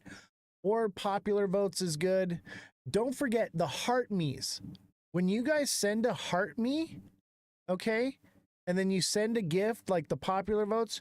So if you send a heart me and then 2 popular votes right after it, It's really good for the algorithm, but also go back to the Heart Me, click it again, and claim your rewards and level up.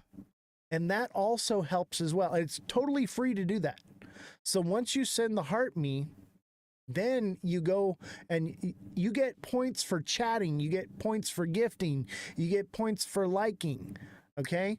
When you claim those points, they add up, and then it puts you into the next level, and that actually raises my pay scale. So I think I have 47 active members right now.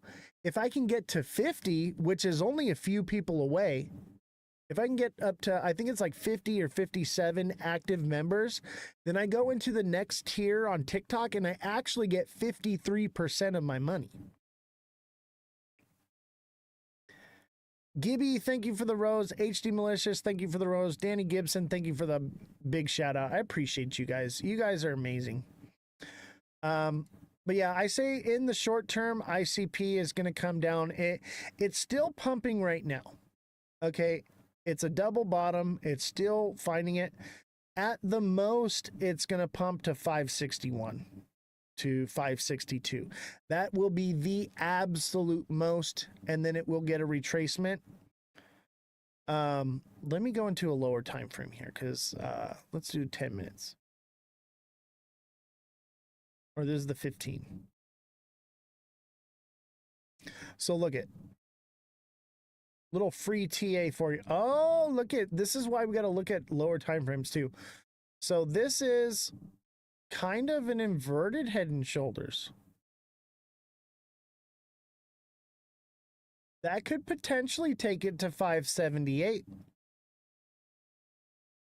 to 584. But before that happens, this is an ascending channel, so it could come back down, or it just gets a God candle from here. See, this is why we want to look at it in the lower time frame, because it kind of is an inverted Head and Shoulders, but it also could potentially fill the inverted Head and Shoulders at 561 to 558, which was that other that other place. I take it back. Yeah, 577 to 579, 580 off the table. That was incorrect analysis. It would not go that far. It would go at the most 563, 565, and I think that's what I said prior. I was zoomed in too much. So yeah, it would fulfill at 561. That's your sweet spot. 561 is the tip of the wick on this one. If it doesn't just, and look, it's getting that kind of God candle look to it. So it had the little curve and now it's going up. Now it could get retracement up before that and then go up again. But yeah, that's going to be your sweet spot is 561. This was for Danny on ICP. 561. What was the low? I don't think it's going low. I don't think it's coming down. I think it's going to 561, baby. You know how I do. I know where it's going. It'll cut. Why, are you looking for an entry point? You haven't got into it yet? God candle. What is a God candle? Okay, your entry point.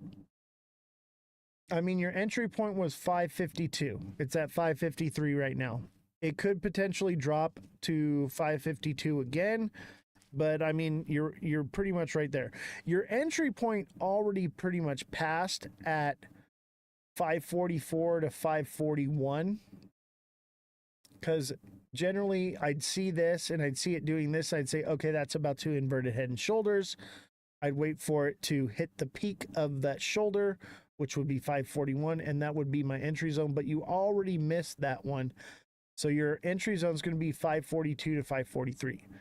Now, you don't have much room, but 561, that's a decent pump. That's decent. Why is viewership so down right now? I think it's because we got like a massive inflow of GIFs the other day, and TikTok's like, man, do it again. Man, you foiled my plan. Give me money. I need the money to survive. All right, here's an easy one. One, let them cook. That's an easy one.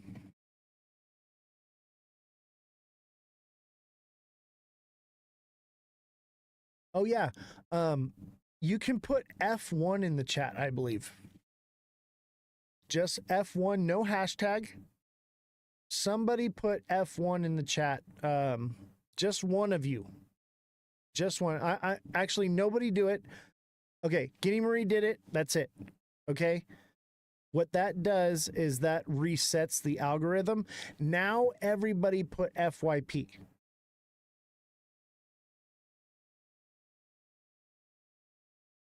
Everybody put FYP. I'll list off hashtag live now, hashtag FYP, hashtag viral live, hashtag crypto live, hashtag make it viral, and do this one. Hashtag trending now. Yeah, hashtag trending, hashtag trending now, hashtag TikTok live. And mind you, this is a capital T on TikTok and capital L on live. So capital T for Tik, capital T for Talk, and capital L for live. Hashtag TikTok live. Okay? Hashtag live stream. Capital letters for the beginning of these words. So when you're putting trending now, it needs to be one word. Okay? And the first letters need to be capitalized. So hashtag trending now would be hashtag capital T trending now capital N, one word. The capital letters are important.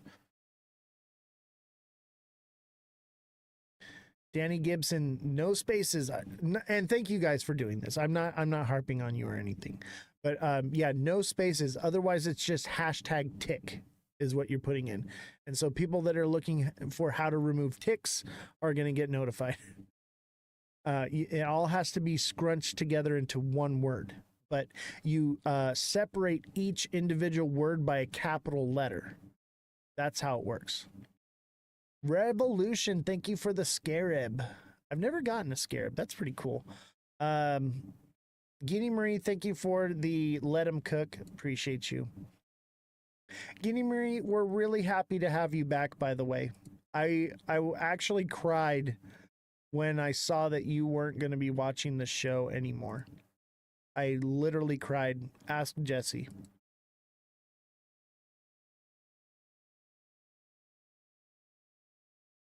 Okay, what's a God candle? This is a God candle. This big, beautiful green candle is a God candle. This candle that starts here and there's multiple all the way up. If you go into, I think it's the 1 week, you see more God candles. This is a God candle right here. This is over the week time frame. That's a God candle. This, look at it. This is a God candle. Boom, just straight up for weeks. 1, 2, 3 weeks of God candles, 4 weeks of God candles, a whole month of just crazy pumping. That's why people are like, oh no, it's gonna go like crazy. Look at it compared to previous cycles. It already, every cycle it's done this. It's already reached its full potential for a cycle.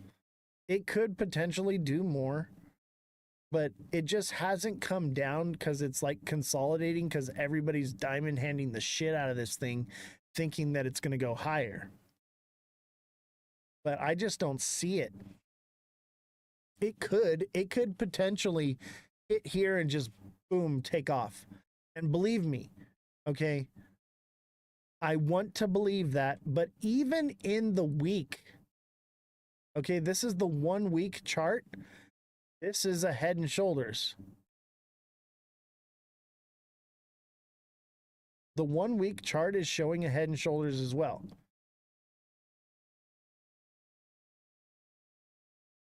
What coin is this? Did we look at SXT and Circle yet? We can look at SXT. This is XRP, but this was ICP. Let's look at SXT and see if it's ready. I think we need to be patient with SXT to find the new bottom because the market's tanked. Okay, wars breaking out in the world, civil war in the United States, craziness. Selling may go away. It's all just messed everything up for us. Yeah, we'll do ETH. We'll do a whole bunch of them. I got you guys. I appreciate my subs.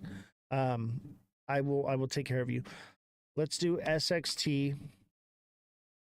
Oh wait, I went to the wrong one. I always get overzealous.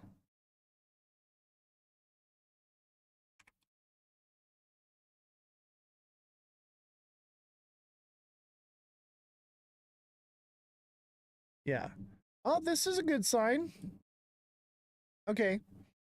So here's the thing is this will potentially pump back up to 9 cents, maybe 10. I would probably say 9. It could come back down one more time and double bottom. Let me go into the 1 hour and show you. So this is a bearish trend right here. This is an ascending channel. It's actually an ascending wedge. Okay. So it's coming back down. Okay. That's bearish. This is going to come back down to about 740, 755. Okay. Double bottom and shoot back up. So what I would suggest is not financial advice, but since it's pretty much only subs in the chat right now and in the live, and if you're not a subscriber, you're getting very lucky right now. I'm going to give you one-on-one coaching for this. This is what I would offer you. This is what I would normally tell you to do in the one-on-one coaching is wait for it did kind of double bottom here. And it came back down, but it looks like this is a bearish pattern, which it's going to retrace back down here. I would say 0.75, and it could go lower. It could not quite reach it, but probably about 0.75. It's a psychological number, right? It's going to retrace down, double bottom, and shoot back up. And that would take it to about 8 or 9 cents, probably. I would say right about there. Conservatively, 8.5, 8.6, 8.7 probably. 8.7. All right. So what you would do is this would be a DCA. Okay. We got in at, what was it, 9.5 or 9 cents. Right? If you got in at 9 cents, you're looking good. If you got in at 9.5, you're still okay. All right. But what you would do is whatever you put in at this price up here, you'd put 9 times the amount in down here. So if you put in $10, you'd put in $90 down here. Okay. And when it pumps up to this next position, it would come here and you would remove everything from the market all at once. And that would end up putting you in profit with your trade. That is a DCA. DCA at your own risk. I don't generally do it. I'll take a loss. Okay. And I'll just put whatever I feel comfortable in here and let it come back up. All right. But I told you if it broke 9 cents that it was cooked. So your stop loss should have been somewhere around 8.80, which was right here. So your stop loss should have kicked in right here and came down. And then you'd be re-entering. And you'd be pumping back up to where the stop loss would have started, and then potentially it'll come back down again. Okay? But if you wanted to DCA, that's what you would do, is you would wait for this pattern to play out, come down to this lower zone and buy, and potentially it goes up. Now, if it doesn't and it drops from there, there's just not enough data. It's a risky move. Okay? But I would say that more than likely, if it does, this is a bearish pattern, it would come down, retest, and it would gain support, and it would pump up to minimum 824, which could help you recuperate some of your losses. But I think it would come more here to 886.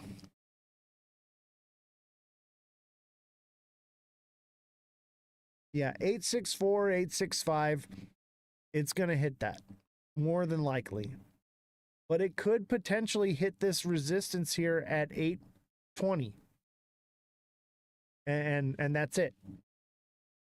But as much as it dropped, this is, I don't know, that seems pretty unlikely.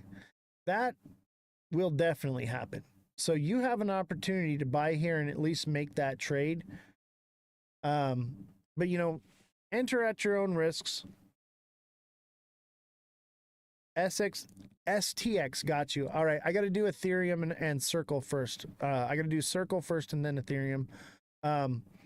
But if you have more questions on this, if you've got a lot into SXT, message me, okay? Message me and we'll work through this one, because I believe in this project, but we couldn't have expected it to do this. It triple bottomed. It should have shot up. But sometimes things just happen, okay? We can't be 100% correct on all this, but hopefully you had stop losses at anything under 9 cents, And if you need help with setting up stop losses or knowing where, let me know, and I will tell you, like, this is where your stop loss is going to be at. I don't use them, but I'm a very advanced trader. Okay, and I spend all my time watching these charts. So it's a bit different. So you have to get up to my level before you're going to not be using stop losses, okay? If you need help with that, reach out to me. We're going into the weekend, okay? Any questions with SXT for subscribers, free this weekend, okay? Because I made a mistake. I did not think that it was going to do this. We did not. How could we foresee this? You know what I mean? It just is what it is. It is what it is. But yeah, if you have an SXT question over the weekend, I got you. TikTok is going away. Don't forget to go to Twitch and sign up. Exactly. Ozthecryptogoat on Twitch. We will be there. And Big Baller. I talked to my buddy, but he has not responded back. So I'm still working on that. We'll see what he can come up with.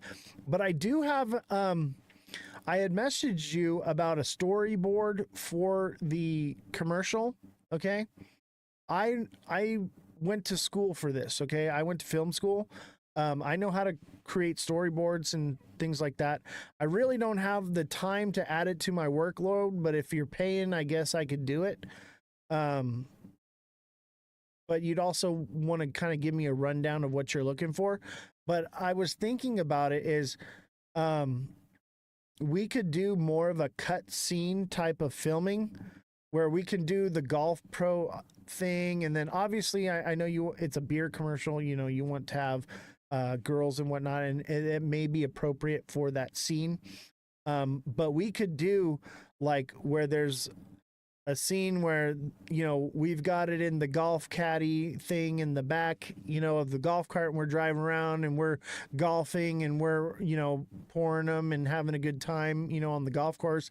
And then it could cut to to like, inside of a bar and there's people hanging out and it's a honky tonk thing. And then it can cut to, it's like a tailgate party. And then it can cut to, it's like, what do you call it?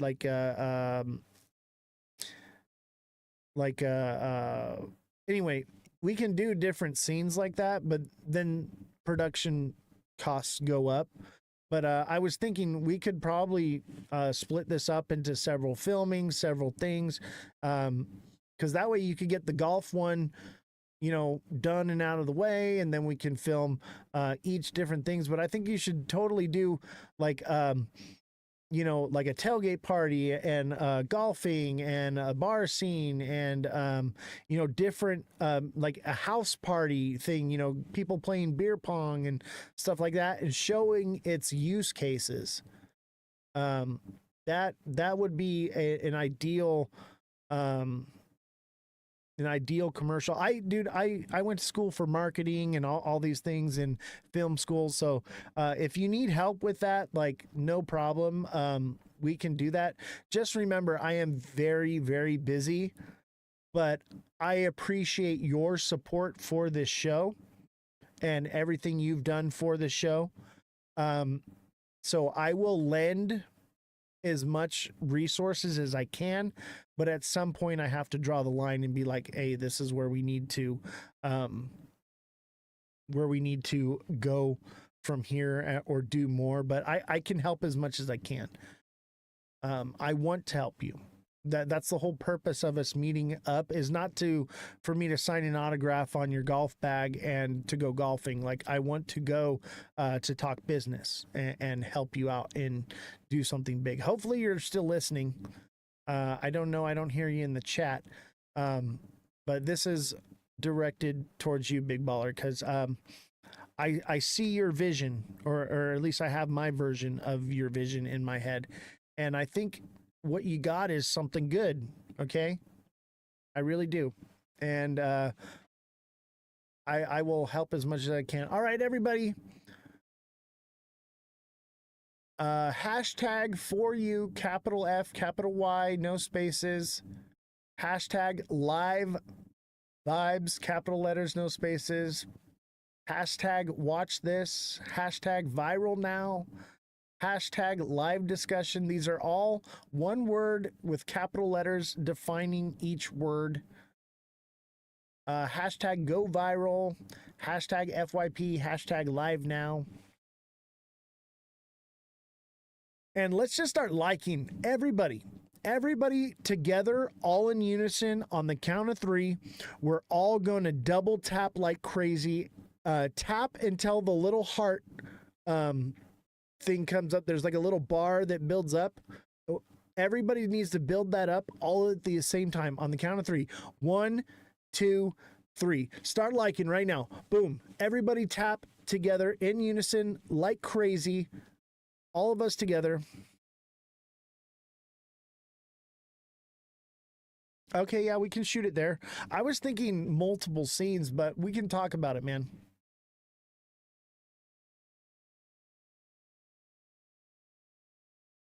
Just let me know, buddy. Honestly, it's not hard to get a golf course to let you use their golf course to film. There's also rogue filming. I used to do a lot of like B movies and stuff, and we would do rogue filming all the time, where you just show up and you do it. No permits, no nothing, just go do it.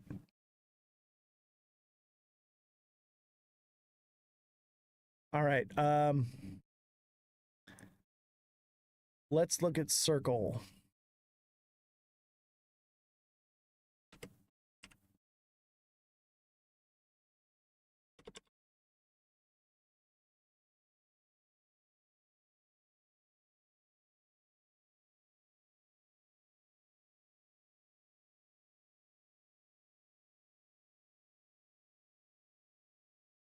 Ooh, circle's looking good. Guinea Marie is making money. Hey, Guinea Marie, I want a pontoon boat for us to have a party on the river for all of the subscribers. I want it in green and gold, please. Yeah, the audio is not as good on TikTok, I know. Yeah, green and gold with an Ozthecryptogoat logo, please, on the side. And a beer gator in the back, please. And I will be happy. Couple of Evinrudes on the back there. We did like 3K likes in 90 seconds. Yeah, when you guys all work together, we can do amazing things. Just like we did with the gifts the other night. We can do things even for free for the algorithm just by liking together in unison. Just by putting the trend. Obviously, it's a holiday weekend. It's Father's Day weekend, right? So viewership's going to be down, but we can come together and work together as a team. Look at Mar Lopez is already back. You'll see people that watch the show that aren't subscribers coming into the show when you guys are all doing this together. B, thank you for the heart me and the 20 journey passes. I appreciate you. Let's see here. Let's set up a new goal.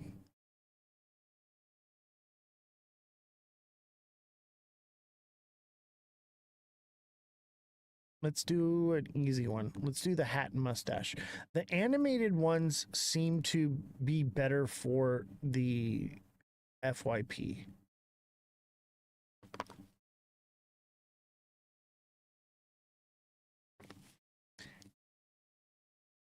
Guinea Marie, thank you for the 5 roses. B, thank you for the hat and mustache. Appreciate you guys. Let's see here. Let's do another easy one. One that we haven't done. Oh, here we go. Tiny dinos. Let's do a tiny dino. That's easy.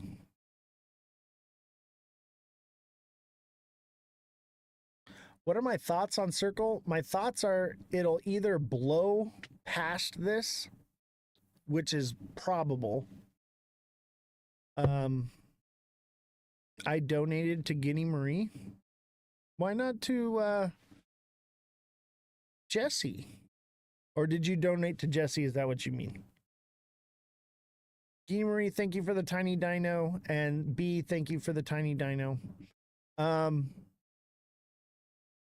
There is a potential here, Guinea Marie, that oh, you donated to Jesse. Yeah, I know you did. And those of you that already donated it and you're tapped out, I get it. If you can't give, like and share. Or put the FYP hashtag video go viral, whatever you can do. Because it's basically only subscribers in the show right now. So if you can't give, I totally get it. I totally understand. You guys gave so much, it brought tears to my eyes. So don't feel bad at all. Here's another one. Here's an easy one.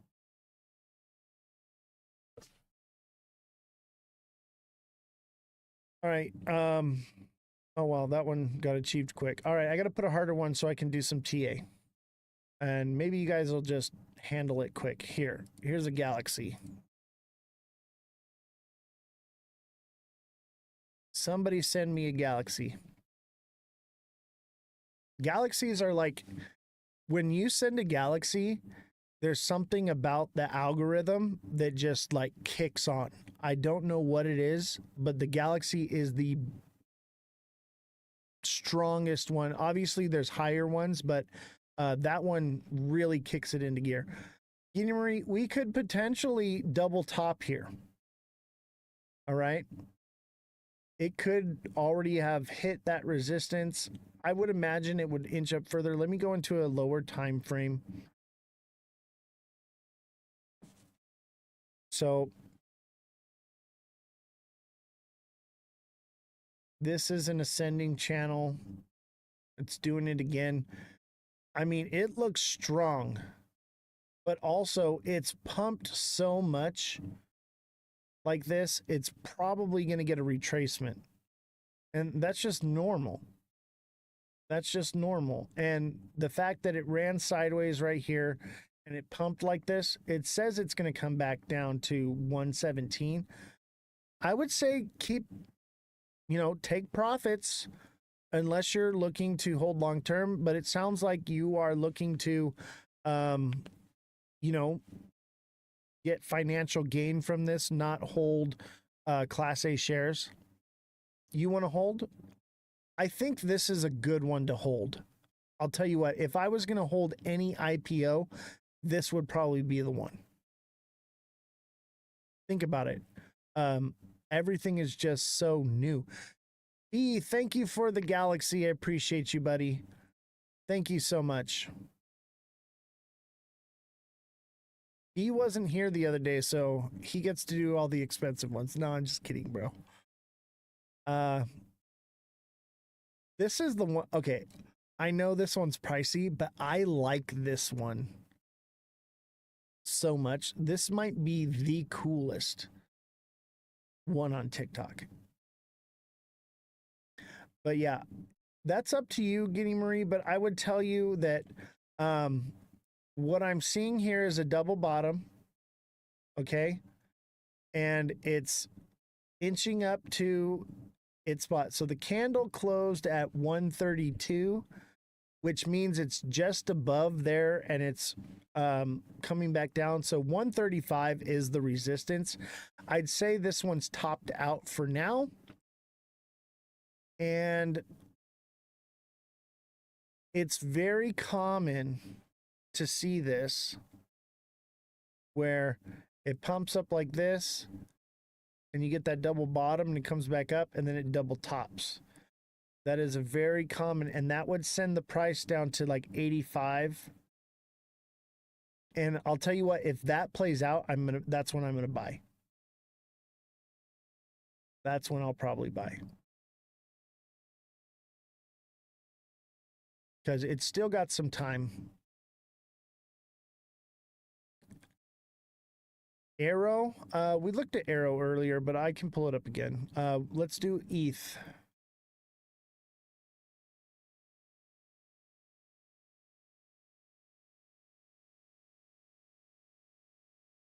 Oh, ETH don't look too good. Okay. Just like I told you before, ETH is a diamond top right now. It just hasn't completed. Okay. But I see, you know how I see the patterns before they happen, and it's probably going to drop down to about here.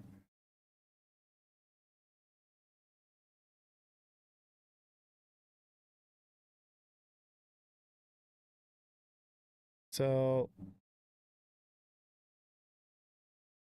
ETH is coming down to 235.7, and then it'll pop back up, and it'll basically mirror what this is done on this side over here, and then come back down. If this is what plays out, but it hasn't completely formulated. Technically, it's also this pattern, okay? But I think it's this diamond top, to be honest with you. So this is an ascending, broadening wedge, which is also bearish, which would drop it down. So there's a double confirmation there. It could also be that this is a flat bottom, which is an ascending, broadening wedge, which is also bearish. So that's everything is an indication of downward movement. And let me give you a free little tip here, guys. Little TA. Okay. Look at this. This is the God candle right here. Okay. Pump, pump, pump, pump, pump. What is this? In the day 1, 2, 3 days. 3 days of candles. Green, big fat green candles. 3 in a row with no retracement and consolidation, that is disaster waiting to happen. It's unhealthy market movement. See, like, look at this. This pumped up hard, and then it descending channeled down, and then it consolidated, and it pumped again, and then it pumped again, and then it pumped again. And then look at, because of all this unhealthy pumping, look at the retracement that followed it. Do you see that? All that downward trend for just a long time because of one crazy pump without retracement. So when that happens like this, and it just comes up and then consolidates, and if it goes more, that's more disaster. TikTok seller, thank you for the whale diving. I appreciate you. That one's cool. That one has audio with it. That is cool. That is one of my favorites. What's crazy is viewership is still down. I think it's because we were talking about what we were talking about earlier. I'm trying to find one that has a B in it so that B is forced to send it to me. I'm going to try to find the most expensive gift with a B in it, and then he'll have no choice but to send it. It's coercion, I tell you.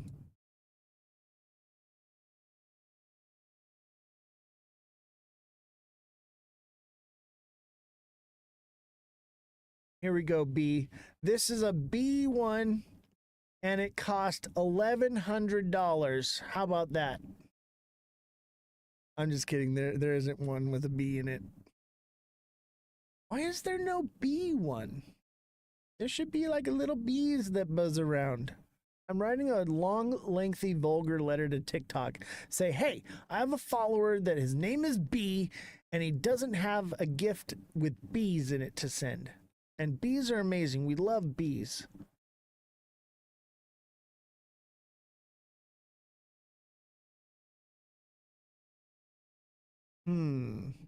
What? Okay, this is cool.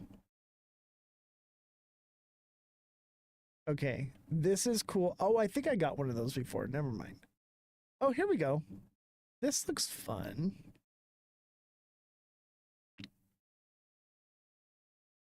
I want to do something fun that's not too expensive, but is something we haven't gotten before.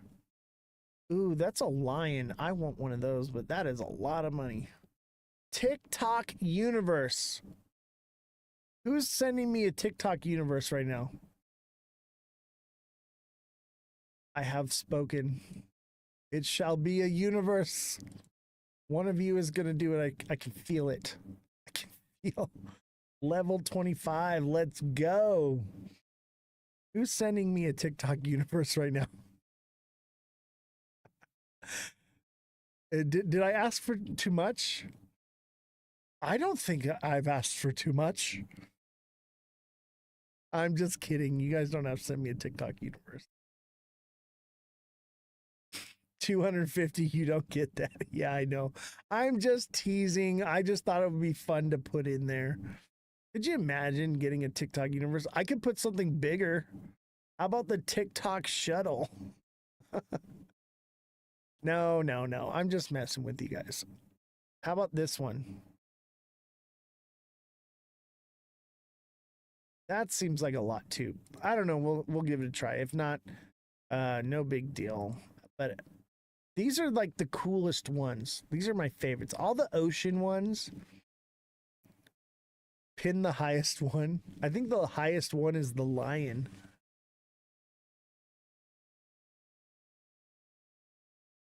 Let's see here. What was the other one that we were supposed to look at? Arrow?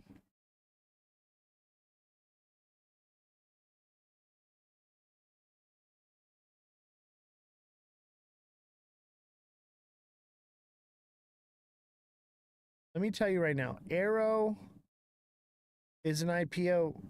You can't chart it. Oh, man. Oh, it's been around. This is the one, Arrow Group Holdings? No, this can't be it.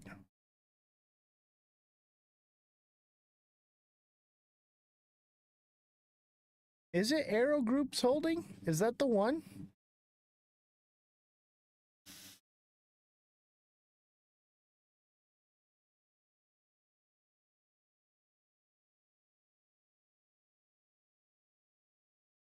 Aerodrome, yeah. Aerodrome. I'm back, ran my battery down with all the likes. Thank you, I appreciate you. Just went to IPO today, it's 28. Sold for 10. Ooh, ouch.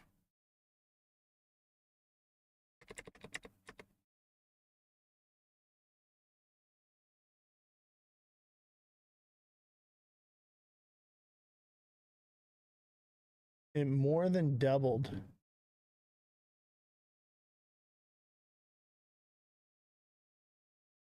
I'll tell you what, these defense contracts are going to be easy money. Easy money. Everyone expects World War III right now. And if you got into like things like Lockheed Martin, like I did when I did, you're going to be sitting pretty.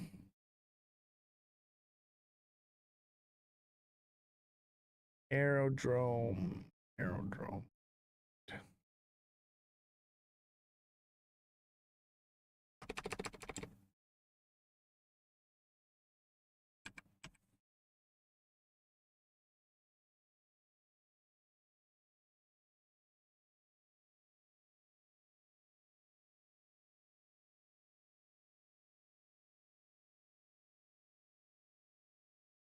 There we go.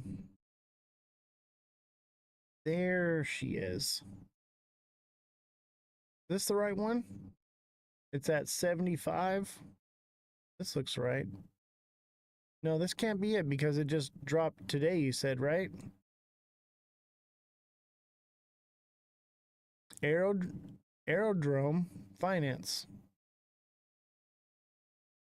It's at 28. Kodak says this is the right one. Maybe Kodak bought the wrong one. Or maybe someone else did.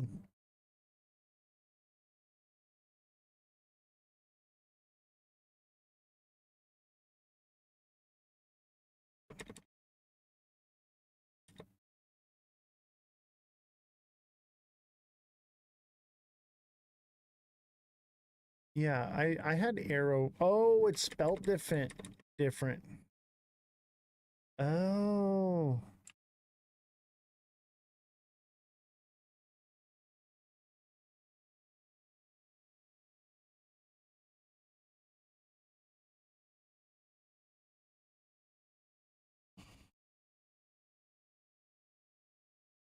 I can't find the chart though.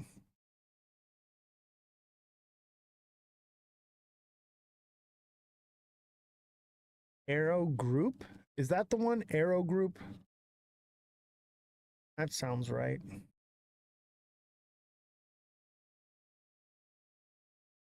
Nope, that can't be it either.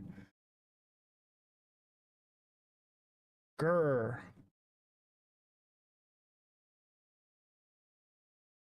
It's because it's an IPO. AIRO.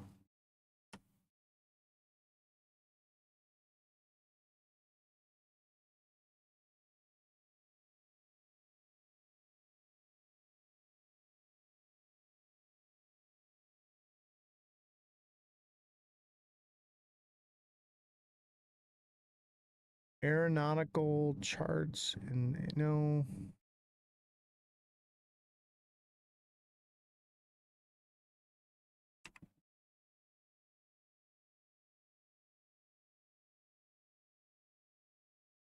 Yeah, Arrow stock. Oh, here it is. 24, right? It's at 24. 28. This is it.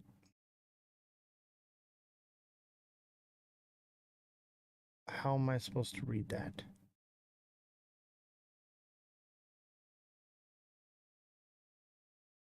Somebody told me how to do this.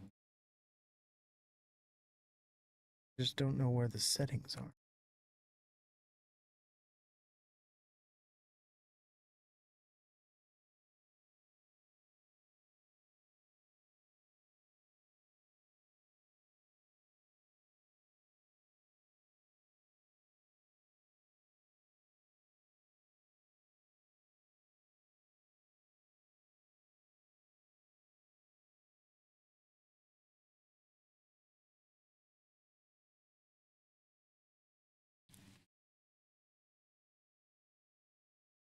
This is the chart. It's just the way it's set up.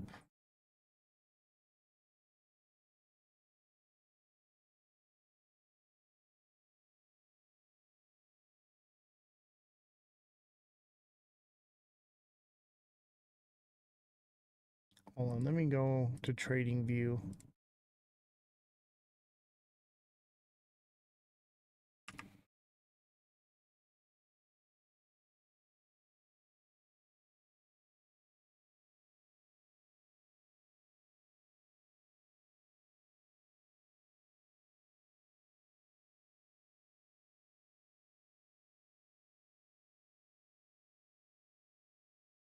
We had it the other day. Look at same thing. I'm gonna have to figure this out.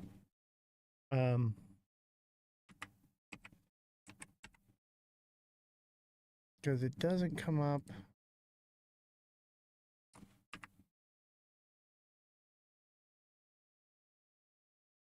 Stocks though. There we go. Okay, I know what I was doing wrong. Arrow Group Holdings Incorporated.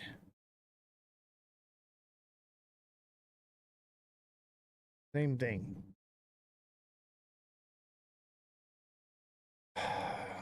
Somebody told me how to do this, and I can't remember what it was they said to do. Mind you, I just started using TradingView when I started this show, because I use something else to chart for myself, and I don't want anyone to know where I'm trading or see my trades. So I've been learning this.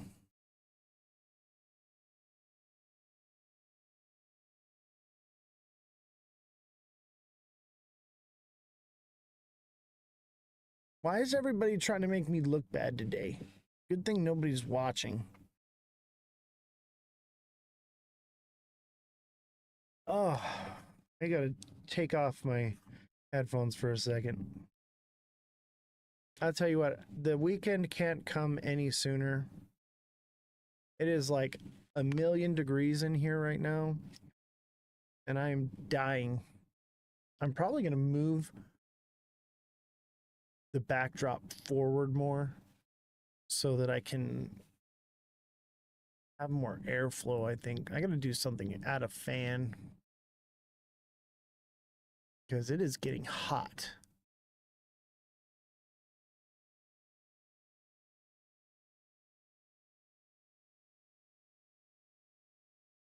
Let's ask ChatGPT how to remove the gaps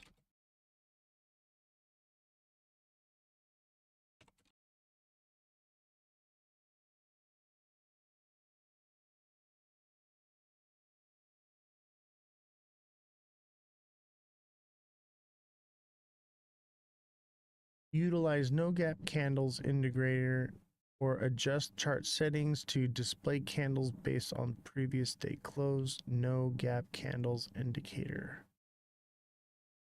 I tried that.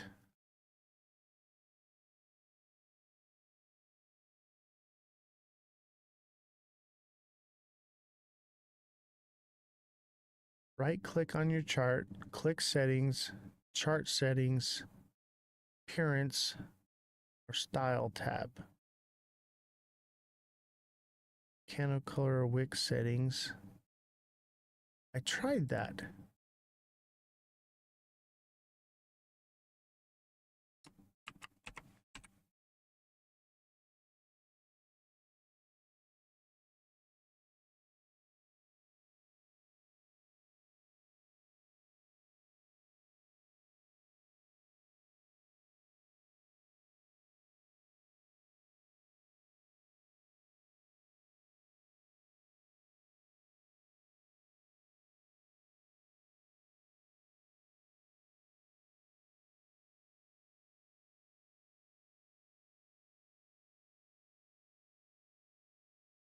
Try the indicator.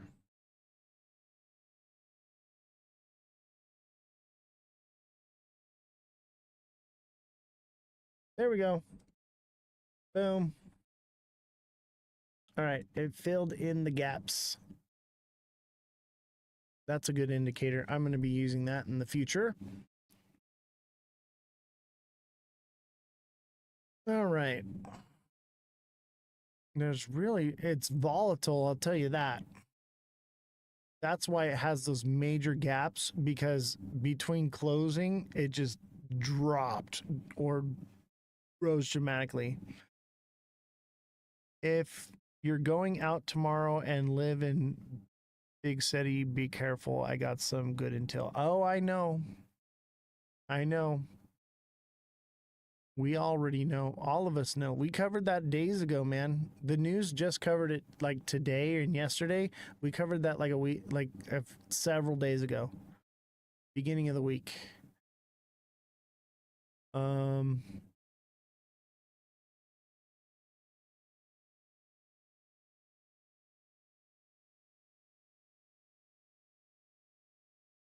It's from today. Well, tell me. What do you know? This is going to pump again. This is a descending channel. If this is correct.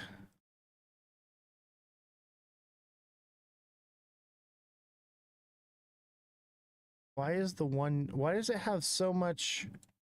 It says it goes all the way back to 2001.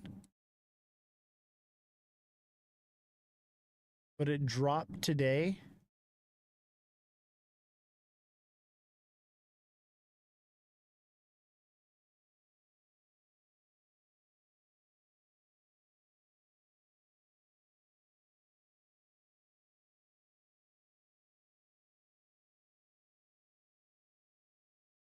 Here we go.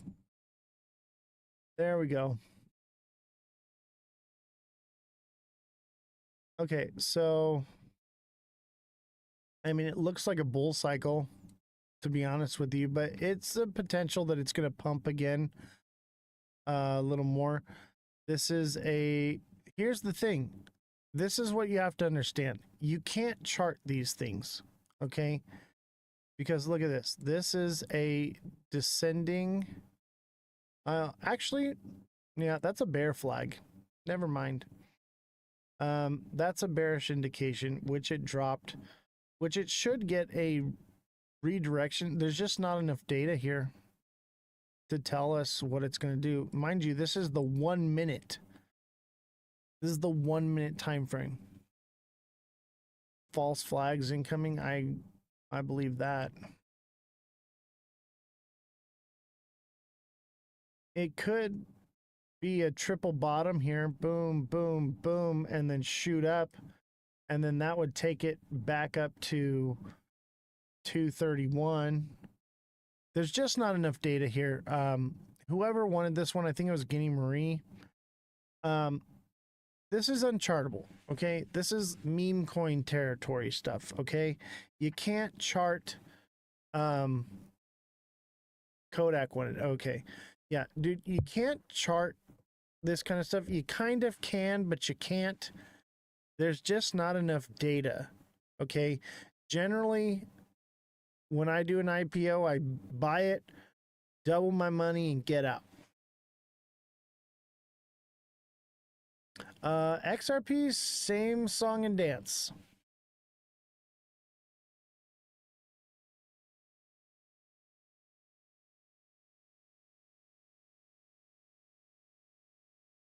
Yeah, no problem, Kodak.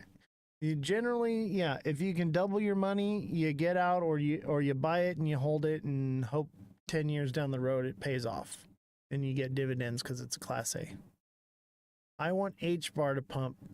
Yeah, H bar, everything's coming down right now though.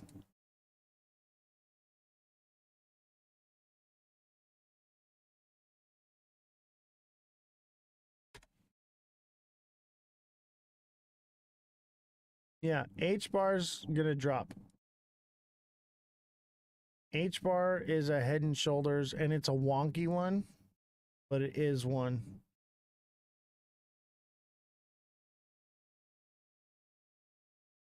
Yeah, H bar could come. Now, here's the thing. It's where is the head and shoulders? Does it start here? And it's already played out? Or does it start down here?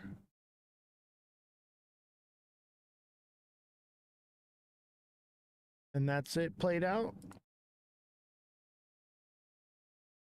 Or is it like this? I'll tell you what right now. I am leaning towards it's coming down more. It should come down to 613 to like 5. Oh, this is market cap. This is in bot. Never mind. Hold on.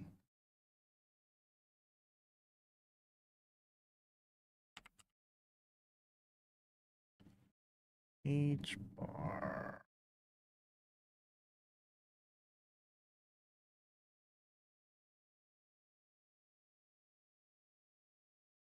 Yeah, so it could come down. It's definitely coming down to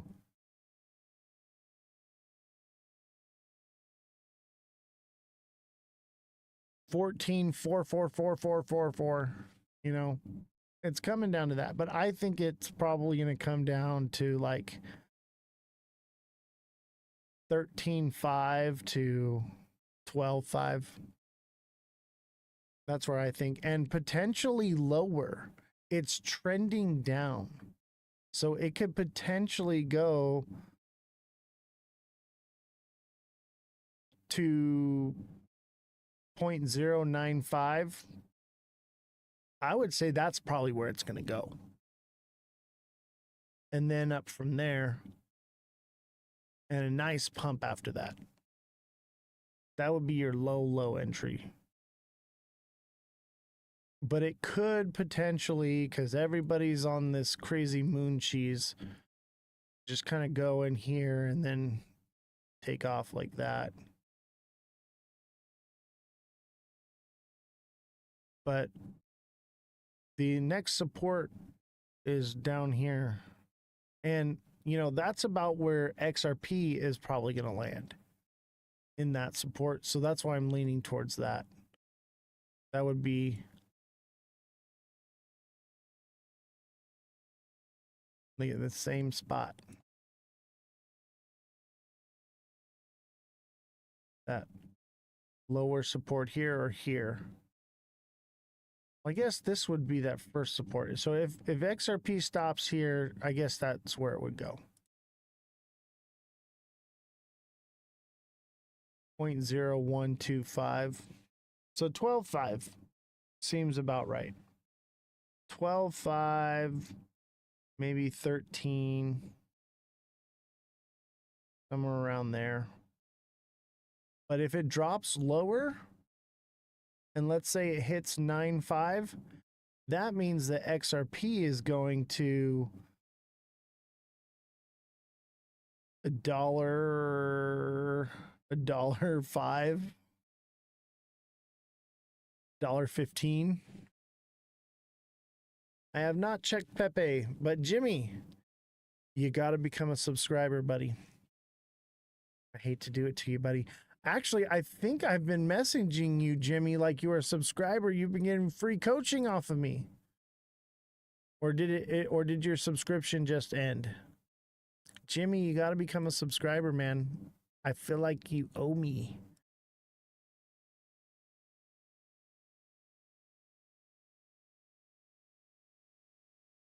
No, maybe it hasn't been you.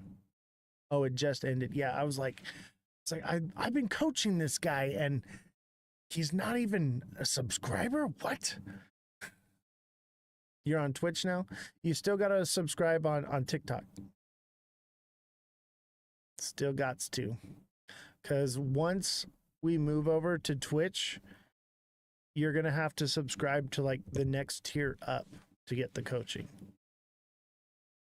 You're subscribing on Twitch is basically for a better viewing experience without ads. Unfortunately, you're not the only one that's subscribed on both, man. So don't feel like you're it wouldn't be fair if I did that for you. Nikki, thank you for the heart me. Appreciate you. Thank you, Nikki. I appreciate you. Nikki's amazing. Everybody go give her a follow.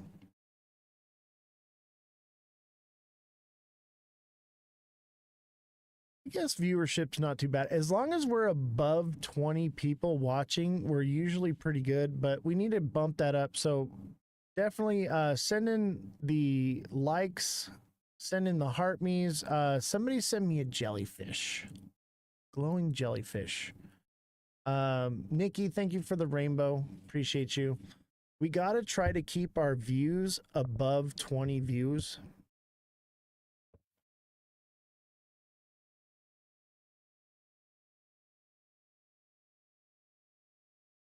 All right, we've got news to cover. It's already 8:30. Shoot.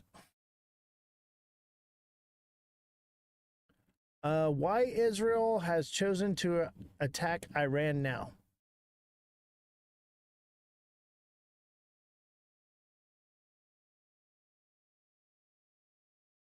So we had confirmation from the Israeli defense minister at around 3 o'clock in the morning here that Israel was launching what he described as a preemptive attacks on Iran's nuclear program. Military facilities, nuclear facilities, buildings, air defense systems have been hit in several locations across Iran, including in the capital, Tehran. What is very interesting here is the timing of this attack, because it happened today. There was a meeting that was expected to happen on Sunday between American and Iranian officials to try to come up with a deal to solve this crisis over Iran's nuclear program. Now, the Iranians are saying, not surprisingly, that they're not going to take part in those negotiations. The attacks today change, the picture. It is very interesting as well that President Trump had repeatedly said that he was against the idea of any kind of military action against Iran, while there were, diplomatic efforts to come up with a deal. And for quite some time, the Israelis have been talking about a window of opportunity here. We've heard from Prime Minister Netanyahu today talking about how Israel sees as an existential threat Iran's nuclear program. And what Israeli officials were saying is that because Israel had weakened Iran's air defense systems in attacks last year, this was an opportunity to strike those facilities inside Iran. They also talked about Iranian proxies across the region, in particular Hezbollah in Lebanon, being severely damaged following Israeli attacks. So it's not really surprising that an attack has happened, but I think the timing of it was the surprise factor here. All right, we're going to buzz through this stuff. What we know about the Israel attacks on Iran's nuclear sites and military commands. Here's what we know, okay? They preemptively attacked them. They're calling it self-defense. It's not self-defense, okay? If your neighbor says, I'm going to unalive you and shoot you, and you see him in his front yard assembling a rifle, and you go out and you shoot him, that is not self-defense, okay? But I would call this war, okay? Obviously, they feel threatened. They did something about it. Let's watch the clip. But it's not self-defense. Oh, we saw this already. All right, we saw that. Disruption as airline cancels flights and reroutes planes to avoid Middle East airspace. You get the gist. People can't fly because of what's going on. Sorry, we just got caught up on other things. Here are 3 reasons why tariffs have yet to drive inflation higher. Separate readings this week on consumer and producer prices were downright benign, as indexes from the Bureau of Labor Statistics reported that both rose just 0.1% in May.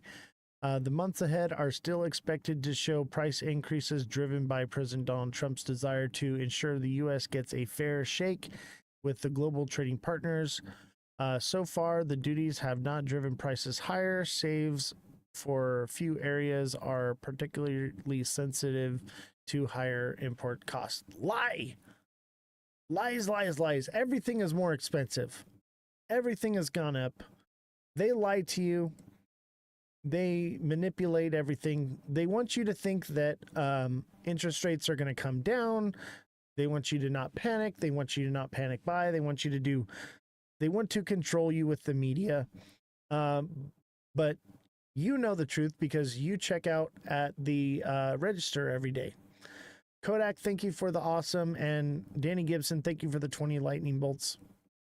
Appreciate you. I'm losing my voice. We went 6 hours the other day. It just like totally blew me away.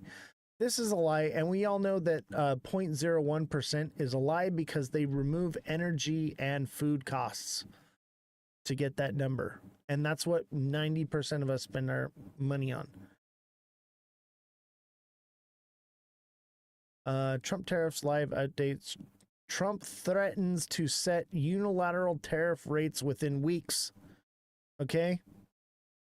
Prices in the market are going to drop again because he's about to put out the unilateral letter, blanket tariffs across everybody, every country. I don't need to read all of this. We don't need to watch the video. But blanket tariffs are coming back. Buckle up. Exclusive, Trump's tariff deal quietly added a 10% raise, which nobody is complaining about anymore, says his former Commerce Secretary. Yeah, so there is a 10% raise in tariffs that nobody's talking about, nobody knows about. Everyone thinks tariffs are gone, but they're actually going up. Oh man, my cat food prices are already high. I know, right? And there's a 10% increase in tariffs across the board that they've been hiding from you. 10%. And once you think the markets are looking bad now, wait till people actually find out the truth of what's really going on. They think tariffs are still paused and the markets are going down. Wait till they find out, because it'll come out. They're just doing it slowly. Trump says he may soon hike auto tariffs to get more U.S. production. So more tariffs are going to go up for the EU. Remember when everybody thought that there was a deal with the EU? And we were over here just like, no, you're not. No, you're not. It's crazy, man. Like, they're about to raise auto tariffs yet again. Again. Nate, thank you for the heart me. Yeah, the UK. There's no deal with the UK, and they're about to hike up the auto tariffs even more than they are now. Yeah, they shook hands or talked on the phone. I thought, yeah, nothing got settled. There are no deals. I think there's one. I think we have one deal, and it's with Israel. There are no deals. The get ready for the tariff freak out in the market to come, because most people don't even know this. They think that it's over, and then the news is going to come out after this weekend and everything's just going to go, or they'll keep hiding it. I think they're hiding it because they don't want the markets to tank, because Donald Trump doesn't want to look bad. So also take into account moon cheese, man. Take into account moon cheese. People may just buy XRP at $2 because they've lost the plot.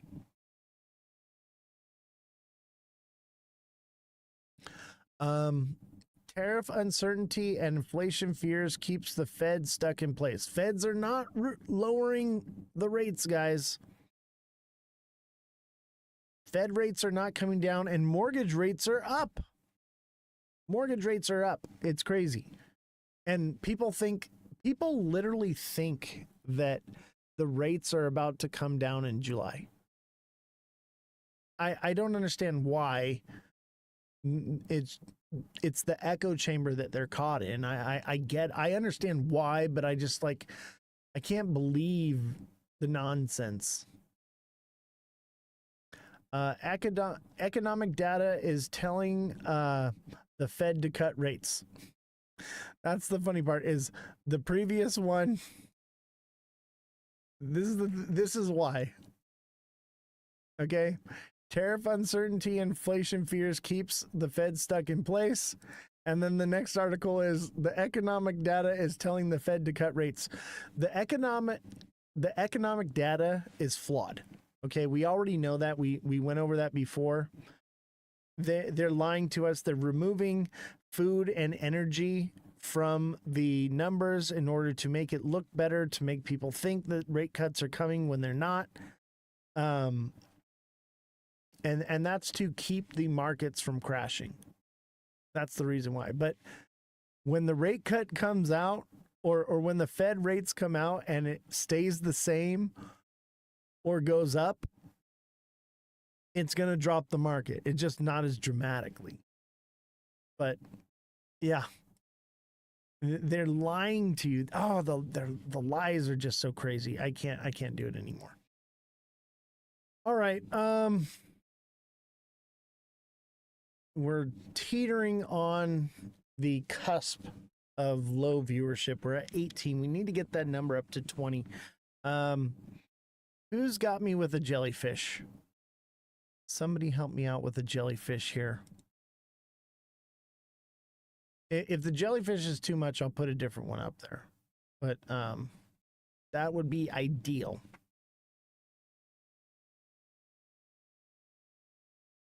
I put the GIFs up there based off of what TikTok wants. Danny Gibson, thank you for the glowing jellyfish. I appreciate you. TikTok gives me a recommendation of what it wants me to ask for. And sometimes what it asks for is just like, people aren't going to send that.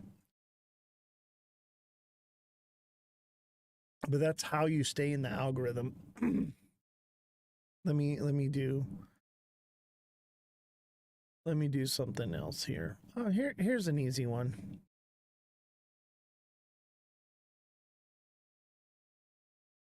Here's an easy one.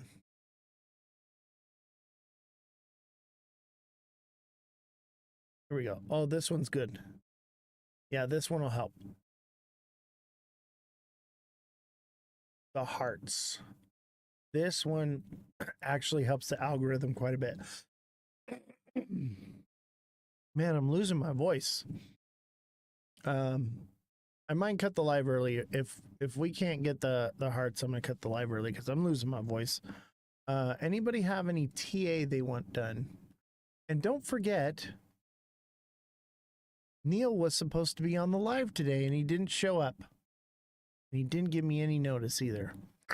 We're mad. I like Neil actually, so I'm giving him a free pass, but at the same time, if you schedule to come on the show and you don't come on, I don't know if I'll reschedule you or not. We'll see. Neil might get a free pass. I don't know. And don't forget, we have merchandise.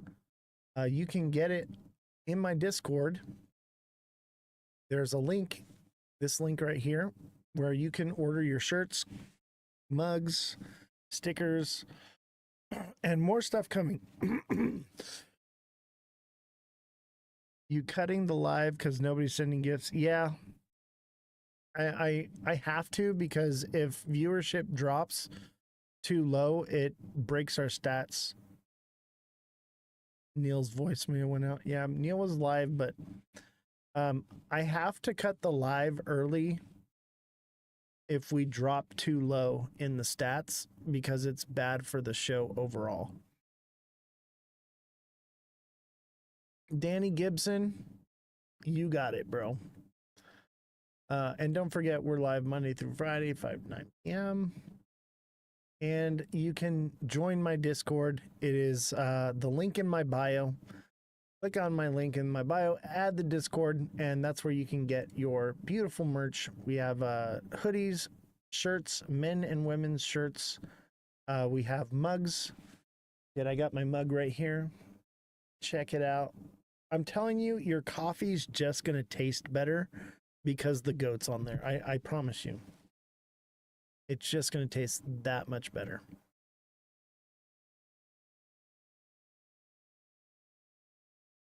All right, Ondo. I'll tell you this right now. Everything's headed down.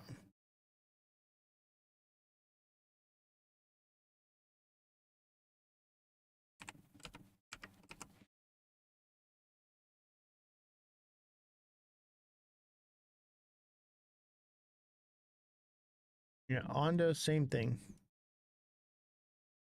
Ondo's a bit of a head and shoulders that may or may not have played out, but I would say Ondo's coming down to either it's hit its bottom at 75 cents and it's about to bounce and recover, but who knows if it continues down from there. It could be the start of a diamond bottom here. This could be a diamond bottom.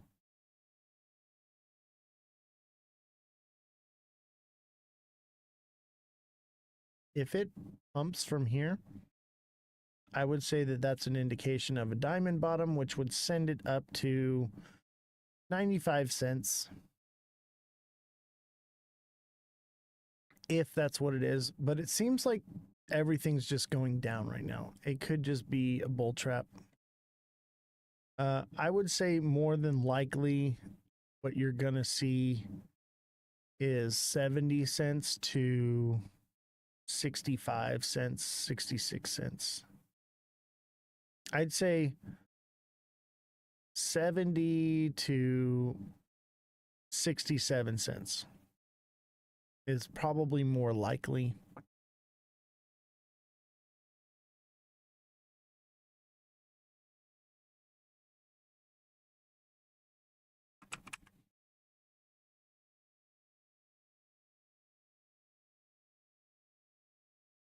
Cardano, same thing.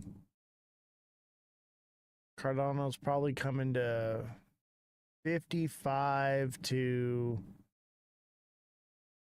53, and it could go as low as 50 cents. But I'll tell you what, if it hits 50 cents, it's probably going to bounce from there.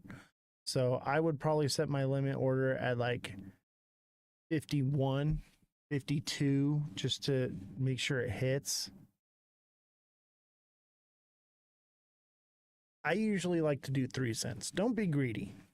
Even if the charts say it's going to this point, like when I did the 163, okay, I was looking at it and I was like, okay, this could potentially go to 160, but I added 3 cents and it went to 161. But why fuss over 2 cents? You know, like, make sure it hits, because you could be sleeping when it hits. If it drops that dramatically, you're looking good. I'll probably put mine at like 153.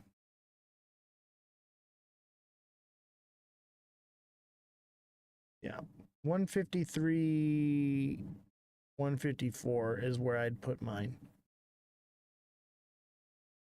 I'd probably put it at 154. But it's a one, excuse me, not one, excuse me, 55. I think 55 is a psychological zone. That's where I would put my buy order. And I'm probably going to get some Cardano. I don't know. I definitely want an Ondo and Algo. Good night, Danny. Thank you for the gifts. Kodak, thank you for the heart me. Hey, remember everyone, you can send another heart me today. It is, or I guess we got 15 more minutes till you guys can do that. I'm not going to stick around another 15 minutes. I'm exhausted. I'm tired. I've lost my voice. I haven't slept in God knows when. I'm going to call it a night. Thank you, everybody. I appreciate you. It's been great. It's been real. I'll see y'all on Monday.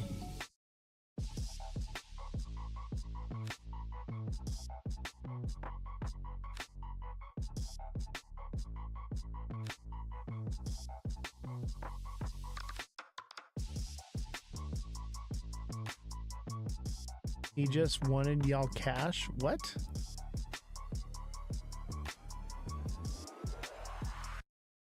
Dude, I spend way more money on this show than what I make doing this. I have a full staff that I employ here. I'm not making any money doing this. You're crazy. You don't know what you're talking about, bro.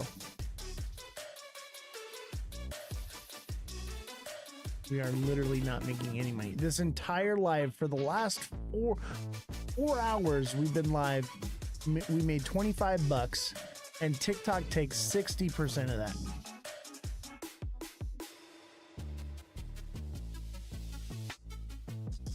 I'm just saying, bro. Thank you, Nate. I appreciate you.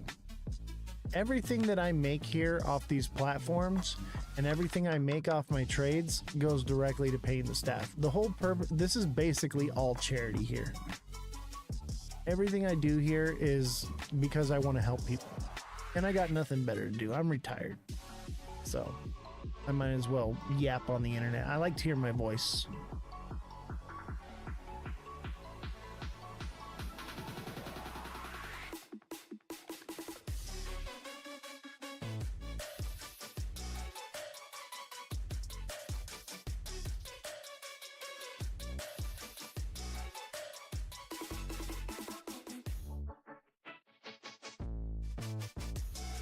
And whatnot, and I don't know that this has anything to do with that whatsoever. Yeah, this doesn't have anything to do with taxes. This is basically clarity for institutions, how they can operate their businesses with crypto, right? That's really all the Clarity Act does. And what we want to do is we want to not only have clarity on for institutions, but also clarity for the consumer, for the investor, and protections for them as well. Yeah, definitely. And that's why I don't like that they called it the Clarity Act, because it's not very clear unless you deep dive into it and you actually see what they're trying to say. And they're trying to be like, well, you can't, not exactly, but they want it so you can't legally go after these people, which is why they give you the 3-year cushion that at any time you can be like, you know what, this isn't going to work, and pull it. And that to me should be concerning to anybody, because 3 years is a long time. 3 years is a long time to, cast a net and pull something in. And then when you pull it in, you just let it all go. And that to me is very worrisome. So TikTok Seller says, so when is it being voted for in the Senate, or is it being worked on? Like, what's happening?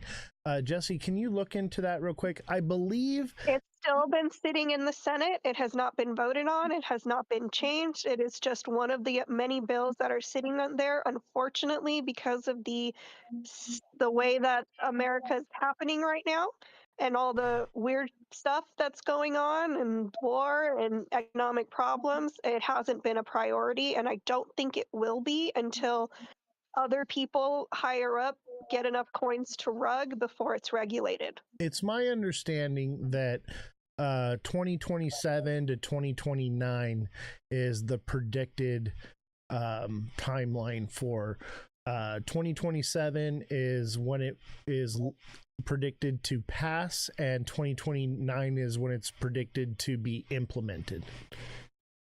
The problem with that is it's like GTA 6. How long have we been waiting for that damn game to come out, And it's one of those things, they're like, we'll deal with it next year. We'll deal with it next year. We'll deal with it next year. And I have a feeling that's what's going to happen. There's too many problems with it to pass on both sides. And so as long as that lingers, no, they never want to do the work, dude. They're still on vacation, like they don't even like doing their normal job. So for having them to actually sit down, look at this bill, decide, and how it gets implemented, I think we've got more than a few years out. Yeah, I think, this is one thing I've been saying all year long since I started streaming, is that regulation takes time. We know Josh, right? Josh was like, no, it's happening. It's going to happen in July all last year. Remember that? And, here we are. But yeah, these things take time. Laws aren't written overnight. You have to understand, this is the structure for the world's financial institution of money, right? This is not something that we can rush. This is not something that we want to rush. This is something that we want to get it right. And that's why I'm here, and that's why I'm working on this, and why I'm pushing so hard, and I'm really plugged, because I have a million other leads of guests that I could have come on, the show right now. I have stacks and stacks of business cards and stuff because I've been out pounding the pavement. Y'all have been wondering, oh, Oz, where you been? I took 2 months off. No, I didn't take 2 months off. I've been pounding the pavement and making connections to make this happen so that way you guys aren't just talking to the same people on the internet over and over and over and hearing the same regurgitated nonsense, to get people who are actually building this technology, actually writing the legislation, actually pushing it in the Senate, right? These are the people that are writing the petitions. They're doing all the real work that's being done, right? I've been making those connections, and I'm pushing for this because the primaries are coming up. And I do believe that they are going to use the primaries as a way to push this legislation through, because they know that a lot of people want crypto, especially, the Trump side of people. They want crypto. And what's great about Stand With Crypto is they are bipartisan. They're one of the things they say is that you don't have to hate crypto just because you're a Democrat, and you don't have to love crypto just because you're a Republican. It doesn't have to be a bifurcated thing. It's something that we can all come together and realize that our money system is broken. It needs to be fixed. These are the rails in which we can fix it, but let's make sure we do it right, chat. Mother, I see you in there. What's going on, Mom?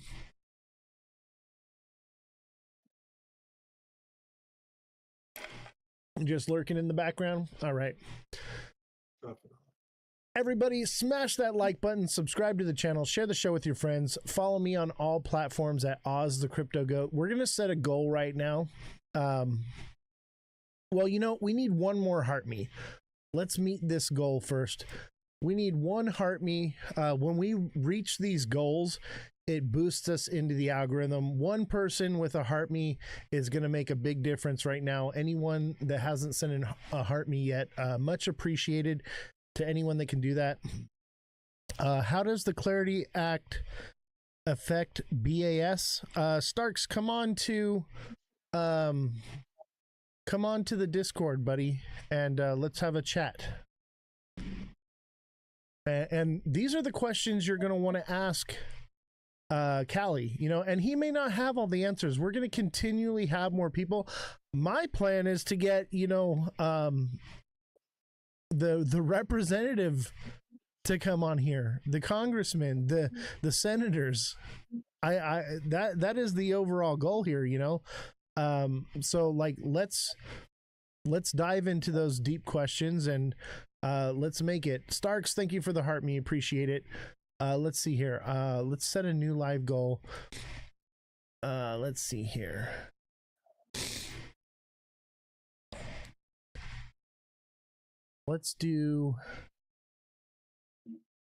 We want to do a big one, because that is what's going to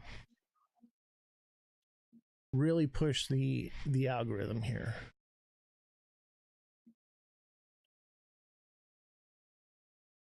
And we want to push the algorithm today. We need a galaxy.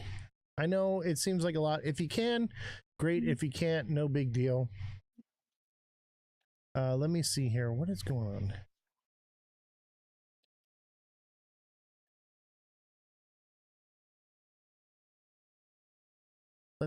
I guess it's already up there. Set a new goal. Yeah. I don't know what's wrong with TikTok. It doesn't work anymore. Nothing on TikTok works anymore. I'm getting really sick of it. We love TikTok Shop. TikTok Shop is amazing. Everybody hit the like button. If you can, send a gift. Every shape or size is great. Galaxies, for some reason, they're like something about them. When you send a galaxy, it is like an algorithm boost. It is like the holy grail of gifts that you can send. I understand it's like $10, guys. So if you can't afford to do it, no big deal. Mother Dragons, thank you so much for the rose hand. I appreciate that. Is he the BSA? Is he talking about the Bank Secrecy Act? Is that what he's talking about? Yes. Yes. Okay. Okay, so one doesn't really affect the other. Um, especially when it comes to crypto. Like, okay, so the Clarity Act, who is regulated by whom? BSA is what money laundering rules they must follow. So it's not doesn't weaken or override. They're pretty much equal. There wouldn't be a like a dissident. They're pretty much one exists and then the other exists, just like anything else. Yeah, I don't think it really one affects the other. No. The main concern we have here is the Clarity Act gives institutions all the power and takes all the power from the people. We want to make sure that the power stays in the hands of the people because we have our hands on it, guys. Our hand is in the cookie jar first. This is our opportunity to keep our hand in the cookie jar first before the institutions, and to secure ourselves financially and secure ourselves in investments, because right now crypto is not an investment. Okay, it's a speculative investment, right? We are all speculating that because of A and B we're going to get C, right? That's where we're at. We don't know. As of right now, it's magic internet money as far as I'm concerned. So we want to make sure that when we set the guidelines, we do it in a way where we don't lose control, because we will spiral out of control very quickly. Yeah, that's a real thing, man. Once the institutions jump in, they've taken so long and delayed their entrance, and they've seen other countries, other organizations like jumping in. I guess I could just say America in general has waited so long to come in, and they're used to controlling the system, right? And they don't have control over this. So that's one thing they're going to attempt to do is regain control, right? Exactly, because right now the crypto space is being controlled by the investors and the consumers, and then that's what they don't want. They don't I don't know why, and this is not just our country because I'm not blind, but but that's their point. They need to have control over it because only they can make money, and you can get maybe some of the sprinkles on the donut, but that's about it. That's about as far as they're going to let you go. And once they have their hand on it, they're never going to take their hand off.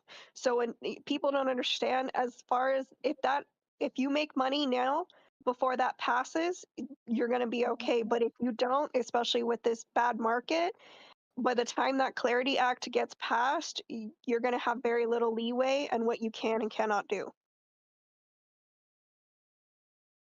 And basically all the risk will fall on us as investors and none of the risk onto institutions. And that's basically what we have now.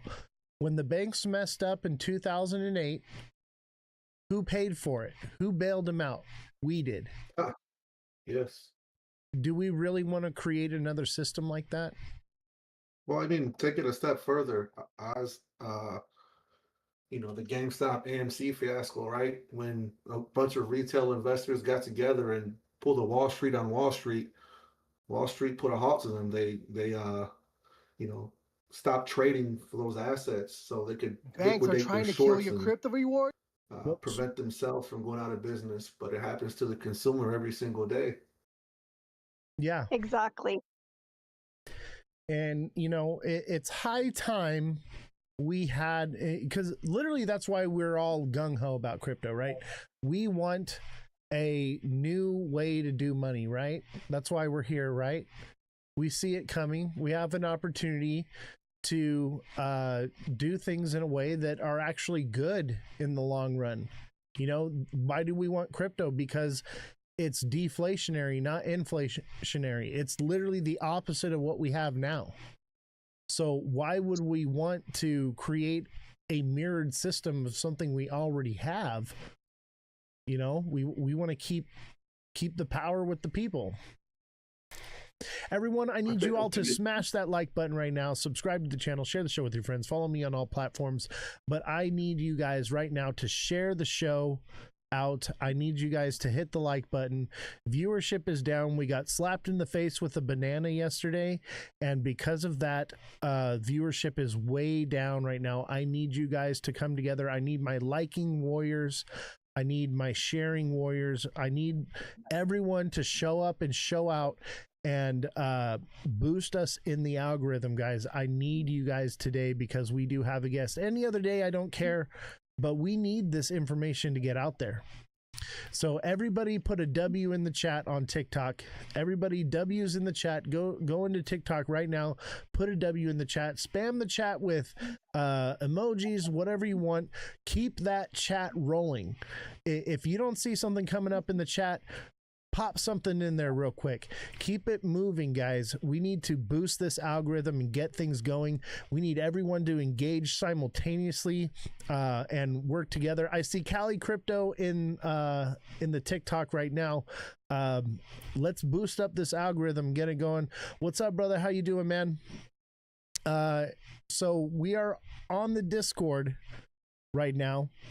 If you want to join in a little bit early, I know 6:30 is our time frame. We're just trying to get the algorithm rolling on TikTok right now. But Cali Crypto 714, make sure you guys send him a follow. Everyone in the chat, send him a follow. That's our special guest for tonight. We're going to be talking and having a little Q&A. Yeah, dude, share it out. Absolutely. Thank you very much.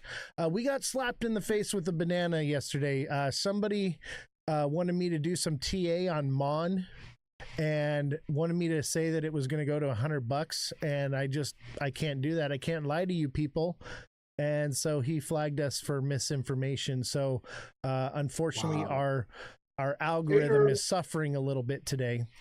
So we'll get past it. You know, it happens, but unfortunately, that's something we have to deal with here on TikTok is the bad actors. If you're not shilling somebody's project for them, they retaliate against you. And unfortunately, TikTok is the only platform where your haters can retaliate against you as a creator. It's unreal. But unfortunately, it's the platform where the most educated crypto people reside.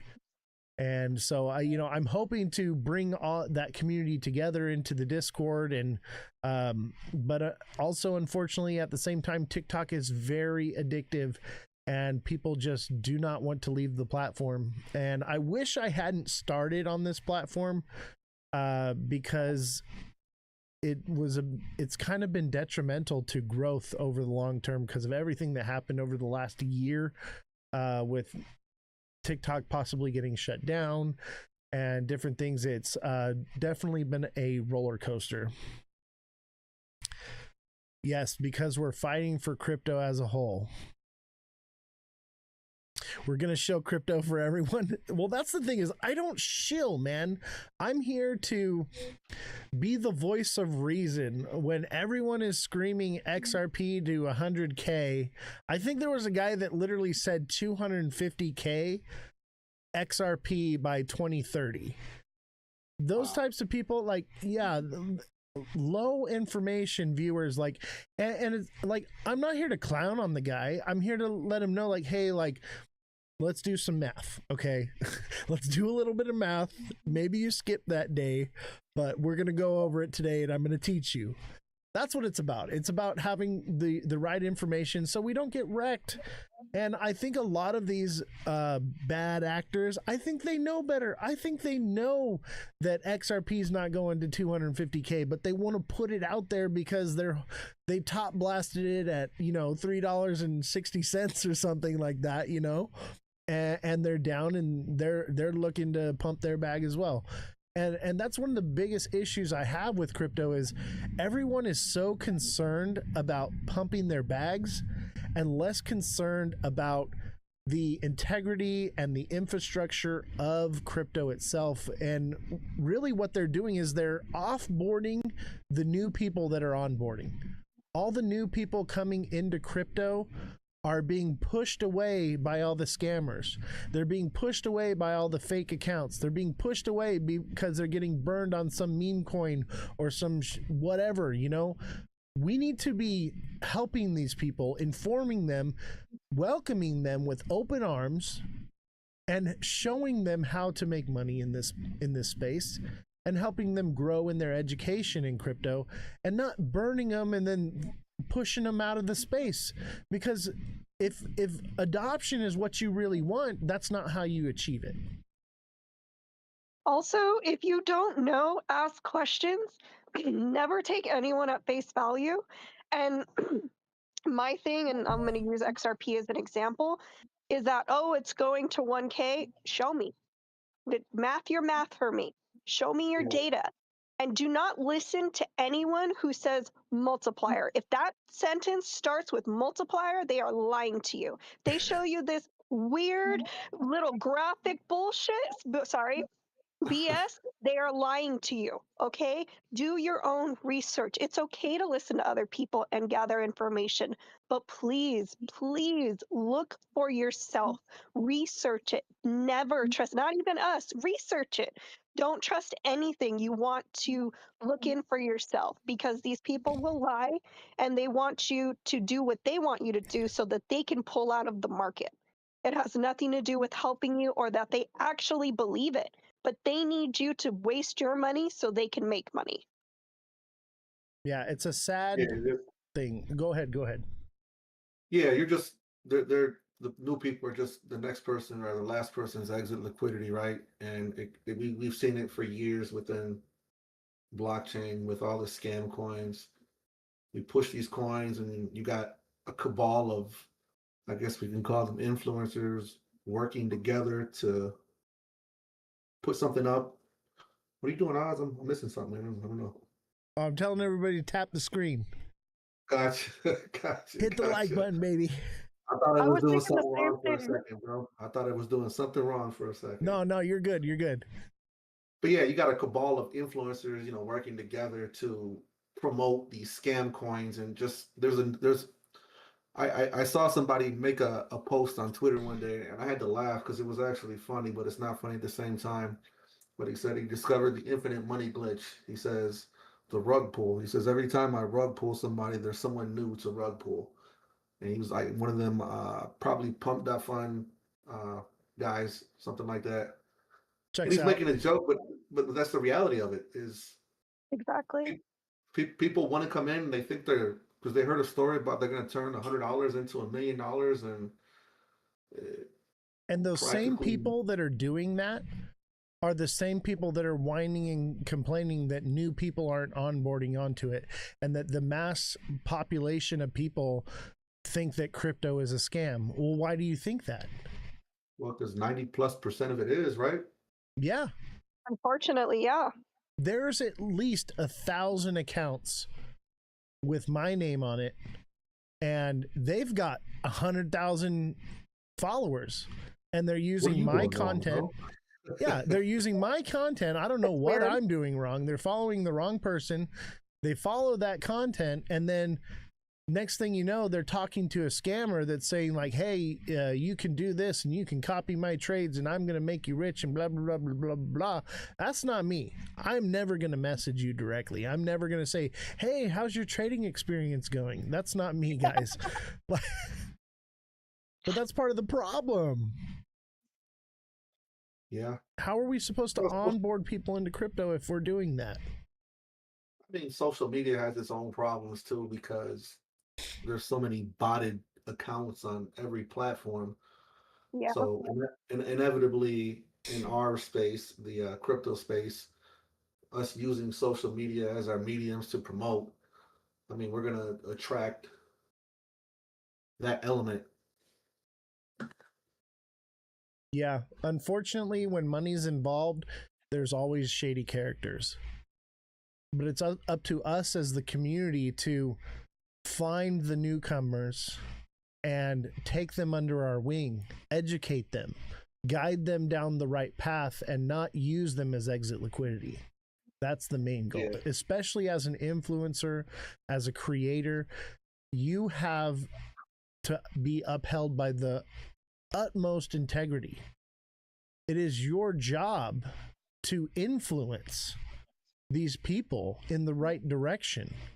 And coming out and speaking on things that you're uneducated about is part of the problem. You know, I see a lot of new creators, I call them, because there's a difference between a creator and influencer, right? There's a lot of different people that come into the space and they don't know what they're talking about. They haven't, they don't even know. And they just got in, you know, July of last year. You know, it's their first, and now all of a sudden they're going to teach you how to get into something. Their only concern is onboarding people. Yeah, I encountered that today actually online, and I won't name accounts or whatever. But yeah, the individual was promoting new layer one proof of work, claiming all these things. When you start asking like basic crypto questions, like, you know, hey, why does it, if you're saying this is a layer one, why does it have an Ethereum address? You couldn't answer the question. It was like, yeah, it's bad. And then you got new people coming in and you're telling these people how, you know, how they made hundreds of thousands of dollars by mining this coin, and you can do the same thing. I'm not going to show you, but you can do a 15-minute call with us and I'll get you on. And yeah, you can always tell if you're experienced because you ask basic questions, like it's something you should know about how to navigate through an Explorer, right? And if they can't answer like the basic questions, you know, You know, but the thing is Yes. the people who don't know, they get fooled. And that's the problem, is we want to not push people away. We want to embrace them. But that's the problem. All this, we have these people who are shilling these coins, and these poor people who are trying to get into crypto who get really excited, and then, you know, they're watching the wrong person. You're right, they're not being educated, they're not getting any of those things. And so what ends up happening is they're like, I don't want any part of this. Either they lose money or they lose interest. Like, I have my grandmother still writes checks because she doesn't trust credit cards. She still, till this day, writes checks. And what you're creating, what people are creating, whether they realize it or not, by scamming people, is a distrust in crypto, and it's never going to be bigger than that. Hey, everybody. We've got Cali Crypto in the house. If you want to turn your camera on, that's fine. If not, if you want to do voice, that's cool too, brother. Glad to have you, man. All right, there you are. All right, give me 1 second. I'm gonna turn on the camera. Let me put on my AirPod too, so I can hear you. But what's up, Oz? Good to see you. Yeah, good to see you too, man. Sean, what's up? Good to see you guys. And Hey. Affirmation, nice to meet you, bro. Absolutely. And we have a very educated group of people here in crypto. And I want to tell everybody that's in the chat, that's watching the live right now, click the Discord link in the bio if you want to come and join the lounge voice chat and let your voice be heard and your thoughts in crypto. Please feel free to come in and join the conversation because we have strength in numbers. When we come together as a community and we work together to get to the bottom of these things and to address the issues that are at hand, we are making a difference. Spreading information, especially like the correct information, is more important. We're not going to sit here and be like, you need to buy ABC. It's more of, if you're going to take these steps, don't just listen to other people, research yourself, because if not, these other people will shill you a coin that they're just trying to rug. Absolutely. So don't forget to smash that like button, guys. Subscribe to the channel. Share the show with your friends. Follow me at Ozthecryptogoat, all lowercases, no spaces. You can follow Cali at CaliCrypto714, I believe it is.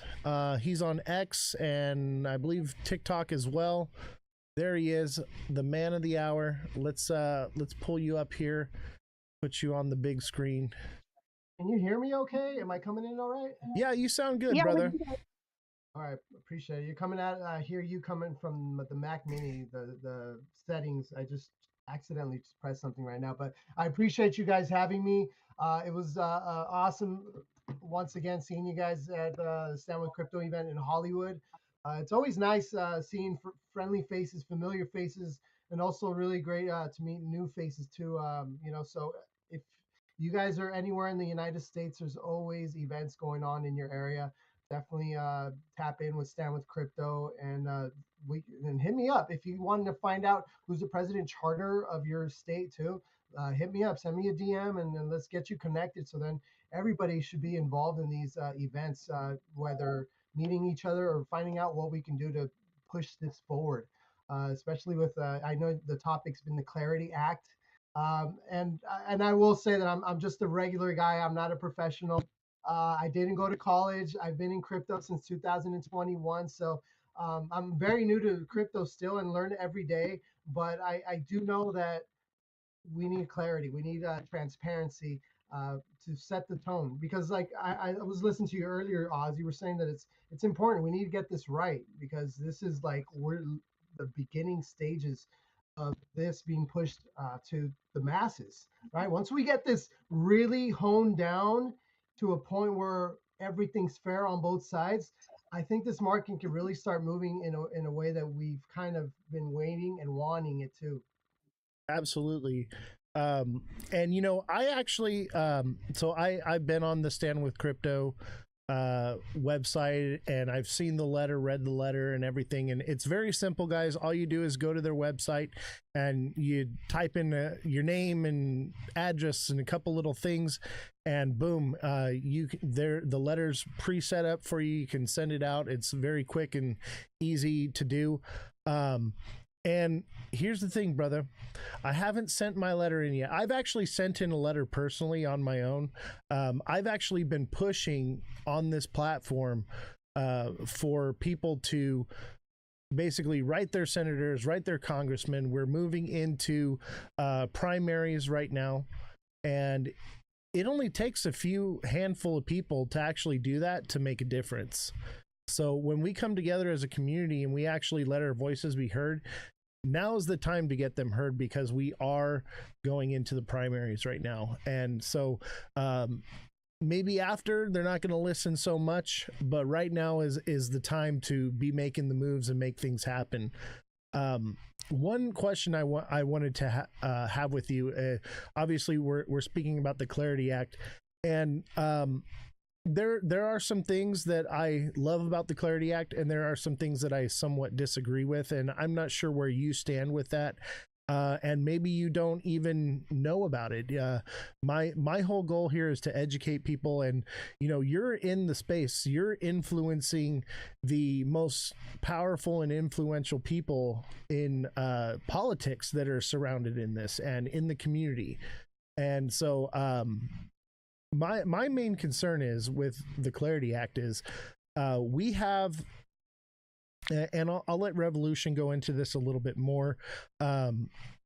With the Clarity Act, the way it's written now, it gives clarity for financial institutions, which allows them to basically be under the CFTC instead of the SEC, right? That's basically what it does.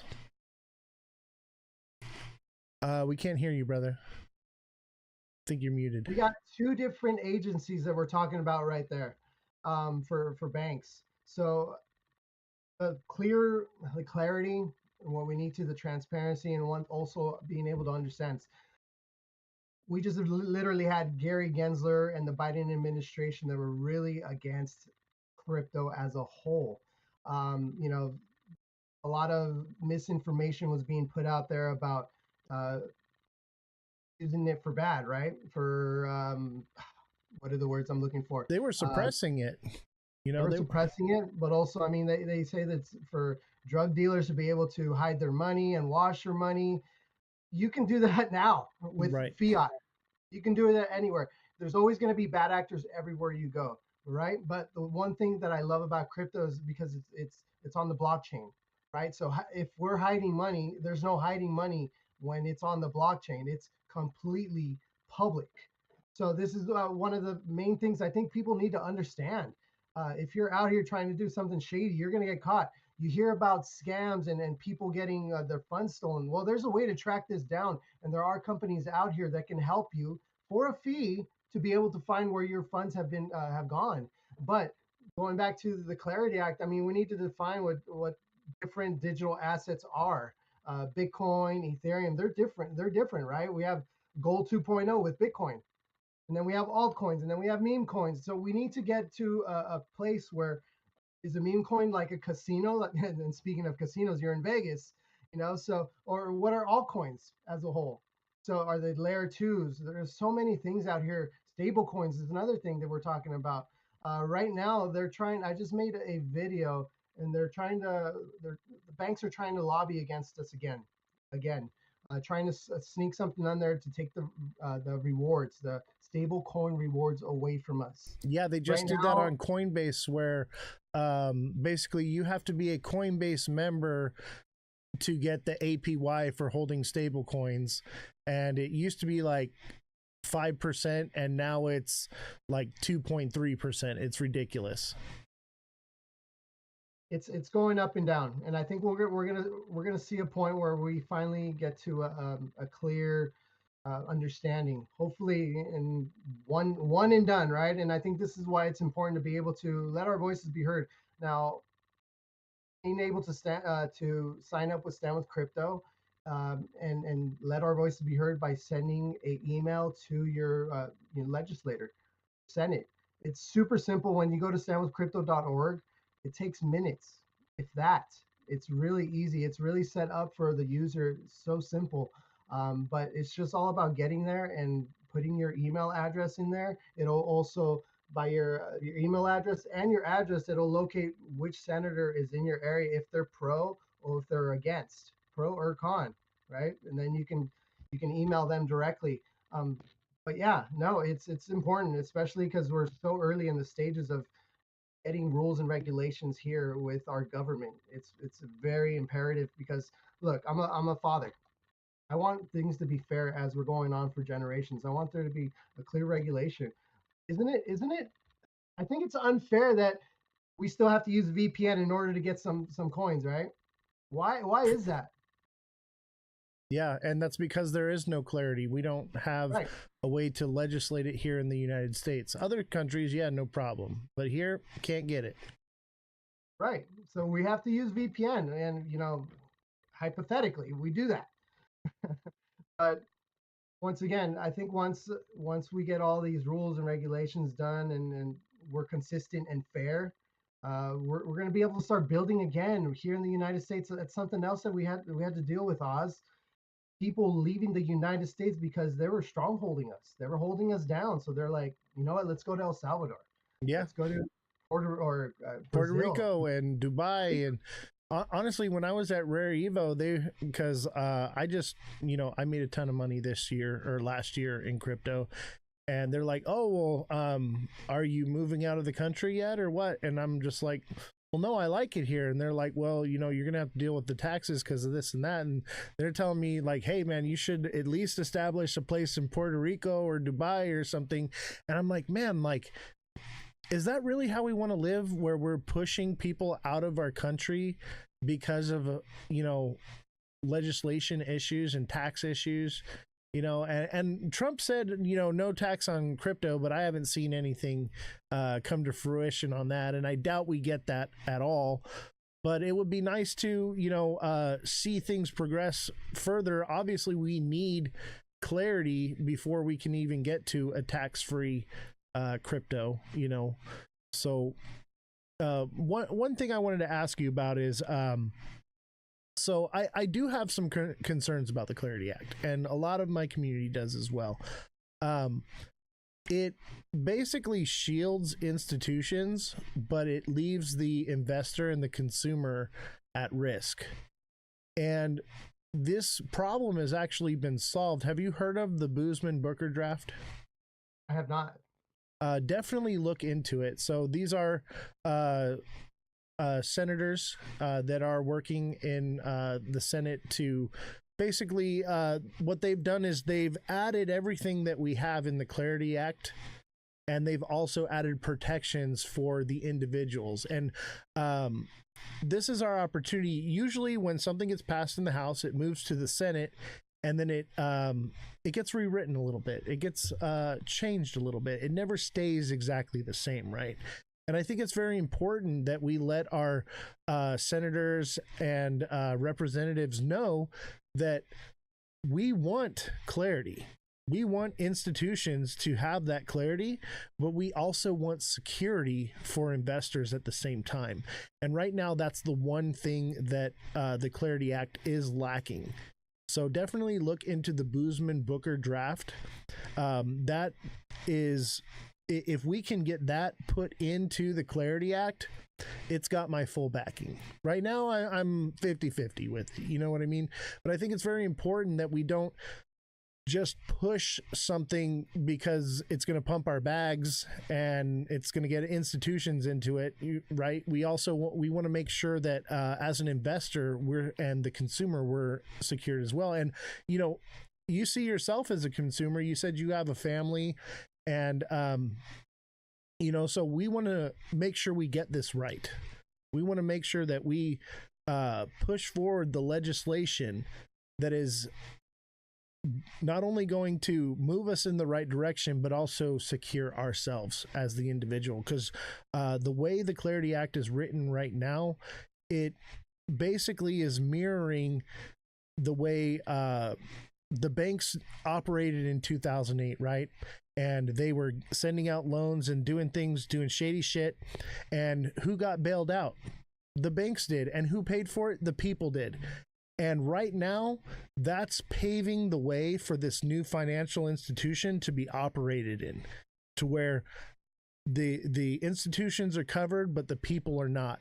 And so we want to make sure that when it goes into the Senate, it is written in a way that it also protects us, the investor. And, it's, for me, I find it kind of, I wouldn't say disheartening, but it kind of breaks my spirit a little bit to see, and don't take this in the wrong way at all, okay? But to see people of your stature and your influence not even knowing about the Boozman-Booker draft, when it's literally, obviously it's a bit new, right? It hasn't been around as long as the Clarity Act, and the Clarity Act's very new as well.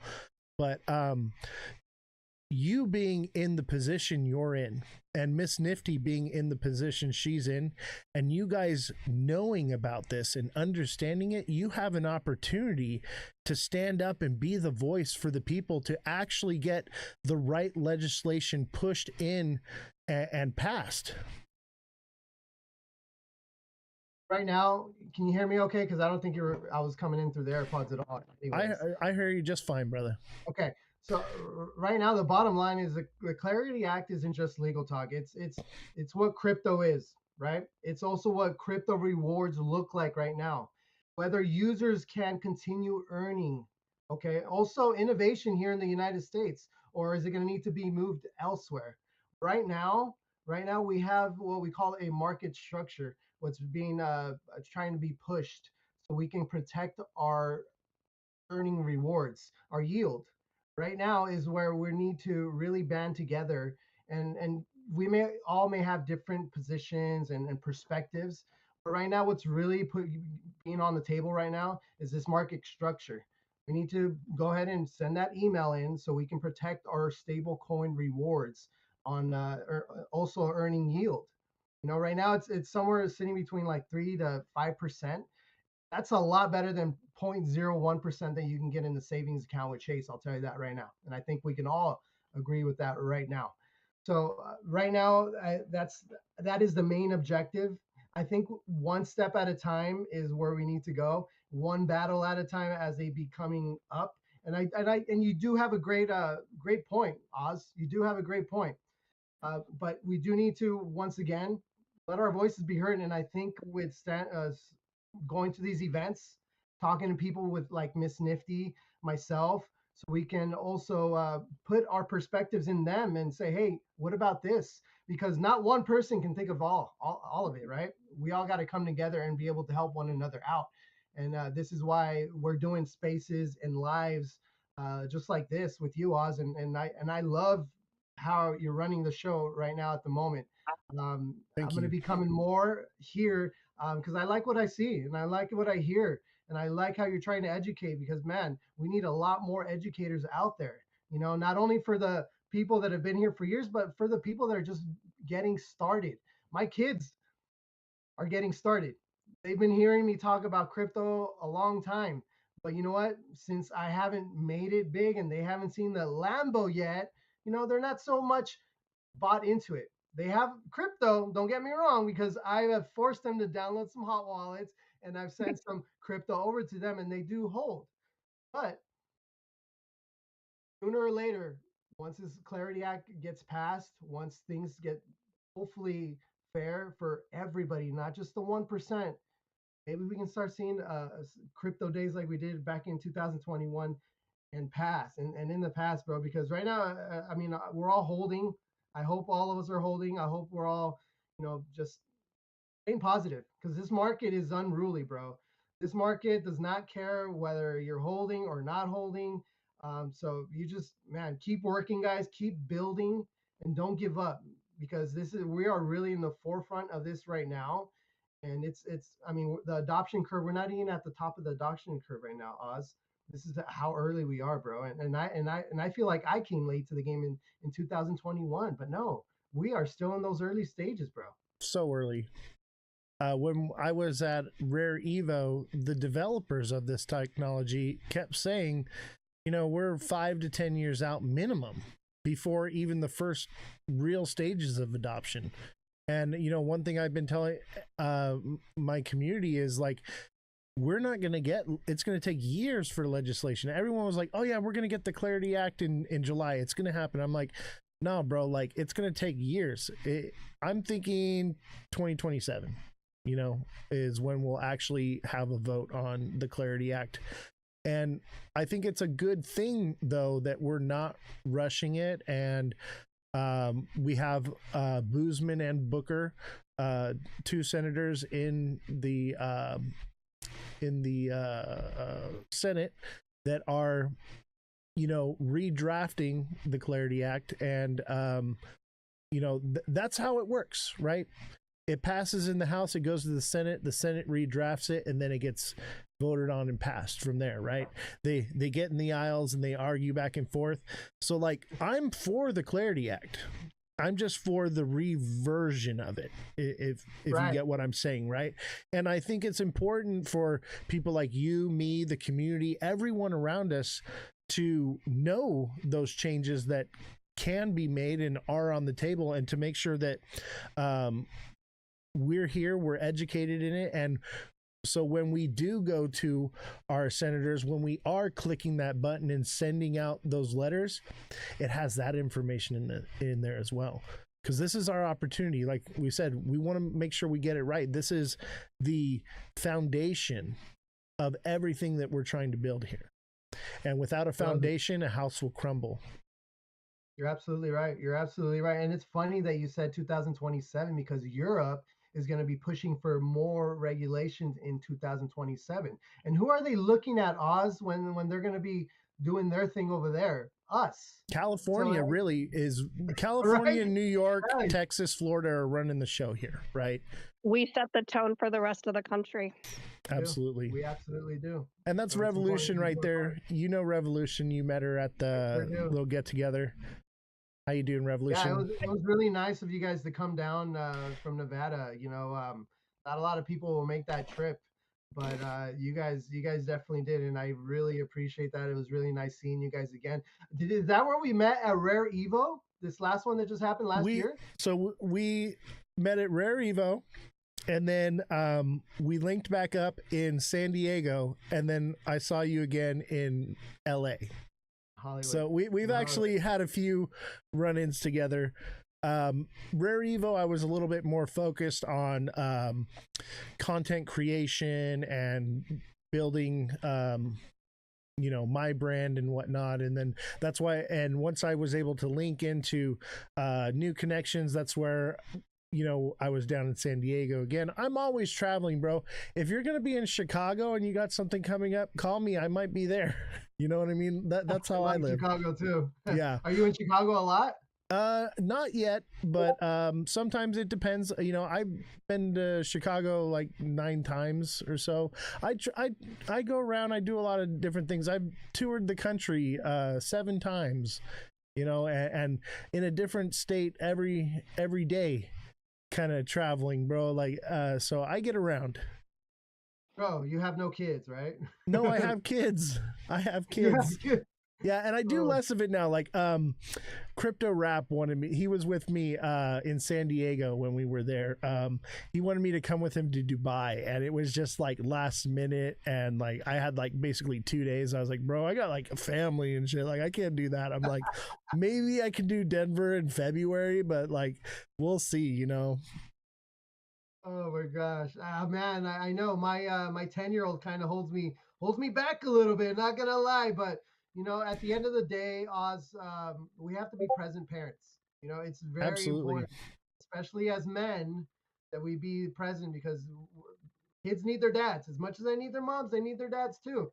But yeah, especially. But yeah, no, keep grinding, bro. I love it. Are you gonna go to the the SCES over there going down on the 9th, right? In a couple days. Where's it at? Over there in Vegas. There's an event going on over there. CES events. It's an electronics event. Oh yeah, people have been talking about that. Is it like crypto related though? It's just electronics though, right?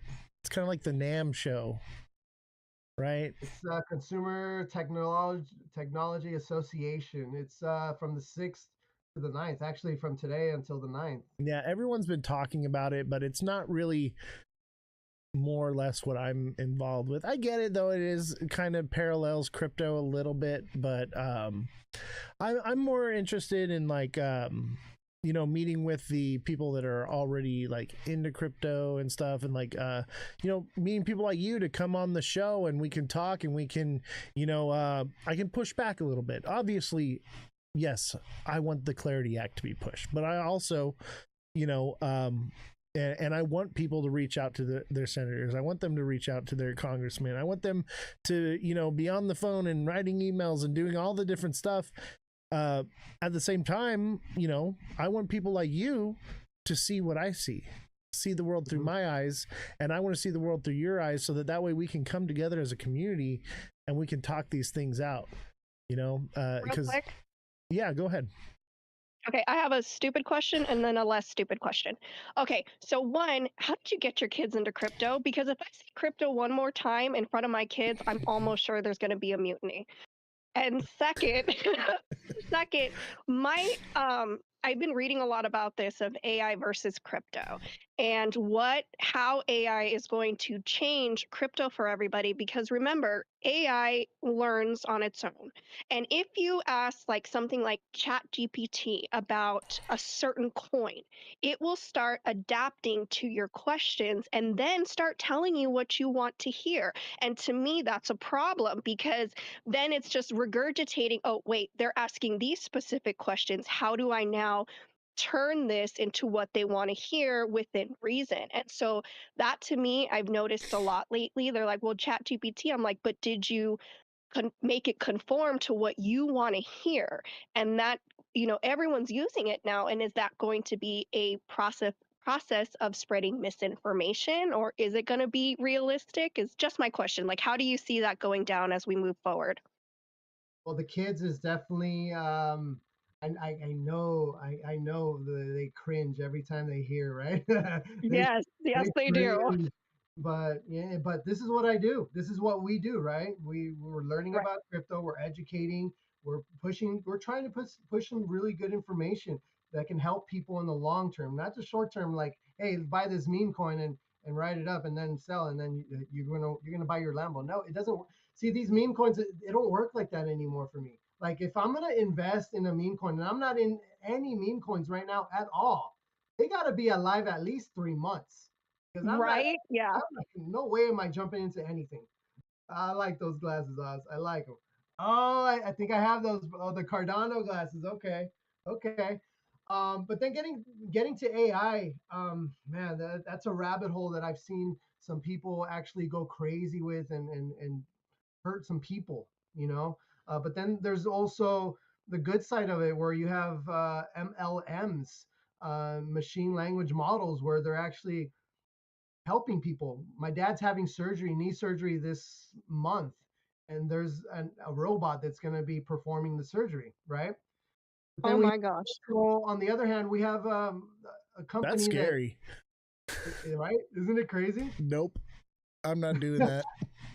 There's robotics. Robotics are going to be taking over some of these jobs that nobody wants to do anymore.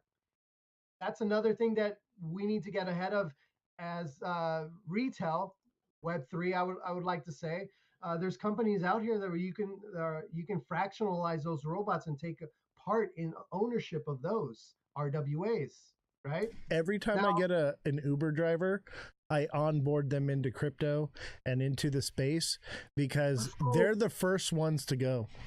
Which one do you tell them? I got a couple I told them. Well, I tell them to educate themselves first. I'm not going to shill them on anything.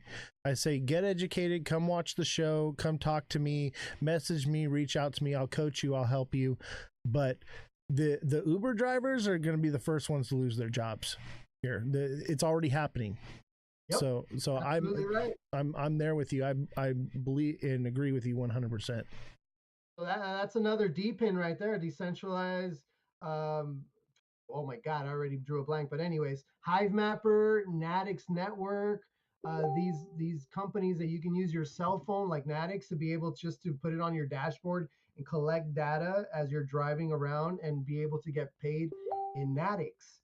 So things like that, using your phone to be able to collect data, send it off, and get rewarded. That's pretty cool. It's easy. It was very easy to get onboard people into, especially those Uber drivers. They were like, "What? I can make money just using my phone, using my car?" Like, yeah, stop giving that data away to the big companies and actually make money off of it. So, but going back to the AI, Revo, there's a company out here called Rogue Evolution, Rogue AI Trading. They're making a autonomous trading bot. What is that? This is a bot that learns as it's losing, as it's winning. But all you have to do is hit a start and stop button.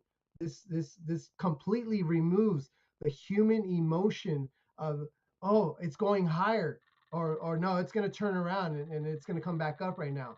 The AI does it for you. So we're at a pinnacle point, revolution, where I believe that AI, if it's put to good use, it can help a lot of us in a lot of different ways in doing things that none of us had ever thought we can do. I'm actually running a demo on that bot that I'm telling you right now.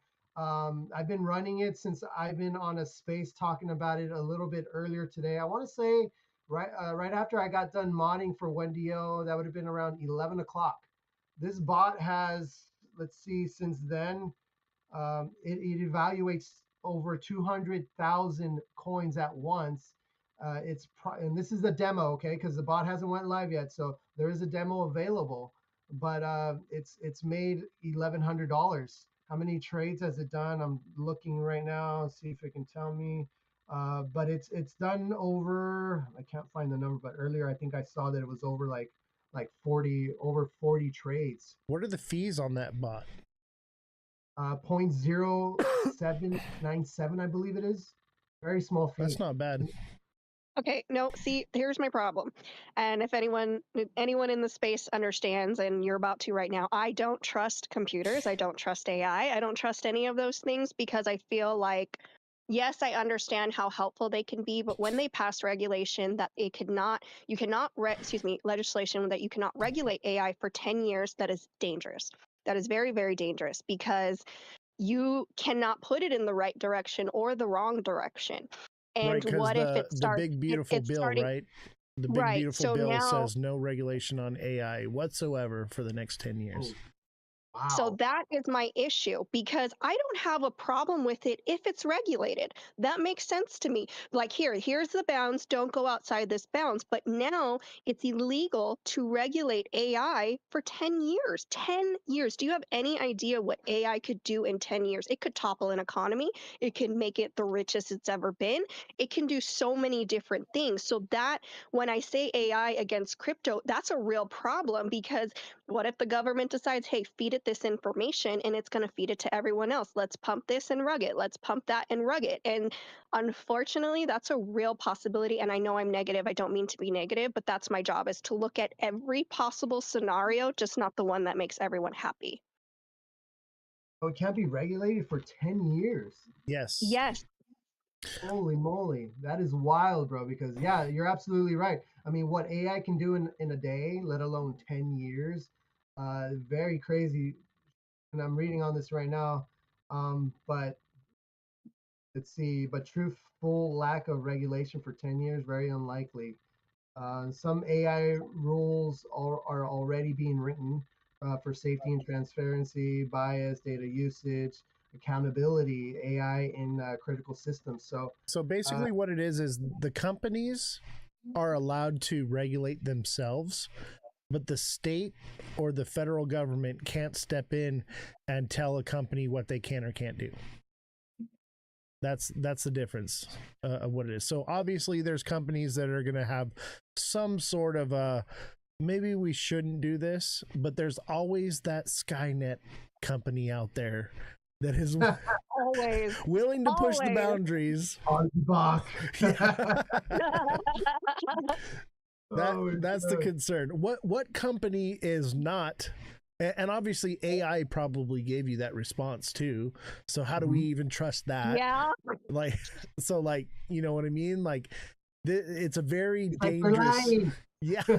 I don't believe anything AI tells me anymore. Like I would rather dig into it. That's why we the have Big Beautiful Bill.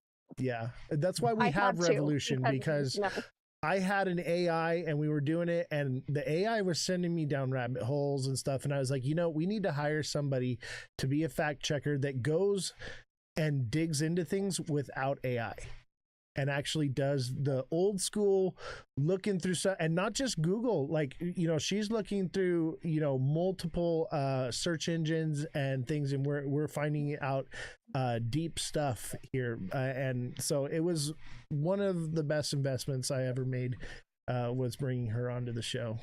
Well, let me give her a round of applause because you know what? That takes a lot of work. And we used to do that just short of 10 years ago. Right. But man, no, you're right. You're absolutely right. And I love that you have her. And man, if you love doing that revolution, man, kudos to you, girl, because yeah, somebody needs to be out here fact checking AI as well. I 1000% agree on that. I'm Latina. I'm going to get to the bottom of anything. So let's be very clear about that. I'm going to find the truth. You can hide it, but I'm going to find it. Okay. Oh my goodness. You sound like the last two Latinas I was with for a few years. Love it though. I love it, girl. No, and you're right. I love your heart because you want to know the truth. And that's something that, and let me talk directly in the camera. When you guys are looking up things up online, AI, okay, you need to fact check it. Don't take it verbatim. Don't take it for gospel. Don't take it for the Bible. That's what it is, and that's what it is. You need to look at a lot of different angles. There's a lot of different sources out here where you can look up into crypto, into all kinds of stuff. We all have the technology on the palm of our hands, right?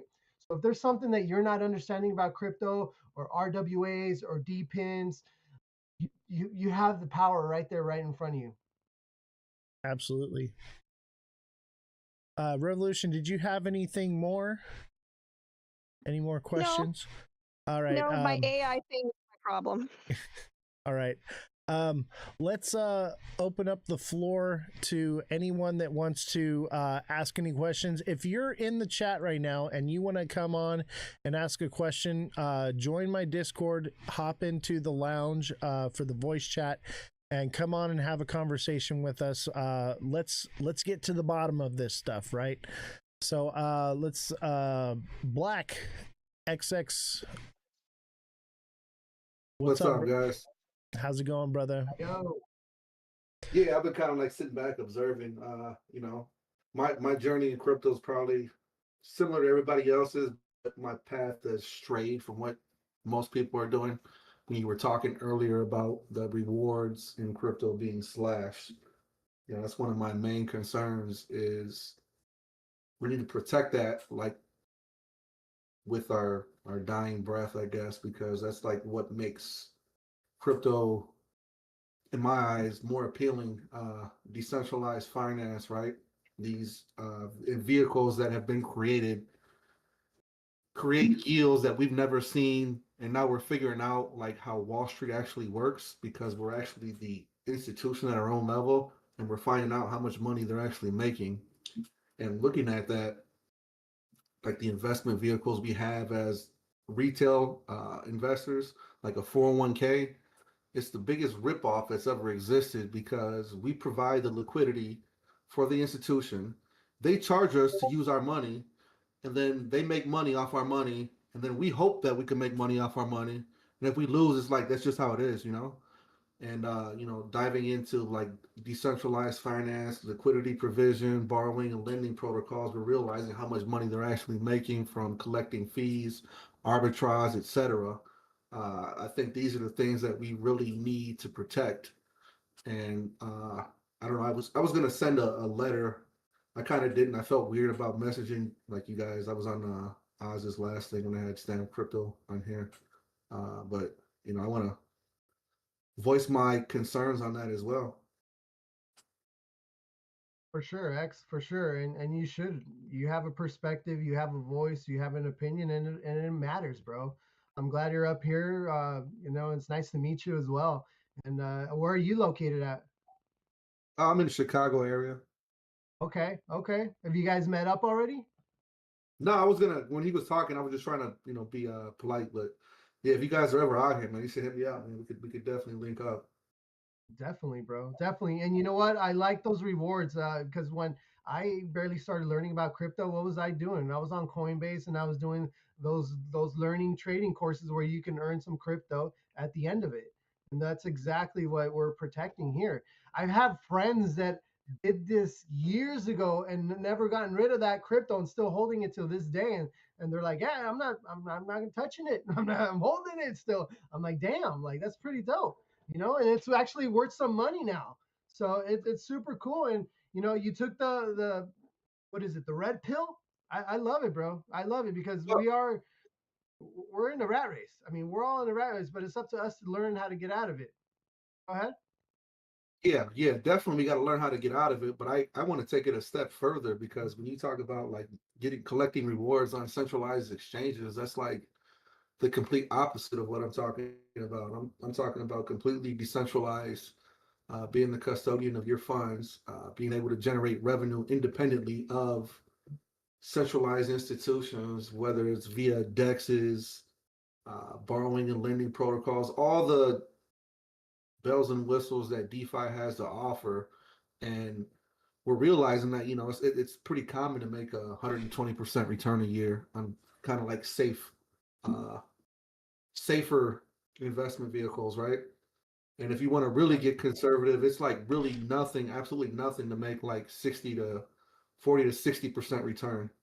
So yeah, these are the kind of things that we need to protect, like the decentralized aspect of it. And I know Coinbase and crypto.com, these centralized exchanges, they have a place, and there's value in them. If you don't want to be the custodian, there's cons to it as well. If you lose your money, you're SOL. If someone drains your wallet, it's on you. You don't have FDIC and decentralized finance and whatnot. But having the ability and the option for us retail investors is probably the most important thing for me because I've lost all respect and have a complete distrust for the stock market and things like that. And I haven't fully dove into decentralized finance, like put all my funds in there. And I still do have quite a bit of money in the traditional market. But yeah, just seeing how the rewards work and everything on decentralized finance is what I feel is the most important thing in my eyes we need to protect.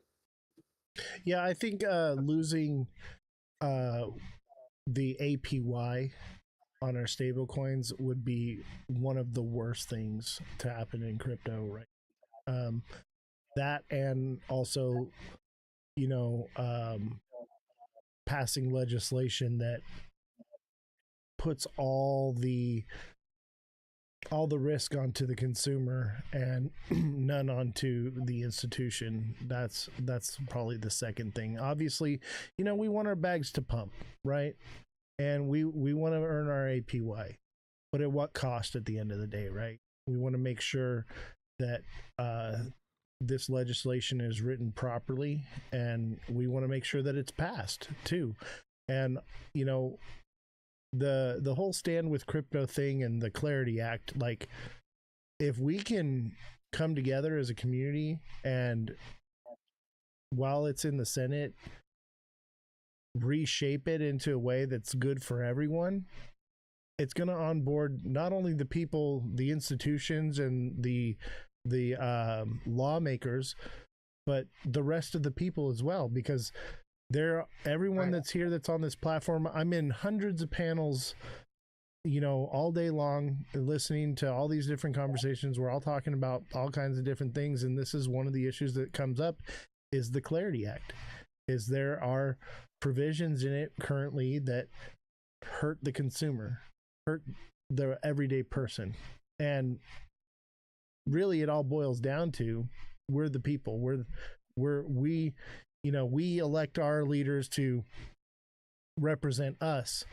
So I feel like it's very important for us as the people to make sure that those who are in charge, that really don't know anything about this stuff, that are passing the legislation, know where we stand as the community. Because where we're at right now is, this is the educated community in crypto. This is the top 1% of educated people in crypto. That's scary too. That's actually really scary. And most of the people that watch my show are other influencers, other creators. So, like, I'm not saying I'm the king of kings, but I do I do influence a lot of other influencers through this channel, because the people that watch my stuff, they have massive communities. Mine's brand new. I'm just getting started. It will be massive one day. I know it, but it's a spider web. You know, it's a spider web, and all the people in here are massive on multiple platforms. And you know, we have all been saying the same thing. We are worried about the Clarity Act getting pushed through, because we want our bags to pump. We want it to get pushed through because it's worded properly. And so I'm hoping that through you and Stand with Crypto, we can actually get that legislation written in the way we as the consumer would want it to be. Right. And that's why I brought you on here, is I wanted to educate you about the Boozman Booker draft. You know, you hadn't even heard of it until you came here. And don't feel bad. No one heard about it until I brought it up, you know, and now the community's starting to do this, right? Because we're talking about it and we're bringing it to light. And I'm hoping that as a community, us coming together, and with your influence in the Stand with Crypto and with Miss Nifty's influence, we can actually make a dent. Because like I said earlier, the primaries are coming up. And this is our time to shine, baby. This is when our voices are actually going to be heard. And I hope and I pray that we get it right, because we're at a crossroads right now. And if we start stumbling down the wrong path, it's going to spiral us into a world of control and manipulation of our money. Because crypto can be one or the other. It can be absolute financial freedom in the hands of the people, and it can be total control by the people in power. And the power lines are shifting right now in the world because of crypto, because of technology, because of AI, because of all these different things. The entire world is resetting. So we have an opportunity to make sure the most important part of this reset that is happening is reset in the proper way and putting the power in the hands of the people. Because as we all know, anyone here in crypto understands finance to some point and understands how things have been run in the past, right? Institutions have always had power. There's always been some kind of overlord, and it always stems down to wealth. Whoever has control of the wealth has control of the people, right? And this is the first time in history where the people have control of the wealth. And we need to make sure that it stays that way. That's why I'm so passionate about this. This is why I'm knocking on your guys' door more than anybody else. I have a stack of leads of people to bring on this show. And I've just been focused on Stand With Crypto because you guys are in the space where you guys are really making the difference. And I want to make sure that you guys have the education. I want to make sure that you guys know what's at stake and what is on the table, that there are options, especially with the Clarity Act. It'll still be called the Clarity Act. It'll just be written differently. And this is common practice when things go from the House to the Senate. So this is our opportunity to let our voices be heard, to come together as a community, to stand with crypto firmly and say, this is how it has to be. We cannot allow the powers that have been in control for centuries to continue the way they have. This is our time to shine, baby. I feel like people who aren't going to live in the future shouldn't get to vote what happens in the future. And I think that's why we're at a stalemate right now. I'm not trying to be mean. We're at a stalemate right now because these older boomers and old Gen Xers are just like, no, I don't like it and I don't want it. I'm like, well, you're not even going to be alive in 10 years. So I don't think you should get to decide what laws are passed if that doesn't make any sense. And I feel like if that was implemented, this stuff would have already been done. This would have just, I'm sorry, millennials, younger Gen Xers, even the, Gen Z, they get it. They get it. They're on board. They're like, fine, I can learn that. But the problem is we're getting held back by people who don't know what it is, who have zero idea what anybody's talking about, and they're not even going to be there when it gets implemented. That's all I'm saying. Sorry. Yeah, I mean, less confusion, fewer surprises, more trust. That's what we need with this Clarity Act. This is for the everyday people, like you were saying, Oz, not just the institutions. I mean, this is to protect the developers that are innovating, the users' rewards. We need to limit the banks from rewriting to benefit their pockets as well, because they do that a lot, and we've seen it. I mean, oh my God, let's not even get into the California, because there a lot of shady stuff has been going on over here with Gavin Newsom, and there's people looking into it. But this needs to be about fair rules and no restrictive rules too. And I want the technology to stay here. I don't want it to feel like I did last year, where I'm like, shit, I might have to move to El Salvador, and I don't have a problem with anything with El Salvador. I'm Salvadorian, as a matter of fact. So I was like, if I got to go back to the motherland, I'll go back to the motherland. But I want to stay here. This is where my kids are at. This is where my home is at. So Same. This is where I want to build my future.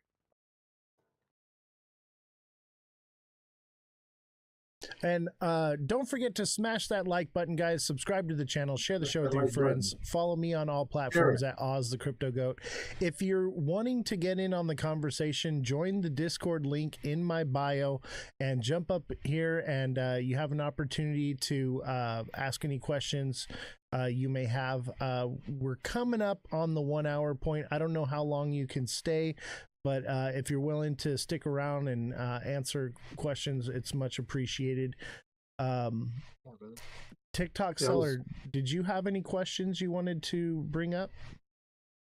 I see you there in the chat. What up, seller? Is that a car flipped upside down, bro? Are you okay? And I see a lot of amazing creators and moderators here on TikTok. I know I haven't been reading your chats out because we are doing the interview right now, and I appreciate all you guys that showed up. And it's a great thing that we have here with this technology, with social media, with TikTok. TikTok is, I hate it. Okay, I hate it so much as a platform. At the same time, it's different. It hits different because we have these panels where we have the most educated people in economics, in finance, in trading, in crypto, in politics, all coming together and having conversations like we're sitting in a room together. And that's what's different. That's what's beautiful about it. It is beautiful, bro. There's so many great minds. Go ahead, brother. No, I was gonna say that it is cool. I just wanted to say too, about as far as what you were talking about, making things fair, right? If now I'm for, like, let's make things fair, even for let's make it fair on our side towards the government. Like, if you want us to be accountable for our taxes and whatnot, yeah, let's get the clarity on that. Let's get the 100% the language on everything, so we know what it is that they want and they know what it is that we want. But let's be fair, like you said. And I think at the end of the day, I think it all comes down, if you ask me, it's as simple as that they want the tax revenue. You know what I mean? Yeah, I think the no tax on crypto thing's a pipe dream. It would be awesome, though. I mean, let's call it. It would be awesome. I mean, why does Dubai and other countries have it? Why can't we have it? Wasn't Trump just recently talking about maybe getting rid of taxes? Well, He's been saying it for a while. But I mean, I think he means his taxes.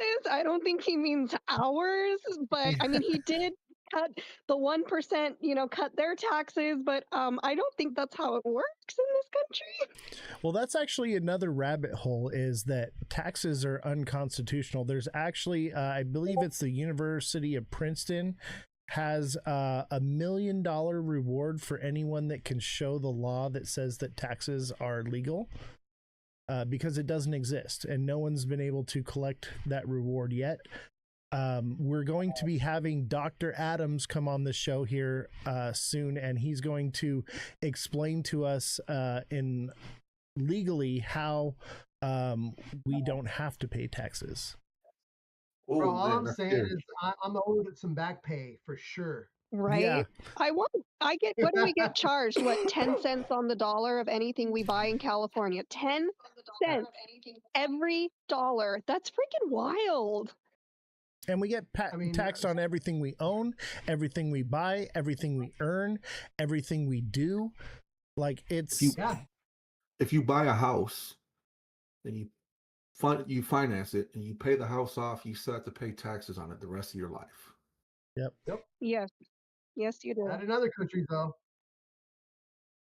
Yeah. It's clear we got some broken systems here, that needs some work. But I guess we got to focus on the crypto first, right? And I believe we all can agree that we're in a great reset, right? This is the great reset. And that being said, this is the time to reset things in a way that can be good for us as the people, and take the power out of the corrupt and the evil people. Yeah, freedom. Exactly. Works for the majority, not the minority. And just like Revolution's name is Revolution Starts Now. This is the revolution. We are fighting on the front lines of freedom right now. The war will not be fought with guns and cannon fodder. It will be fought in your mind. It will be fought on your phone, on your TV screens, on your computer screens. We are literally on the front lines right now. Absolutely. We're soldiers, baby. We have to do it. I mean, we are like that first gen, right? Or maybe second or even the third gen, but we're still, this is barely the fourth cycle, if we still are in a 4-year cycle. Yeah.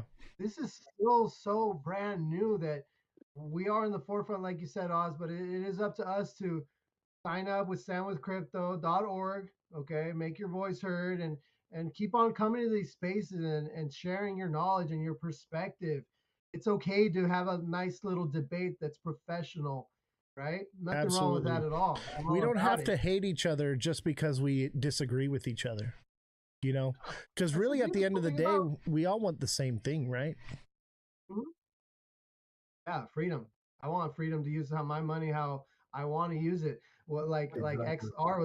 XX was saying, wouldn't it be beautiful if we didn't have to do all that DeFi stuff on a VPN and be able to do it freely? Right. Yes. And to leverage trade without a VPN, open up Yeah. shorts. It's crazy. Yeah. Everyone else gets to do everything, and we're in trouble. We're on timeout. Yep. Yep. Well, Always. when you look at it, right, that's why the agenda was that they were trying to push that crypto is a money laundering scam, right? And it has nothing to do with that. Obviously, the the the issue is it's a threat to every institution that's ever existed. You know, like we've recreated our own institution, our own Wall Street, our own everything, where we're independent of them and we're generating revenue independent of them, and we're seeing how much more or how much they were generating from us, and we're like, oh wow, why do we need you? And that's the threat. It has nothing to do with money laundering and nothing to do with any of that. It's a threat to the Anytime they can, we find a way to not need the powers that be, they attach the boogeyman to it. And this one was, oh, people are laundering money through it, or they're fentanyl. funding awful organizations. Like they attach a boogeyman and they're like, this is why we can't have it. You need us to come in and save Fentanyl's you. coming And through the it's always Bitcoin like that. blockchain. You know what? I think you hit the nail on the head. It's a threat to their system and their way of doing things. It's time to give that threat some teeth. That's what I'm saying here. With pushing all these things that I've been saying and pushing with the Boozman Booker draft with the Clarity Act together, now we're talking about giving the dogs some teeth. That's what it's about. Don't just bark, bite.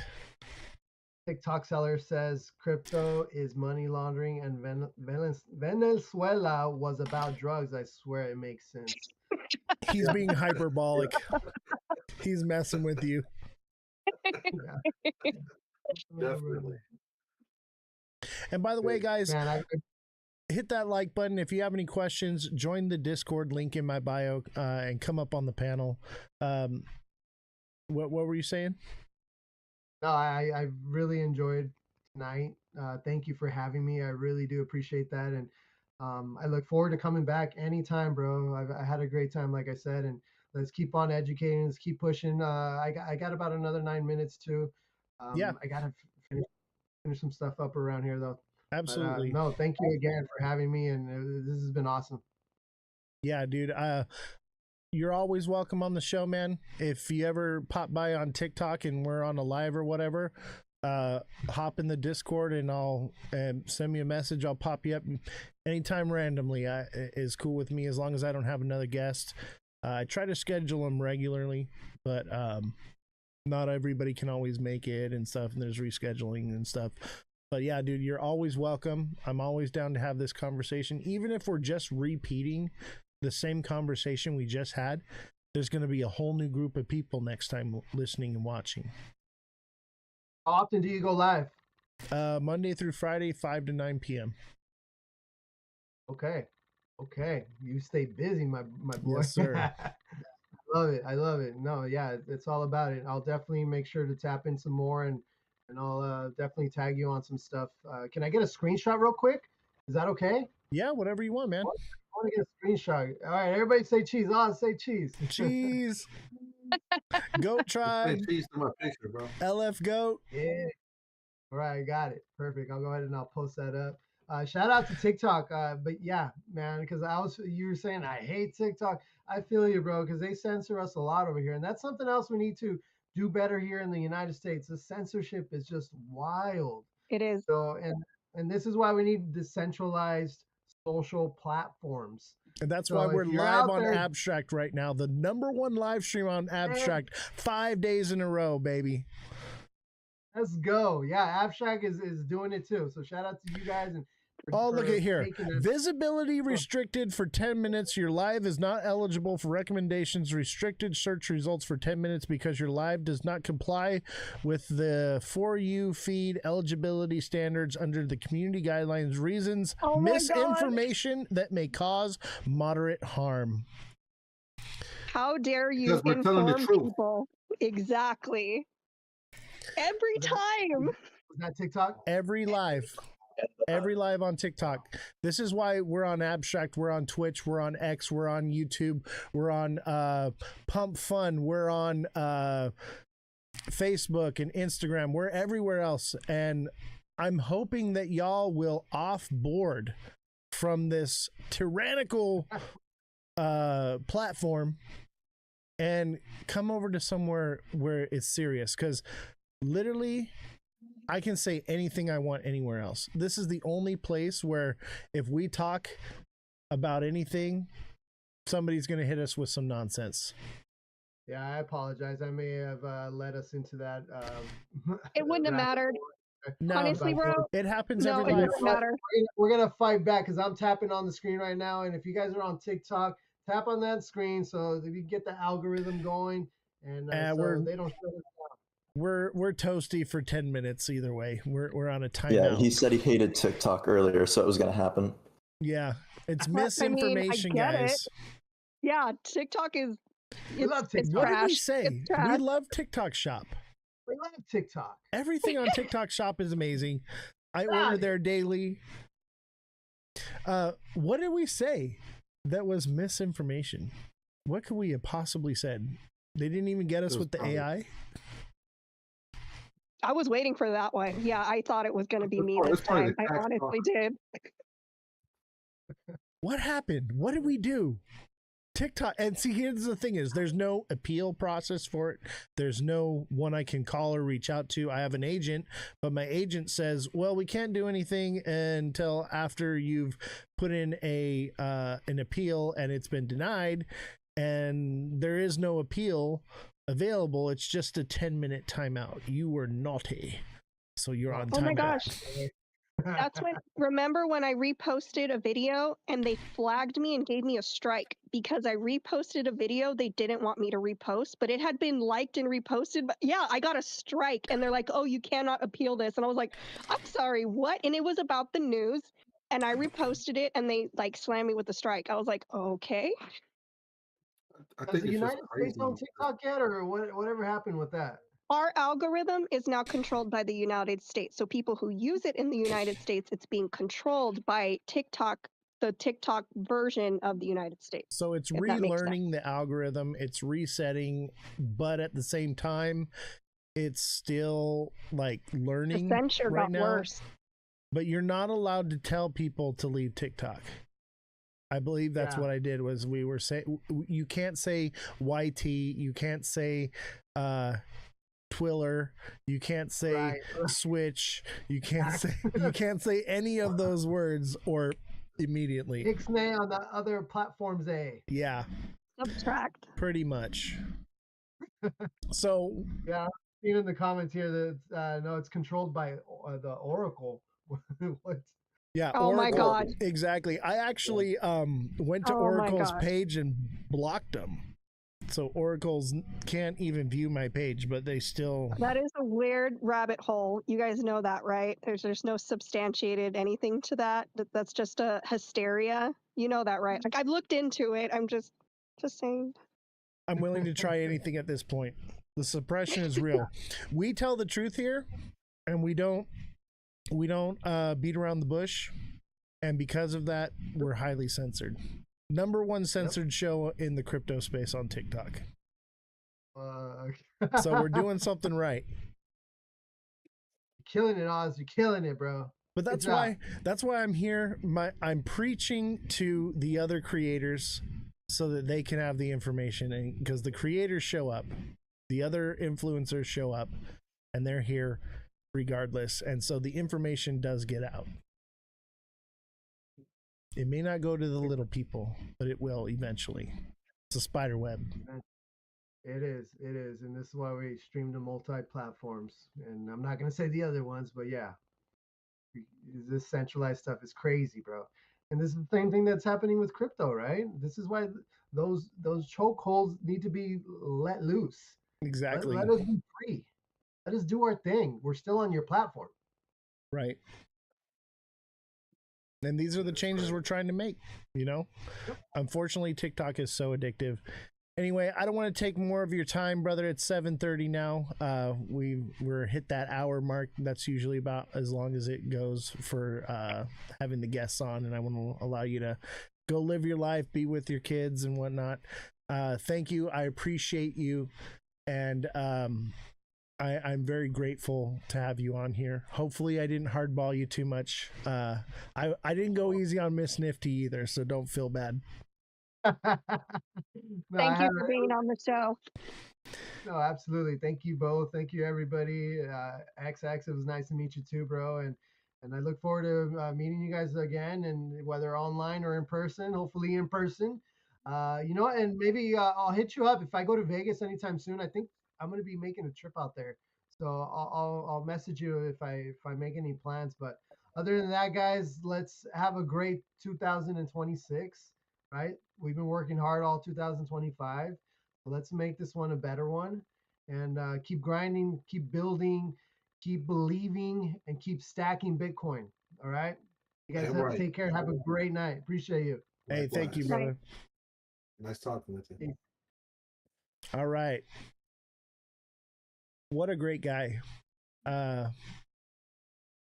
feel really blessed to have people like that here on my show, and to have the reach that we have.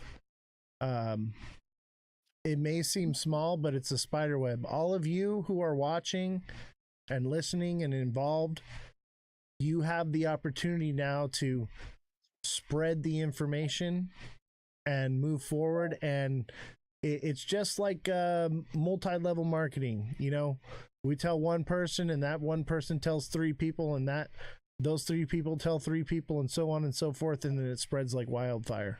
So we have I've come to terms with that I'm going to be suppressed because I tell the truth, and I'm not going to get recognition for what I do. But what I do know is the content that I do create is stolen by the spammers, and they have way more larger followings than I do. So the information does get out there. I don't care about the credit. I care about the message. How old are you, man? Shit, how old am I now? 37? 37. Okay. You might be a little too young. I don't know if you remember that game, the Oregon Trail, back in school. Absolutely. Yes. Of course I do. Come on. Okay, so the Oregon Trail, right? In reality, the people, you're going to understand the analogy here in a second. So the Oregon Trail, right? The people who were paving the way never saw the end of it, right? Matter of fact, they dealt with a whole bunch of bullshit. They ate their kids, things like that and whatnot. Not saying that we're the pioneers is I guess what I'm getting at, man. You know, we're paving a way when there's no street, there's no structure. Like we are literally learning everything in real time. And that's cool. And it's kind of bittersweet at the same time, you know, because we may not see the promised land, I guess is what I'm saying. But our children may, you know what I mean? So yeah. We're the pioneers of this is all I'm saying. Absolutely. And guys, make sure you smash that like button, subscribe to the channel, share the show with your friends, follow me on all platforms at Ozthecryptogoat. If you want to come in and get in on the conversation, click the Discord link in my bio and come in and join. We're going to be sticking around and chatting a little bit longer, and unless no one else has anything else to say, and then I'll rant probably some more. But I'd love to hear from you guys. I would love to hear from the community to talk about these things. You know what? Let's open up the panel on TikTok. The reason why I have everybody come over to Discord for the question and answer is because the way the equipment's set up is Callie wouldn't be able to hear you. unless you're in that call. But now that he's not here, we can have the people on TikTok. And same goes for you guys, everyone that's here on Discord. If you're not listening on TikTok, then you won't be able to hear people in the panel. It's an audio issue we haven't been able to solve. I mean, I could. You kicking us out off? What's that? You kicking us out then? No. You guys can stay. I'm just letting you know. I'm going to open up the panel and see if anybody wants to join here. Wait, it doesn't give me an option anymore. Oh, there it is.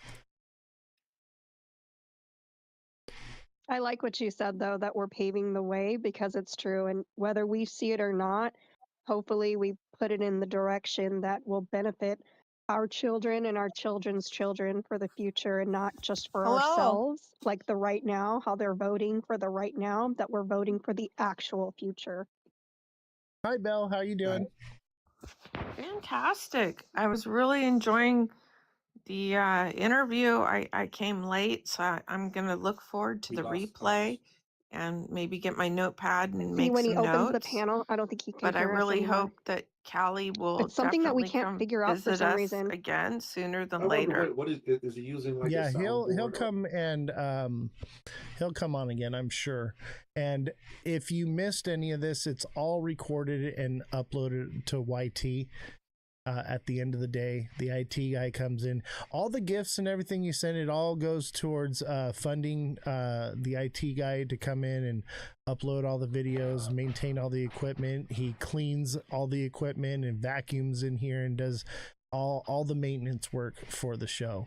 So everything that you guys put forward to that goes to keeping him running. And lately, Revolution has been donating her time. Thank you, Revolution, for donating your time. I don't even think she expected to come up today, but I kind of roped her into it. So thank you, Revolution, for coming on. Can you hear us? Yeah, I can hear you. It's just TikTok can't Okay. hear you. Okay. Wait, Belle, you can hear them? Yes. Oh, she can hear you. You guys can hear each other. Wait. We can hear on TikTok.